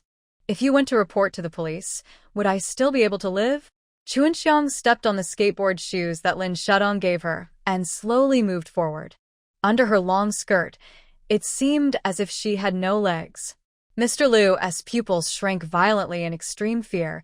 His fingers curled up and dug hard into the snow, and finally, He suddenly stood up and pounced on Chuanxiang. You witch, if I can kill you once, I can kill you a second time. Chuanxiang moved back quickly. Mr. Liu pounced on nothing. At this moment, he had already been scared silly and became crazy. Come on, kill me. Lin Shudong controlled the drone, and the white cloth slowly floated over again. Mr. Liu always said one thing and did another. He said he was not afraid, but when he saw the white figure floating over, he was so scared that he could not speak, and he just kept running forward. Now the rugged mountain peaks were covered with white snow all over the ground, and it was impossible to tell where the top of the mountain was and where the foot of the mountain was. Mr. Liu ran forward like crazy, but not long after, he missed a step and fell to the foot of the mountain. A scream was heard. Ah! Lin Shudong slowly came out of the house and walked to Chuanxiang's side. Chuanxiang looked at Mr. Liu's back as he left, her eyes red, and tears fell like beads with broken strings. Lin Shudong looked towards the place where Mr. Liu fell. It's not high here. Even if he doesn't die, he will be paralyzed on one side. After all, evil will be punished. I have helped your mother resolve the grievances of so many years. It also solved their immediate troubles. There are 13 villages in Chinan County, with not many people, and not even a book can be filled with them. In addition to the people who fled famine, most of those who stayed behind were also people with miserable lives. But there are always some village tyrants and bullies like Lu Yuanwei and Zhou Tong. One less. One less. It was cold at night, and Lin Shudong did not stay here for long. He took Xuanxiang back to the county government office. When Lin Shudong entered the room, Duan Yenzhou was already waiting inside. His face was not good. Seeing Lin Shudong coming back, he hurriedly got up and walked to her. After looking at her, he suddenly stepped forward and hugged her tightly in his arms. Lin Shudong was a little surprised to see him act like this, and patted his hands. Yenzhou, what's wrong with you? Duan Yenzhou tightened his arms around her, cautiously and tenderly, and a hoarse voice slowly came out of his throat. I thought you were gone. Lin Shudong smiled. I'm your wife. Where can I go? She said, taking out the drone in her hand. I just want to try this. Do you want to learn? Duan Yenzhou looked at the thing in front of him that looked like a bird but not a bird, and asked in confusion, Can this fly? Lin Shudong nodded and said, Yes, it can fly. Duan Yenzhou slowly let go of her and was very interested in the strange bird in her hand. Seeing that he liked it, Lin Shudong immediately pulled him to the yard to try it. The laughter of the two soon resounded throughout the snowy night. At the same time, on the official road more than dozens of kilometers away from Chinan, the Changfeng family and the Lin family were struggling to move forward. When leaving the capital, the group had a prison car. But on the way, the officials exchanged their prison cars for food. Now, the group has changed to walking. They wore anklets on their feet, and every step they took made a metal collision sound, which was particularly loud in the silent night. Zhou looked up at the distance and asked Duan Chong, When can we get to Chinan? Duan Chong coughed violently. It's almost there. It's almost there. The wind was freezing cold, and they had long been unable to bear it. They had caught a cold, and they all became obedient, no longer having the pretentiousness they had when they had just left the capital. On the other hand, the Lin family was in a commotion. Even at this time, Aunt Bai did not forget to compete for favor with Master Lin's concubines. She first lost her hair and her youthful looks, and Master Lin only gave her a small half of his steamed bun. She looked at Aunt Sun, who was holding a steamed bun, and complained to Master Lin, Master, why can she eat one, and I can only eat half? Master Lu looked at her with disgust. You only deserve to eat half. That expression was nothing like the one when he hugged her and called her sweetheart. Aunt Bai was furious. She bit her lower lip, her whole body trembling, and tears fell down. At this moment, the official's carriage in front suddenly stopped. Zhou and Aunt Bai looked forward together. They saw a large number of refugees pouring in. What's going on? They were all stunned. When they came to their senses, the refugees had already rushed towards them, grabbing anything they saw. Duan Qingyang paused, then continued to walk forward without answering. Lin Wanwan continued, As long as we find a way to untie the chain, we can escape. Duan Xingyang still didn't answer, but from his expression, he was indeed tempted. At this moment, the two officials turned their heads and looked at them. Be quiet. We will reach Chinon if we go further. Duan Xingyang came back to his senses and whispered, if we escape now, wouldn't we be convicted? Anyway, we're almost in Chinon, so let's settle down first. When we find a way to clear our grievances in the future, we'll have a chance to start over. Lin Wanwan wanted to persuade her again, but Duan Xingyang didn't want to say anything more to her. He focused his attention and looked forward, interrupting her. What? Are you still regretting? Are you so obsessed with that sickly girl? Have you forgotten how you begged me to marry you? Lin Wanwan, Duan, even think about leaving our Duan family. Since you're still marrying in, you'll be a member of our Duan family even after you die. What's so good about Duan Yenzhou? Do you think he can survive if he's spared the suffering of exile? Chinon County is a famous wasteland. Now there's an ice disaster, and they may not be able to get enough food. And Duan Yenzhou, he won't live for a few years. The doctor said that he'll live to be 30 at most. Lin Wanwan widened her eyes. 30 years old. That's not a few years, right? Duan Xingyang sneered. That's right. If he catches a cold and his condition worsens, he can probably only live for another 1 or 2 years. Lin Wanwan felt better after hearing this. Then my elder sister. Duan Xingyang heard her mention Lin Shudong and thought of the scene when he was humiliated by her. He clenched his fists and gritted his teeth and said hatefully, "Humph. She's crying at the grave." Lin Wanwan's eyes looked better, and she was actually looking forward to it. But they might not be able to wait until that day. First, they have to get to Chinon safely, and secondly, Duan Yenzhou might live until they die. After Lin Shudong taught Duan Yenzhou how to use a drone at night, he didn't forget his illness. In the evening of the next day, while Duan Yenzhou and the others were repairing the house, she boiled medicine in the medical space, took out a large bathtub from the space, poured it into the bathtub, and made a medicinal bath. When Duan Yenzhou came back, white smoke was already curling in the room. "What is this?" he asked, pointing at the dark brown soup in the big bathtub. Lin Shutong pulled him forward. "These are the medicinal baths I made specially for you. You need to soak in them for half an hour every day. In order to completely get rid of Duan Yenzhou's disease, in addition to taking Western medicine and acupuncture, you also have to take a medicinal bath. This is an old recipe her grandmother taught her." Lin Shutong rolled up her sleeves and smiled at him. "Come on, take it off." After she said that, she patted the bathtub. Duan Yenzhou paused and was stunned. "Take off." Take off what? Lin Shutong raised her eyes, stood on tiptoe, and stirred the medicine in the bathtub. "What else can you do?" "Of course, take off your clothes, hurry up, or the water will get cold." Duan Yenzhou looked at her fair wrists splashing water. His heartbeat quickened instantly. He turned slightly. "Shutong, wait for me aside." Lin Shutong looked up and saw her shy look. She found it very funny. She stood up and walked to him. "If you don't take it off, I'll help you." After saying that, she raised her hand and gently placed it on the ring around his waist. Duan Yenzhou's ears blushed. He held her hand. "I can do it myself." Lin Shutong retracted his hand and said with a smile, "Take off your clothes first. I'll get the silver needles." The silver needles must be used together with the medicinal bath to be effective. After she finished speaking, she turned and went to the bedroom behind the screen. In addition to the charcoal fire, there were also 2 portable stoves in the room. With the thermal blankets on the roof and walls, the room was very warm. After Duan Yenzhou saw her leave, he took off his clothes inside and outside and walked into the bathtub, with white smoke slowly floating around his body.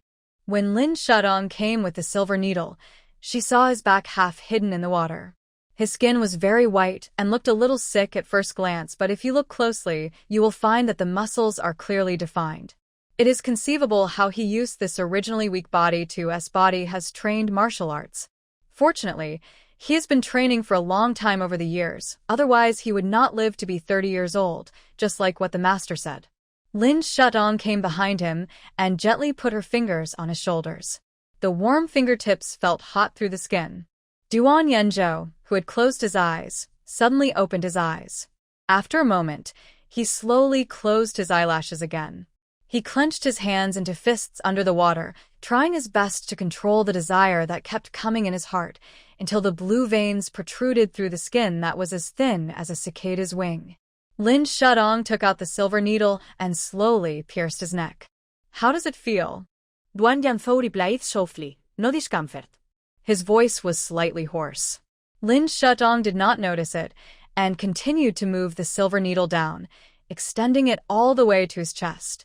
Duan Yanzhou's brows gradually frowned, and then he spat out a mouthful of blood. After seeing this, Lin Shudong smiled and said, "Okay, this mouthful of blood has come out, and the heart meridian is unblocked." After she finished speaking, she took back the silver needle. "You continue to soak. I will come to give you another piercing later." Duan Yanzhou opened his eyes and slowly loosened his clenched hands, and his tense body also relaxed. But just as Lin Shudong turned around and prepared to leave, something suddenly fell from her body. Duan Yanzhou looked down and saw a small purse embroidered with a crabapple. He reached out to pick it up and found that there was a word "city" embroidered on it. Duan Yanzhou's face suddenly darkened, and there was an unprecedented coldness in his eyes. Lin Shudong also found that her things had fallen at this time. She turned around and saw that it was the small purse she was carrying with her. This purse was a close-fitting item that the original owner had always worn. In the original owner's memory, she accidentally picked it up when she left the house one day. Lin Shudong looked at the exquisite embroidery of the purse, so she was reluctant to throw it away. She walked forward, reached out to take it. "Thank you." Duan Yanzhou suddenly held the purse in his palm, raised his eyes, and asked her, "Did you embroider this yourself?" Lin Shudong shook her head. "No, it's me." Before she could finish her words, Duan Yanzhou suddenly grabbed her wrist and started coughing violently. His eyes were misty, and he looked so handsome and pitiful. "What's wrong? Is your illness getting worse?" Lin Shudong asked seriously. Duan Yanzhou looked at the purse in his hand and said slowly, "I also want a purse." Lin Shudong heard him say that and smiled. "Okay, I'll get one for you from the space." Duan Yanzhou coughed again, "No." Lin Shudong raised her hand and patted his back gently and asked softly, "It's okay, I still have a lot in my space." Duan Yanzhou raised his deep eyes, looked at her, and said slowly, "I want it embroidered by you." Lin Shudong paused, then looked at the words on the purse, and suddenly remembered something. Searching the original owner's memory, she found that in addition to being picked up by her, the word Chung on it was exactly Duan Qingyang's name. Duan Qingyang's name was Qingxing. The original owner had admired Duan Qingyang in the past, so she wore this purse embroidered with the word Chung. It seems that Duan Yanzhou thought that she wore this purse every day because she couldn't let go of his cousin, so she was jealous. Lin Shudong looked at the purse again, and instantly felt very unlucky. The original owner was really short-sighted. What's so good about Duan Qingyang, a coward? You don't want to? Duan Yanzhou urged her. Lin Shudong quickly came back to her senses. "Okay, I'll embroider it for you. How many do you want?" Duan Yanzhou's eyes, which had been dark, suddenly lit up after hearing this. After thinking for a while, he said, "Forget it, don't use it. Embroidery hurts your eyes." After he said that, he returned the purse to her. Lin Shudong took it in his hand and threw it directly into the garbage bucket on the ground. He smiled and said, "It's okay, just embroider one. It won't hurt your eyes." Duan Yanzhou looked at the purse in the garbage bucket. He was stunned at first, and then the corners of his lips slightly raised, looking a little happy. This time, the disease seemed to be cured again. Not only did he not cough, but his complexion also improved a little. Lin Shudong saw it and found it more interesting. She turned around and prepared to leave. As soon as she took a step, she heard someone knocking on the door outside. It was Chuanxiang's voice, "Second young master's madam. The master and his wife asked me to pass on a message that there are refugees entering the county. Don't go out." Refugees. Lin Shudong muttered in her heart. It's been less than a month since the disaster, and there are refugees. It can be seen how severe this extreme cold is. She immediately put everything that could be collected in the house into the space. Although most of the refugees were ordinary people affected by the disaster, there were inevitably a few criminals among them. Moreover, once people are at the end of their rope, they can do anything. She had to prepare early. Between the glaciers, the cold wind mixed with snow grains was like a knife that scratched people's faces. On the small road leading to Chinon County, a group of refugees walked on the thick snow. They were men and women, but they were all middle-aged. The leading man looked up at the lights that were gradually lit up in the night and smiled. There is another family. This time we can rob more things. These people looked like refugees, but in fact they were just a group of bandits disguised as refugees. They were originally a merchant surnamed Sun in Yuanzhou, doing the spice business. But now it is freezing cold, and no one wants to buy spices. Not only did the business plummet, but they also owed a lot of foreign debts, so they moved south with their family. A family of 200 people fell apart during the migration. In the end, only these 20 people were left. They were used to a life of luxury, so naturally they couldn't stand eating vegetables and bran. Led by young Master Sun, they came up with a way to make a living, which was to dress up as refugees and rob one house after another along the way. They originally only robbed food, money, and clothes, but slowly, they began to hoard people. The eldest house and the Lin family met the refugees on their way and met the Sun family. Look, the refugees' clothes were all on them, and as for the people, some died and some escaped. Those who were not dead or escaped had their hands tied with ropes and were led like cattle and sheep. When Lin Shutong heard Chunxiang say that there were refugees, he put on a cloak and went to the county gate to take out a telescope to look. She saw the tied refugees at a glance, frowned, turned to Chunxiang and said, "Go, tell the master and the mistress, the eldest young master, the third young lady, and Magistrate Yen to stay in their rooms and not come out no matter what happens." Chunxiang asked doubtfully, "Second young masters, madam, they are just refugees.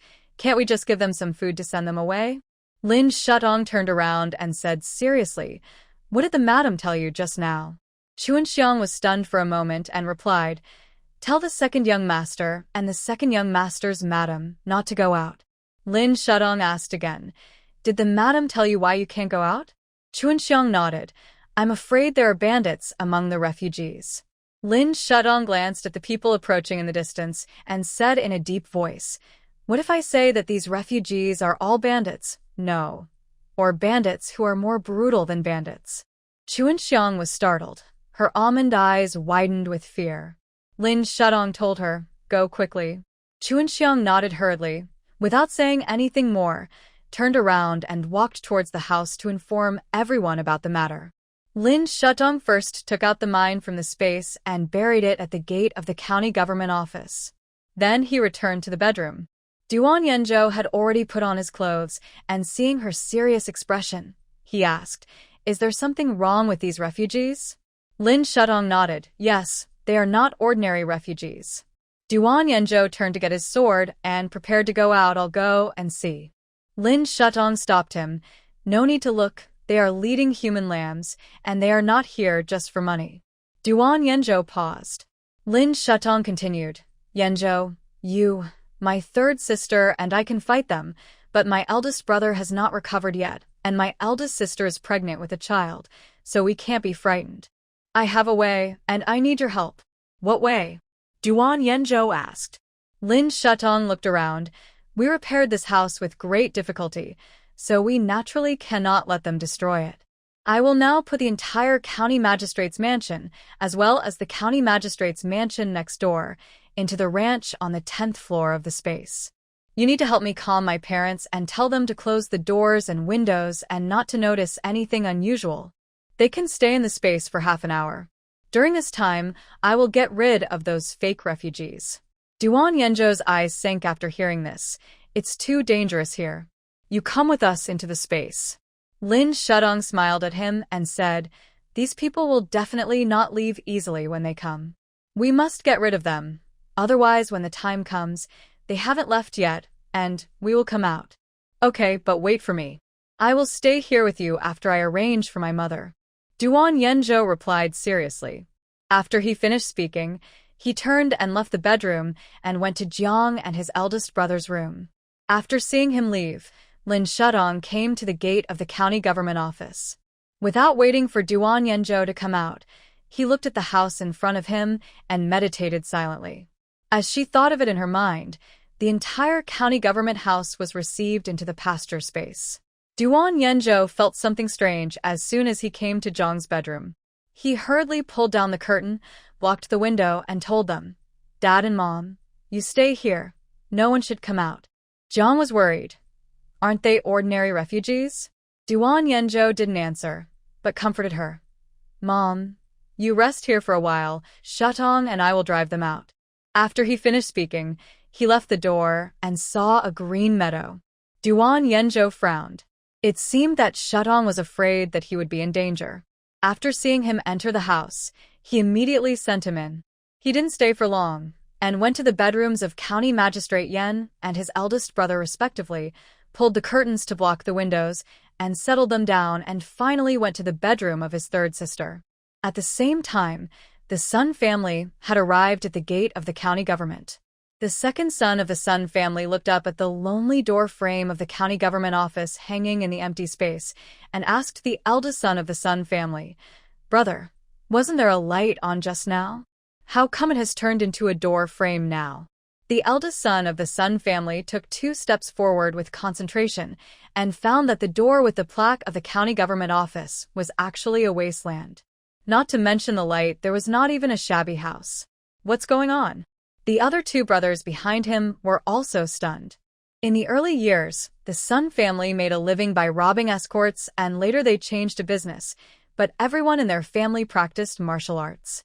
It was because of their martial arts that they were able to rob everywhere. The eldest brother's son ordered the 2 youngest brothers behind him, "You go in and check if there is a house in the back." "Yes, big brother." They both answered together. The 2 are twins ranked 5th and 6th and look exactly the same. One holds a knife in his left hand, and the other holds a knife in his right hand. When killing people, each person and knife are like one body. Sun Lawu and Sun Lalu saw the wasteland in front of them, raised their heads, and walked in. "Big brother, second brother, do you think the people in the county government have discovered us, so they hid early?" Sun Lauer glanced at them. "You go in and take a look. Don't show your feet." When the 2 heard this, they laughed, but they didn't know how to restrain themselves and walked in swaggeringly. Sun Laolu even shouted, "What are you afraid of? It's just a run-down county government. We just need to do a little bit to make them obedient." As soon as he finished speaking, Sun Lawu on the side suddenly pulled him. "Sixth brother, wait a minute." Sun Lalu said impatiently, "Fifth brother, why have you become so timid?" Sun Lawu lowered his head and pointed at his feet. "Sixth brother, there seems to be something under our feet." Sun Lalu looked in the direction he pointed and saw a small thing similar to a box. He smiled and said, "Fifth brother, it's just a box. What's there to be afraid of?" After he finished speaking, he pulled Sun Lawu and lowered his head to pick up the box. But as the 2 of them loosened their feet, there was a thunderous explosion. Flames splashed, and smoke floated all over the ground. The Sun family members not far away were knocked to the ground, and when they looked up again, they found that Sun Lawu and Sun Lalu were blown away. The figures disappeared, leaving only 2 knives that were blown away.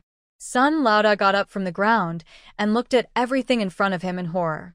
He looked at the 2 people who disappeared in an instant, his lips trembling. "Lawu Lalu, where are you?" As the white smoke dissipated, all they saw were some remnants of clothes. "Fifth brother, sixth brother." Sun Lauda took a step forward, but was quickly pulled back by Sun Lauer. "Brother, be careful." Sun Lauda looked at the scene in disbelief and muttered, "What's going on? Why are all the people gone? Where are the 5th brother and 6th brother?" The other people behind him had already turned pale with fear. "Brother, young master, could this be thunder from the sky?" "Yes, thunder from the sky. It must be that God saw that we have committed so many sins, so he punished us with thunder from the sky." "Yes, that must be the case." Some of them were scared to death and backed away again and again. "No, I can't rob with you. I want to go back. I want to go back to the Sun family." As he said, he took a few steps back and turned to run towards the foot of the mountain opposite the county government office. It would have been better if he hadn't run, but as soon as he ran, He stepped on air and rolled down the mountain. Chinon has many mountains, and even the county government office is built on a road halfway up the mountain. The heavy snow looked like flat land, but if you are not careful, it would be a cliff thousands of feet high. When everyone saw the people rolling down, they were all panicked. They had done so many evil things, and now they all felt guilty. Could it really be God? The third son of the Sun family also shouted loudly. He was timid, and his ugly face turned pale with fear. Is God coming to take us away? The eldest son of the Sun family scolded them. Don't talk nonsense to me. There is no God in the world. If there is a God, can we have a disaster? Also, you were not like this when you followed us to eat and drink well. Now you want to be a good person? Be honest, you search around here. If there is no county government office, there are other people's homes. Our place to stay tonight depends on you. The second son of the Sun family echoed. That's right, don't talk nonsense here. If we don't find a place to rest, we will all freeze to death tonight. As he spoke, his eyes turned to the empty space in the county government office. Lin Shudong hid behind an ice rock with a rifle in her hand. This time she loaded her gun with bullets just to deal with this gang of people. At this time, Sun Lauer found the woman's earrings on the ground and said with a smile, Everyone come and have a look. Earrings, there is indeed someone here. He must be hiding somewhere. Lin Shudong took a closer look. Wasn't that Chuanxiang's? She guessed that it was accidentally dropped here when she dealt with Mr. Liu that night. She focused her gun and pointed it at Sun Lauer. If you want to rob me, go underground. She raised the corner of her lips and pulled the trigger. She added a silencer to the gun.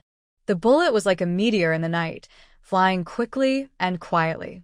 When Sun Lauer was still preparing to step forward to continue searching, it pierced the back of his head. With a chirp, Sun Lauer fell to the ground before he could even stop smiling. Sun Laodao widened his eyes in shock and strode to his side. Second brother. Second brother. He called out several times and found that Sun Lauer had stopped breathing, and there was a bloody pit on his head. Second brother? He panicked and looked around. Who is it? Who is using a hidden weapon? But it was so quiet all around. Not even a bird was flying. Someone in the crowd said, It's retribution. It's really retribution. It's God who wants us to die. Let's get out of here quickly. Hurry up. At this moment, those people could no longer remain calm, and they all swarmed down the mountain. The snow on the ground had already frozen into ice. As they ran, they slipped to the ground one after another, rolling down the hillside. Soon there was a series of screams. Boss Sun scolded them. You deserve it. I told you to be timid. I don't believe there is really such a thing as God. After he said that, he shouted around, come out quickly. If you have the guts, come out and fight me alone. What's the point of hiding behind? Lin Shudong smiled. If you can hide or not, you're a fool. She immediately aimed at Boss Sun and pulled the trigger. But Boss Sun was lucky, and when she pulled the trigger, he happened to take a step forward. The bullet flew, but did not go through his forehead, but through his right arm. Ah! Boss Sun cried out in pain and fell to the ground, covering his bleeding hand with an extremely ugly expression. He endured the pain and shouted loudly towards the night sky, Who the Hades are you? Come out now. What's the point of hiding behind like a coward? Of course it's a skill. If you have the ability, why would you hide? Lin Shutong's lips continued to rise. This time it was his left leg that was facing him. The bullet flew out. Boss Sun covered his leg and screamed again. He fell to the ground and rolled over. He wanted to crawl but couldn't get up. The people around him looked around and saw only darkness, which made them even more scared. Boss Sun was invincible to them, but he fell to the ground before this man showed up. This time he was really over. Let's go. Let's go. Let's go. If we don't go, we'll all die here. The rest of the people also turned around and wanted to leave. They were smarter and didn't run down the mountain but went up the mountain. This part of the mountain was flat and a little safer than going down. Boss Sun covered his wound and shouted at them. Stop right there. Come back. However, those people pretended not to hear and ran away in shame. Lin Shudong looked up and found that they had run the wrong way. This road led directly to the cliff on the mountain. There was no way to go over the mountain and then go down the mountain.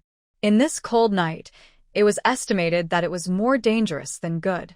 She couldn't help but sigh as she looked at it. Maybe there really is God.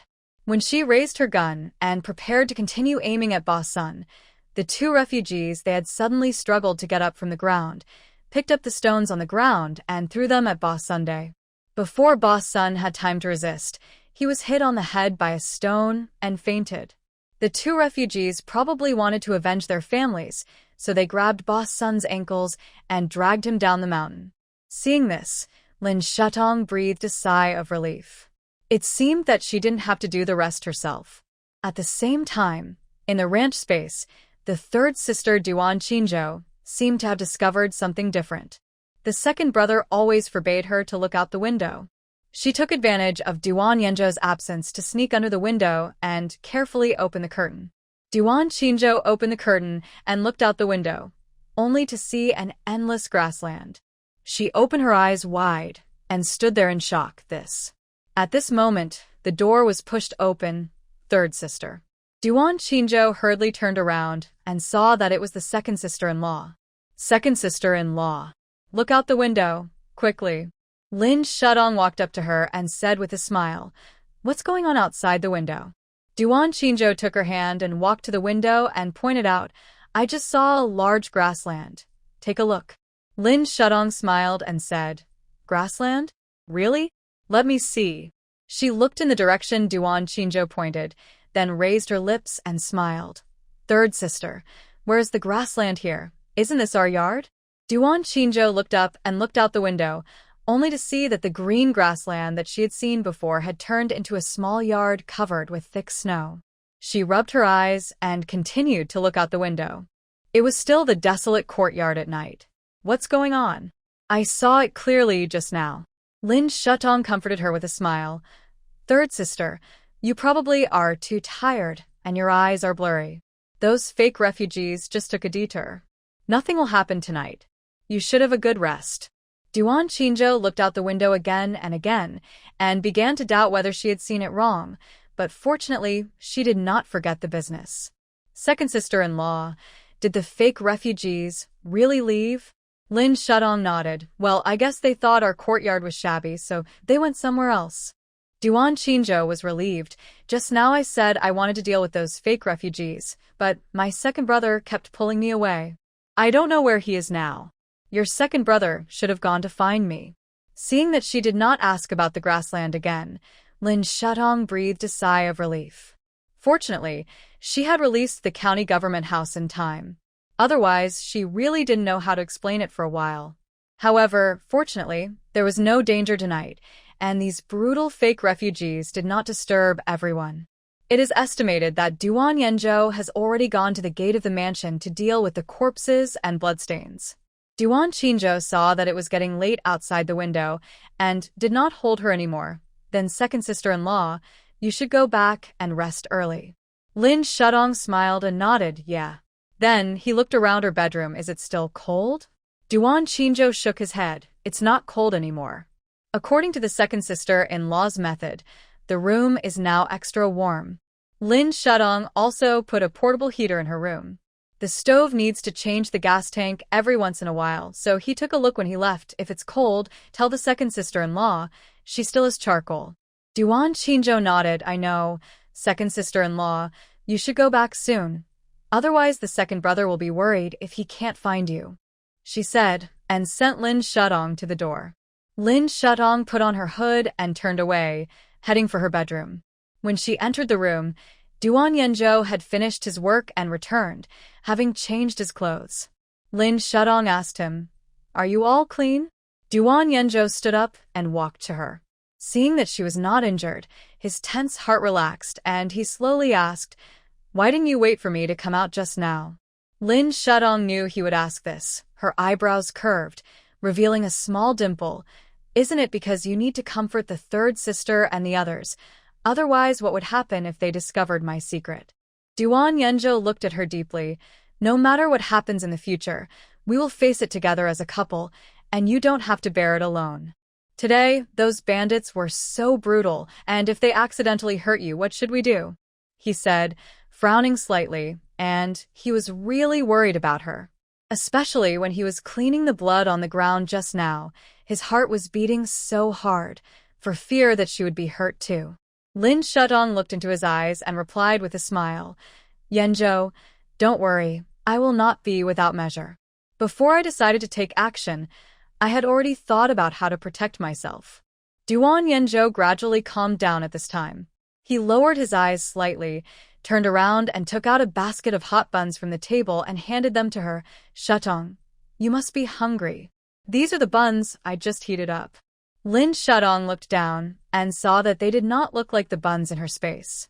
Duan Yanzhou saw the doubt in her eyes and replied, after repairing the kitchen today, I steamed the buns. It's my first time steaming them, so I don't know if they taste good. You can try it. He used to make side dishes when he was practicing martial arts, but this was his first time steaming buns. He tried to learn from what his master had done in the past, and he didn't expect that the buns he made looked pretty good. Lin Shudong looked at the pile of plump buns and liked them very much. He picked one up and took a bite. It was filled with fresh meat. It tasted so much better than the frozen ones in the space. She wasn't hungry at first, but after tasting it, she couldn't stop and ate several in a row. Yanzhou, with your cooking skills, we won't have to worry about lack of business even if we open a small shop here in the future. Lin Shudong smiled at him, full of praise. Duan Yanzhou took out a handkerchief and wiped the corners of her mouth for her. If you like, I'll steam some more tomorrow. Lin Shudong smiled and nodded. I'll steam with you. Duan Yanzhou looked at her smiling face, slightly absent-minded, and under the swaying candlelight, her face was unconsciously reflected in his pupils. Tonight, the cold wind outside the window rarely stopped, and the branches of the dead trees outside the window did not squeak for the first time. On a small hill not far from them, the eldest house and the Lin family huddled together in broken bedding found from somewhere.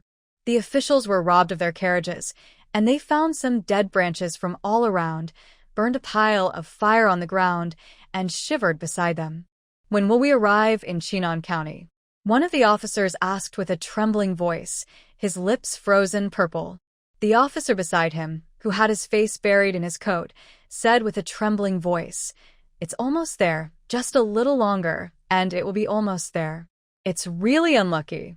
This is the first time we've encountered such a thing while escorting prisoners. I don't know if we can get to Chinon alive. The officers sighed again and again. They still had coats on them.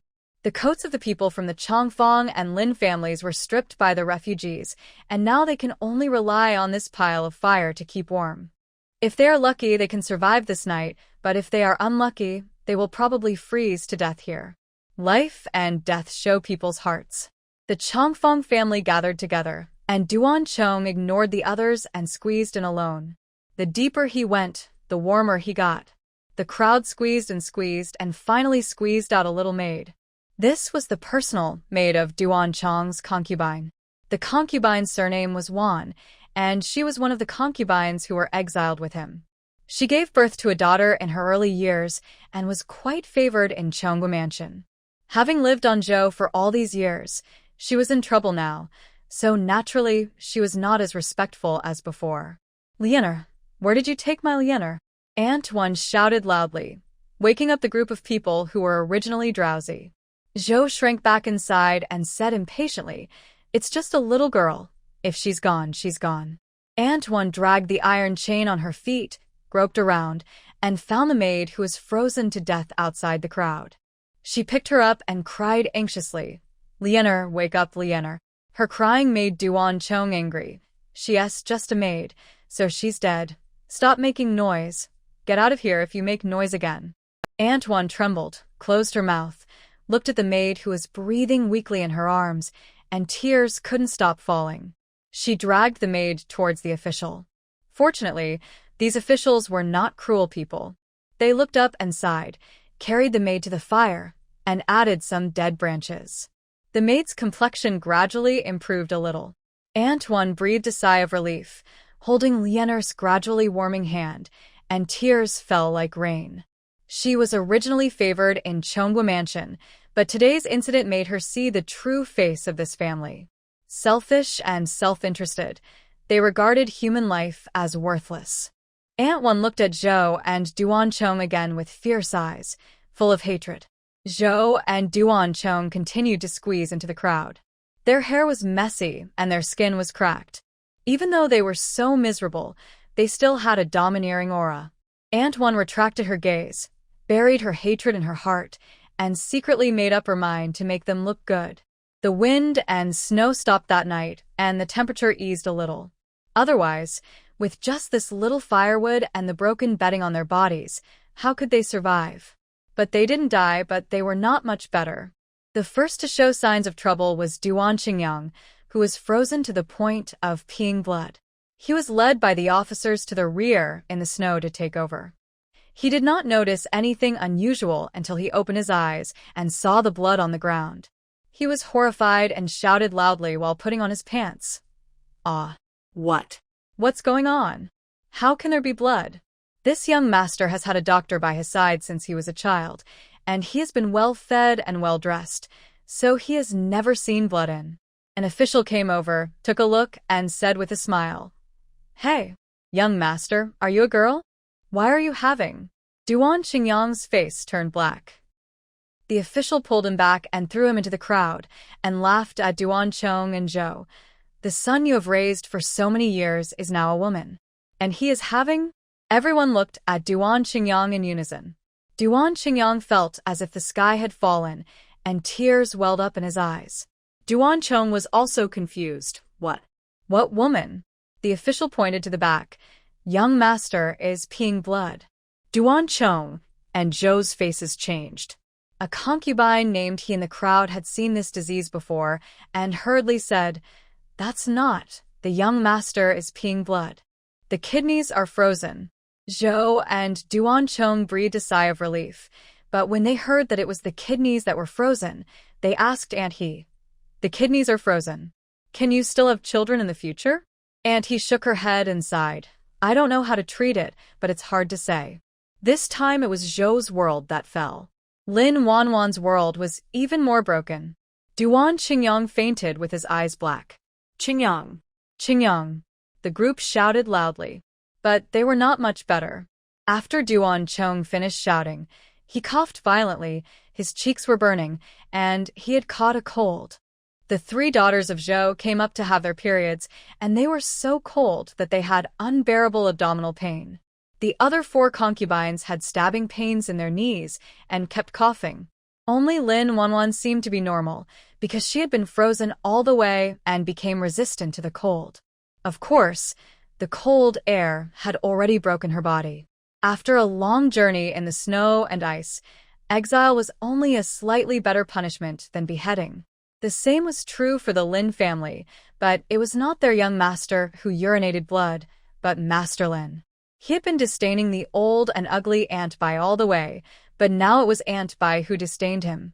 When they continued on their way, they were all old, weak, sick, and disabled.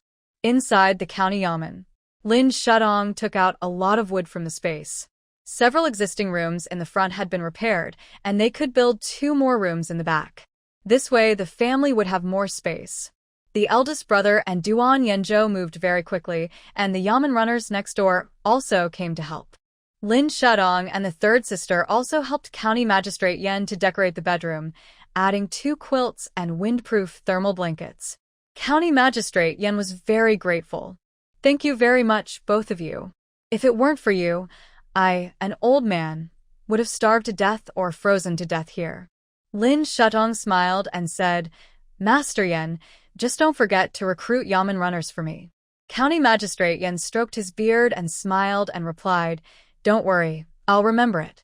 As he spoke, he took out the roster of each village and flipped through it. There are not many families living in these villages now. There are men, but not many are suitable to be yamen runners. "I'll keep an eye out for you." Lin Shudong nodded. "Thank you, Master Yen." She and Duan Qinzhou were just about to go back to the house when they saw Chunxiang coming over and said, "Second young master, madam. 3rd young lady, come and see. Is that the eldest master and Master Lin?" Lin Shudong looked over and saw a group of people in prison uniforms walking towards them. Their cheeks were frozen and cracked, and their hair was messy. She looked for a long time before she recognized that these were people from the eldest house and the Lin family. After calculating the time, they should have arrived. However, they were lucky enough to make it to Chinon alive. County Magistrate Yen also heard the noise and looked over. Are these the prisoners exiled from the capital? Lin Shudong replied, Yes, Lord Yen. County Magistrate Yen stroked his beard. Great. Finally, there are prisoners here. Then someone will help us reclaim the wasteland. Most of the exiled people were demoted to slavery, and Lord Yen became the county magistrate here, so he could naturally order them around. Lin Shudong suddenly found it interesting. In the past, the young ladies and young masters of Chonghua Mansion were slaves in this bitter and cold place, which was probably more uncomfortable than letting them die on the road to exile. At the same time, Duan Qingyang also saw the plaque on the door of the county government and shouted, We are here! We are here! A group of people looked up. They almost cried with joy. We are finally here. It's great. Yes, we don't have to suffer from cold and hunger anymore. Why hasn't the county magistrate of Chinon come to greet us yet? The officials waved their whips at them. What are you arguing about? So, what if we are at the county government? You still think this is Chonghua Mansion. You are slaves now, so just listen to the county magistrate's orders. If you offend the county magistrate here, no one will care even if you die. We will just send you here. Whether you can survive in the future depends on your luck. Snowflakes fell from the gray sky again, like goose feathers. The snow on the ground was getting thicker and thicker. Duan Qingyang and Zhou were whipped twice, shivering in pain, and continued to move forward with their frozen legs. When they arrived at the gate of the county government office, Duan Chong suddenly remembered, Isn't the second branch's family the county magistrate in Chinon County? Zhou looked up. Yes, that's right. As she spoke, she glanced at the shabby government office gate in front of her, raised her eyebrows, and continued, So what if he's the county magistrate? He still lives in this shabby house. I guess he can't even get a hot meal. Duan Chong felt a little relieved, but soon smoke wafted from the roof of the county government office. He vaguely smelled the fragrance of rice. They had been drinking snow and eating steamed buns all the way, and they hadn't had a decent meal for a long time. The delicacies of the past had long become a dream. Zhou, Lin Wanwan, and Master Lin all smelled it. All eyes fell on the county government office. Master Lin swallowed his saliva and urged the official in front of him, Take us in quickly. We are almost starving. The official swung a whip. What? You still want to go to the county government office to eat? Don't you see who you are? You are prisoners from the capital. Just wait here for the county magistrate to come. This. Master Lin wanted to say something else, but fearing the whip, he had to shut his mouth, hunched his shoulders, and only a pair of yellow eyes were exposed. Duan Chong bravely asked, Sir, what about us? Can we go in? My second brother is the county magistrate here. We are a family. Bah! The official spat at him. Family? I have followed you all the way and I know everything. Lord Duan is the county magistrate. What does he have to do with you? You have long severed your relationship and are strangers. Don't try to make connections here. Take A and look in the mirror. He is the county magistrate, and you are a prisoner. Are you worthy? Lin Shudong heard their conversation in the yard and almost burst out laughing. County Magistrate Yen put on his clothes and strode out of the yamen with 2 yamen runners. Lin Shudong followed him. She hid behind the gate and looked at the 2 families carefully. Their faces were dirty and their hair was messy. Zhou, who used to bathe with milk every day to nourish her skin, now had dry and black skin, and her face was full of wrinkles. She looked more than 10 years older. Lin Wanwan has changed even more.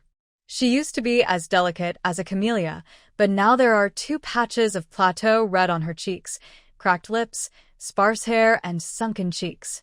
She no longer looks like the Miss Lin in the past. Duan Qingyang lowered his head, his eyes were blue, and he looked like a ghost with kidney deficiency. Her good father, Master Lin, has changed from a fat man to an old man. Exile can really change a person. County Magistrate Yen also looked at the exiled prisoners in front of him and said, "Are you from the capital?" Four officers stepped forward and said, "Yes, sir. This is an imperial edict." The leading officer took out the imperial edict and handed it to County Magistrate Yen.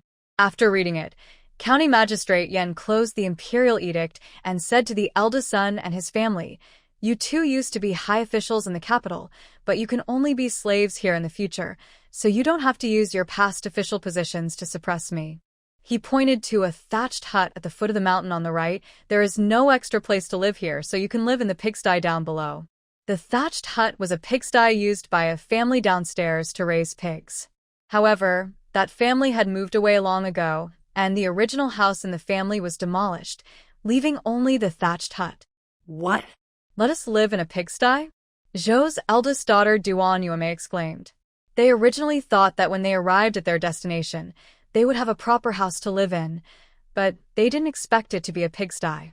County Magistrate Yen was not so easy to talk to. His eyes sank. "If you don't want to live in a pigsty, just build a house in the snow by yourself." In the past, they had servants to serve them even when eating and washing their faces, and they didn't know how to build a house at all. Duan Yueme stopped talking. Zhou pulled her and said to County Magistrate Yen in a gentle tone, "Sir, is there really only a pigsty?" County Magistrate Yen frowned. "I don't want to say it again. You can live in the pigsty downstairs if you want." After that, he looked at the couple from the Lin family and pointed to a broken shed not far from the pigsty. "You can live in the cowshed." Taifu Lin looked up and saw that it was bigger than the pigsty, so he quickly took over the conversation. "Thank you, sir. Thank you, sir." Duan Chong rolled his eyes at him. "What's so good about a cowshed?" Taifu Lin raised his eyebrows and smiled. "No matter how good a cowshed is, it's better than your pigsty." He glanced at the eldest family and continued to laugh. "Only a litter of pigs can live in a pigsty." Duan Qingyang couldn't bear it any longer and stepped forward to Lin Taifu and said sternly, "Father-in-law, now that we have fallen to this place, we should help each other.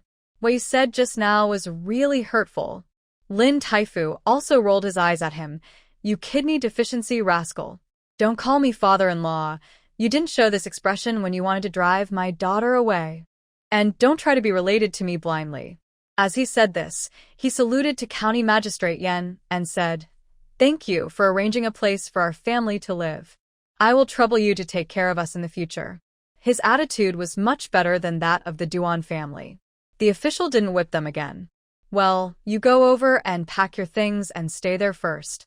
County Magistrate Yen responded coldly, stroked his beard, and gave orders. The officials took the Lin family away first.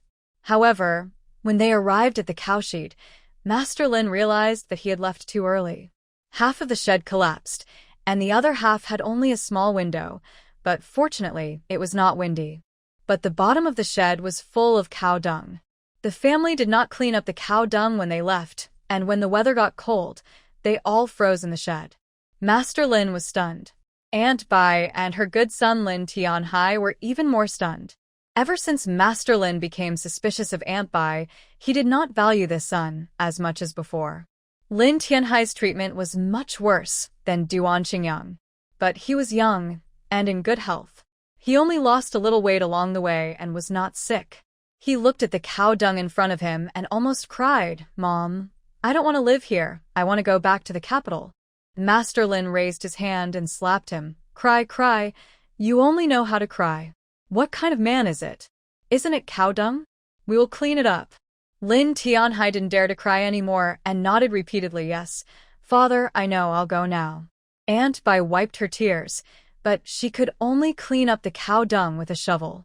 At the gate of the county government office, the Duan family still refused to live in the pigsty. County Magistrate Yen was too lazy to pay attention to them and let them fend for themselves. He turned around and took 4 officials into the county government office.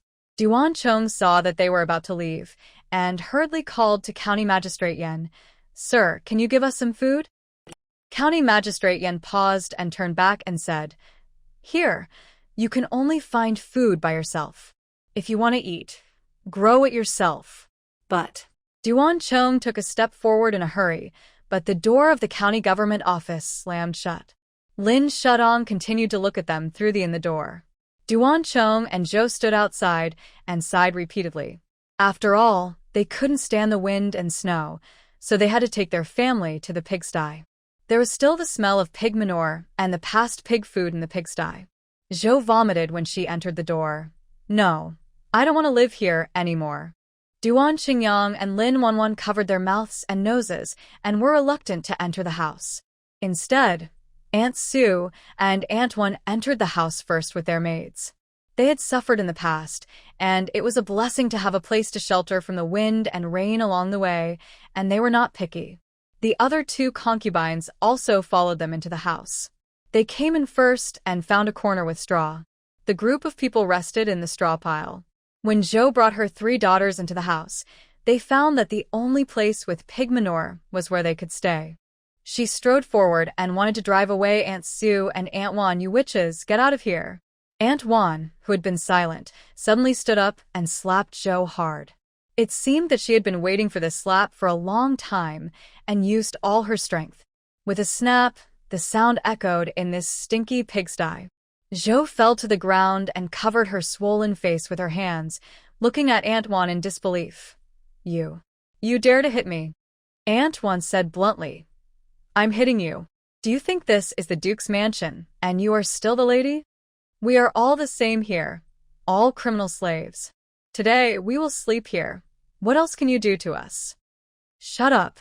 Duan Chong came over and shouted at her.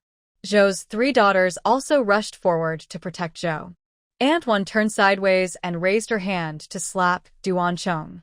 Duan Chong had been ill these days and did not have much strength. He was hit by her palm and fell backwards, and his face was almost buried in pig manure. Dad. Duan Qingyang was shocked. Aunt Wan shook her painful palm and said to him sternly, Duan, I tell you, don't think about showing off in front of us now. If you hadn't insisted on taking us into the mansion as concubines in the past, would we be where we are today? Talk nicely in the future, and you can still live. If you don't talk nicely, no one will live.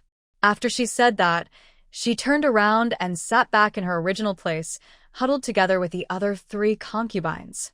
Duan Chong was furious and struggled to get up, wanting to fight back, but he felt dizzy and fell to the ground again. Duan Qingyang hurriedly helped them aside and said to them, We are all family, stop quarreling and think about how to survive now. On the way, the officials were kind enough to give them some steamed buns. Now that the officials have done their job, they can only find food to fill their stomachs by themselves. It's icy and snowy, and they can't catch prey, farm, or even fish. If this goes on, their family will really only be able to eat tree bark. If the weather gets colder, they probably won't even have tree bark to eat. The Wan concubines became honest. One by one, they became sad. In the county government office, Jiang and Chuanxiang prepared the meal together. There were not many dishes, 1 bowl of meat and 3 bowls of vegetarian dishes. Lin Shudong was afraid of being too conspicuous, so she didn't take out much ingredients each time, just the right amount. Fortunately, the greenhouse in her backyard has been set up, and she also has an excuse to say that the vegetables were grown there. Today is special. Jiang called County Magistrate Yan and 4 officials from the capital to have dinner together. The 4 officials had lost a lot of weight due to hunger along the way, and they were drooling at the sight of the food. Lord Duan, we meet again. The officers saluted Duan Feng respectfully. Duan Feng smiled at them and said, You have worked hard along the way. The officers sighed. It was snowing hard along the way, and we almost lost our lives several times. If it weren't for God's blessing, we would have died on the road. As they spoke, tears were still in their eyes. Lin Shutong then said, The snow hasn't receded yet, and there are disasters all around. If you go back now, the journey will be dangerous. These words really hit the nail on the head for the 4 officers, that's right. County Magistrate Yen smiled and took over the conversation. Why don't you 4 stay? Work as runners in our county government office, and then return to the capital after spring? The 4 officers hesitated, as some of them still had wives and children in the capital. County Magistrate Yen continued, Although our Chinon County is poor, if you are willing to stay, we will provide you with food. Now there are disasters everywhere, and there are often refugees and bandits. I want to recruit more runners to guard this county. Provide food? Two of the officers asked. County Magistrate Yen nodded. Although the food is a bit shabby, it will keep you from being hungry. The two officers were tempted, and after hesitating, they nodded and replied, Okay, we'll stay. As for the other two, they were still determined to leave. County Magistrate Yen did not force them to stay and arranged for everyone to continue eating. The four of them were really hungry, and soon they ate 2 large bowls of rice. After they had eaten their fill, County Magistrate Yen arranged accommodation for the 2 officials. The other 2 had to send them out of the city. After sending them away, County Magistrate Yen found Lin Shutong again. Miss, I have kept the 2 officials. Lin Shutong first gave him acupuncture, as usual. With her help, County Magistrate Yan's body has recovered a lot. After Lin Shutong finished acupuncture, she said to him, Thank you, sir. Duan Chong and Lin Taifu's families will definitely not be honest in the next few days. You can let these 2 officials take care of them. They have been obediently controlled by these officials along the way. Maybe it's more useful than what we say. County Magistrate Yen thought it was not bad and smiled. Miss Lin still has the idea. After he finished speaking, he stroked his beard and suddenly thought of something. Did you pass by Suha County when you came from the capital this time? Lin Shutong shook his head. No. Why does Lord Yen ask this? County Magistrate Yen glanced out the window, and seeing no one, he slowly said, Miss Lin, you saved my life, and you are my savior. There is something that I was supposed to take into the coffin. But now that I meet your family, it is also a fate, so I will tell you. Lin Shutong asked doubtfully, Lord Yen, what are you talking about? County Magistrate Yen sighed and said, When the late emperor was still alive, he lived in Suha County for a period of time, and he liked the mountains and rivers there. So before he died, he hid part of his private money in Suha County. He originally wanted to leave it to the prince, the current emperor, as a backing, but before he died, he was disheartened by the prince and only told this official. The late emperor said that in addition to money, there is something that can be used to rule the world. As for what it is specifically, I don't know. Lin Shutong listened carefully. He didn't expect that County Magistrate Yen actually knew such a confidential matter. This is a great thing for them. It will definitely be of great use when they return to the capital in the future. Suha County is adjacent to Chinon. Lin Shutong kept it in mind and would definitely go there after the wind and snow subsided. The next day, the 2 officials who stayed behind followed the instructions of County Magistrate Yen to take care of the eldest house and the Lin family and keep an eye on them to prevent them from escaping. In addition, they were arranged to go to the lake at the foot of the mountain to break the ice and fish. A thick layer of ice dust had already formed on the surface of the lake, and it was extremely difficult to break the ice. The eldest family was originally unwilling, but now the whole family is waiting to fill their stomachs so they can only listen to the officials and go fishing. Today, Lin Shutong specially put on a thick windproof suit. She put on her non-slip shoes, put on her mink cloak, and headed for the mountains. She had a map in her hand given by County Magistrate Yen. According to the map above, going east over 7 or 8 hills is Suha County, and further east of Suha County is the neighboring Xian state. Going south and going over more than a dozen mountains is the seaside. But the map is really simple and the mountain road in Chinon is long. She wanted to take a closer look to see if she could find a shortcut to Suha County. Duan Yenzhou followed her all the way, holding a sword in his hand, and chopped off the dead branches that blocked the way for her in front.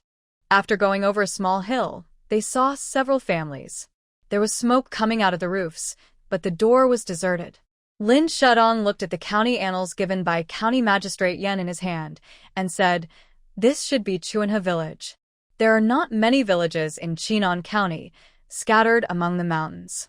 In the past, when Mr. Liu and Zhou Tong were here, their lives were not easy.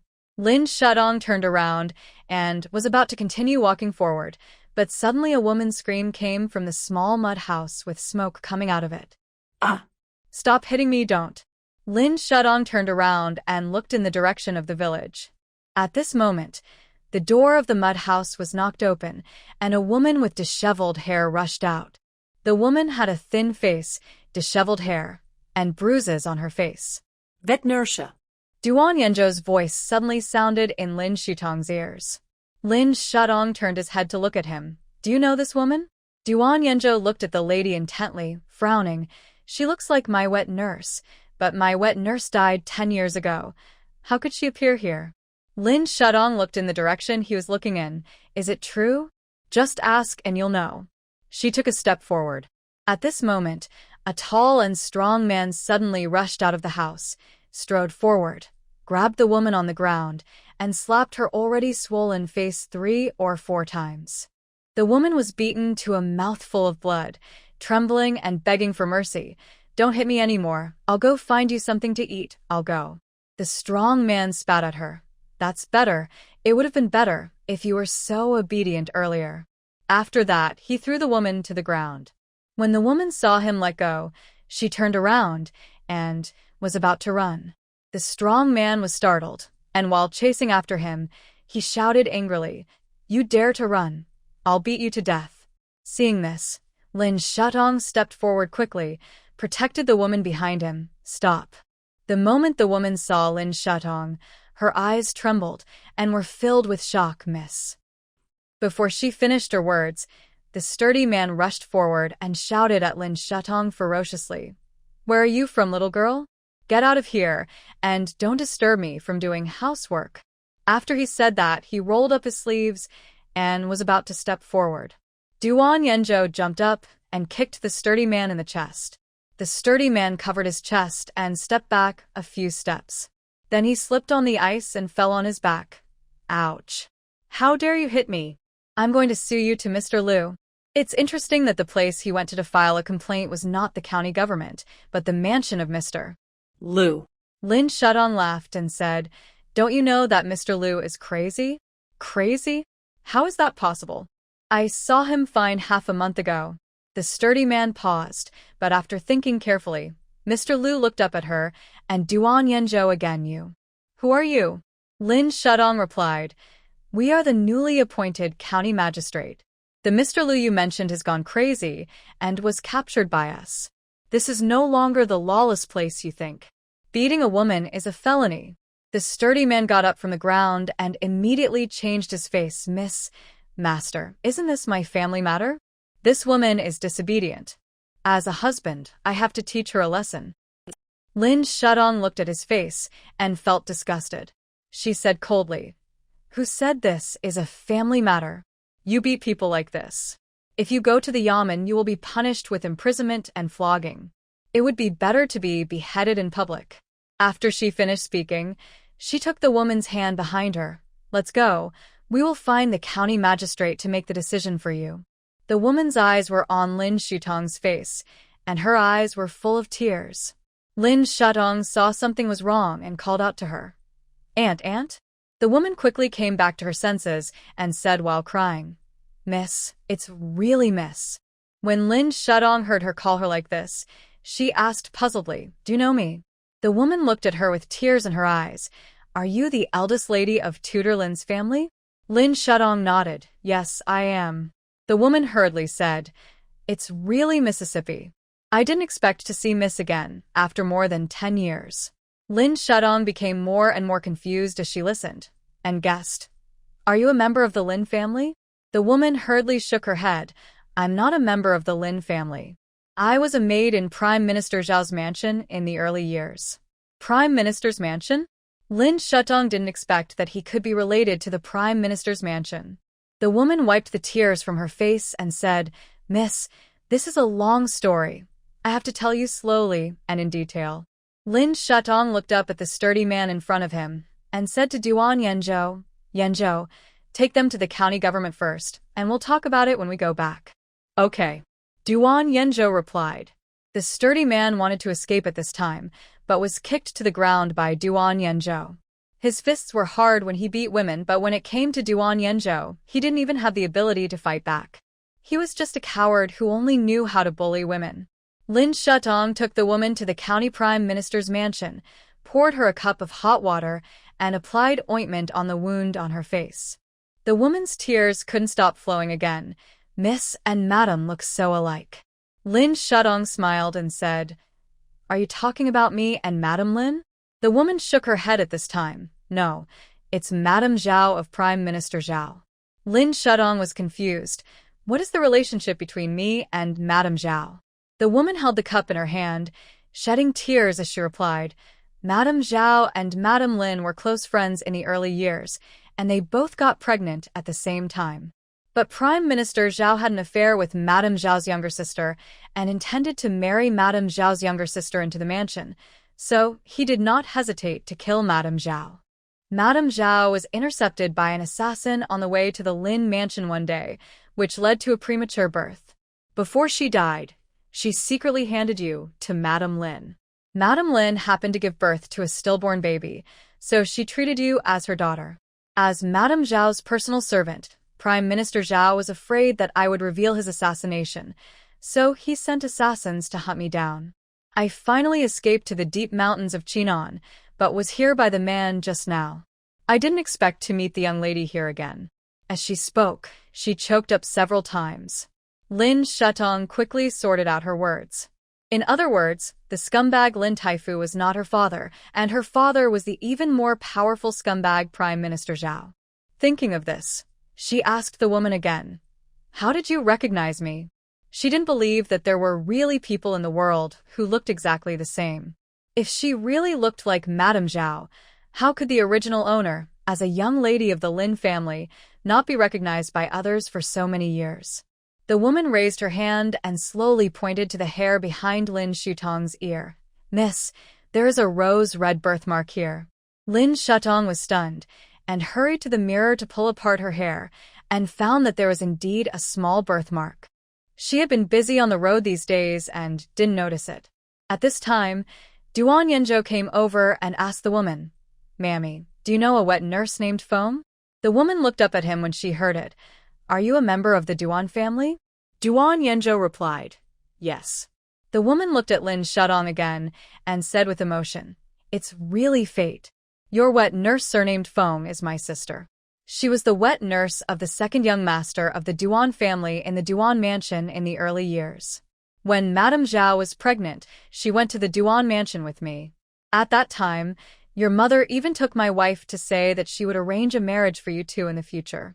Lin Shudong raised her eyes to look at Duan Yanzhou. She didn't expect that the two of them had such a fate. The woman looked at the two of them, then looked up and looked around. Miss, why did you suddenly come to Chinon? This is a famous wasteland with miasma.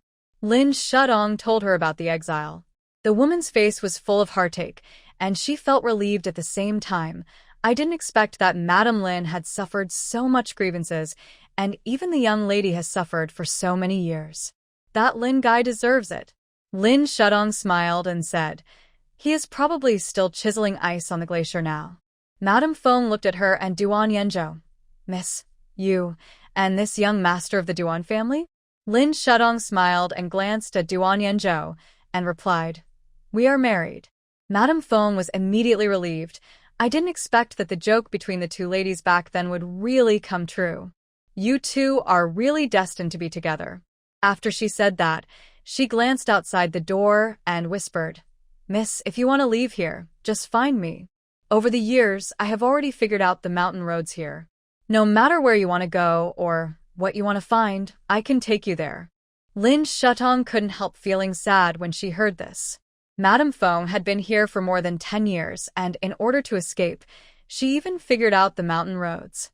If she hadn't arrived in time today, Madame Feng would probably have been beaten by the strong man and couldn't move again.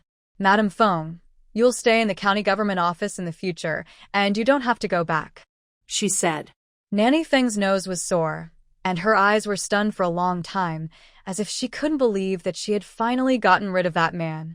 She knelt down to Lin Shudong and said, Thank you, miss. Lin Shudong helped her up and comforted her. You should rest well first. Your husband has said that the county magistrate will make the decision for you.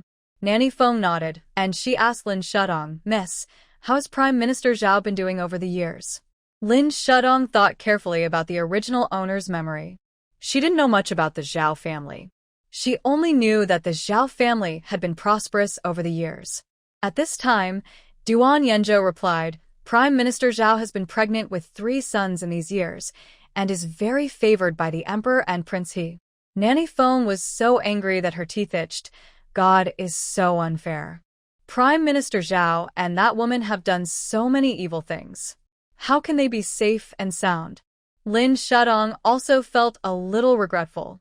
If she had known earlier that when she left, she should have emptied out Prime Minister Zhao's mansion as well. But fortunately, there will be opportunities in the future. She raised the corners of her lips slightly, held Nanny Feng's hand solemnly, and said, "Nanny, don't worry. They will definitely get their retribution in the future." Nanny Feng wiped her tears and nodded. After Lin Shudong settled her down, she and Duan Yanzhou came to the outside of the courtyard together. I didn't expect to meet old friends from the capital in these desolate mountains and wildernesses. She sighed. Duan Yanzhou looked up into the distance.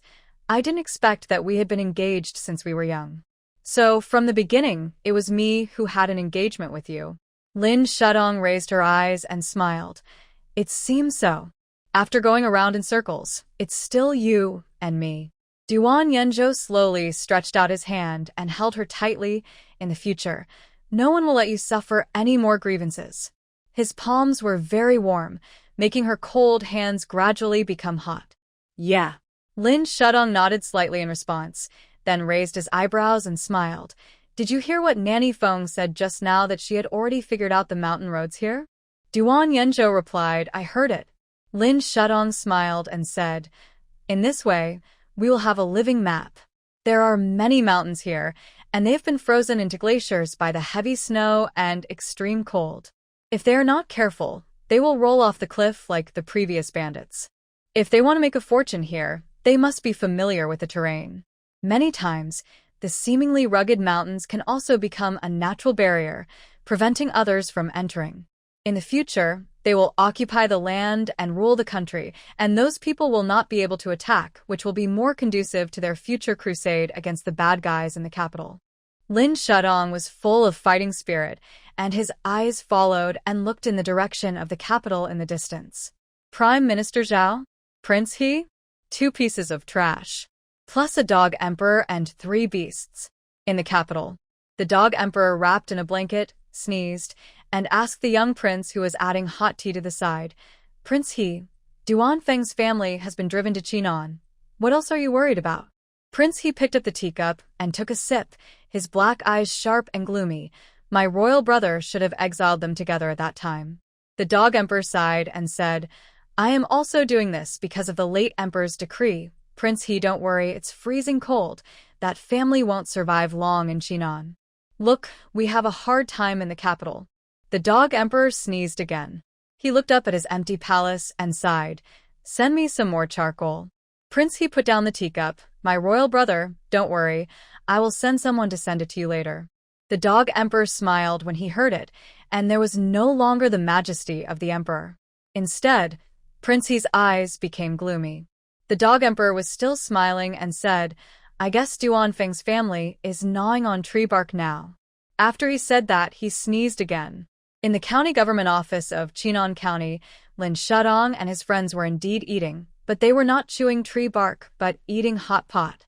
Lin Shudong brought out a pot of mutton from the mutton hot pot restaurant in the shopping mall space.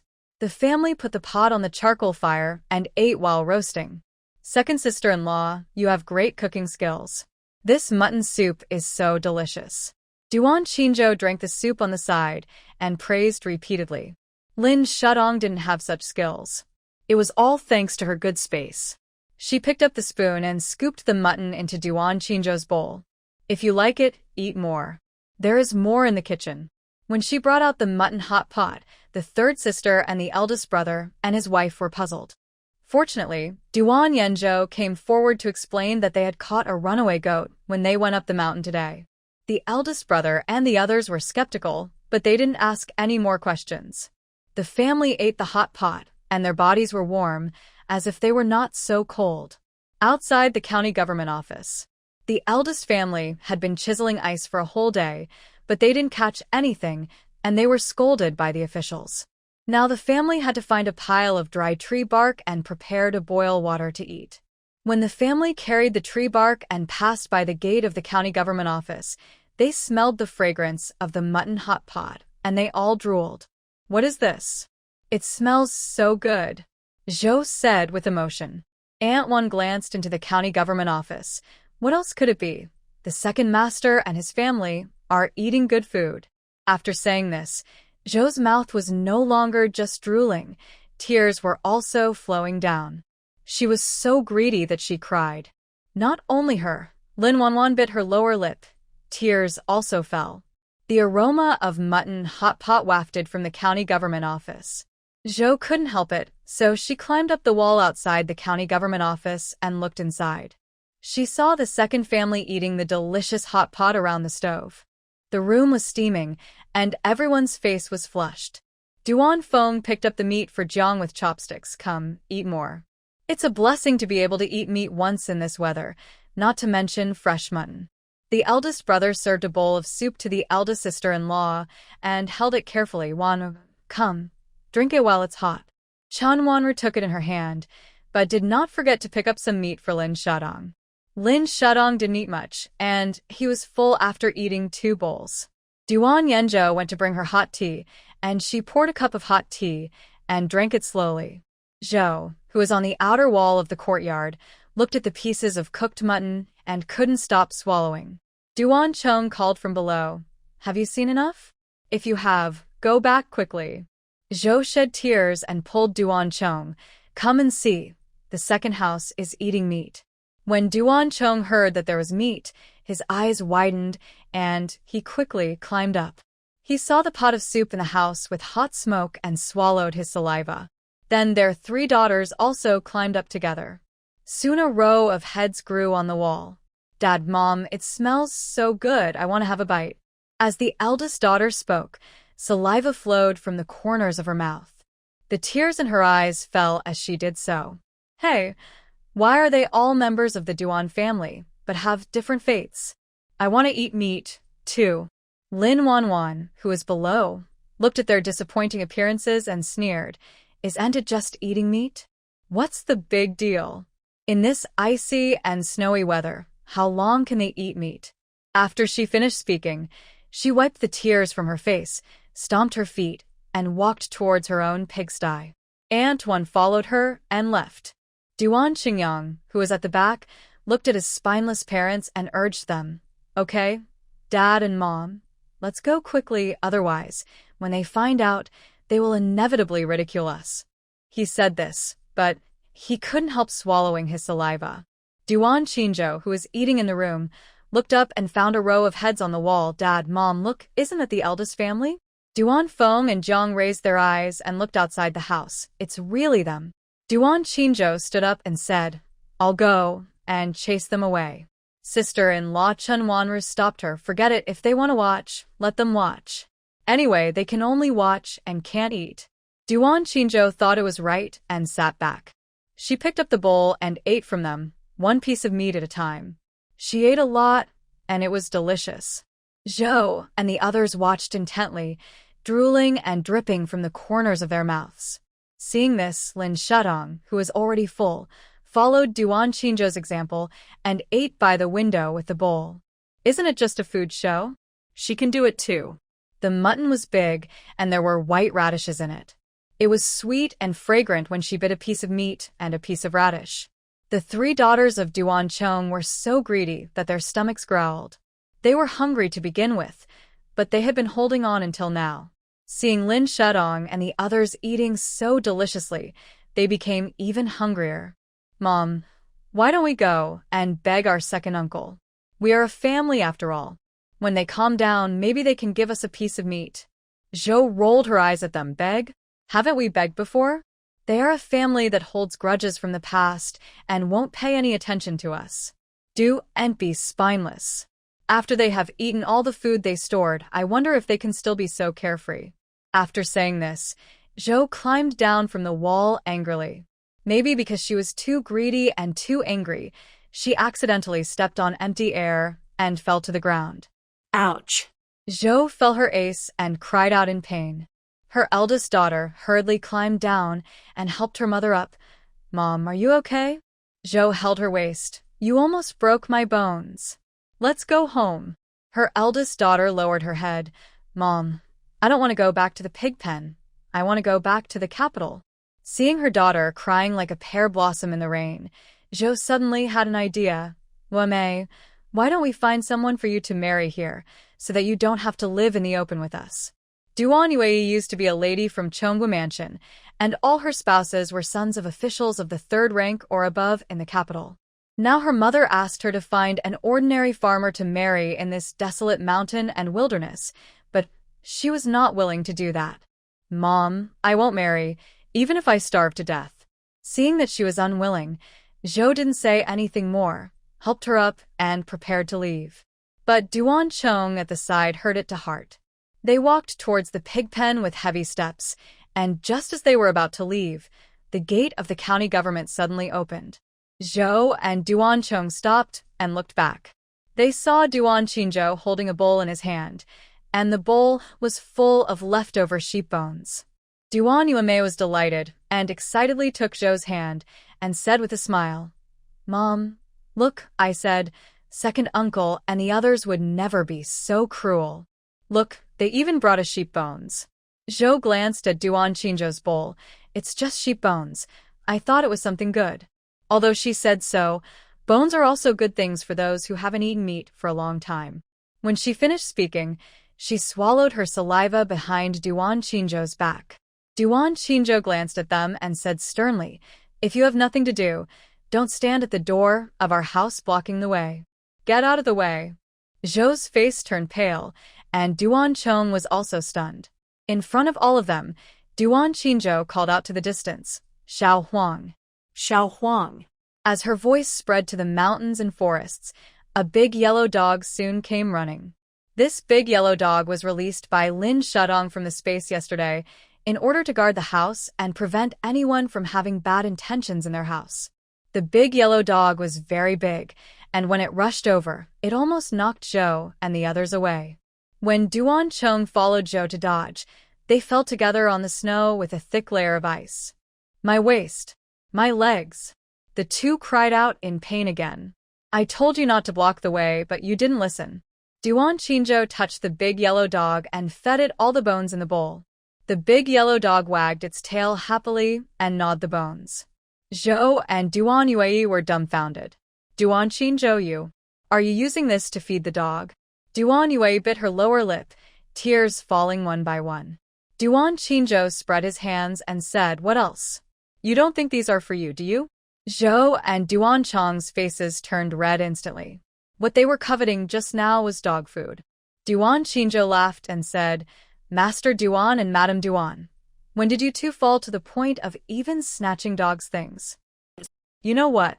Seeing the dog eating so happily, Zhou couldn't help swallowing her saliva. Duan Yueme was so hungry that she even had the urge to rush forward to the bones. The big yellow dog sensed the ill intentions of these people towards its bones and barked at them. "Woof woof, woof." Duan Qingzhou folded his arms and said to them, "Our dog has a bad temper and is very protective of food and home. If you dare to touch its things or our things, be careful that it will bite your necks directly." The big yellow dog cooperated very well and barked a few more times, showing its sharp canine teeth.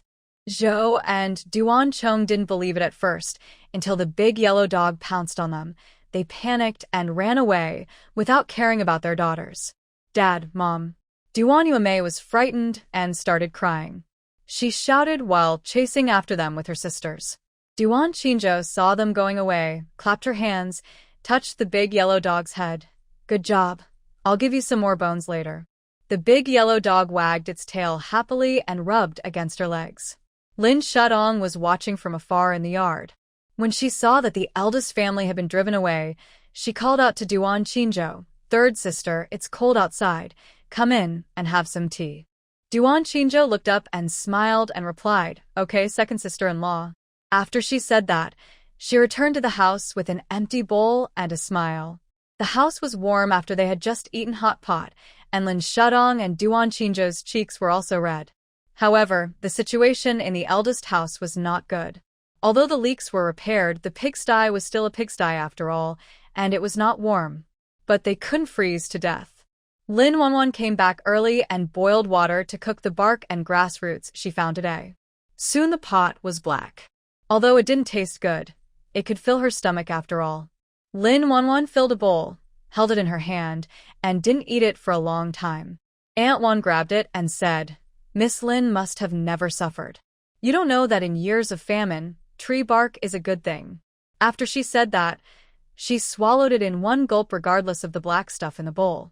The bark and roots were still a little hard. She chewed them in her mouth. Maybe she had been hungry for a long time, and she felt a hint of sweetness as she ate. Aunt Wan said, "It tastes good." Lin Wanwan served another bowl. "Really?" Aunt Wan nodded. "Yes, try it." Lin Wanwan pinched her nose, endured the strong discomfort, tasted it. There was no sweetness at all, and there was a hint of earthy smell. She couldn't help but retched. Aunt Wan looked at her and frowned. "Look at you, if you can't eat it, don't eat it. You're just wasting food. We don't know when this severe cold weather will subside. In a few days, I guess there won't even be tree bark to eat." As she said, she snatched the bowl from Lin Wanwan's hand and handed it to the maid behind her. Lin Wanwan's eyes turned red again, and tears couldn't stop falling. Aunt Wan looked at her coquettish appearance and sneered. "What's there to cry about? Isn't this all your own choice? You want to enter the Duan mansion and you want to marry the prince. What do you have to feel wronged?" Lin Wanwan, don't blame others in many cases. What if you didn't get married in the first place? Do you think you can live a good life if you marry Duan Yanzhou? But I heard that your good sister helps their family repair the house and reclaim wasteland to grow vegetables every day. Can you bear that hardship? You can't even eat tree bark. No matter who you marry, you will be hungry in the end. Aunt Wan said it all, directly revealing Lin Wanwan's hypocritical mask. She raised her head, looked at Aunt Wan fiercely, and said with gritted teeth, "No matter what, I am better than you as a concubine." These words made Aunt Wan angry. She picked up the bark soup that had just been heated and poured it on Lin Wanwan's head. The boiling water poured from her head to her feet. Lin Wanwan stood up, screaming and wiping the water stains on her head with a handkerchief.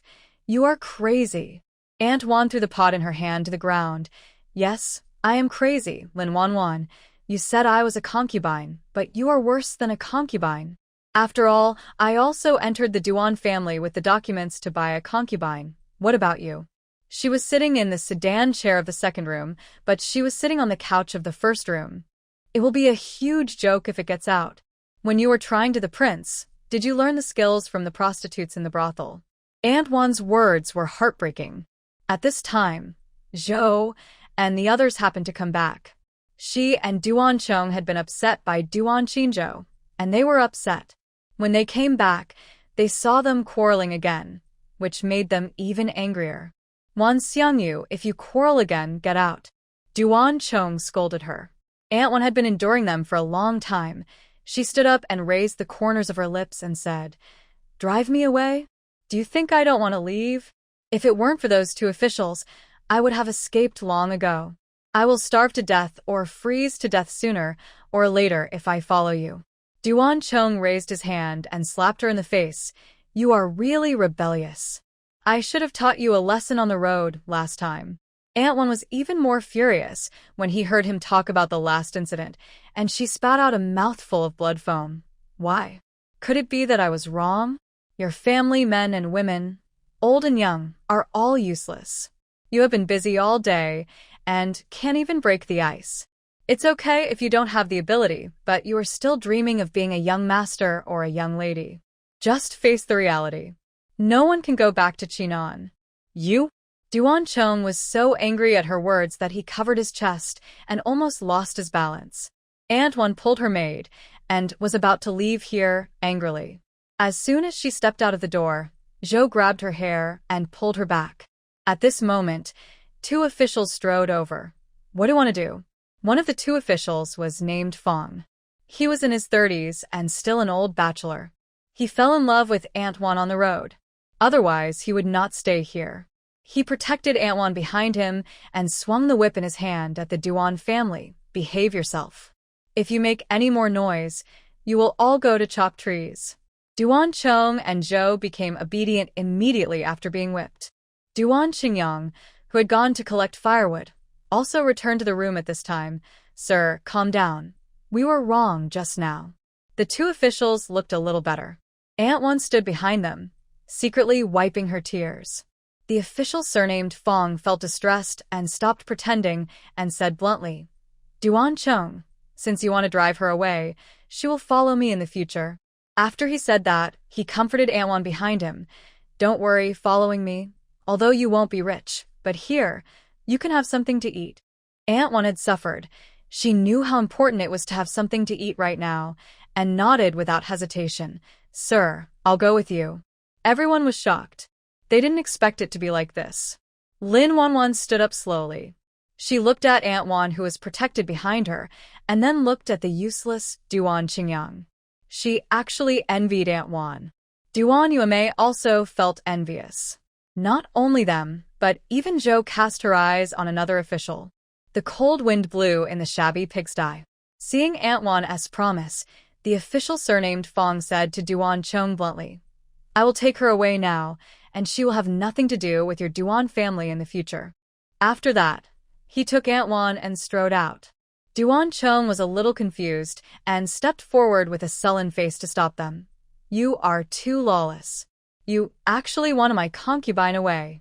The official swung the whip in his hand at Duan Chong and shouted angrily, What do you mean I? She is willing to follow me. Just now you said you wanted to drive her away. Why do you regret it now? The whip hit Duan Chong's face hard, and a blood mark instantly appeared on his withered and cracked face. He covered his stinging face, still unconvinced.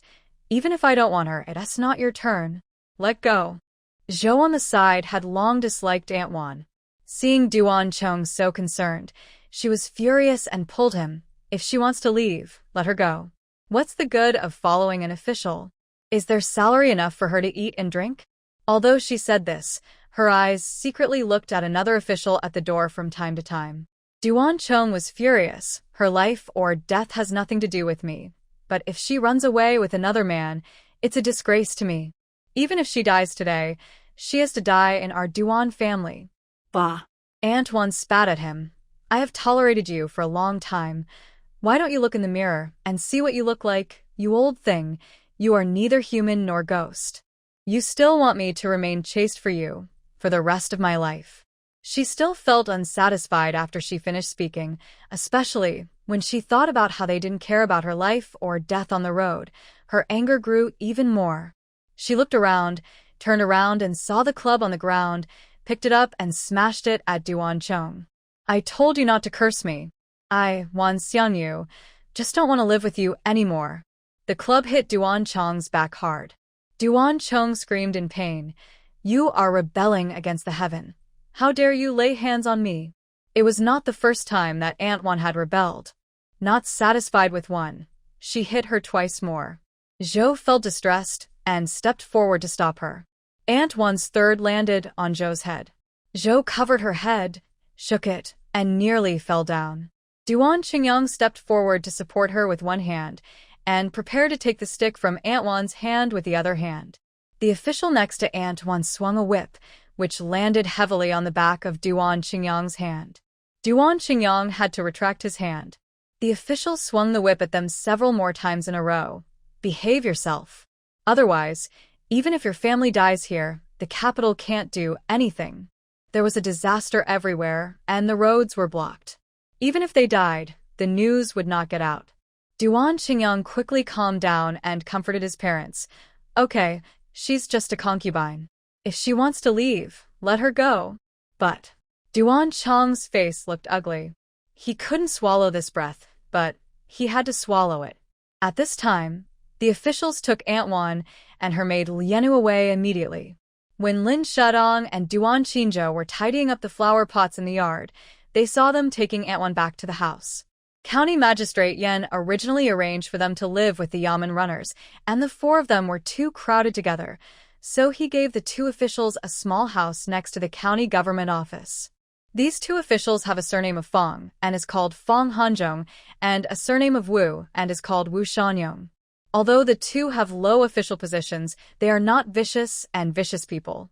Usually on the road of exile, the official daughters of the Duan family and the Lin family would have lost their innocence long ago. Apart from being quite strict with them, These officials have not done anything out of the ordinary. Fong Hanzhong took Aunt Wan away this time, because he really couldn't bear it. Duan Qingzhou looked up and smiled. I was wondering why they didn't want to leave. It turned out to be because of Aunt Wan. Lin Shudong picked up a shovel and dug out the dead grass in the flower pot. They can come to Chinon safely. They must have their own strengths. Otherwise, they would have died on the road. In addition to Aunt Wan, Lin Shudong felt that they had also anticipated the risks on the road.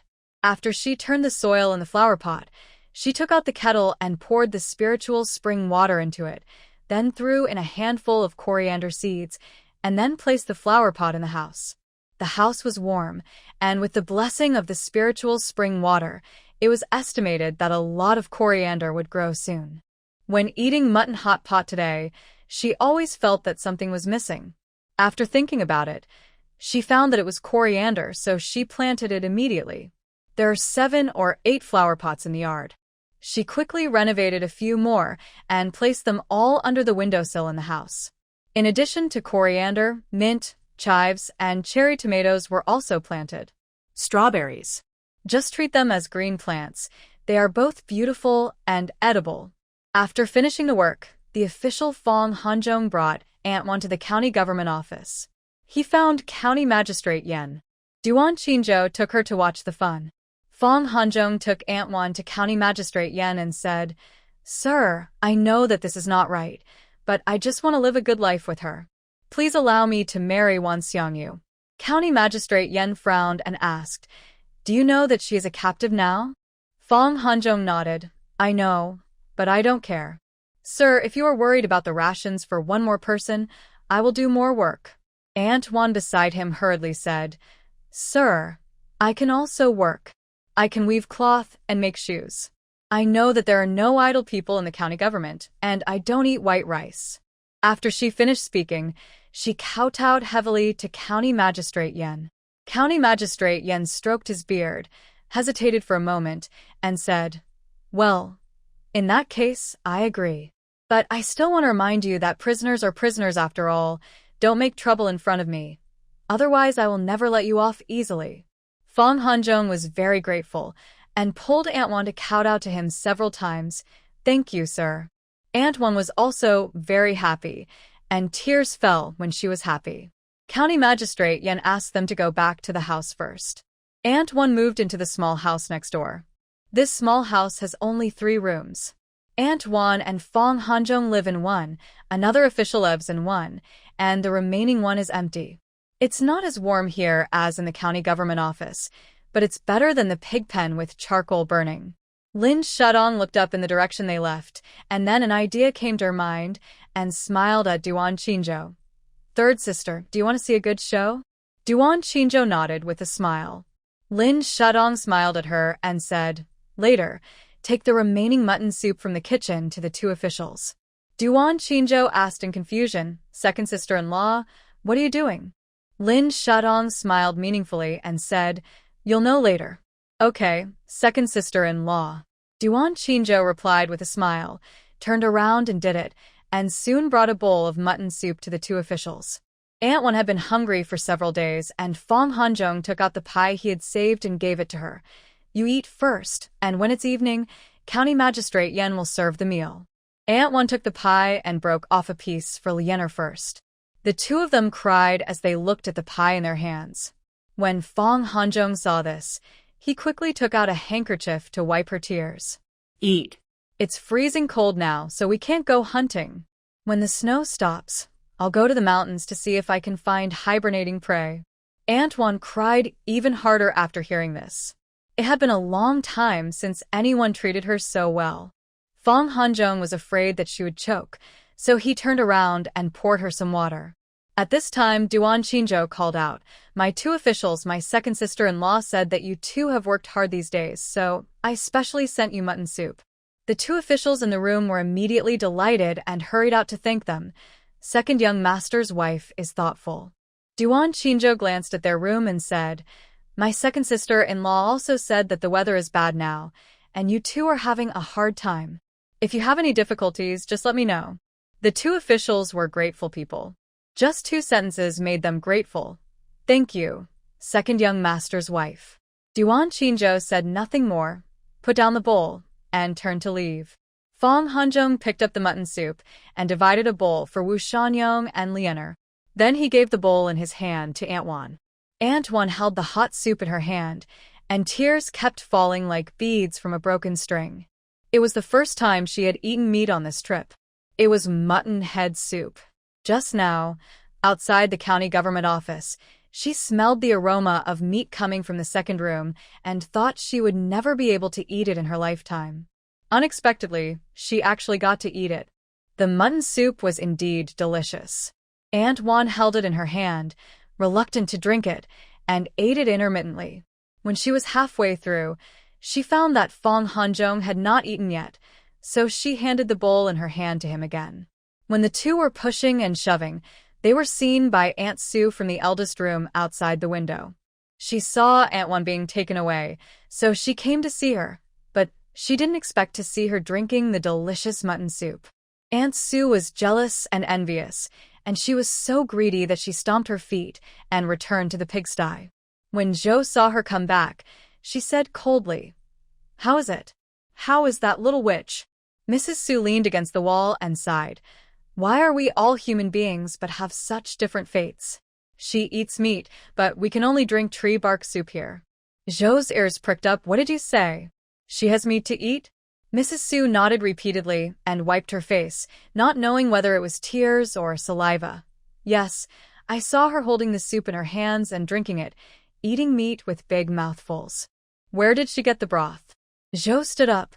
Her face was dark, and her lips and teeth were trembling when she spoke. Mrs. Sue replied, "I guess it was given by County Magistrate Yen."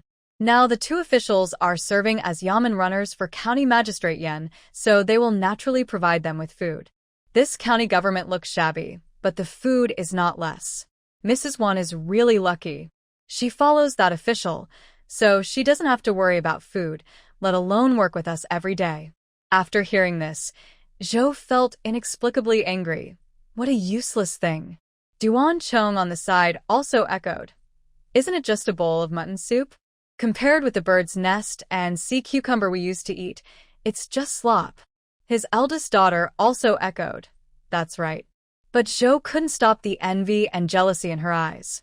She gritted her teeth, stomped her feet, sat down angrily, and stopped talking.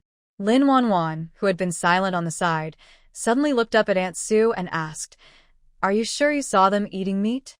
Aunt Sue nodded heavily, yes. Not only Aunt Wan and the two officials, but also Lianer got to eat. What? Lianer also has meat to eat. This time Zhou couldn't hold it in any longer. Ever since they were exiled, their situation had fallen from grace, and they could only seek a sense of superiority in front of the maids who were exiled with them. In the eyes of Zhou and her friends, Lianer was inferior to them. If they didn't live well, Lianer would live even worse than them. However, now even the maids were eating meat, and they were still gritting their teeth to drink the black bark water. She turned her head and looked at the black water in the pot viciously, her fingers trembling with anger. Aunt Sue sighed again, and said in a crying voice, "When will this day end?" Lin Wanwan retracted her gaze and looked out the window. Her cunning black eyes seemed to have an idea. At night, the cold wind was howling. Lin Shudong added a pile of charcoal to the charcoal basin and warmed his hands on it. Duan Yenzhou was drawing a map on the side. He and Nanny Feng were making this Chinon topographic map all day today. While Nanny Feng was reading, he was drawing, and it was almost finished. Lin Shudong sat by the window and opened a small gap from time to time to look out. Duan Yenzhou came over with a cloak, put it on her shoulders, and asked softly, "What's going on outside?" Lin Shudong smiled while eating melon seeds. "There's a show tonight." Soon there was movement outside the yard. As the night deepened, a woman slowly walked out of the pigsty in the main house. The woman lowered her head, curled up her body, and walked cautiously towards the small house of the two officials. She walked around the small house, and then knocked at the window of Wu Shanyong's bedroom. "Brother Wu, are you asleep?" The room was very quiet, and there was no response for a long time. The woman bravely raised her voice. "Brother Wu, do you still remember me? Thanks to you for taking care of me along the way. I am very grateful to you." I wonder if you can come out to see me. There was still no response from the house. The woman was obviously a little anxious. She took a few steps back and suddenly felt that she stepped on something. She quickly turned her head to look. She saw Zhou, who was huddled in the darkness with a gloomy face. Mother? Mother? Why are you here? Zhou arrived earlier than her. Before she could knock on the door, she saw someone coming and hid inside. Who knew that the person who came was her daughter-in-law? Lin Wanwan, aren't you afraid that my son will know? Lin Wanwan also reacted quickly and said bluntly, aren't you afraid that father will know? Zhou rolled her eyes at her. Get out of here. Lin Wanwan didn't want to give in to her. You should go back if anyone wants to go back. Mom, don't you look at yourself? You are old and ugly. People want to when they see you. Zhou was angry and reached out to grab her hair. Say another word to me, or I will tear your mouth apart. The two of them spoke louder and louder, and finally woke up Wu Shuanyong, who was sleeping soundly in the room.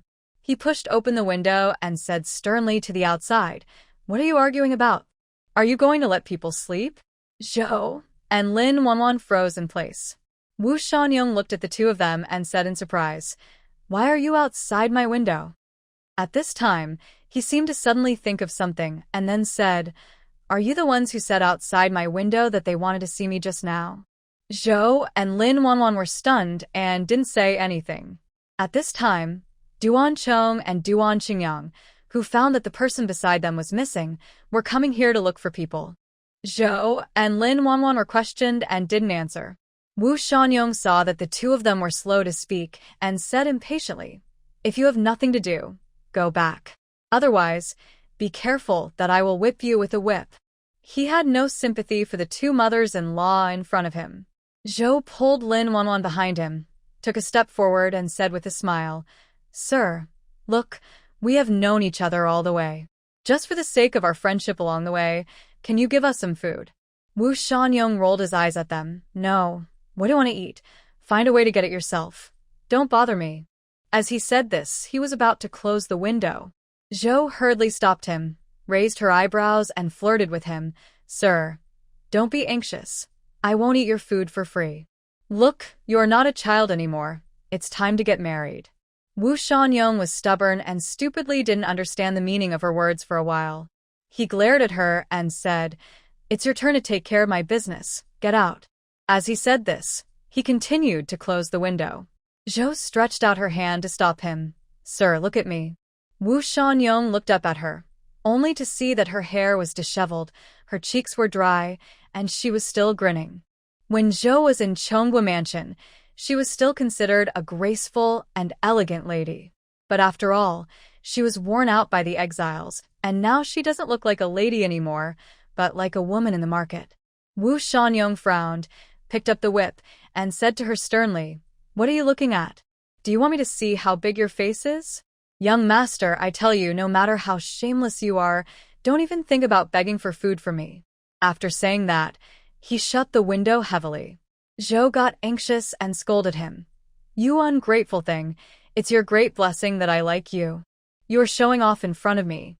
If you were in Beijing, you would have to kneel at my feet and clean my shoes. At this time, Wu Shuanyong in the room finally understood what she meant. He opened the window again, folded his arms and laughed at her sarcastically. Hey, I was wondering why you knocked on my door at night. It turns out you were thinking of getting into my bed. Bah! I'm not as dirty as you. Wu Shuanyong spat at them. You have hands and feet, but you don't know how to work. You come here to embarrass yourself.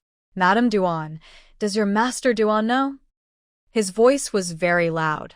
Duan Qingyang and Duan Chong, who came to look for someone, rushed over immediately after hearing the voice. Mom, Lin Wanwan, what are you doing here in the middle of the night? Duan Qingyang asked sternly when he saw the two of them. Lin Wanwan shrank behind Zhou and didn't say anything. It was rare for her to wash her face today and put her hair in a bun. Although she didn't put on any makeup, she was obviously dressed up carefully. Duan Qingyang felt very uncomfortable when he saw it. He frowned and walked forward to pull her to him, shouting angrily, Tell me quickly. What are you doing here? Duan Chong also echoed, That's right. What are you doing here? Are you trying to do something embarrassing without telling us? When Zhou heard this, she gradually panicked because of her guilty conscience. Master, Qingyang, we just came out at night to find some food. Duan Chong didn't believe it. Why don't you come out during the day and come out to find food in the middle of the night? How can pie fall from the sky at night? Zhou lowered her head, unable to find an excuse. Wu Shanyong was disturbed by them and was angry. He raised his voice and replied to Duan Chong, Duan Chong, you have to keep a close eye on them. The two of them came to knock on my window in the middle of the night and said they wanted to talk to me. Ask me if I have a family and want to be my wife. He explained everything that happened tonight in just a few words. Duan Qingyang and Duan Chong's faces changed suddenly, from pale to iron blue. Their foreheads could be seen glowing green in the night wind. The two of them shouted at Lin Wanwan and Zhou, "You are so brave." Lin Wanwan lowered her head, shrank her body, sobbed and whispered, "Qingyang, Dad, it wasn't me. I just passed by here and happened to see my mother here, so I came to take a look." As soon as she finished speaking, Wu Shanyong pointed at her and raised his eyebrows, "Passing by? From your voice, you were the first one to knock on my window." Seeing that Lin Wanwan wanted to distance herself from him and accused her instead, Zhou stepped forward and slapped her in the face. "Lin Wanwan, you are so shameless. It was me who saw you knocking on the window here stealthily, so I came to look for you. You are so good, you actually framed me." After she said that, she glared at Wu Shanyong. "Don't make the mistake of knowing who is the one. It was clearly her who came to see you tonight." Although Wu Shanyong was naive, he never beat around the bush when he spoke. "It was her who knocked on the door, and it was you who wanted to be my wife. Look at you, you are still not honest at your age." His tone was full of sarcasm. Duan Qingyang and Duan Chong's faces turned greener and greener. Wu Shanyong did not forget to give them another look. "You two are really useless. You can't even break a piece of ice, and you let your wife and daughters starve to death. No wonder they want to be wives for others." After he finished speaking, he waved the whip in his hand. "Go back if you're fine, and keep chiseling ice for me tomorrow morning." Duan Qingyang and Duan Chong's eyes were full of anger. They wanted to fight Wu Shanyong, but they didn't dare to do so when they saw the whip in his hand. The two were furious and directly pulled Lin Wanwan and Zhou towards the pigpen. The four of them were pulling and tugging on the road.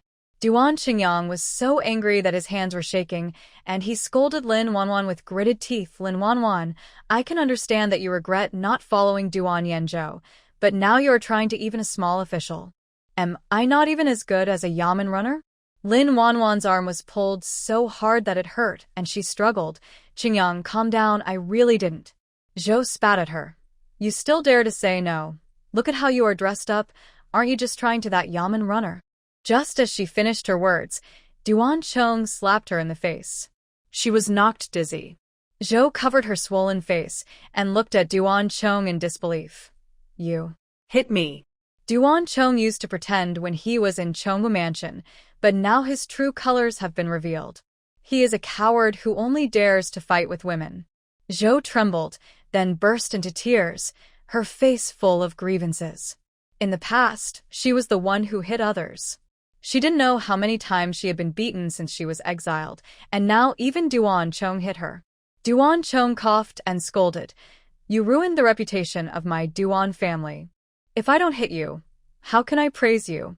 Zhou cried with tears streaming down her face, feeling aggrieved. "Duan, you will not die well.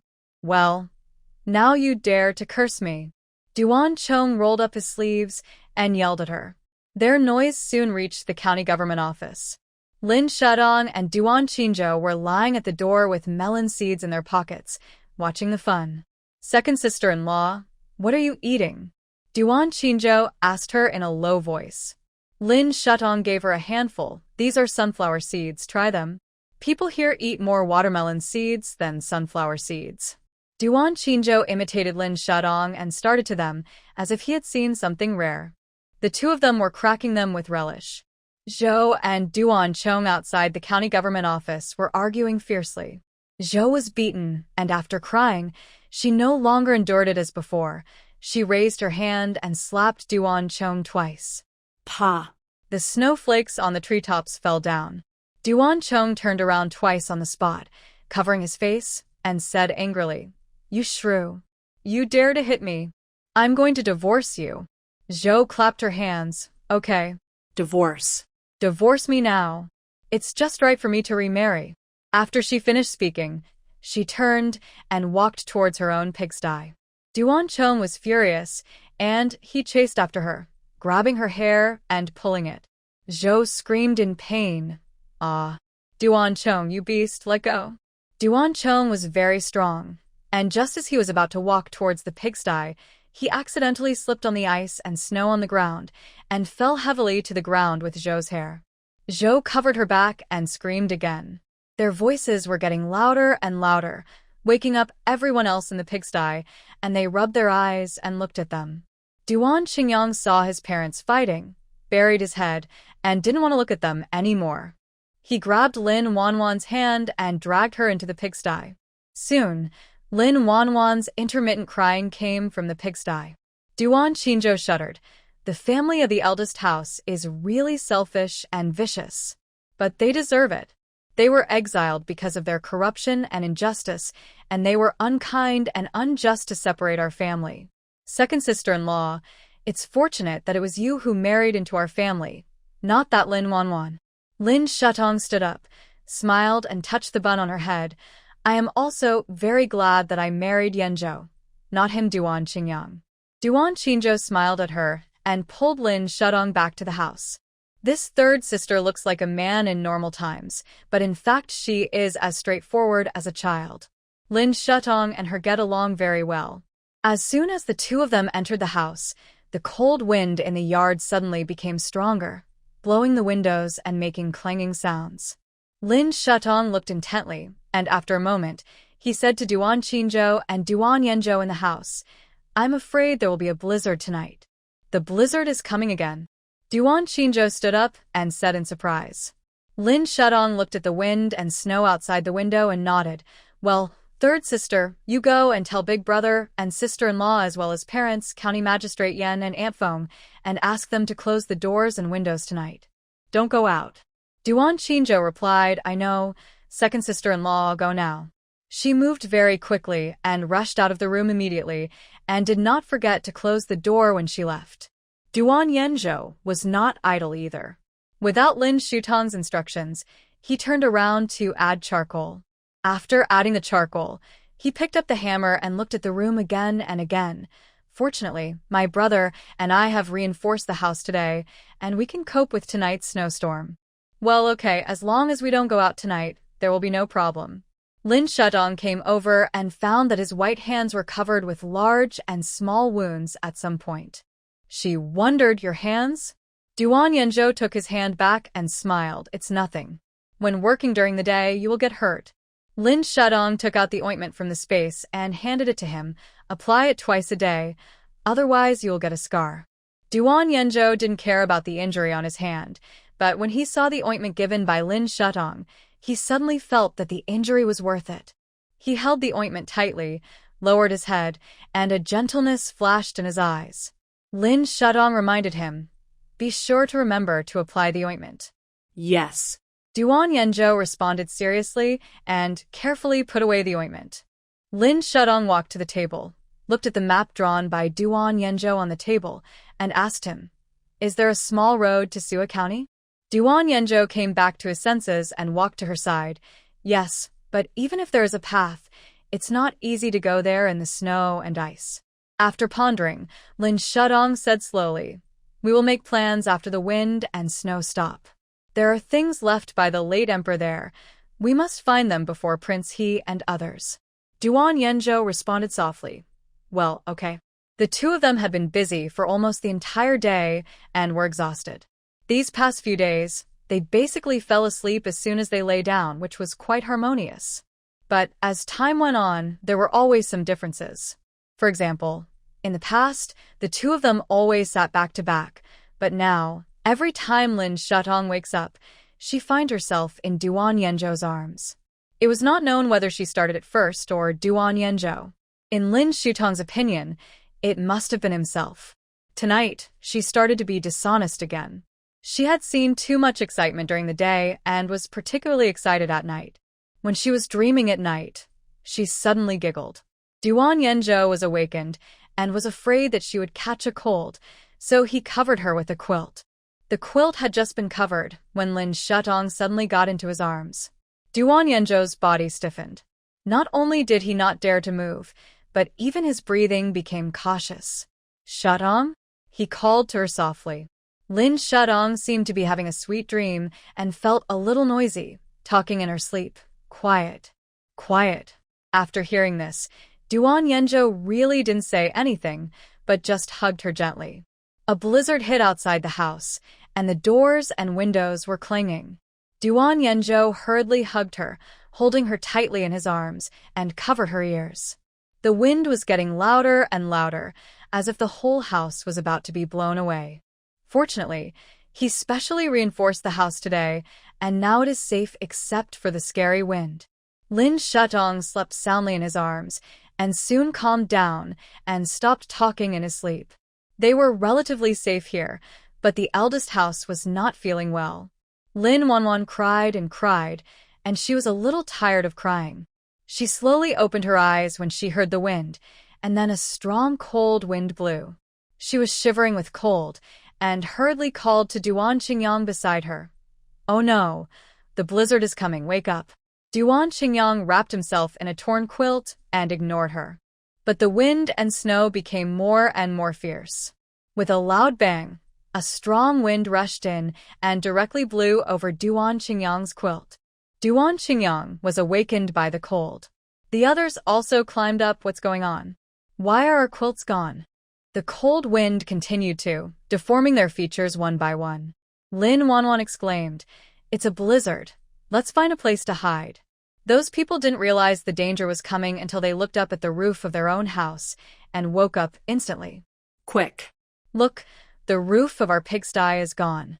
Zhou and Duan Chong looked up together and saw the dark sky and the continuous blowing of snow and wind. "Where's the roof?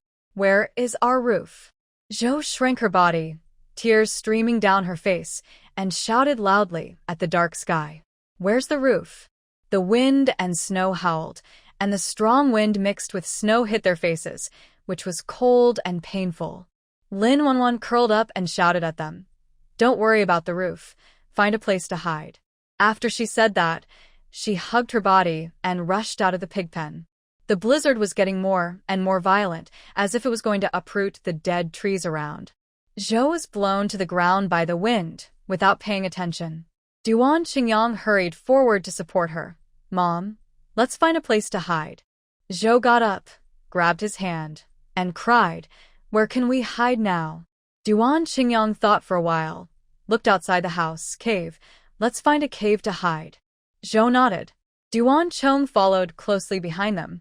The three daughters and the remaining two concubines saw them leave and followed them in a swarm. Lin Wanwan found the cave first, and she had just come in not long ago. Duan Qingyang and Zhou followed closely behind. As soon as Zhou entered the cave, she raised her hand and slapped Lin Wanwan angrily without knowing right or wrong. "How dare you leave us and run away? Lin Wanwan, I tell you, since we came here together from Chinan, no one can escape. If you don't want to suffer with us, you have to suffer with us."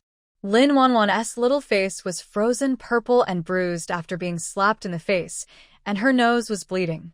She said aggrievedly, "Mom, I clearly called you just now." Mrs. Zhou knew that she was calling. She was just cold and unhappy, so she took it out on her. Soon the cowshed of the Lin family next door was also overturned. They also hid in the cave together. Now the two families are together again. When Lin Wanwan saw Master Lin, she ran up to him. Dad, let your daughter come back. Even if I starve to death, your daughter will go back to the Lin family." Master Lin looked at her bruised and swollen face and softened his heart. But the concubines next to her disagreed. "Master, don't forget, we can hardly protect ourselves now. One more person means one more person to eat, so we will have to eat less each." Master Lin hesitated when he heard it. Seeing her father's hesitation, Lin Wanwan was chilled. She broke down and cried, "You are a liar. You said you loved me in the past, but now you ignore me just for a meal. I should have seen through you long ago. Lin Shadong is also your daughter, and you don't care about her life or death. You have never felt sorry for us. You only care about yourself. Master Lin felt guilty and took a step forward. His son Lin Tianhai stopped him. Dad, the aunt's are right. We can't even protect ourselves now. How can we take care of her? Well, I'm afraid we can only spend tonight in this cave. After the snowstorm is over, we will go and repair the house. The other aunts also echoed. Tianhai is right. Lin Wanwan was completely discouraged when she saw their faces. She bit her lower lip and took a few steps back. Finally, she saw each of them clearly. If a person does not care for himself, he will be punished by heaven and earth. In the face of famine, everyone only thought about how to survive. Lin Wanwan did not ask the Lin family for help again. She turned around and found a corner in the cave and huddled up. Although the cave could avoid the strong wind, it was extremely cold. They burned 2 piles of firewood, but could not warm up. On the next morning, Aunt Sue from the eldest house was frozen to half dead. She lay on the ground with her body burning and coughing. Suffering from hunger and cold, everyone challenged their limits. Zhou lay on the ground wailing. If I had known this, I shouldn't have married into the Duan family. Lin Taifu took over her words and mocked. If I had known this, you shouldn't have been targeting the second house. You should have been nicer to them. They might even give you a bite to eat because they are brothers. You are asking for trouble. Mrs. Zhou was furious. She raised her head and cursed. You, the Lin family, are the same. You deserve it. Master Lin was so hungry that he didn't want to talk to them anymore. He turned his back to them and didn't look at them anymore. In the county government office, Lin Shadong got up early in the morning and found that the snow in the yard had thickened again. The weather was getting colder and colder, and the thick snow had frozen into a layer of ice. She put on her down jacket, a coat, and a cashmere sweater inside so that she could be a little warmer. Jiang and Nanny Feng cooked the porridge early in the morning. Shadong, come and eat it while it's hot. Nanny Feng brought the freshly steamed buns. It was windy and snowy last night, miss. Were you scared? Lin Shadong came over and picked up a hot bun and took a bite. No, we're very strong. Although Duan Qing'an and Duan Yenzhou were the young masters of the Duan mansion in the past, they were very hardworking. In such cold weather, the 2 of them built their house like a solid wall. No wonder Duan Yenzhou had so many wounds on the back of his hand. At this time, the eldest sister-in-law came over. Just now your eldest brother said that we will go to the lake to chop ice tomorrow. Maybe we can catch some fish. Lin Shadong put down the steamed bun in his hand. Hasn't it been arranged that the Lin family and the eldest son's family go to chop ice? The eldest sister-in-law sighed and said, those 2 families are useless. They have been chopping ice for 2 days but have not seen any results. Lin Shadong suddenly had an idea. Afternoon, Yenzhou and I will go together. You go to chop ice? The sister-in-law asked in surprise. Lin Shadong narrowed his eyes. Isn't it just fishing? It doesn't necessarily rely on ice breaking. The sister-in-law didn't understand what she meant and wanted to stop her. Duan Yenzhou came over and said, don't worry, sister-in-law. Shadong will be fine under my care. Lin Shadong turned around and looked at him, smiling knowingly. To be honest, they had rice and grain in their space as well as chickens, ducks, and cattle, but not many side dishes and fish. Cattle, sheep, pigs, chickens, and ducks can be raised in the ranch space, but fish cannot be raised. When you are tired of eating pork and mutton, you occasionally want to eat fish. Afternoon, Lin Shadong and Duan Yenzhou came to the ice lake together. This lake is called Shanghai Lake. It has the name of the sea and the appearance of the sea. There is no end to it at a glance. There is a hole that has been chiseled on the lake, but the ice is too thick, and it has never been chiseled through. Lin Shadong squatted down, brushed away the snow on the ice, and looked inside through the ice. The lake is very deep, and even though the ice is very thick, you can vaguely see the figures of fish swimming in the water. Lin Shadong was delighted and pulled Duan Yenzhou to see. Look, there are really fish. Those people in the eldest house are really useless. With so many fish in it, they only need to work a little harder, and they won't starve. Duan Yenjo looked in the direction she pointed and was delighted to see the fish. He rolled up his sleeves and was about to chisel the ice. Lin Shudong stopped him. Wait, I have a way. Duan Yenjo stopped and looked up at her. Lin Shudong took out an electric ice drill from the space and handed it to her. This thing is more useful than those axes and drills in your hands. She took it out, handed it to Duan Yenjo, and taught him how to use it. Duan Yenjo listened and quickly tried it. He first placed the electric ice drill on the ice, then held the handle with one hand and turned on the power with the other hand. Soon the electric ice drill rotated rapidly, and soon a small round hole was drilled on the ice. Lin Shudong looked at it, smiled knowingly, put the electric ice drill back into the space, and took out the bait, kneaded it into a ball, and threw it into the lake from the hole to make a nest. Soon the fish swarmed here. The method of fishing and catching fish is really too slow. She concentrated and collected all the fish she saw into the space. The fish kept coming. She collected most of them, left a small half, threw some fish food in, added the ice surface, clapped her hands, let the remaining fish stay in there, and come back to collect them after some time. Duan Yenjo hurriedly took out a handkerchief and wiped her hands. Well, it's cold here. Let's go back quickly. Lin Shudong nodded. Before she went back, she took out the 2 biggest fish from the space, gave them to Duan Yenjo to carry, and said with a smile, "We'll have fish soup tonight." Duan Yenjo carried the 2 big fish, patted the fish's belly, and said with a smile, "Okay, I'll do it." The 2 of them carried the fish towards the gate of the county government office. At this time, the eldest house and the Lin family happened to come out of the cave. They were really hungry, so they wanted to come out to find something to eat. When they saw Lin Shudong and the others carrying 2 big fish, they widened their eyes. "Dad, Mom, did you see that? It's fish," Duan Yuame said in surprise. Zhou and Duan Chong looked at it together. They rubbed their eyes. Where did the fish come from in this ice and snow? Duan Qingyang took a step forward. "It's fish in the ice lake." "Ice lake?" Zhou was surprised. "Isn't that the ice lake we dug a few days ago?" Duan Qingyang nodded. "That's right, but we didn't dig it open and they got there first." Zhou frowned. "Why didn't you say so earlier? Let's go now, quick." Duan Qingyang looked at the women behind him.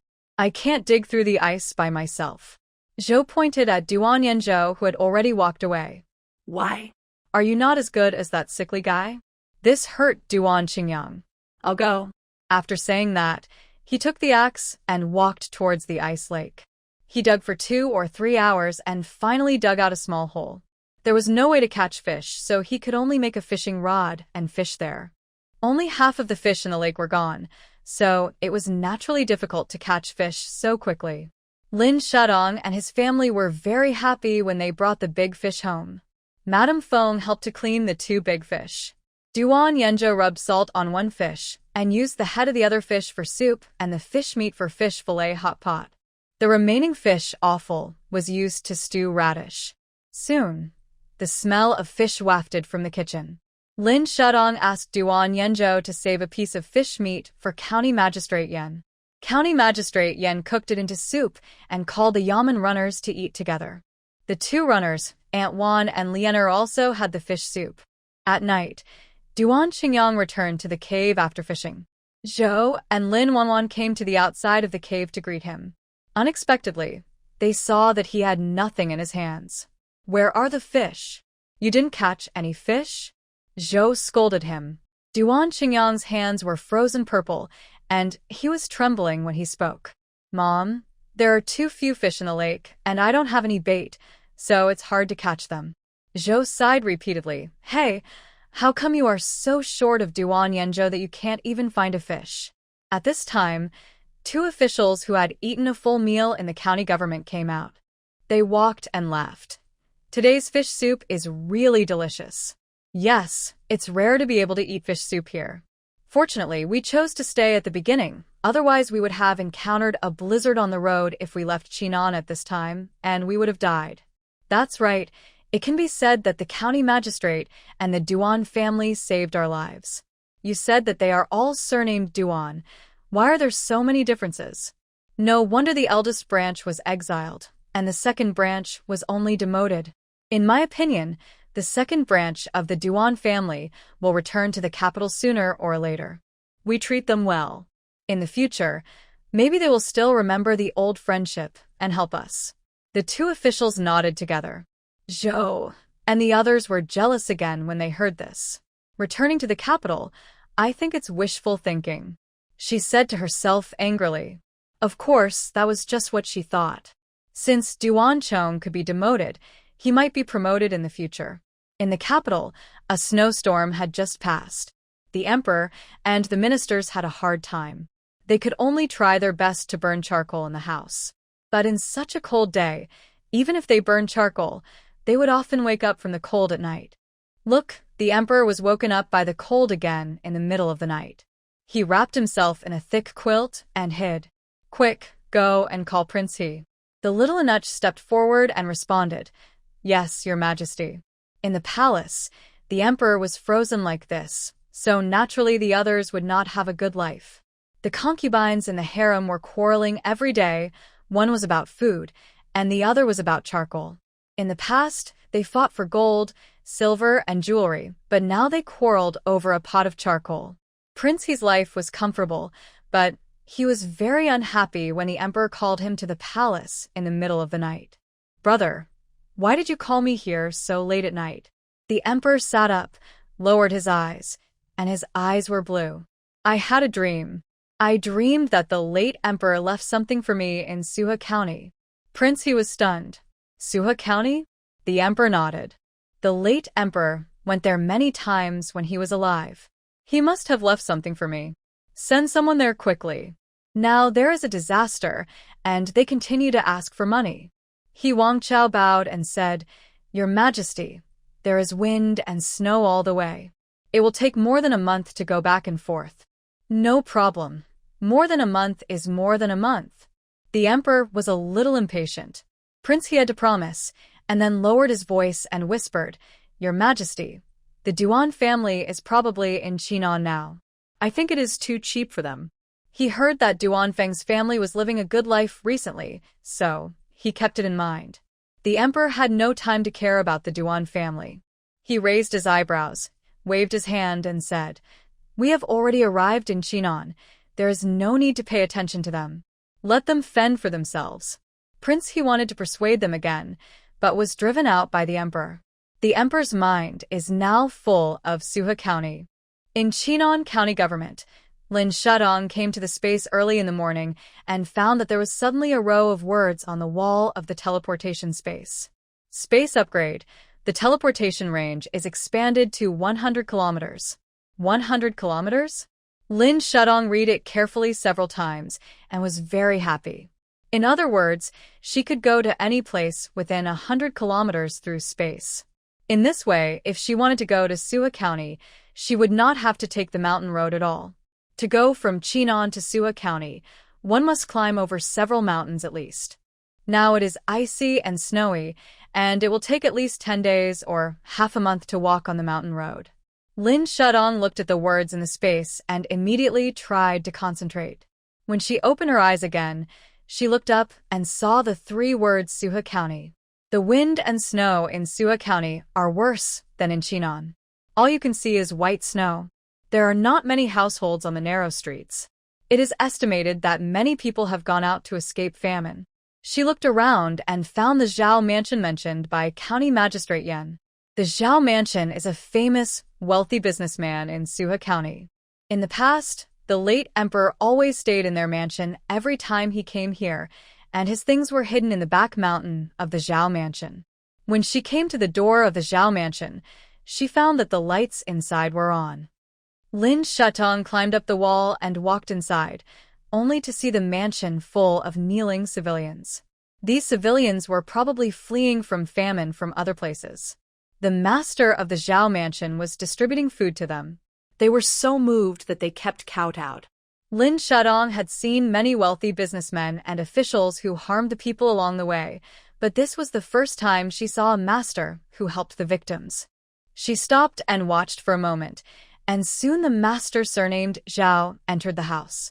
The people in the yard held the steamed buns and kowtowed repeatedly, waiting for the master Zhao to enter the house before they began to eat voraciously. Lin Shadong was just here to explore the way tonight and had no intention of taking action, but who knew, as soon as she turned around and was about to leave, those people suddenly held their stomachs and vomited. What's going on? Is there poison in the steamed buns? Lin Shadong looked intently and saw that these people began to spit out black blood one by one. She immediately understood that this Mr. Zhao had never thought of rescuing these refugees. He put poison in the steamed buns, intending to poison all the refugees to death so that he could have some free time. She thought that this Mr. Zhao was kind, but she didn't expect him to be such a vicious person. Lin Shadong took advantage of the fact that Mr. Zhao's people had left, pretended to be a refugee and mixed in with them, and said to them, "Come, I have medicine here." After she finished speaking, she secretly handed them the antidote pills she developed. Those refugees were also desperate and sought medical treatment. After getting the medicine, they devoured it. Lin Shadong took advantage of the chaos to enter the space and return to the Chinon County government. Duan Yenzhou had been waiting for her in the room. When he saw her come back, he stood up and said, "Are you okay?" Lin Shadong had been in the space longer than usual today, so he was very worried. When he saw her come back intact, he was obviously relieved. "It's okay, I have good news to tell you. Next time we can go directly to Sua County." Lin Shadong sat down at the table, poured a cup of hot tea, blew on it, and took a sip. Duan Yenzhou always obeyed her words. If she said she could go, then she could definitely go, so she didn't say much, but brought a plate of pastries from behind. "Try it, it's the sweet rice cake made by Nanny Feng today." Lin Shadong was indeed hungry. She took it in her hand, picked up a piece and tasted it, narrowed her eyes and smiled. The taste is really good, better than the skills of the chefs in Beijing.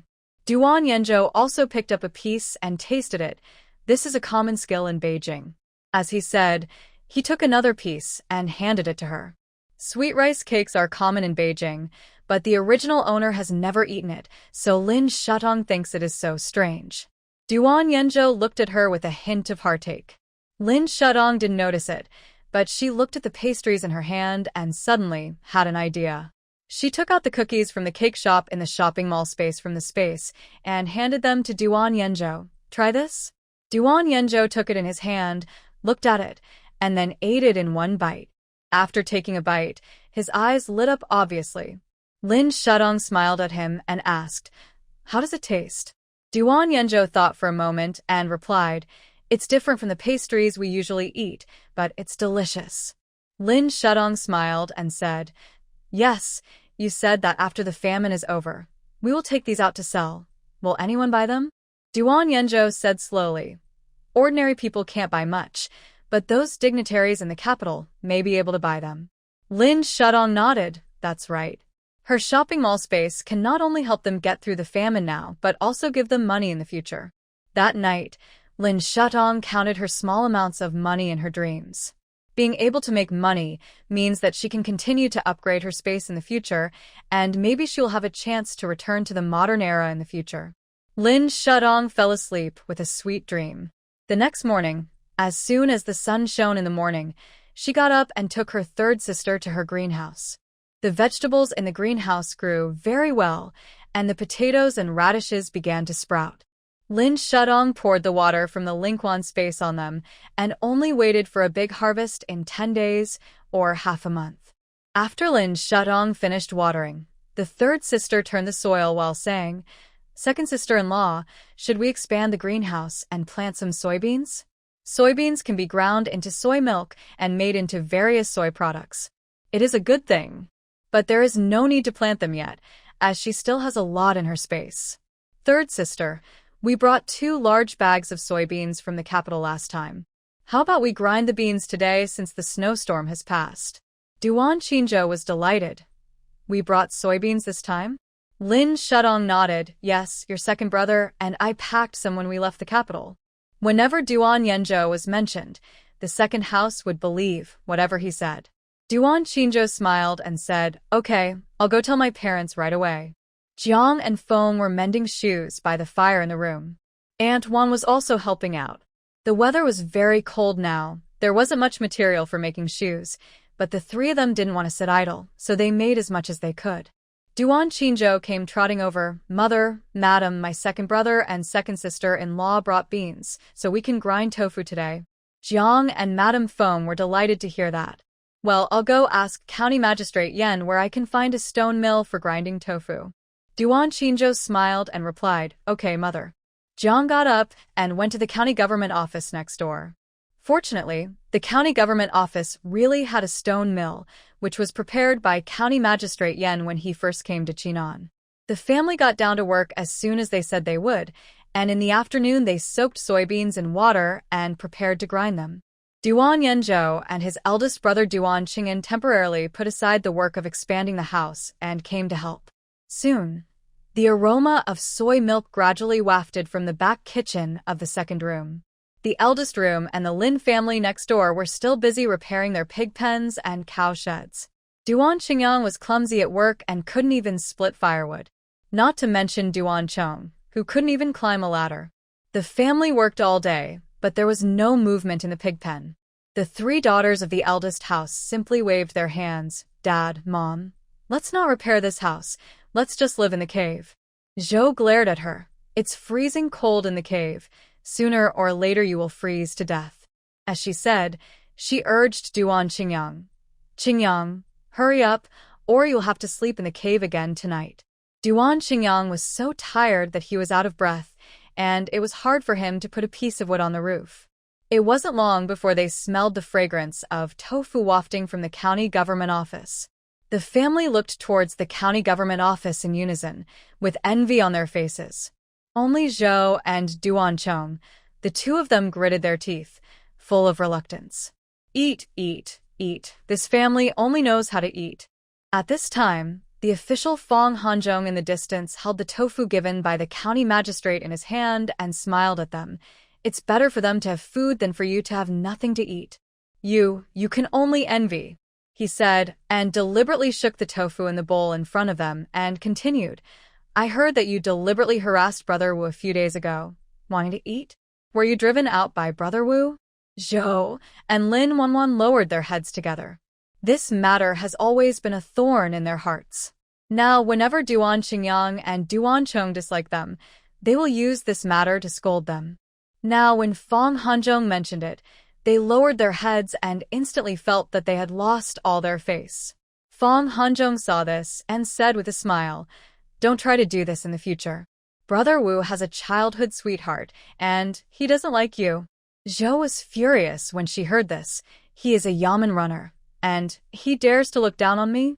Bah. Fong Hanzhong ignored them and took the tofu in his bowl back to the house. Lin Wanwan, who was standing by, was so angry that she started crying again. She turned her back and wiped her tears, not daring to look at Duan Qingyang again. Duan Qingyang threw the wood in his hand, and the fire was not going out, and he walked directly towards the cave. In the county government office, the second family was eating stewed tofu together. Lin Shutong added eggs to the tofu, and soon the fragrance filled the whole house. Jiang served them rice. Come on, Shutong, eat more. Lin Shutong took it in his hand. Thank you, mother. Then Jiang served another bowl to the eldest sister-in-law. Here, Wanru. The eldest sister-in-law's belly has grown a lot in the past month.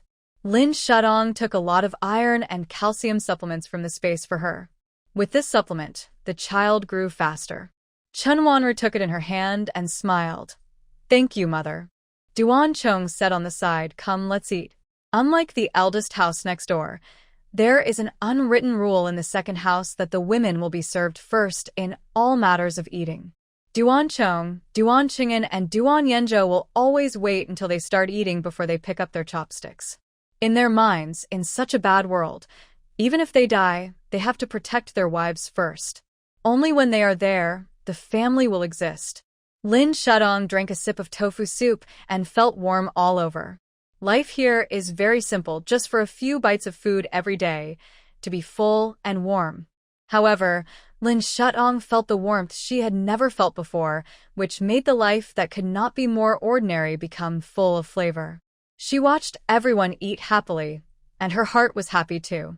After dinner, Lin Shutong took Duan Yenzhou back to the room. Yenzhou, are you ready? Duan Yanzhou was stunned for a moment, looked at the bed beside him, and his ears blushed for a moment. I. Before he finished speaking, Lin Shudong pulled him and said with a smile, "Ready, let's get going quickly." Duan Yanzhou suddenly realized at this moment that he had been thinking too much. Lin Shudong pulled him to the space, and the two soon arrived at Sua County. At the same time, the people sent by King He also rode their horses at full speed towards Sua County. Lin Shudong and Duan Yanzhou came out of the space and happened to arrive directly at the Zhao Mansion. The Zhao Mansion tonight is different from last night. There were many refugees last night, but today it is empty. Just as Lin Shudong was puzzled, she heard the conversation of the servants next door. Last night was really strange. The master had just poisoned those people, but he didn't expect that those people would all be alive when he turned around. Yeah, the master was really miserable. He was caught and beaten by them. Fortunately, they ran fast last night, otherwise the master would have to kill them. Let's go. Let us go and get water to the master quickly. He was seriously injured this time. Lin Shudong understood everything. It seemed that after she saved those refugees last night, they rose up in resistance and beat Mr. Zhao. It was what she deserved. If she was worried about the food, she would not save them. But if she saved them and poisoned them, she would be heartless.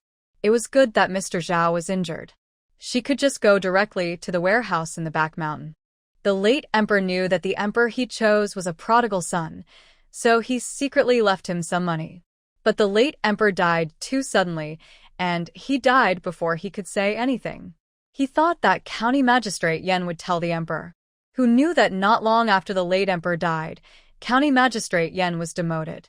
How could he tell him the secret when the emperor treated him like this? Lin Shudong took out the blueprint given to her by County Magistrate Yen and went to the back mountain. Duan Yanzhou was exploring the way for her in front.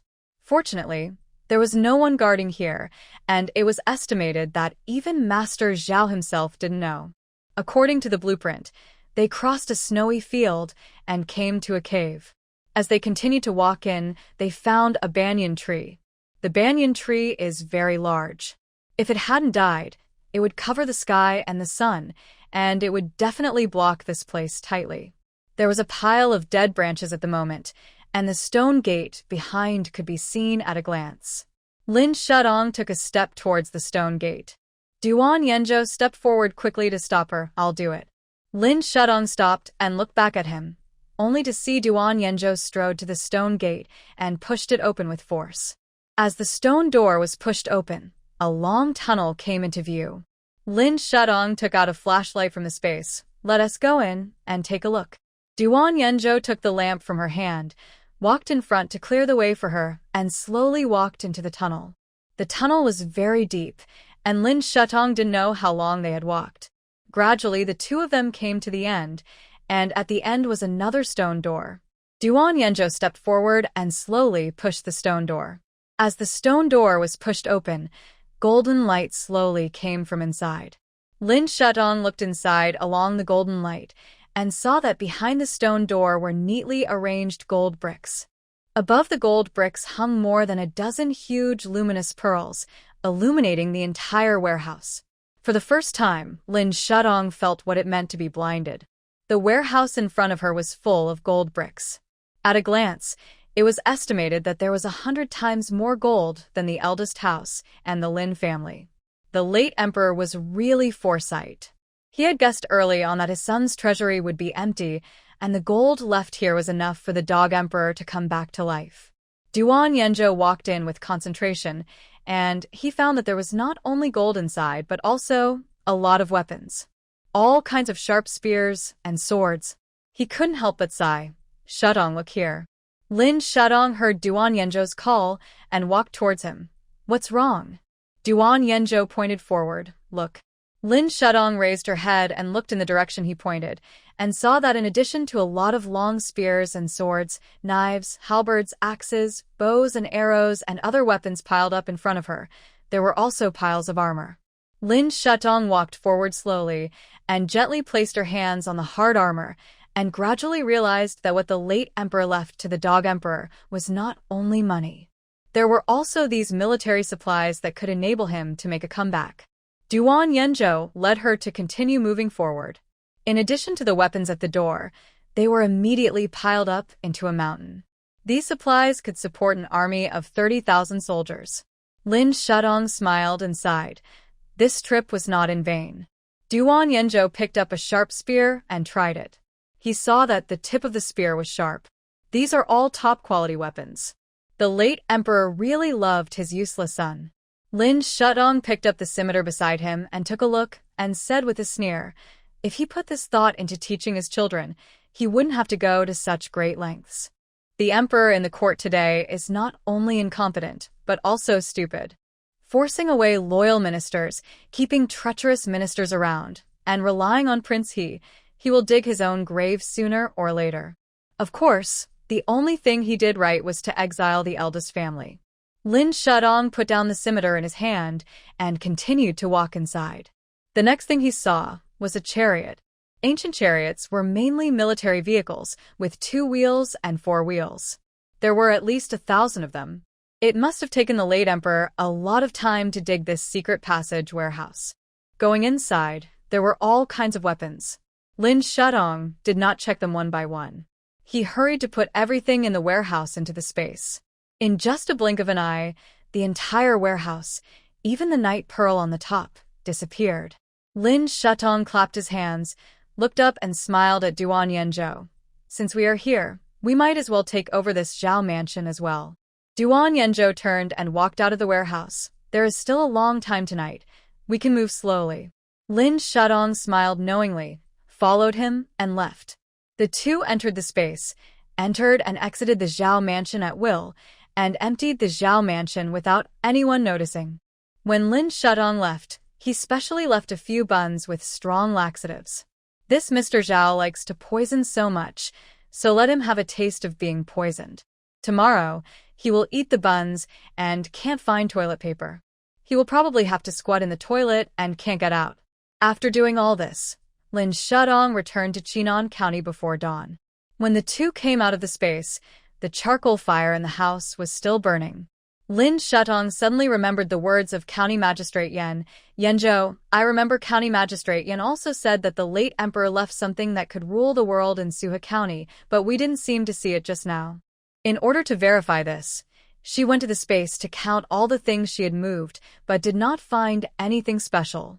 After Duan Yenzhou pondered, he said, I guess that thing is not in the warehouse. When the late emperor died, County Magistrate Yan thought that he was disillusioned with the prince, but that was not the case. So the late emperor concealed something from him and did not tell County Magistrate Yan where the thing was stored. Lin Shudong could not help but sighed. He is so cunning. But it's okay. We can look for it slowly. We can go anytime anyway.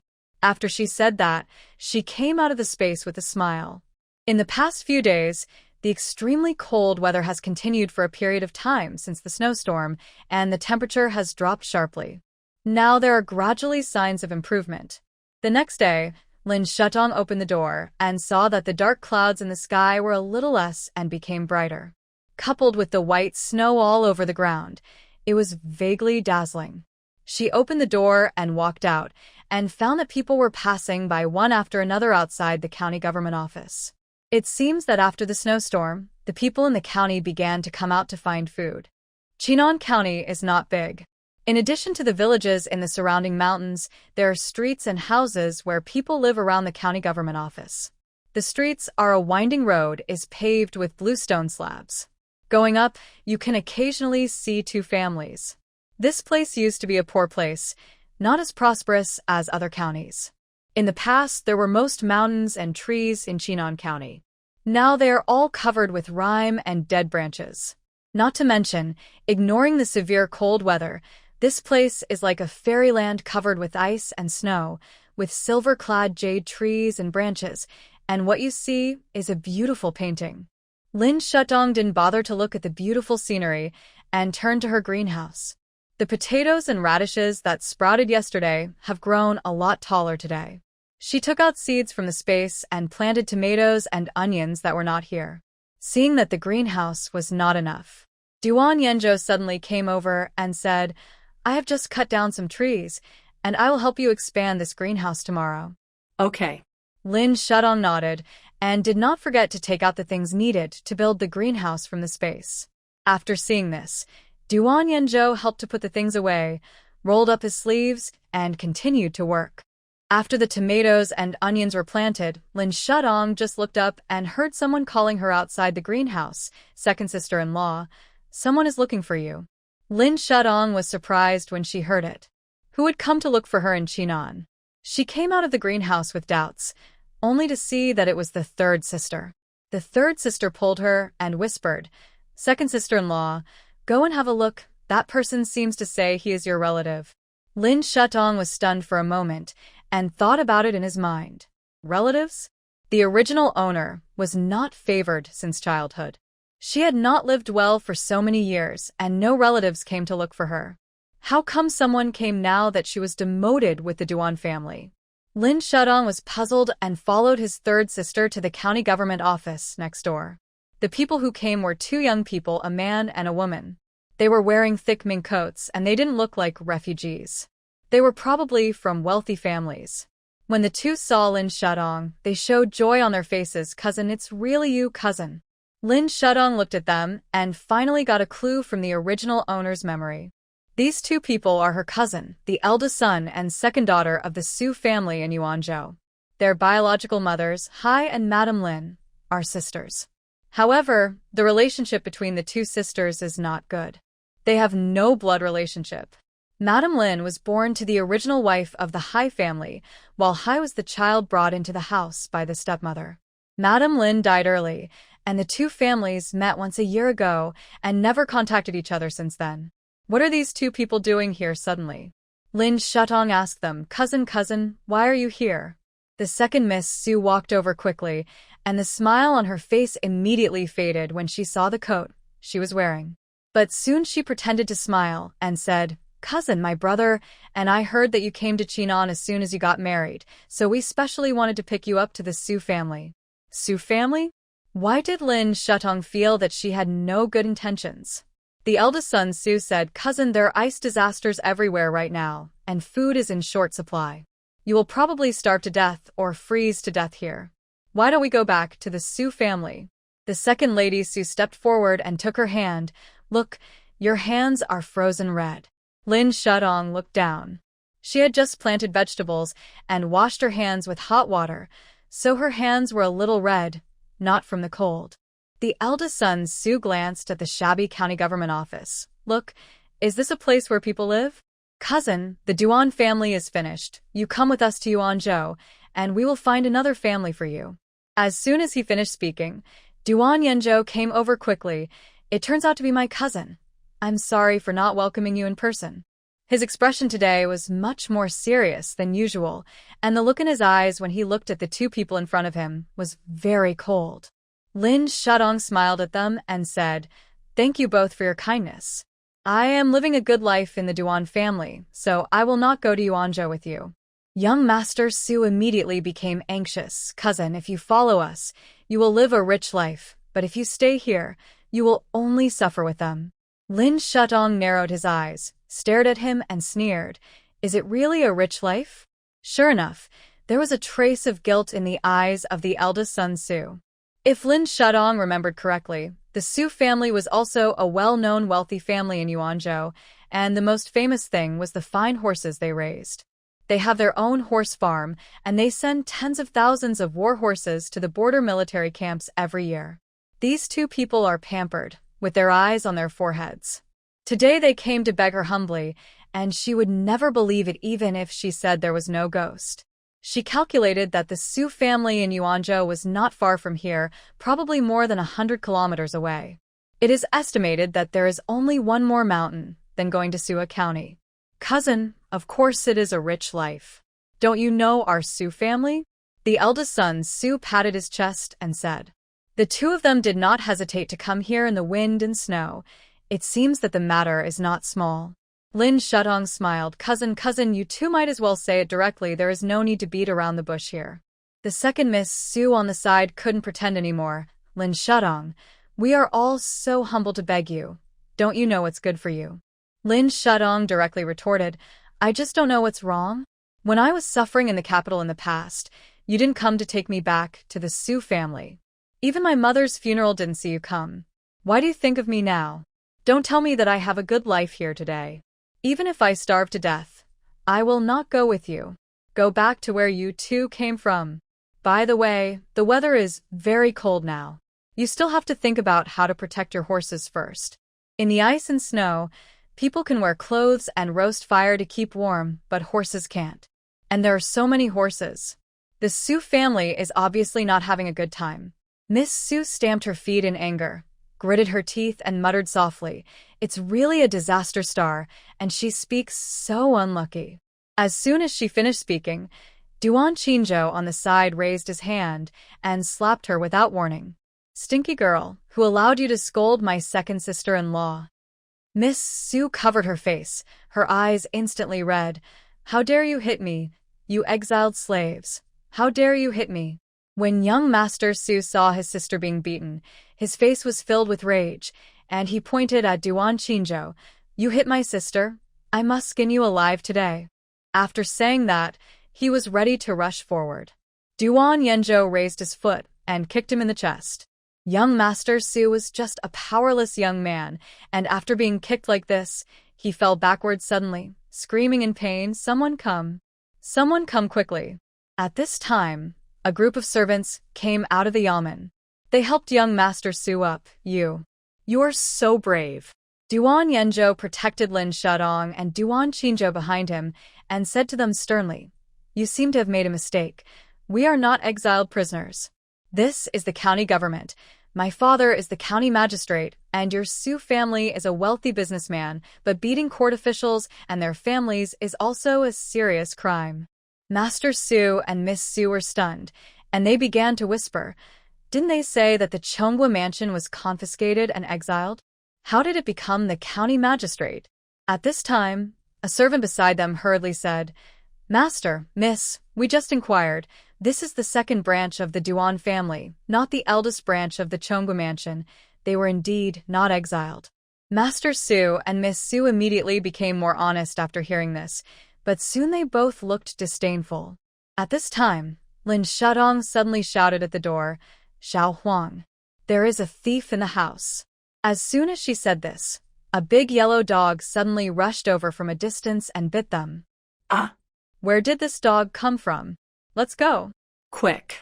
The two brothers and sisters of the Su family fled in a panic in the chaos. After they left, she immediately closed the door of the county government. Duan Qingzhou walked over and said angrily, Second sister-in-law, it seems that they want to target you. Lin Shudong nodded. It's just that, what's so good about me that they can't plot against me? Duan Yanzhou came over at this time. Fate. Fate? Duan Qingzhou and Lin Shudong asked in confusion. Duan Yanzhou replied, I heard about the Su family in the early years. They relied on their good relationship with the prefect of Yuanzhou to do all kinds of evil in the local area. But because they gave a lot of war horses to the court every year, the emperor and the prefect of Yuanzhou turned a blind eye to them. The master of the Su family has always had a heart disease and has been taking medicine all year round. Long before we were demoted, the Su family posted notices everywhere, hoping to find a person with a very strong fate to bring good luck to the master. Lin Shudong suddenly realized, Am I the person with a very strong fate they're looking for? Duan Yanzhou nodded. Now the weather is cold and gloomy. I guess the condition of the master Su has worsened.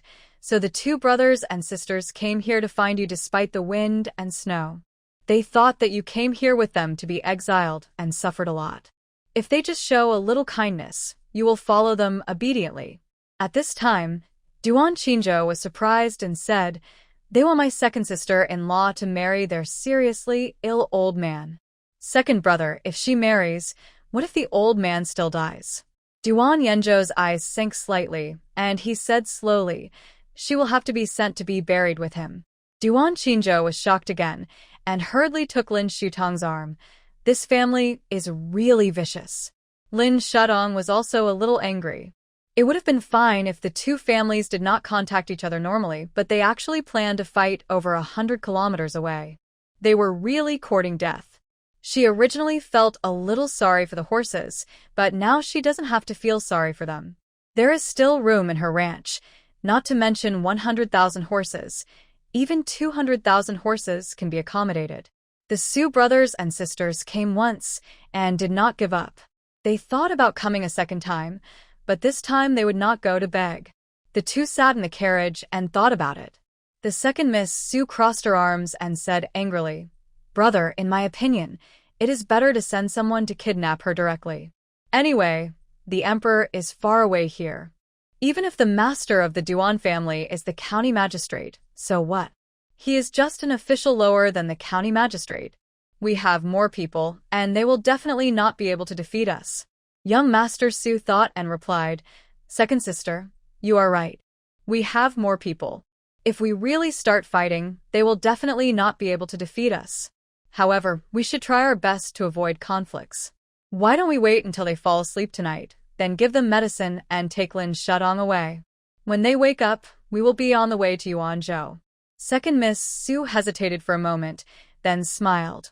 "Okay, I'll listen to eldest brother. Mom said this time that as long as we can bring Lin Shudong back, anything is fine. Dad's illness can't be delayed.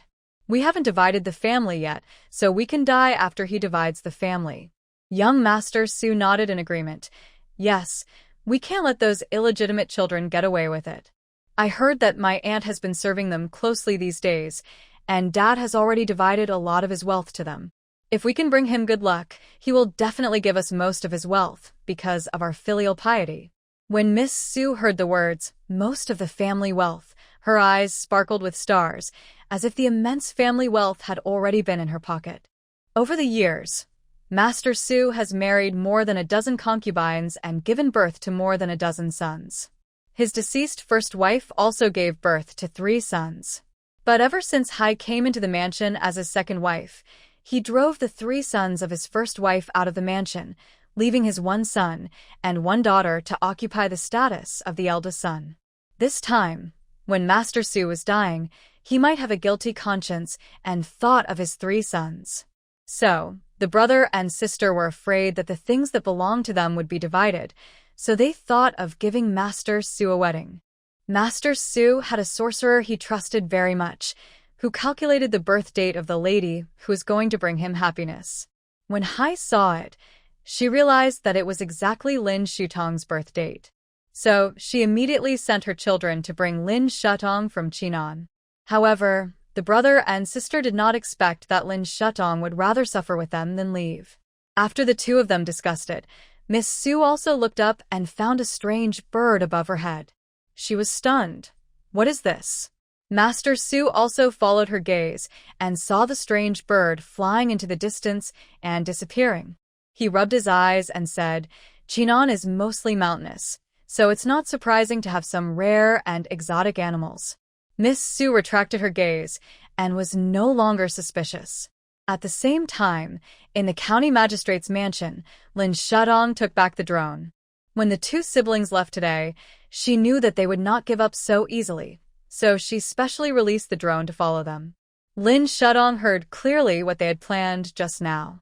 She raised the corners of her lips and smiled. "If you want to kidnap me, it depends on whether you have the ability." She finished her words and turned to the space. The lights in the mall space were always on, so there was no day or night. Because there was no transaction exchange, her space-time had not increased, but the progress bar of the 12th level test space was still growing steadily, showing that there were 10 days left. Lin Shutong came to the dessert shop on the 1st floor, looking at the desserts in the window, and her desire to open a shop had reached its peak. She walked around in front of the window and suddenly thought that since the space could take her to any place within 100 kilometers, she didn't have to open a business in Chinan. Shop, and you can go to other rich places, as long as you go back and forth through the space every day. After thinking about it, Lin Shutong immediately finalized the plan in her mind, but before that, she had to deal with the 2 brothers and sisters of the Su family first. She took out a bunch of medicine from the medical space, and then came out of the space. After nightfall, Lin Shutong went to bed early before Duan Yenzhou came back. Now the daytime is short and the night is long. Lin Shudong usually goes to bed after finishing the things in the greenhouse. It was so early today. Duan Yenjo found something wrong, raised his hand, and gently touched her forehead. Are you feeling uncomfortable? Lin Shutong turned sideways, curled up in the quilt, and told the two siblings that they wanted to kidnap her. She closed her eyes and looked lazy when she spoke, as if she didn't care at all. Duan Yenjo, however, became nervous. If I had known they had such evil intentions, I should have broken their legs today. His tone seemed calm, but it was filled with anger. Lin Shutong stretched out her white hand from the quilt and pulled his collar. Don't worry, they can't come in. Let's have a good sleep tonight. We have to go on a long journey in the second half of the night.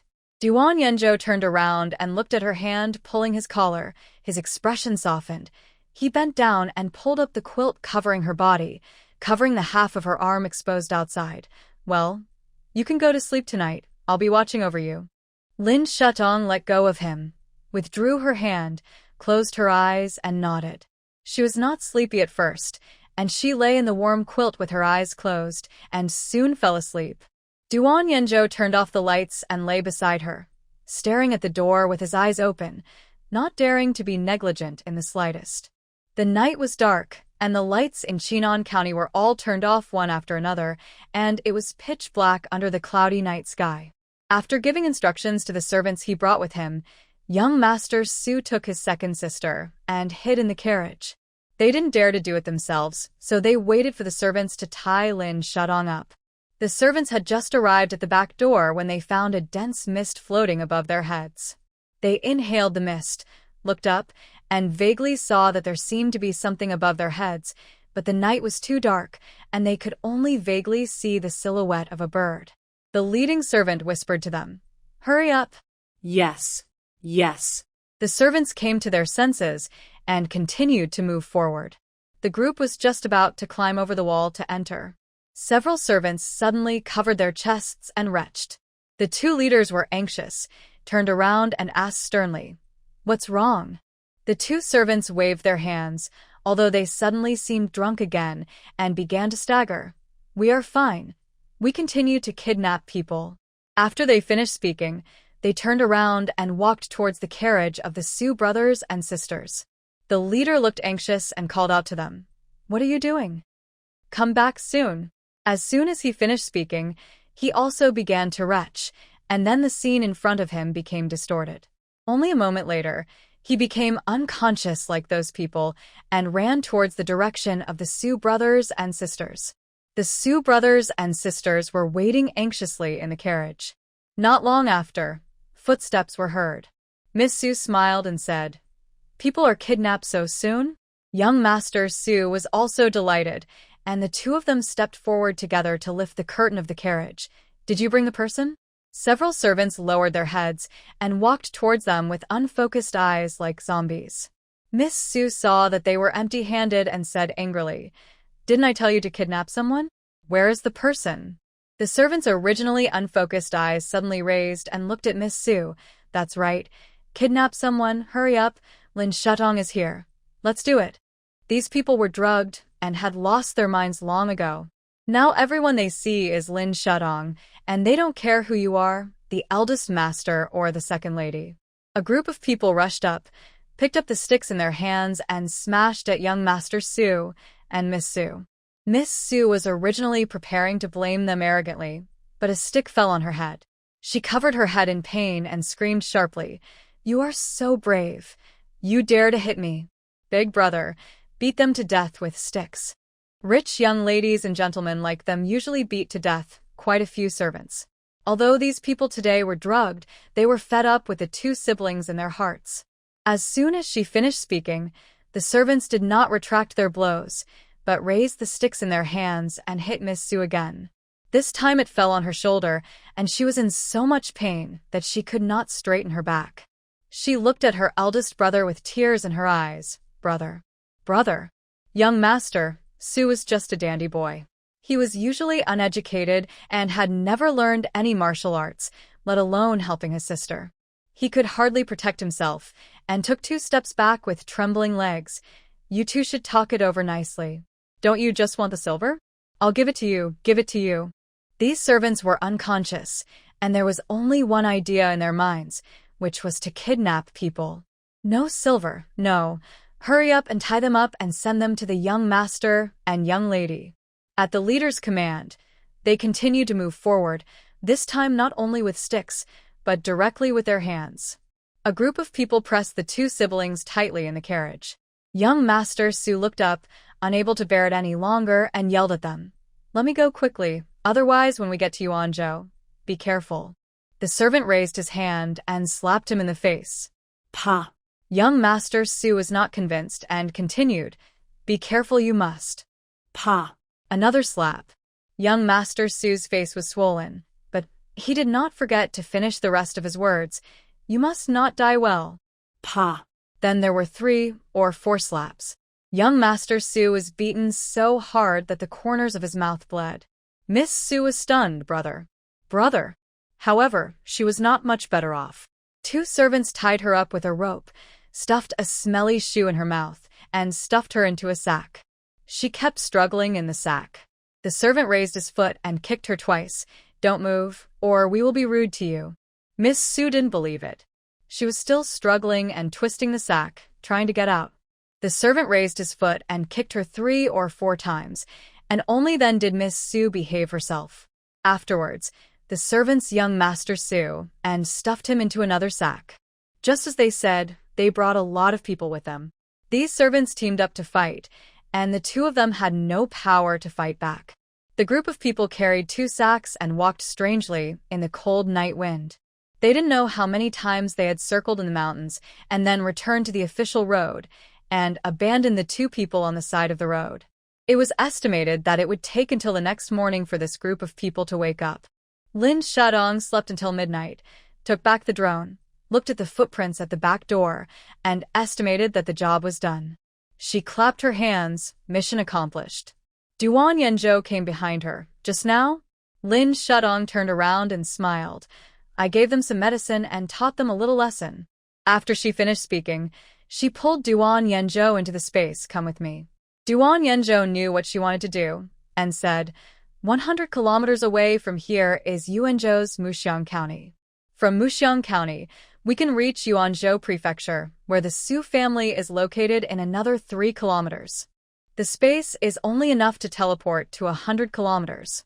They can first go to Muxiang County and ride horses to the Su family. It will only take half an hour at most.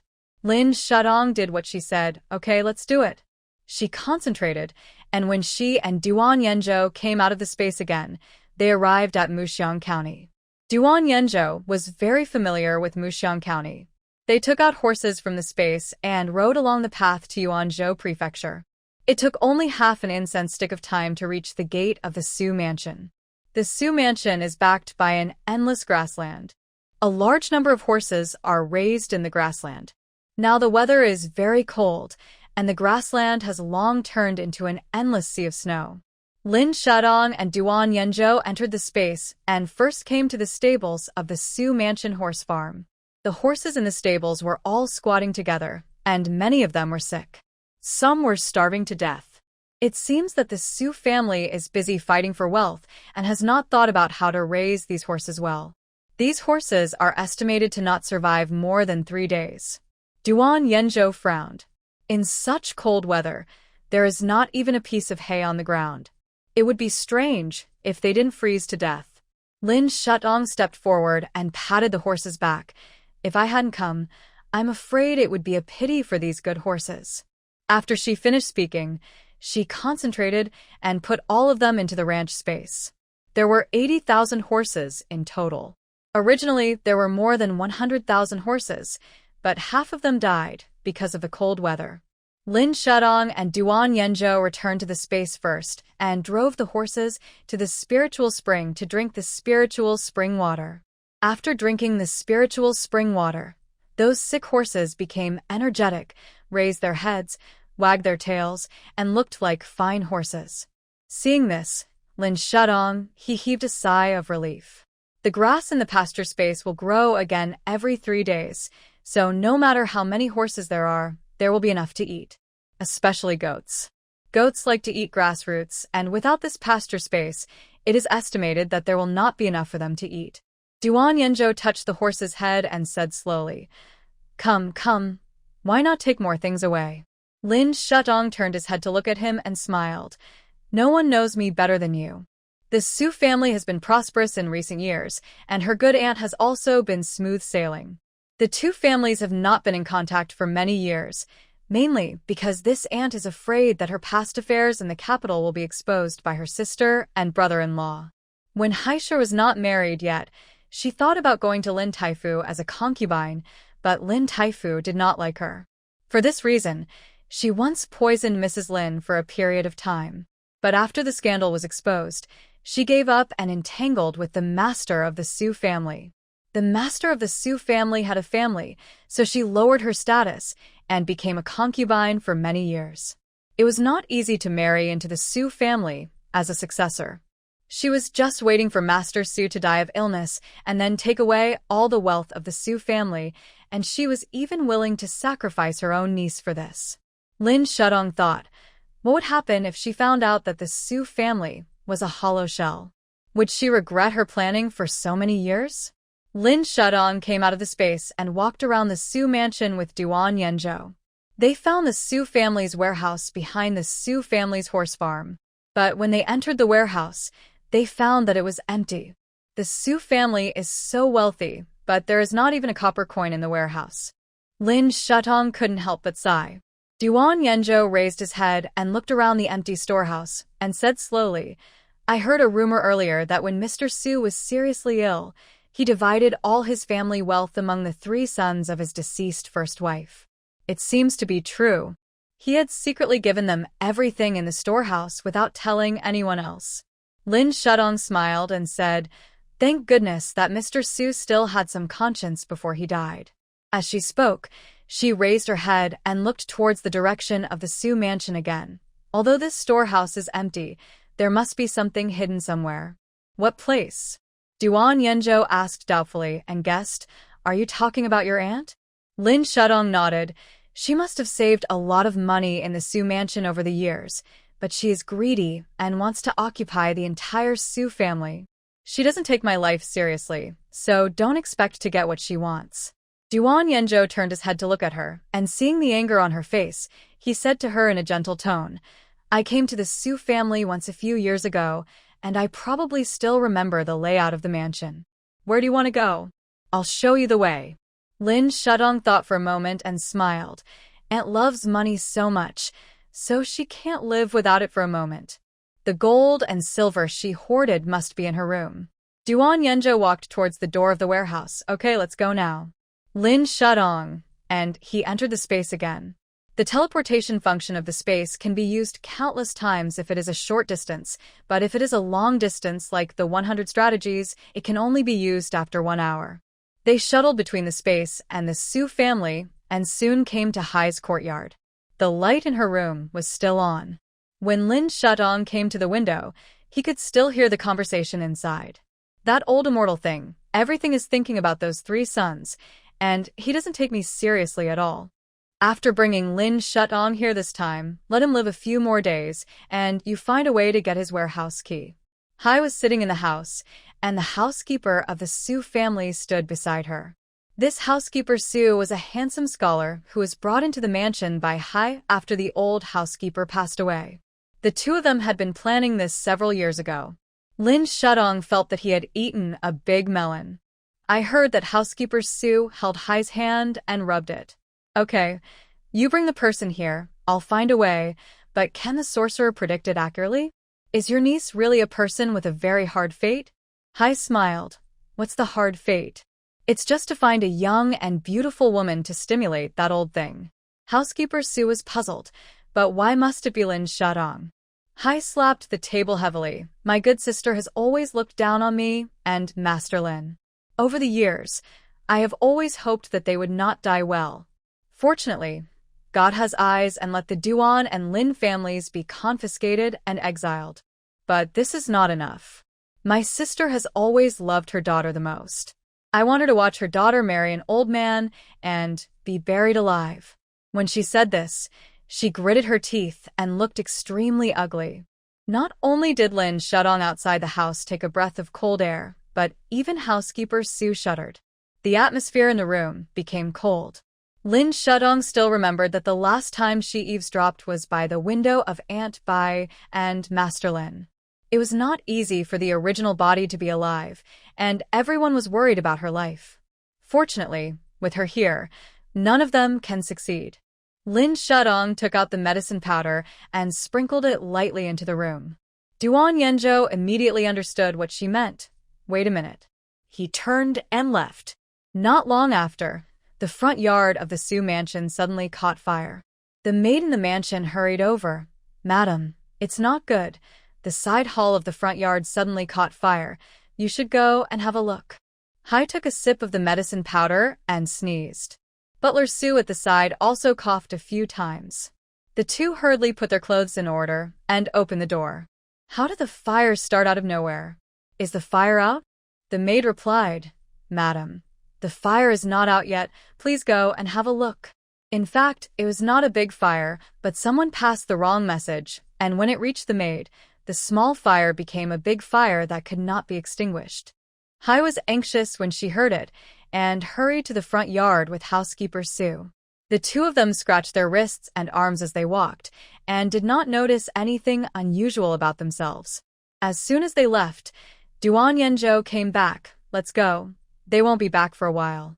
Lin Shudong nodded and smiled at him, and then came to Hai's bedroom. She did not waste time, and swept the room and put everything into the space. Except for the big bed that she disliked for being dirty, she did not keep any of the others. While she was putting things away, Duan Yenzhou came to a wardrobe. After concentrating for a moment, he raised his hand and knocked on the wardrobe. His eyes suddenly lit up, and then he pushed the wardrobe forward with force. There was a secret door behind the wardrobe. He pushed the secret door open and saw a small dark room. As the light was turned on, he saw a lot of big mahogany boxes. There were estimated to be more than 30 in total. Duan Yenzhou called to Lin Shudong. Shudong, the things are here. Lin Shudong came over after hearing the voice. She really hid something in the room. After she said that, she walked to the dark room and opened the big red box. Most of the things inside were silver. Hai had no dowry when she married into the Su family. It is estimated that all this money was stolen from the Su family's account book when she was the housekeeper. Lin Shudong concentrated and put it all into the space. After putting the things away, she returned to the space with Duan Yenzhou before someone came. At the same time, in the front yard of the Su mansion, Haisher hurried over and found that it was just a pile of waste wood without oil that was burning. She turned around and scolded the maid behind her. Is this the fire you mentioned? The maid lowered her head and said, I don't know. I just heard from others. Seeing that it was a false alarm, Haisher turned around and prepared to go back to the backyard, but before she took 2 steps, she suddenly found that her whole body was covered with red rashes, and it was extremely itchy. What made her speechless was that the same was true below the waist and abdomen. Haisher took 2 steps and couldn't hold on any longer. She called to the maid beside her. Quick, go and call a doctor for me. Yes, ma'am. The maid hurriedly retreated. The housekeeper Sue beside her was also itchy like her, and the faces of both of them were also covered with red rashes. Hai was frightened. What's going on? Housekeeper Sue stepped forward and scratched her, comforting her. Madam, I think you were bitten by some insect. Let's wait for the doctor to come. Hai was so itchy that she gritted her teeth and nodded, and followed him to the hall in the front yard to rest. At this time, the concubines of the Su mansion came. They heard about the fire, so they came to see, but they found that the fire had been extinguished long ago. The group of people had no interest at all, and turned around to leave. However, just as the group was about to go out, the doctor came. Their eyes lit up, and when they saw the doctor, they felt that something was going to happen in the mansion, so they stopped and turned around to watch the show. The doctor strode into the hall, bowed to Hai and said, Madam. Hai was already itching so much that she scratched the rash on her arm and handed it to him to see. Look, what is this? The doctor quickly looked at the rash on her hand, then felt her pulse. After a moment, he frowned. Madam. This. Hai was a little impatient. Tell me quickly, what is this? The doctor knelt down with a plop. Madam. Several concubines who were watching the show came over and glanced at the rash on her hand. Oh, madam, the thing on your arm is scary. Could it be that you have some dirty disease? Yes, it's really scary. The doctor is hesitant like this. It must be some shameful disease. That's right. They talked one after another. Hai heard this and shouted angrily, "If you keep talking nonsense, I will tear your mouths apart." After hearing this, the concubines lowered their heads one by one, not daring to speak. The bolder concubines were still a little unconvinced when they lowered their heads. We are not wrong. Such a scary rash must be some serious disease. You. Hai clenched her fists and almost stood up to fight. The doctor hurriedly stopped her. Madam, you have syphilis. When he said this, everyone was stunned, especially Hai. Her hands were suspended in the air, her eyes were staring like cow eyes, and after a long time, she slowly turned around. What did you say? Venereology? The doctor nodded. Yes, your symptoms and pulse are exactly the same as venereology. The concubines beside her were instantly in an uproar. Madam, no one in the mansion has this dirty disease. What's wrong with you? Yes, the master has been ill for such a long time, and he can't go to your room even if he wants to. Could it be that, madam, you have other lovers outside? The more they talked, the more unpleasant it was, and one by one they stuck needles in Hai's heart. Hai scolded the doctor. What venereology? You're talking nonsense. How could I get this disease? The doctor stood up and said unhappily, Madam, if you don't believe me, you can send another doctor. After he finished speaking, he stood up and left angrily. Hai didn't believe it, and soon she called another doctor. The doctor looked at the rash on her body, checked her pulse, and then stood up and stepped back a few steps. Madam, you have venereal disease. Hai's eyes became dull. Is it really venereal disease? The doctor nodded repeatedly.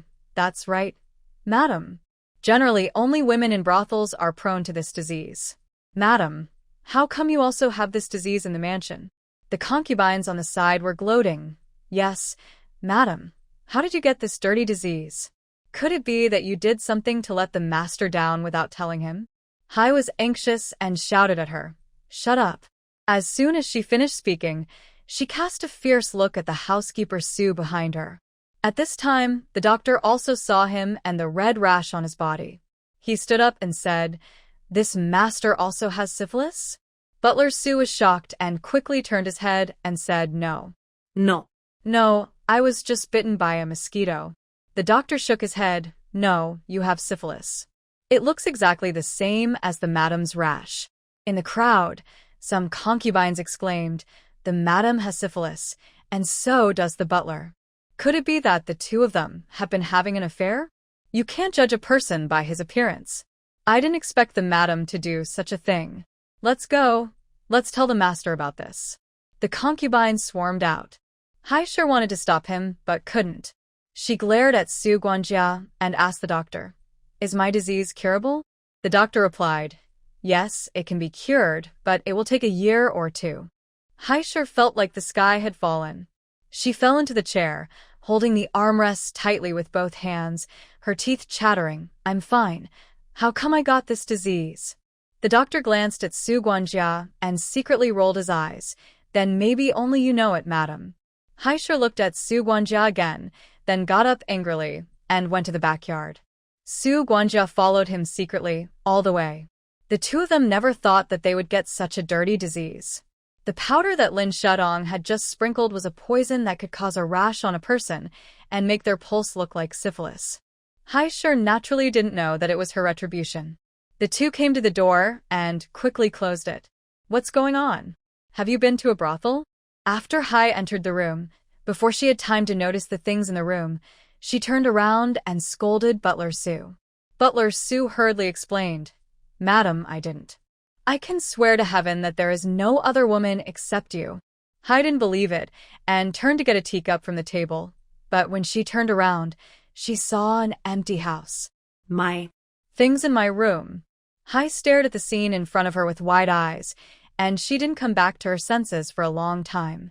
Butler Sue also looked up and said in surprise, Madam, your room might have been robbed. Hai strode to the window and looked around hurriedly. Where are my hairpins and jade bracelets? And my full closet of clothes? Why are they all gone?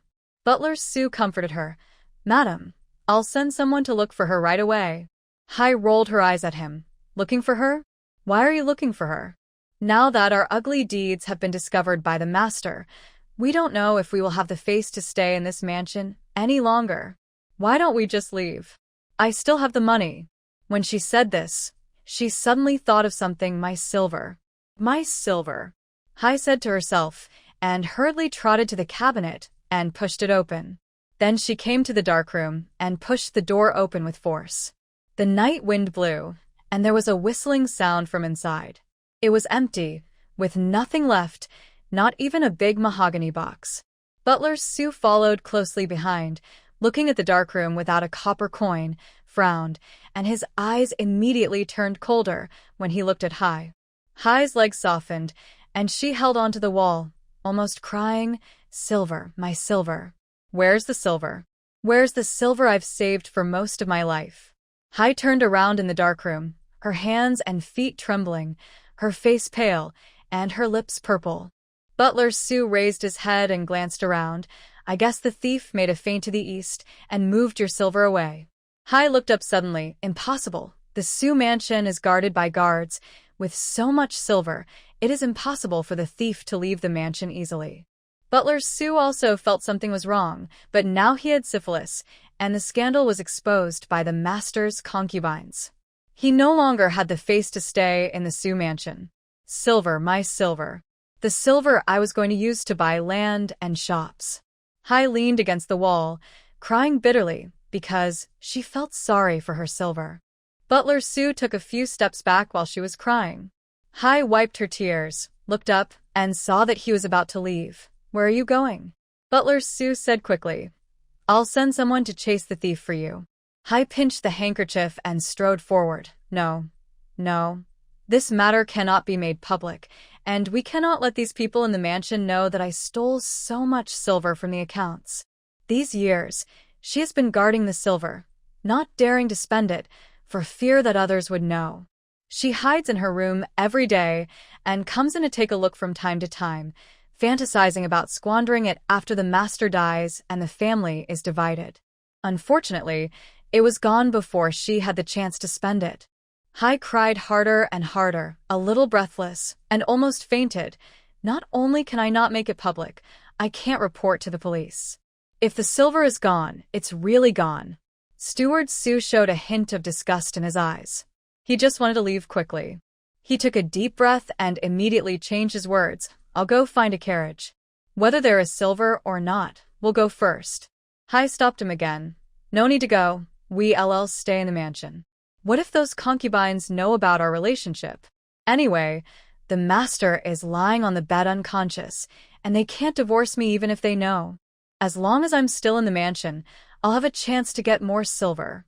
After hearing what she said, housekeeper Sue felt that it was right, and immediately changed his expression, stepped forward to support her, and said, Madam is right. Anyway, the master is still paralyzed. Even if he knows, he can't do anything to us. As long as we deny it to death, those concubines can't make any trouble. Lin Shudong was listening in the yard from a distance. She and Duan Yenzhou hadn't left yet. She wanted to see Hai's heartbroken look when she saw that the money was gone, but she saw her shameless side. She suddenly had an idea and asked Duan Yenzhou, Yenzhou, do you know the art of disguise? Duan Yenzhou nodded. I learned some when I was learning from my master. Lin Shutong stood on tiptoe and whispered in his ear, Why don't we be miracle doctors tonight? Half an hour later, someone knocked on the door outside the Sue mansion. The third young master of the Sue family, who was also the illegitimate son of the mansion, opened the door quickly when he heard the knock, only to see a young man in a blue shirt and a gray jacket and a tall woman. The woman was relatively tall, and the man had a small face and fair skin. He was stunned. Who are you two? Lin Shudong disguised himself as a male doctor, and Duan Yenzhou disguised himself as her wife. The two of them came one after the other, seemingly weird, but Hai would definitely not recognize them. We are doctors passing by here. We had a connection with your master a few years ago. Recently, we heard that your master was seriously ill, so we came here specially to take his pulse. Lin Shudong said as he touched the beard stuck on his chin. The third young master, Su, was an upright person. He never participated in family fights and treated his old father sincerely. In recent days, since Mr. Su was seriously ill, he had been busy taking care of all the matters in the mansion. When he heard that it was the doctor who came to see his father, he was delighted, bent down and greeted him, saying, "Sir, please." Lin Shudong stepped into the mansion and looked up at the front. This was the first time she entered the mansion through the main gate today. Duan Yanzhou was wearing a woman's skirt and jacket, twisting his waist and hips as he walked in a very decent manner. The servants beside him couldn't help but look at him. Lin Shudong turned around and saw those people with a smile on her face. Sure enough, Duan Yanzhou, dressed as a woman, was also a beautiful woman. Led by young Master Su San, the two slowly came to Master Su's room. Master Su was indeed seriously ill. He was lying on the bed, skinny and with only a weak breath left. At this moment, he was like a living dead, and he was only one step away from the underworld. Young Master Su Sen came forward with a handkerchief to wipe his face. "Dad, a doctor came today and said that your old friend came to see you. Although Master Su is a living dead, his eyes are black and it seems that he is conscious." Lin Shudong looked him up and down and probably guessed his condition. He saluted to Master Su and said, "My humble servant is here to see Master Su. I wonder if Master Su would be willing to let me feel your pulse." Master Su was unfamiliar with Lin Shudong, but he had made many friends during his years of traveling around as a businessman, so it was normal for him to forget one or two people. He blinked his eyes as a promise. Lin Shudong walked to Master Su and felt his pulse. Master Su's condition was complicated. She felt his pulse for a long time, then stood up and said to the third young Master Su, "The master's disease can be cured." The third young master, Su, was delighted. "Really?" Lin Shudong nodded. "Of course it's true. After being ill for so many years, it is better to trust her medical skills than to believe that she can bring good luck." Young Master Su San was very excited. He stood up and bowed to Lin Shudong. "Thank you, doctor. If you can save my father today, I will repay you well." Lin Shudong took out a silver needle from his arms. "Let me give acupuncture to the master first." Young Master Su Sen quickly stepped aside. "Yes, doctor." Lin Shudong stood up and placed the silver needle on the table. "Help the master up first." After hearing this, young Master Su San immediately sent 3 or 4 servants to help Master Su up and let him sit on the bed with his back to Lin Shudong. Lin Shudong took 3 needles and first pierced Master Su's head, then from the head to the spine, and finally extended all the way to the coccyx. When the silver needles were finished, he took out the moxicone, put the herbs and moxo in the medicine box into it, and compacted it, then lit it, walked behind Master Su, and applied moxibustion to each of his acupuncture points one by one. After an estimated half an hour, Master Su's pale cheeks gradually became red. Taking advantage of this time, Lin Shutan took out the homemade pills and handed them to young Master Su San, asking him to dissolve them in warm water and give them to Master Su 3 times. Young Master Su San hurriedly did as he was told. Soon, when the moxibustion was over, Master Su's fingers moved. Young Master Su San, who had just fed him the medicine, was startled. His eyes instantly reddened, and he said happily, Dad, your hands can move." Dad. His voice made Master Su, who had already given up the idea of living, brighten his eyes instantly. At this moment, his feet also moved slightly. Lin Shudong pulled out the silver needles on the coccyx one by one, and finally only the 3 on the top of the head were left. At this time, Master Su's mouth began to tremble slightly, and he could make a humming sound. Saner. Sanea. Young Master Su Sen cried with joy when he saw his father calling his nickname. He knelt beside the bed and cried like a child, "Dad, I'm here, Dad." Master Su slowly raised his hand and gently placed it on his head. His eyes turned red. Lin Shudong took back the last 3 needles and said to young Master Su San, Master Su has blood stasis in his head. You can't rush to recover. I will prescribe a prescription for you, for 3 months. You feed the master every day and massage him on time. So saying, he taught several simple massage techniques to the third young Master Su. The third young Master Su learned very carefully and soon memorized them. Lin Shutong calculated that the time was about right, so she put away the silver needles, got up, and left with the medicine box. The third young Master Su hurriedly took out the silver to hand it to her. Doctor, here you go. Lin Shutong smiled at her and said, no need, but, third young master, are you serious about what you said just now that you wanted to repay me? The third young Master Su said seriously, Junior always keeps his word. Lin Shutong was waiting for him to say this. I heard that the Su family has been having dealings with the neighboring Xian state in the business world? Young Master Su Sen nodded. Yes, Xian Kingdom needs tea and spices. We will sell some to them. But now the weather is very cold. Large tracts of tea trees have frozen to death.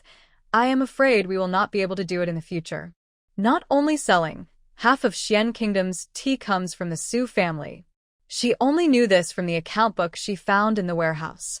Compared with war horses, tea makes more money. Now not only their Deyuan Kingdom, but even Xian Kingdom is suffering from disasters. The dignitaries cannot do without these teas. Lin Shutong replied, what if I can give you tea? Young Master Su Sen looked up suddenly. Doctor, do you have tea? Lin Shutong nodded. I stockpiled some before winter came, and there was snow on the road, so it was difficult to sell it, so I thought about doing this business with the Su family. I supply you with tea, and you sell it for us. As for the silver, you get 3, and I get 7. She is here to do business, not to do charity, so she should fight for what she should fight for.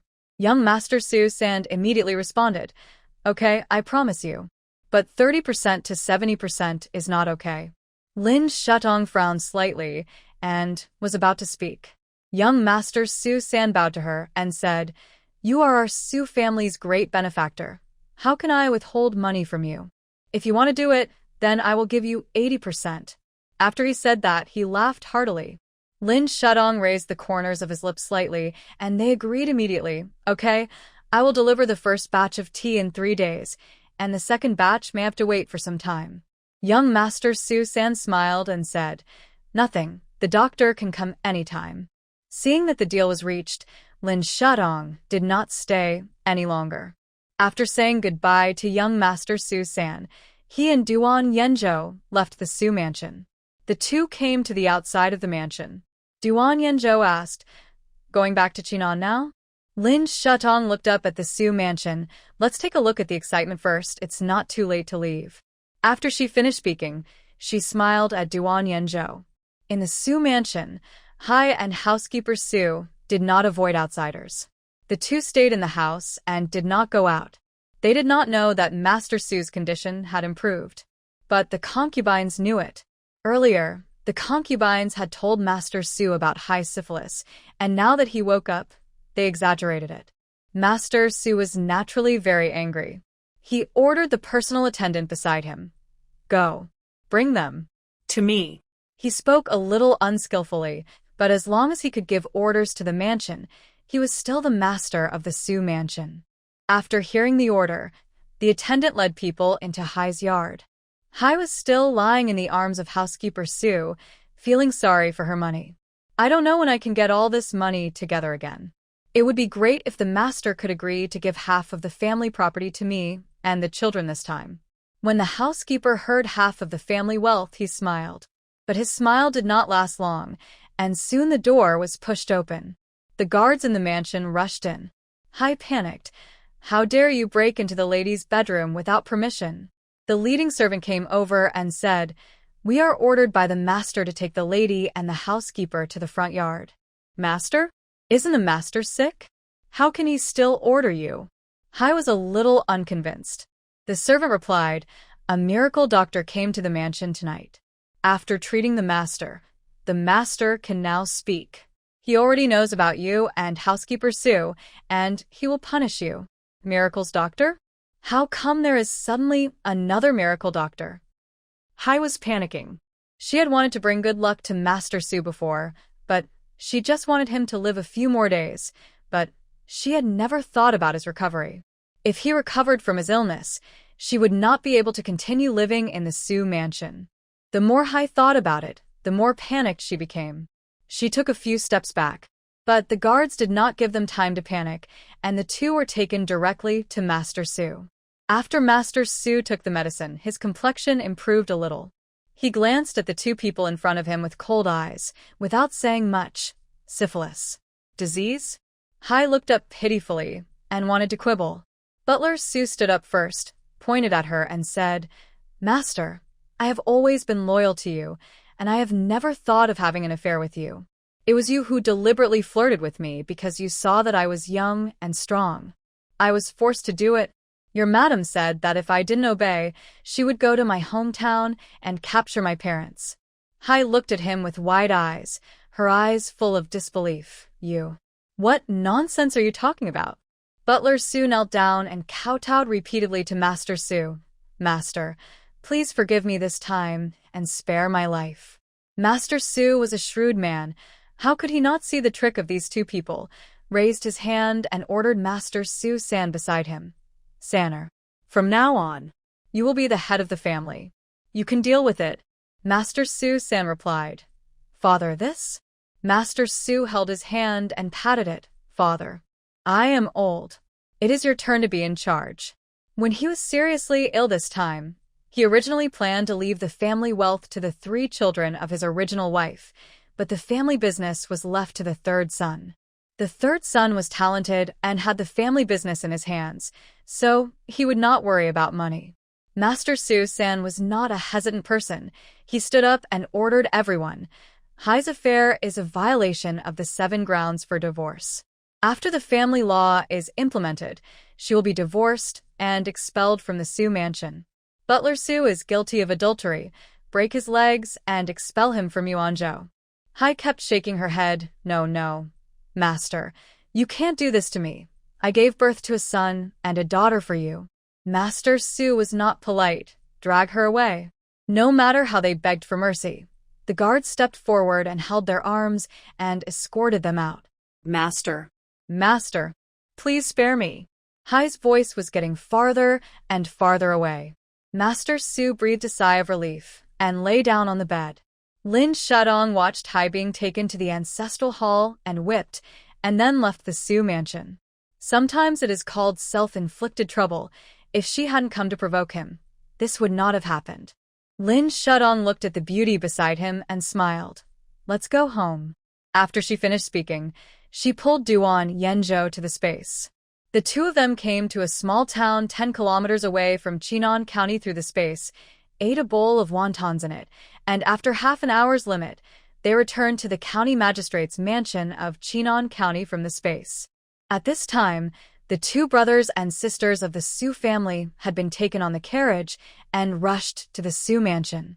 The 2 of them didn't know that their mother had been divorced, and they were planning how to continue to take revenge. "It must be Lin Shutong's doing. When I go back, I will ask my mother to deal with her." Miss Sue's face was blue and purple from the cold. She shivered and said, with wounds all over her body and face. Unfortunately, when she went back, she didn't know if she was the second lady of the Sue family. At noon the next day, the brothers and sisters of the Sue family rushed to the door of the Sue family, but were driven out by the people in the mansion before they entered the door. In order to protect himself, Butler Sue told a lot of his and Hai's secrets. He even said that the 2 children were his. Dad. Let us in quickly, Dad. We are really your children." The 2 siblings of the Sue family knelt at the door and cried loudly, but the door was closed tightly and no one paid any attention to them. They couldn't understand why they went from being the eldest young master and the second young lady of the Sue family to having an affair. They cried at the door for several hours until they couldn't stand the cold wind anymore and got up and left. They only had the small change they brought with them when they went out, which was only enough for 2 full meals. They were used to a rich life, so how could they bear such a hard life? They used the small change to stay in the inn, but it was only enough for them to stay for 1 day. Without shelter in the future, they would have to live with ordinary people. the same surname, hiding from the wind and snow, begging for food. In Chinon County, Lin Shutong fell asleep immediately after returning to the mansion of the county magistrate. When she woke up the next day, she went to the space to sort out the tea leaves that had been moved from the palace and the duke's mansion. These tea leaves were enough for the first batch of delivery. She would pick the remaining tea leaves in the forest space. The forest space has a large area of deep mountains, and there are many ancient tea trees in the mountains. A large amount of tea can be picked in any forest. But the matter of picking tea leaves needs to be planned for a long time. After Lin Shutong came out of the space, she happened to meet the third sister. The third sister smiled and told her about the two brothers and sisters of the Su family who escaped overnight. She looked up and glanced outside the yard. They left so soon? Even if those two siblings don't leave, I will beat them to a pulp. Duan Qinzhou defended them. Don't worry, you don't have to do it. They will be beaten to a pulp. Lin Shutong had already imagined what the two siblings would look like when they were kicked out of the house, and smiled slowly. There is a saying that goes, "You will suffer the consequences if you do evil." They have bad intentions, and sooner or later they will suffer the consequences. Duan Qinzhou nodded in agreement. Second sister-in-law is right. The two sat by the charcoal fire. Their cheeks and hands were flushed. At this time, Zhang brought 2 roasted eggs and stuffed 2 into each of their hands. Eat them while they're hot. Madame Feng just roasted them. Lin Shutong took it in his hand, warmed his hands, and asked Zhang, "Mom, are you feeling better?" Zhang smiled gently. "I've been taking the medicine you gave me on time every day, and I've gotten much better." Just as she finished her words, a middle-aged man in a green jacket suddenly came to the outside of the house. The man had a strange face, and he dragged his limping leg and called into the yard, "Master Duan, Master Duan." Zhang looked up and looked out the window when she heard the voice. It's this man named Zhuang again. He is the son of the head of Yueshan village near Chinon County. He came to our yard a few days ago when you were away and said that he wanted to. Lin Shutong raised his head. What does he want to do? Zhang felt that the words were a little hot, and after hesitating for a while, she said, "He said he wanted to marry Qinzhou." Lin Shutong almost choked on the saliva in his throat. What? He wants to marry my third sister? The man looked to be 35 if not 40, and he wanted to marry my third sister. Even though their Duan family was in decline now, they were still the county magistrate of Chinon County. Beside her, Duan Qinzhou stood up suddenly and said angrily, "Mom, I won't get married. I have never thought about getting married." Zhang took her arm and comforted her. "Mom, you know, Mom and your father have rejected him last time, but I didn't expect that he would come again today." The son of the head of the village was Zhuang Dahai, 37 or 38 years old, but he was not an old bachelor. He had already married and had 2 daughters. Since the disaster, their family had been hiding in a small room made of mud bricks by storing grain. He didn't know where he heard that the new county magistrate Duan had an unmarried young lady. He set his sights on this young lady, hoping to marry her and use the identity of the county magistrate to find a position in the poor countryside of Chinon. He also wanted to take advantage of the Duan family's money and food. For this reason, he even drove his wife and children back to her parents' home. Duan Feng and Zhang Shi naturally would not agree to this marriage. Although Duan Qinzhou was carefree like a man, they attached great importance to marriage. It is better to be alone than to marry someone unworthy. The daughter of their Duan family does not have to marry.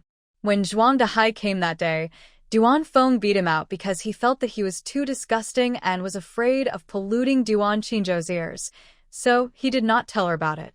Unexpectedly, he dared to come to the door.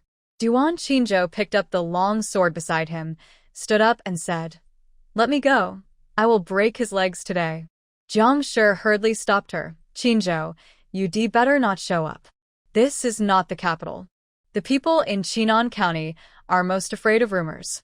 If you meet him, people will definitely say something to make up about you after seeing you." Mom, go, she said, and stood up to go out. Lin Shutong stepped forward to support her and said, "Mom, I will go with you." Zhang hesitated for a moment. "Shutong, you'd better stay in the room." Lin Shutong also wanted to meet this shameless man, Mom. Don't worry. This is the county government office. He won't do anything wrong. Jiang nodded lightly and then took Lin Shutong to the yard. Mom, second sister-in-law. Duan Qingzhou wanted to go with them. Lin Shutong looked back at her and said with a smile, Third sister, how about you help us kill a fish in the kitchen? After saying that, she did not forget to blink at her. Duan Qingzhou saw what she meant and immediately understood what she meant and said with a smile, Yes, yes, today's fish has not been killed yet, I'll go now. After she said that, she turned and went to the kitchen. Lin Shutong and Jiang continued to walk towards the gate of the county government office. Zhuang Dehai saw the two of them coming and said with a smile, Madam, young madam, I am here today to propose marriage to the third lady. Jiang frowned and said unhappily, We haven't agreed to this marriage yet. Why are you here to propose marriage? Zhuang Dehai continued to laugh and said, This marriage is decided by the matchmaker, and the husband's family can come to propose marriage. What's the need to agree? After he finished speaking, he called behind him, Matchmaker Chen, come here. At this time, a woman walked slowly.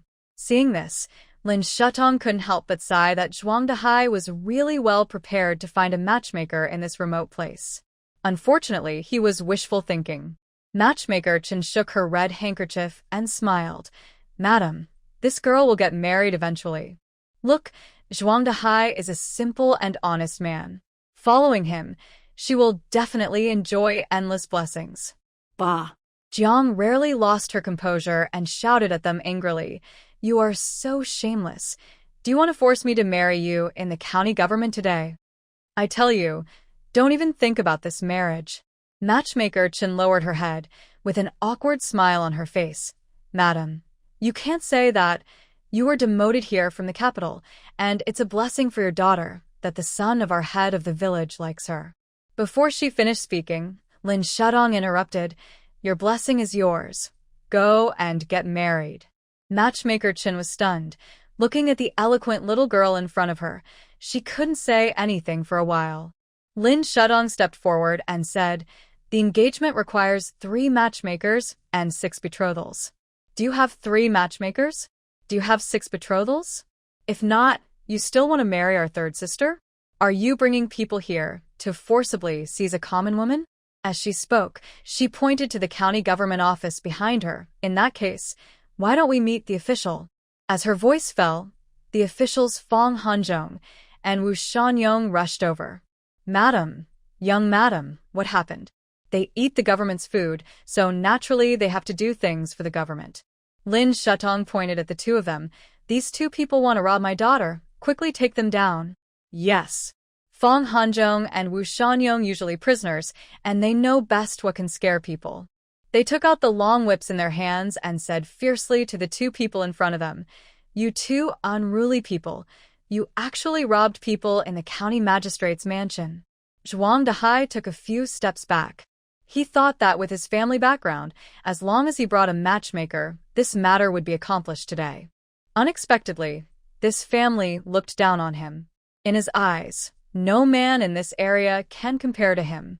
With this mysterious self-confidence, he said to Lin Shutong, I just came here to propose marriage because I like your daughter. You will definitely regret treating me like this. Lin Shutong couldn't help laughing. Okay, regret. At this time, Duan Qingzhou, who was killing fish in the house, came over with a bloody big knife. Who is it, making a noise at our door? Zhuang Dehai looked up when he heard the voice and saw a woman with a big knife covered in blood. Duan Qingzhou glanced at him. Is it you? I just killed one and I don't mind killing another. After she said that, she dropped the big knife heavily and directly split the stone beside her.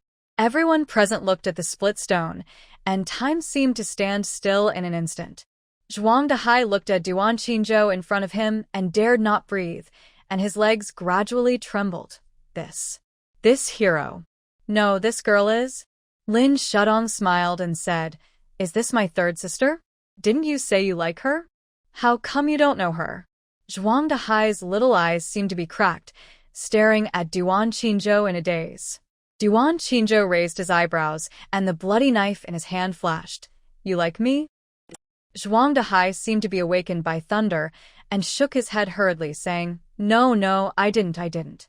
After saying that, he turned around and ran away. Matchmaker Chen called out from behind him, "Dahai! Wait, Dahai!" However, before Zhuang Dahai could run 2 steps, he stepped on the ice on the ground and fell forward on his back. Lin Shadong and Duan Qinzhou looked at him and burst out laughing, then turned around and walked towards the mansion with Jiang in their arms. After the three of them entered the house, Lin Shadong said to Jiang, "Mom, there are still many villagers living in the nearby villages. If we can hide some of them in the future, we should hide them. People's hearts are unpredictable. If they knew that we grew vegetables and food, there will be more people like Zhuang Dahai coming in the future." Jiang nodded. She now understood why Lin Shadong had kept the two officials. The more severe the disaster is in the future, the more chaos there will be in the world. Without the constraints of the law, the bottom line will be lower and lower. They can do things that are against the will of heaven and earth for their own interests. If you want to survive in this situation, you have to build a line of defense around you. Lin Shadong helped Jiang into the house and closed the door. As the door closed, Duan Chong and Zhou poked their heads out from behind a large rock not far from them. "The second house is really ungrateful. I heard that this farm has surplus food," Zhou said, pushing Duan Chong beside her. "You say, should we marry our daughter over there, so that we can at least have something to eat?" Duan Chong was a little reluctant. The lady of our Chongwu mansion married that country bumpkin? He still remembered the last time Zhou hooked up with the officials. Glancing at her, she said unhappily, "Don't be so lowly yourself, and don't drag your daughter down with you." Among the 3 daughters who came with them this time, the second and third daughters were not Zhou's biological daughters, but were born to the concubine of the Duan mansion in the past. It's just that the concubine had died of illness, so they were kept in her room. Naturally, she didn't feel sorry for them. Although Duan Chong said so, Zhou didn't give up the idea. When the two returned to the repaired pigsty, Zhou secretly came to the second daughter while Duan Chong went to chop firewood. "Xiufeng, you are not a child anymore. It's time to get married." The eldest daughter Duan Yuemei listened secretly on the side. Duan Xiufeng lowered her head, not daring to speak to Zhou, but just nodded continuously. "Yes, mother." Zhou pulled her and whispered, "Mom, I have a good marriage here. I wonder if you agree?" Duan Xiufeng had been tortured by Zhou since she was a child, and she listened to her in everything. "Mom, you say." Zhou continued to laugh. "In the village nearby, there is a headman named Zhuang. He has a son who wants to start a family. If you marry him, you can not only have enough food every day, but also meat." Duan Xiufeng's eyes lit up when she heard this. They hadn't eaten meat for a long time. Duan Yuemei got angrier and angrier as she listened. She stood up and said, "Mother, you are biased. You gave her a good marriage instead of me."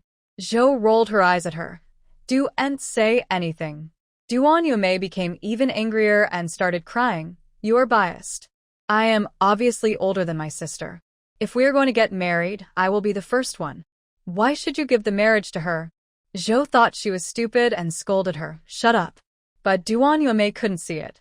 She felt wronged and angry. She stomped her feet and rushed out.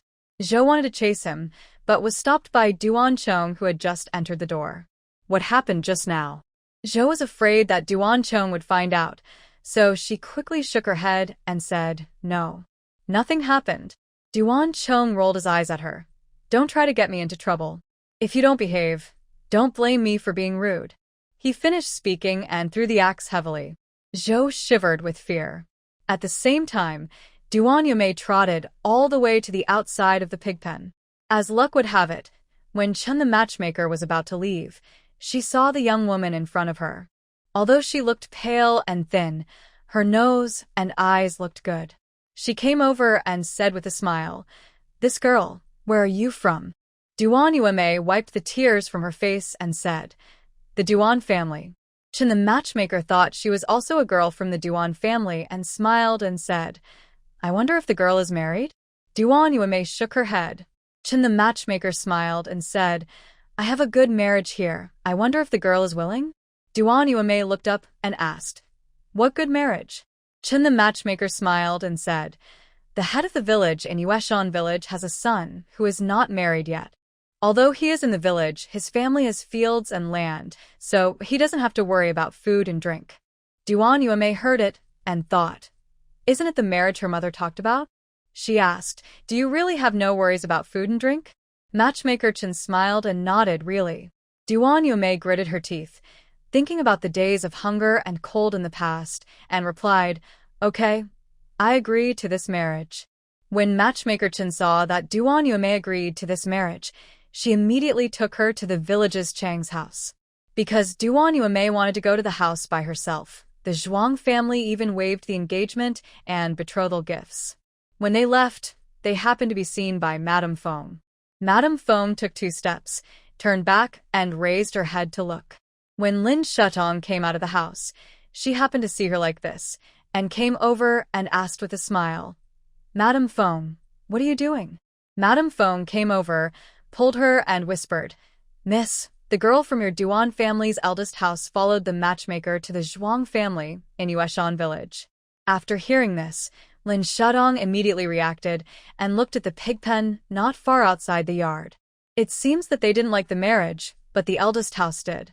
When this person is down and out, his bottom line can really be infinitely lowered. First, the mother-in-law and daughter-in-law wanted to hook up with the official. Now, they want to marry their daughter to a reckless man who abandoned her after having. Lin Shutong couldn't help but smile. Some people's behavior is really worthy of their suffering. Nanny Feng sighed and said, "This eldest family is really confused. Can you marry into the Zhuang family? Miss, you are new to Chinan, and you don't know that the Zhuang family's mother-in-law is famous for being fierce. When the last daughter-in-law was in confinement, she was forced to go to the river to wash. Although I am not from the same village as them, I often hear about it." Lin Shutong took Nanny Feng's hand and walked into the house. No matter how hard the days are, they chose it themselves, so we don't have to worry about it. "Nanny, how about fishball soup tonight?" Third sister killed a fish today. Nanny Feng came back to her senses from her previous thoughts and smiled.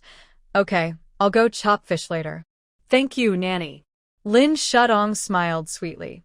Soon, the laughter of 2 people came from the yard. The snowflakes on the big banyan tree outside the yard fell slowly, and the sunset glow in the sky slowly fell to the west with a faint golden color. At night, in Sua County, Prince He listened to the emperor's order and sent a group of people here to find the storehouse of the previous emperor. There were 20 people in the group, and they were in the snow and wind all the way. In the end, only 10 people were left. When they came to the Zhao mansion, they found that the Zhao mansion was empty. "Where are the people in this mansion?" The leading guard looked around and found that there was no one in the mansion. "I heard from His Royal Highness Prince He that the previous emperor often lived in the Zhao mansion in the past. If he really stayed in the east and west, the Zhao family must know." However, they looked around the Zhao mansion and didn't see a single figure. They didn't know that after Lin Shutong came last time, the Zhao mansion found that the mansion was empty overnight. Not only that, but everyone in the mansion was infected with a strange disease. In addition, the refugees who were almost poisoned by them often came to retaliate, forcing Master Zhao to dismiss the servants in the mansion and flee with his family. The guards searched around, and finally someone found the secret passage in the back mountain. "Sir, we found it." The leader of the guards was immediately delighted and hurriedly led people to the warehouse in the secret passage, but it was empty, which made them completely dumbfounded. In desperation, the group immediately wrote a letter and sent someone to send the news back to the capital. There have been no more blizzards in the past few days. King He and the emperor received the letter sent by 4 horses 10 days later. The emperor thought there was good news in Suha County and stood up hurriedly and said, "How is it? Is there really a warehouse left by the late emperor?" Prince He opened the letter. His expression gradually became solemn. "Your Majesty, the late emperor did leave a warehouse." The emperor was ecstatic and walked back and forth in the hall twice. "That's great. Go. Let's send someone to get it quickly." Unexpectedly, Prince He continued, "Your Majesty, it is true that the late emperor left a warehouse, but it is empty. They said that the Zhao family disappeared overnight. It is estimated that they fled with the late emperor's money. The smile on the emperor's face froze in an instant and soon turned into anger. He slammed the table heavily. Rascal! How dare you take my things? Send someone to chase him. Prince he saluted and said, Yes, your majesty. The emperor was so angry that his face turned purple. He held his forehead with his hand, and there was a hint of crying in his voice. Now the treasury is empty, the palace has been looted, and the concubines in the harem are complaining every day that they don't have birds' nests to eat. I'm really fed up with it. As he spoke, he suddenly set his eyes on Prince He. Royal brother, how much money do you have in your mansion? He said, and glanced at Prince He coldly. Prince He bent down and said, Your Majesty, my mansion has also been emptied recently. What do you mean your mansion is also empty? The emperor sat up in shock. This thief also stole from your mansion? Prince He nodded. Yes, in my opinion. The thief must have used some kind of evil magic, so he was able to empty the money in the palace and my mansion overnight. Before Lin Shutong left, he didn't know that Prince He, this vicious man, had not been to his house. How could he have emptied his house? It was just a play directed and acted by Prince He himself. He didn't want to give all the money in his house to the emperor for nothing. Over the years, he has been secretly sending beauties to his brother, deliberately letting his brother's body become weak. He was just waiting for the emperor to die, and then he would succeed to the throne legitimately. He liked to see his brother living in the empty palace, living a life worse than that of ordinary ministers.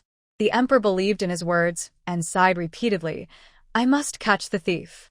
Then I will tear them all into pieces. Prince He turned his head and let out a long sigh of relief with a smile on his brows. The emperor sat down in despair and asked Prince He, Is there any news from Chinon? Prince He replied, Not recently. The capital is a long way from Chinon. The last news came with several horses. Now the roads are covered with ice and snow. It's freezing cold. It would be extremely difficult to pass on a message. The emperor nodded slightly. Okay, you ask Lin Tianhai to keep a close eye on the Duan family for me. Lin Tianhai, the only son of Taifu Lin. When they left Beijing, Prince He promised him that as long as he kept an eye on the second branch of the Duan family for him, he would find a way to send someone to bring him back from Chinon. So Lin Tianhai has been very honest these days, because he thought he would go back sooner or later. Prince He listened to the emperor's instructions, stood up and replied, Yes, your majesty. The emperor waved his hand for him to leave. Prince He stood up and left. He was 12 years younger than the emperor, tall and young, but with a pair of phoenix eyes. There was cunning in his eyes. When he walked to the door of the palace, he glanced back, with the corners of his lips raised with a smile. Royal brother, I wonder how long you can sit on the throne. After Prince He finished speaking, he left quickly. As the weather gradually became colder, the nobles in the capital had a hard time. The charcoal fire had to be burned continuously every day. If it was burned for a short while, people's hands and feet would be frozen blue. But the charcoal fire would eventually burn out, and many families began to pick up firewood to burn.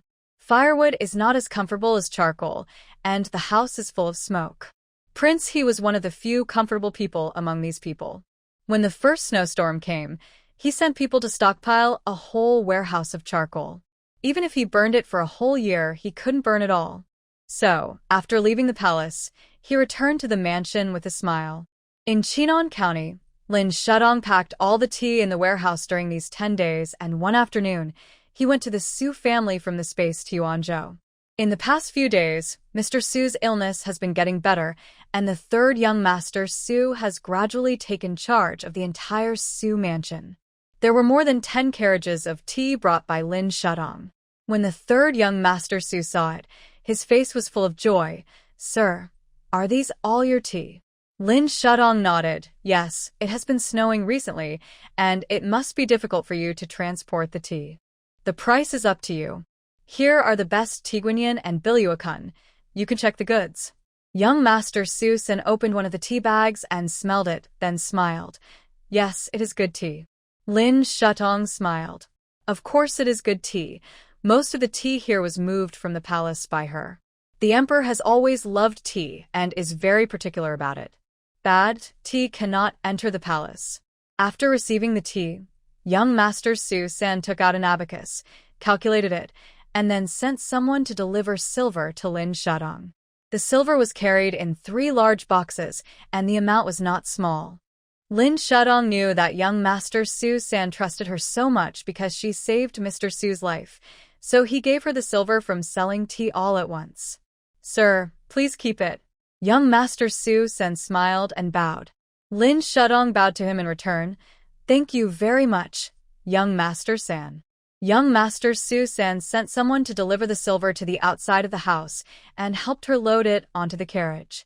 Lin Shadong rode the carriage and waited until she left the crowd before putting the carriage and the silver into the space.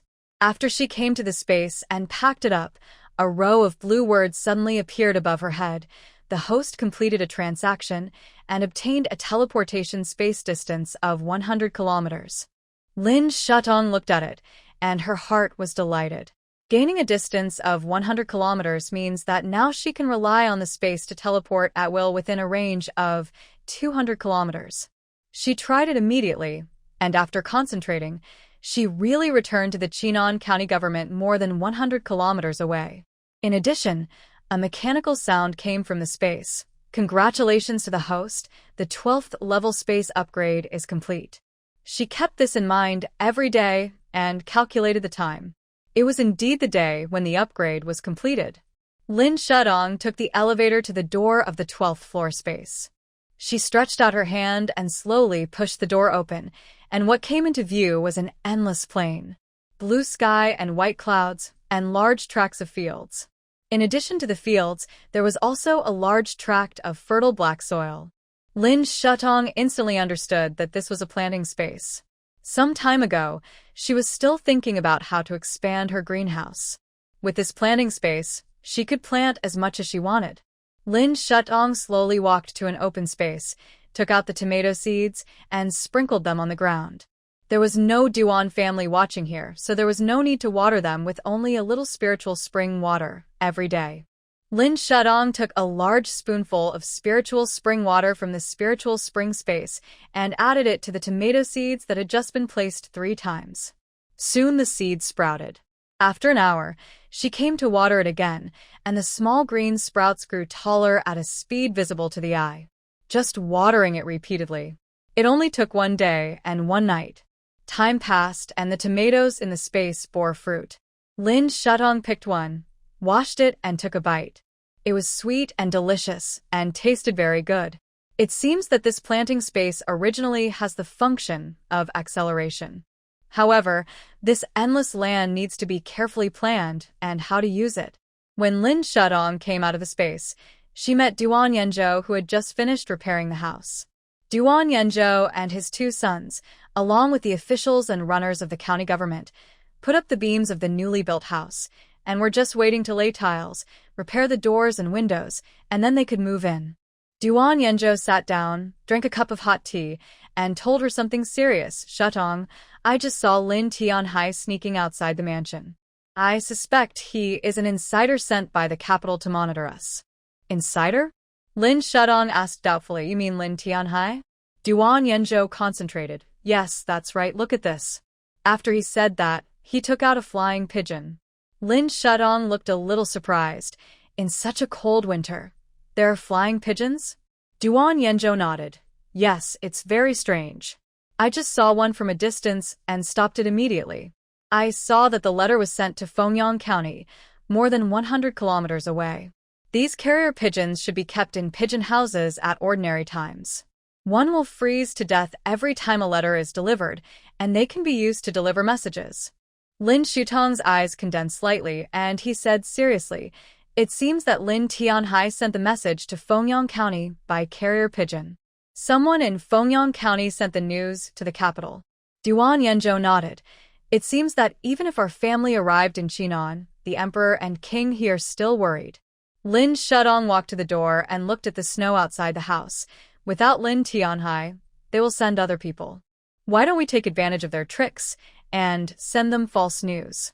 It's just right to dispel their suspicions and live a peaceful life." That's what I meant. Duan Yenjo responded, took out a pen and paper, imitated Lin Tianhai's handwriting, wrote a paragraph, then tied it to a carrier pigeon, walked to the window and secretly sent it out. In the future, I will keep a close eye on the Lin family. After he said that, he turned sideways and found that Lin Shutong's shoes were wet. Did you go to Yuanzhou just now? Duan Yenjo asked. Lin Shutong was stunned for a moment.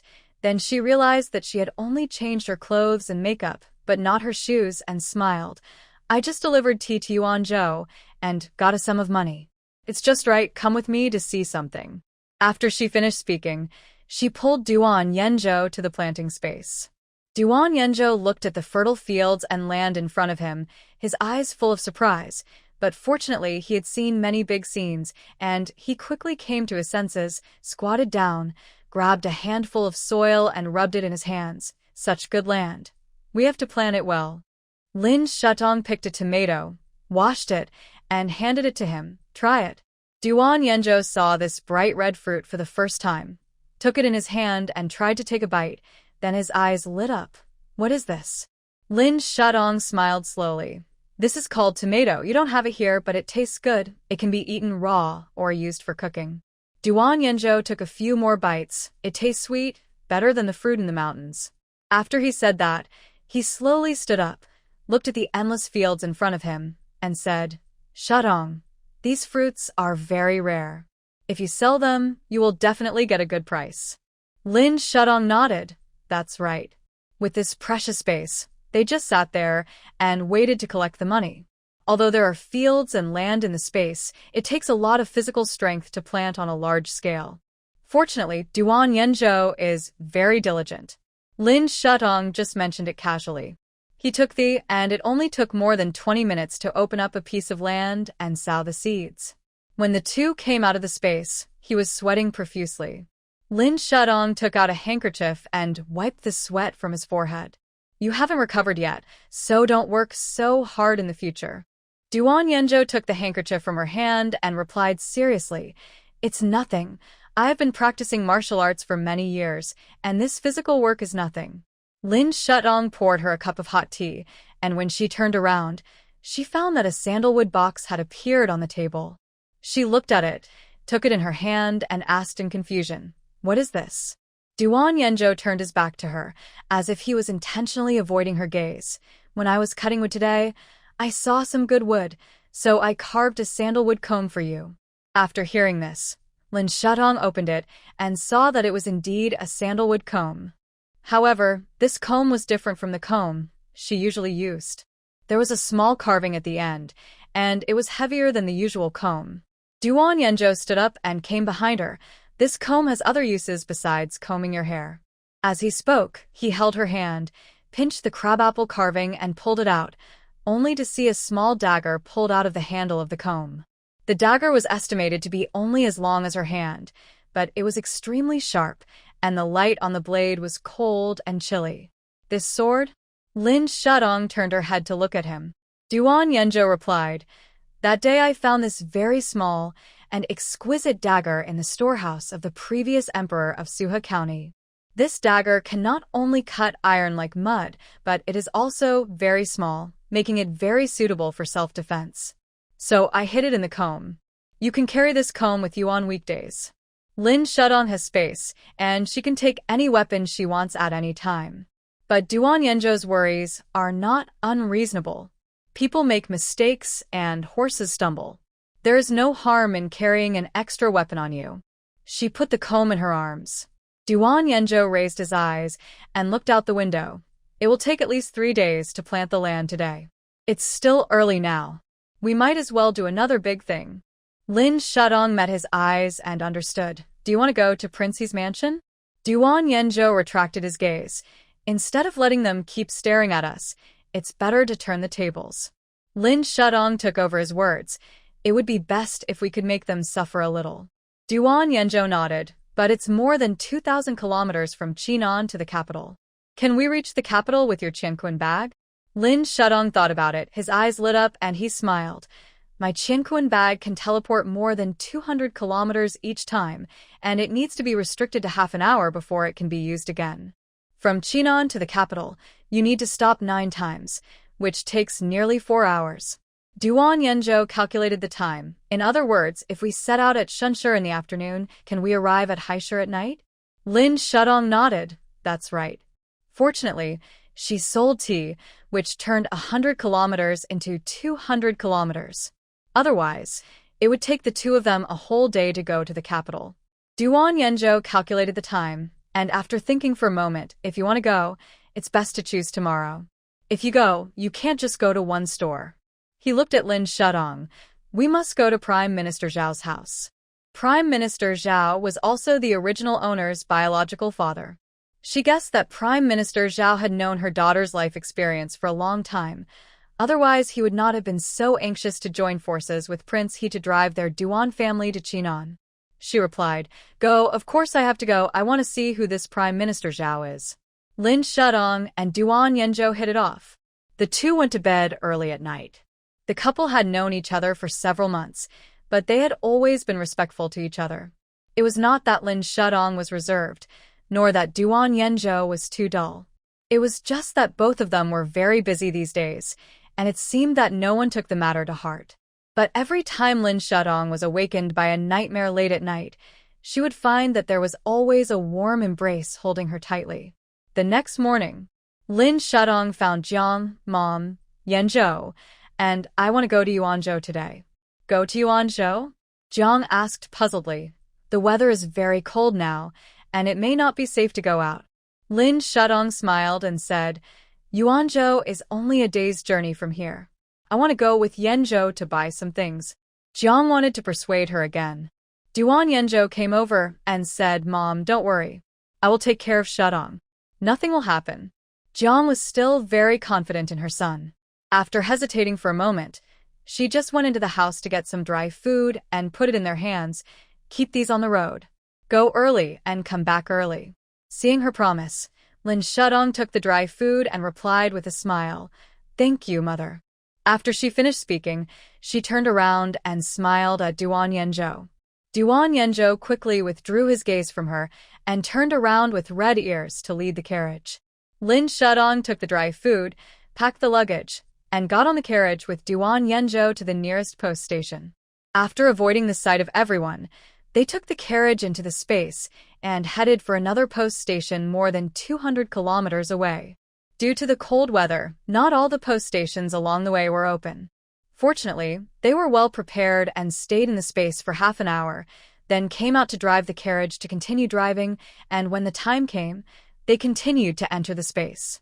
In this way, they set out early in the morning and arrived in the capital at noon. The two came out of the space, and in order to avoid being discovered, they disguised themselves as ordinary villagers and peasants. Because of the disasters in the past few months, the capital has also changed a lot. The streets are empty, with only a piece of frozen snow, and occasionally 1 or 2 servants wearing thick coats. They are probably servants from some mansion. Most people are hiding in the room to warm themselves by the fire. Their carriage driving on the street actually looks a bit weird. Fortunately, there are not many pedestrians on the road, and no one cares about them. Duan Yenzhou drove the carriage and asked Lin Shudong in the carriage, Why don't we find a place to rest and act at night? Lin Shudong nodded, Okay. The carriage continued to move forward and stopped in front of an inn. Lin Shudong was about to get off the car when he saw a servant running past them in a hurry, saying as he ran, Hurry, go find a doctor. The young master hasn't eaten for 3 days. If he can't be cured, I'm afraid he won't survive tonight. After hearing this, Lin Shudong opened the curtain of the carriage and called out to them, Which mansion are you from? The servant stopped and said breathlessly, We are from Prime Minister Zhao's mansion. When Lin Shudong heard this, his eyes lit up and he smiled. Do you want to find a doctor? The servant sighed and said, Our young master has a strange disease. The imperial physicians in the palace and the doctors in the city have all seen him, but he still can't be cured. So, the master asked us to go outside the city to look for him. Lin Shudong narrowed his eyes and replied, My ancestors have been practicing medicine for generations. Why don't you let me go and see your young master?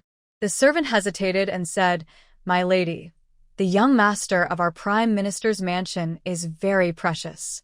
If he can't be cured, I'm afraid he will get into trouble. Lin Shudong smiled and said, we have to cure him to know whether he can be cured.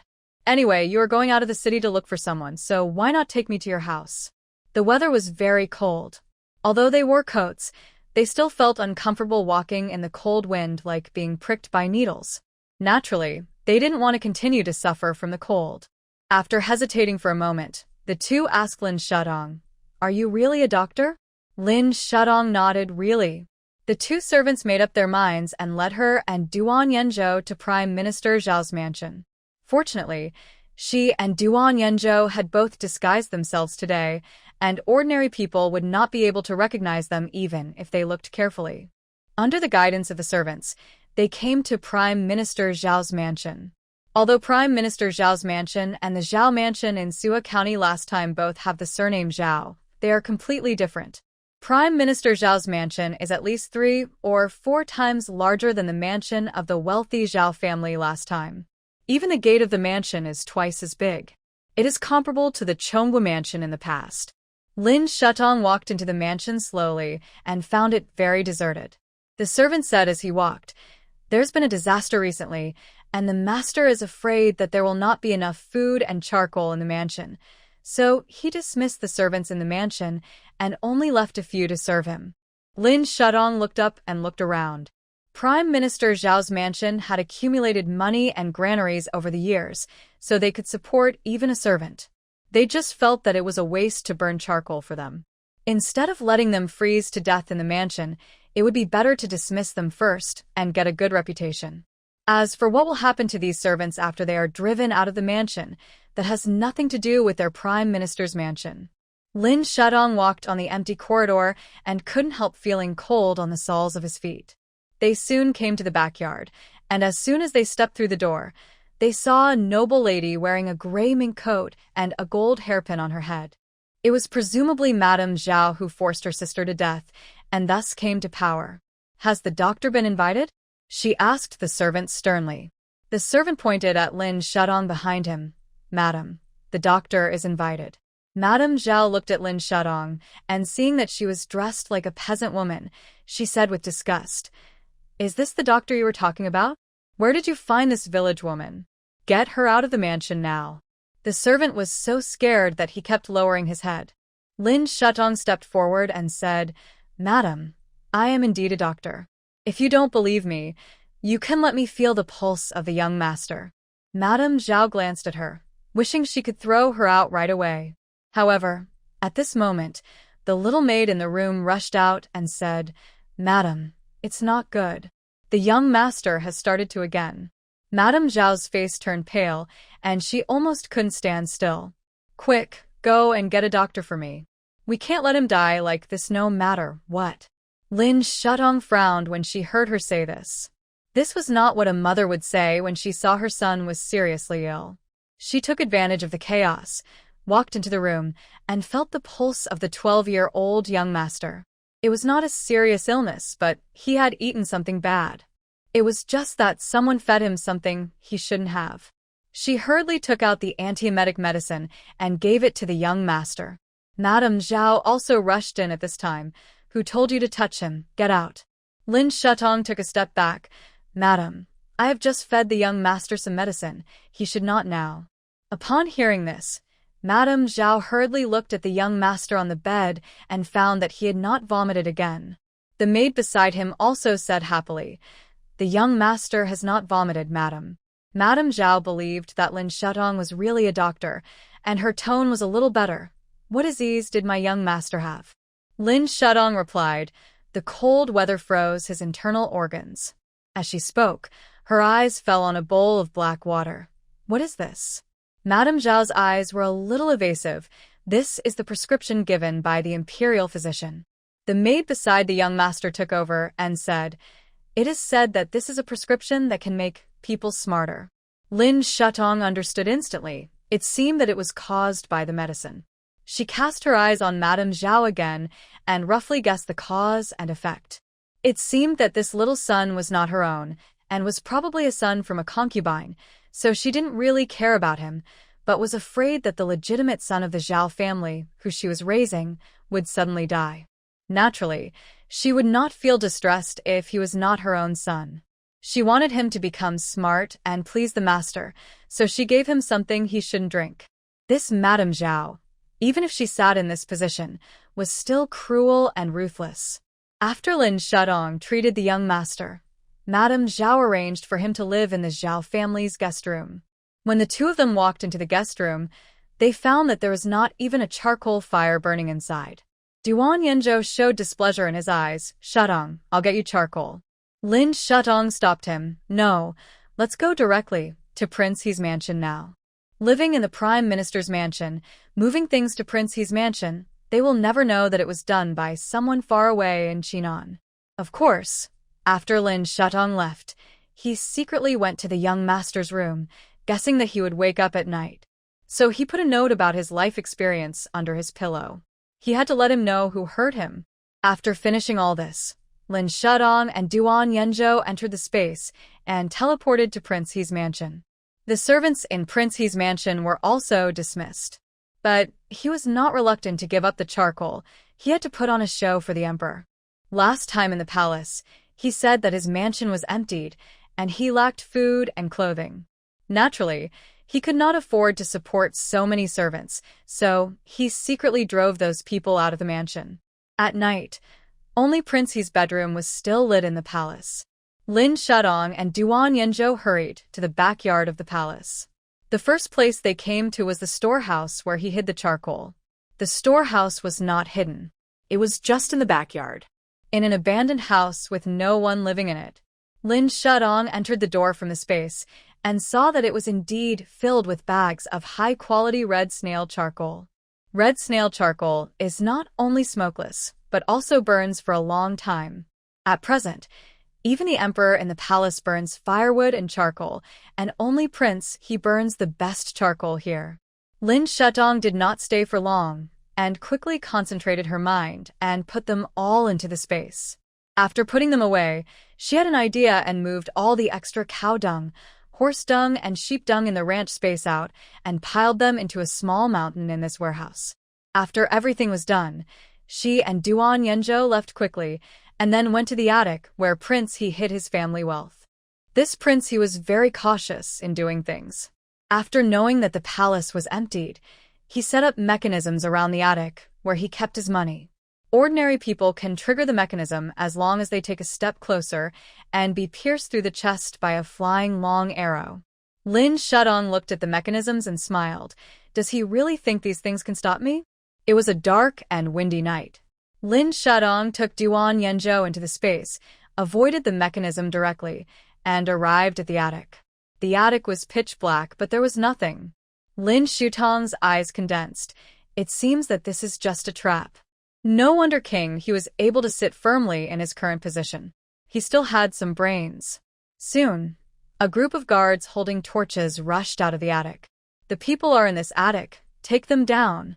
Duan Yanzhou clenched the sword in his hand and protected Lin Shudong behind him. In the dark night, the firelight flickered, illuminating Lin Shudong's profile. She raised her red lips and smiled. "Don't worry, I have a way." After she finished speaking, she took out bottles of gasoline from the space and poured them all on the attic. Since it is an empty attic, it is naturally useless to set it on fire. These people holding torches rushed up one after another. At this moment, He also came. He was wearing a gray mink cloak. His eyes were gloomy. Catch them alive for this king. I would like to see who dares to come to the palace to steal. Lin Shudong looked at him, and this time he finally saw who this famous king he was. Perhaps because they had the same blood, he and Duan Yanzhou were actually somewhat similar. But in his slightly raised eyes, there was a sinister and fierce look. "If you want to catch me, wait until the rest of my life." Lin Shudong took out a lighter, lit it, and threw it behind him. As the lighter fell to the ground, the gasoline was ignited, and the fire spread instantly with the night wind. At the moment the fire was lit, Lin Shudong took Duan Yanzhou's hand and entered the space. At the last second before she left, He's eyes cast towards her back. He was startled, and his pupils suddenly dilated, But soon he found that there was nothing in front of him, only a large sea of fire. Oh no, there's a fire. Hurry, put out the fire. King He was stunned where he was. After a long time, he grabbed the hand of the servant beside him. Did you see just now? There's a woman in the attic? The attendant said to him, Your Highness, did you see clearly what the woman looked like? Prince He tried hard to recall, but only remembered the back of the woman dressed as a peasant woman. Lin Shadong had specially disguised himself this time because he was afraid of being seen by them. It was a peasant woman, and she looked short. I didn't even see her face. Chase her for me.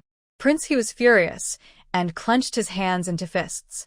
At the same time, the fire in the attic in front of him was getting bigger and bigger.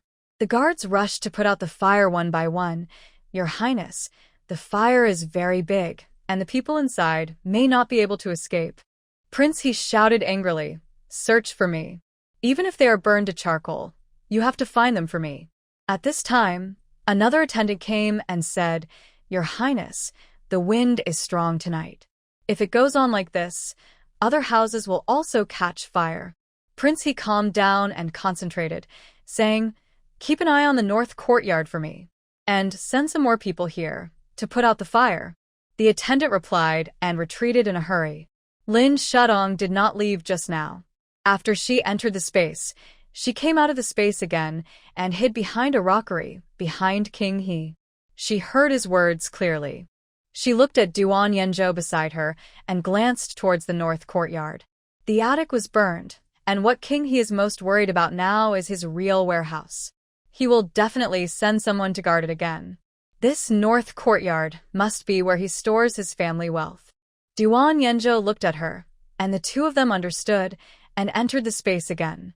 At this time, the attendants who went to put out the fire hurried to report, Your Majesty, no thieves were found in the attic. King He looked coldly and said sternly, Impossible. I just saw her on the top of the attic with my own eyes. He pointed to the attic covered by fire in front. The attendants shook their heads. Your Majesty, there is really no one in it. We just went in, and there was not even a charcoal. It's all fire. They ran away a long time ago. But it's such a high attic, and there are people all around. There's nowhere to escape. His words startled everyone. Someone suddenly said, It's a ghost. It must be the ghost of the Shi family. The Shi family is here to take revenge. The Shi family is the maternal family of Lin Shutong's original mother, Shi. It was also the previous Taifu. However, since the tragic death of their daughter, the two elders have been depressed, and the whole family died in a fire 5 years ago. And this fire was set by King He. King He wanted to win over the Shi family, but the old Taifu Shi was unwilling to go along with them and loudly denounced him for his wolfish ambitions. King He was vindictive, so he sent people to kill more than 100 people in Shi's family and set a fire. The fire was much more fierce than the fire in the attic in front. King He's pale face gradually turned black in the firelight. Where are the ghosts in the world? She is in there. I don't believe she can escape. Surround her for me. She will not be able to bear it and will come out. Your Highness. The guards hesitated, but still rushed into the sea of fire again. On the other side, Lin Shadong had already arrived at the north courtyard. She looked at the guards who came and secretly entered a rockery, raised her lips and smiled. It looks like this is the place. Let's go. Duan Yenzhou replied. Let's be more careful this time. Lin Shadong nodded. The two entered the space, and when they came out, they looked around, and seeing that there was no one around, they continued to move forward. After entering the rockery and walking inside, you can see an iron gate made of black iron. This iron gate cannot be split open by ordinary swords. Lin Shadong picked up the knife and carved 2 on the door. Stupid pig. Then he pulled Duan Yenzhou through the space and entered the door. It turned out to be the storehouse of King He. In addition to the gold, silver, and jewelry accumulated by King He, there were also all the family wealth of the Shi family. Lin Shadong saw a book of poems at a glance. The book of poems was signed by Shiran. There was also a painting next to the book of poems. She opened it and saw that it was actually a portrait. There were 2 old people, 3 young women, 2 old men, and 2 boys who were estimated to be only 10 years old. Duan Yanzhou came over to take a look. This seems to be the old Madame Zhao who died young, your biological mother. It's just that the Shi family encountered horse thieves that year, and their money was robbed overnight, and the whole family died tragically. Duan Yanzhou looked at the intact family wealth in front of him and immediately realized it seems that it was not the horse thieves back then, but King He. The whole family died tragically? Lin Shudong was shocked after hearing this. Not a single person was left alive. Duan Yanzhou nodded. Yes, if you count, you are the only one who survived. When Madame Zhao entrusted her child to Madame Lin Hai, she didn't expect that it would save the life of the original owner, Lin Shudong. She felt infinite emotion in her heart. Well, in that case, we don't have to show mercy tonight.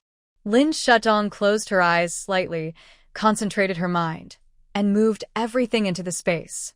Of course, it was not just the things of the Shi family, but also the gold, silver, and jewelry accumulated by Prince He over the years.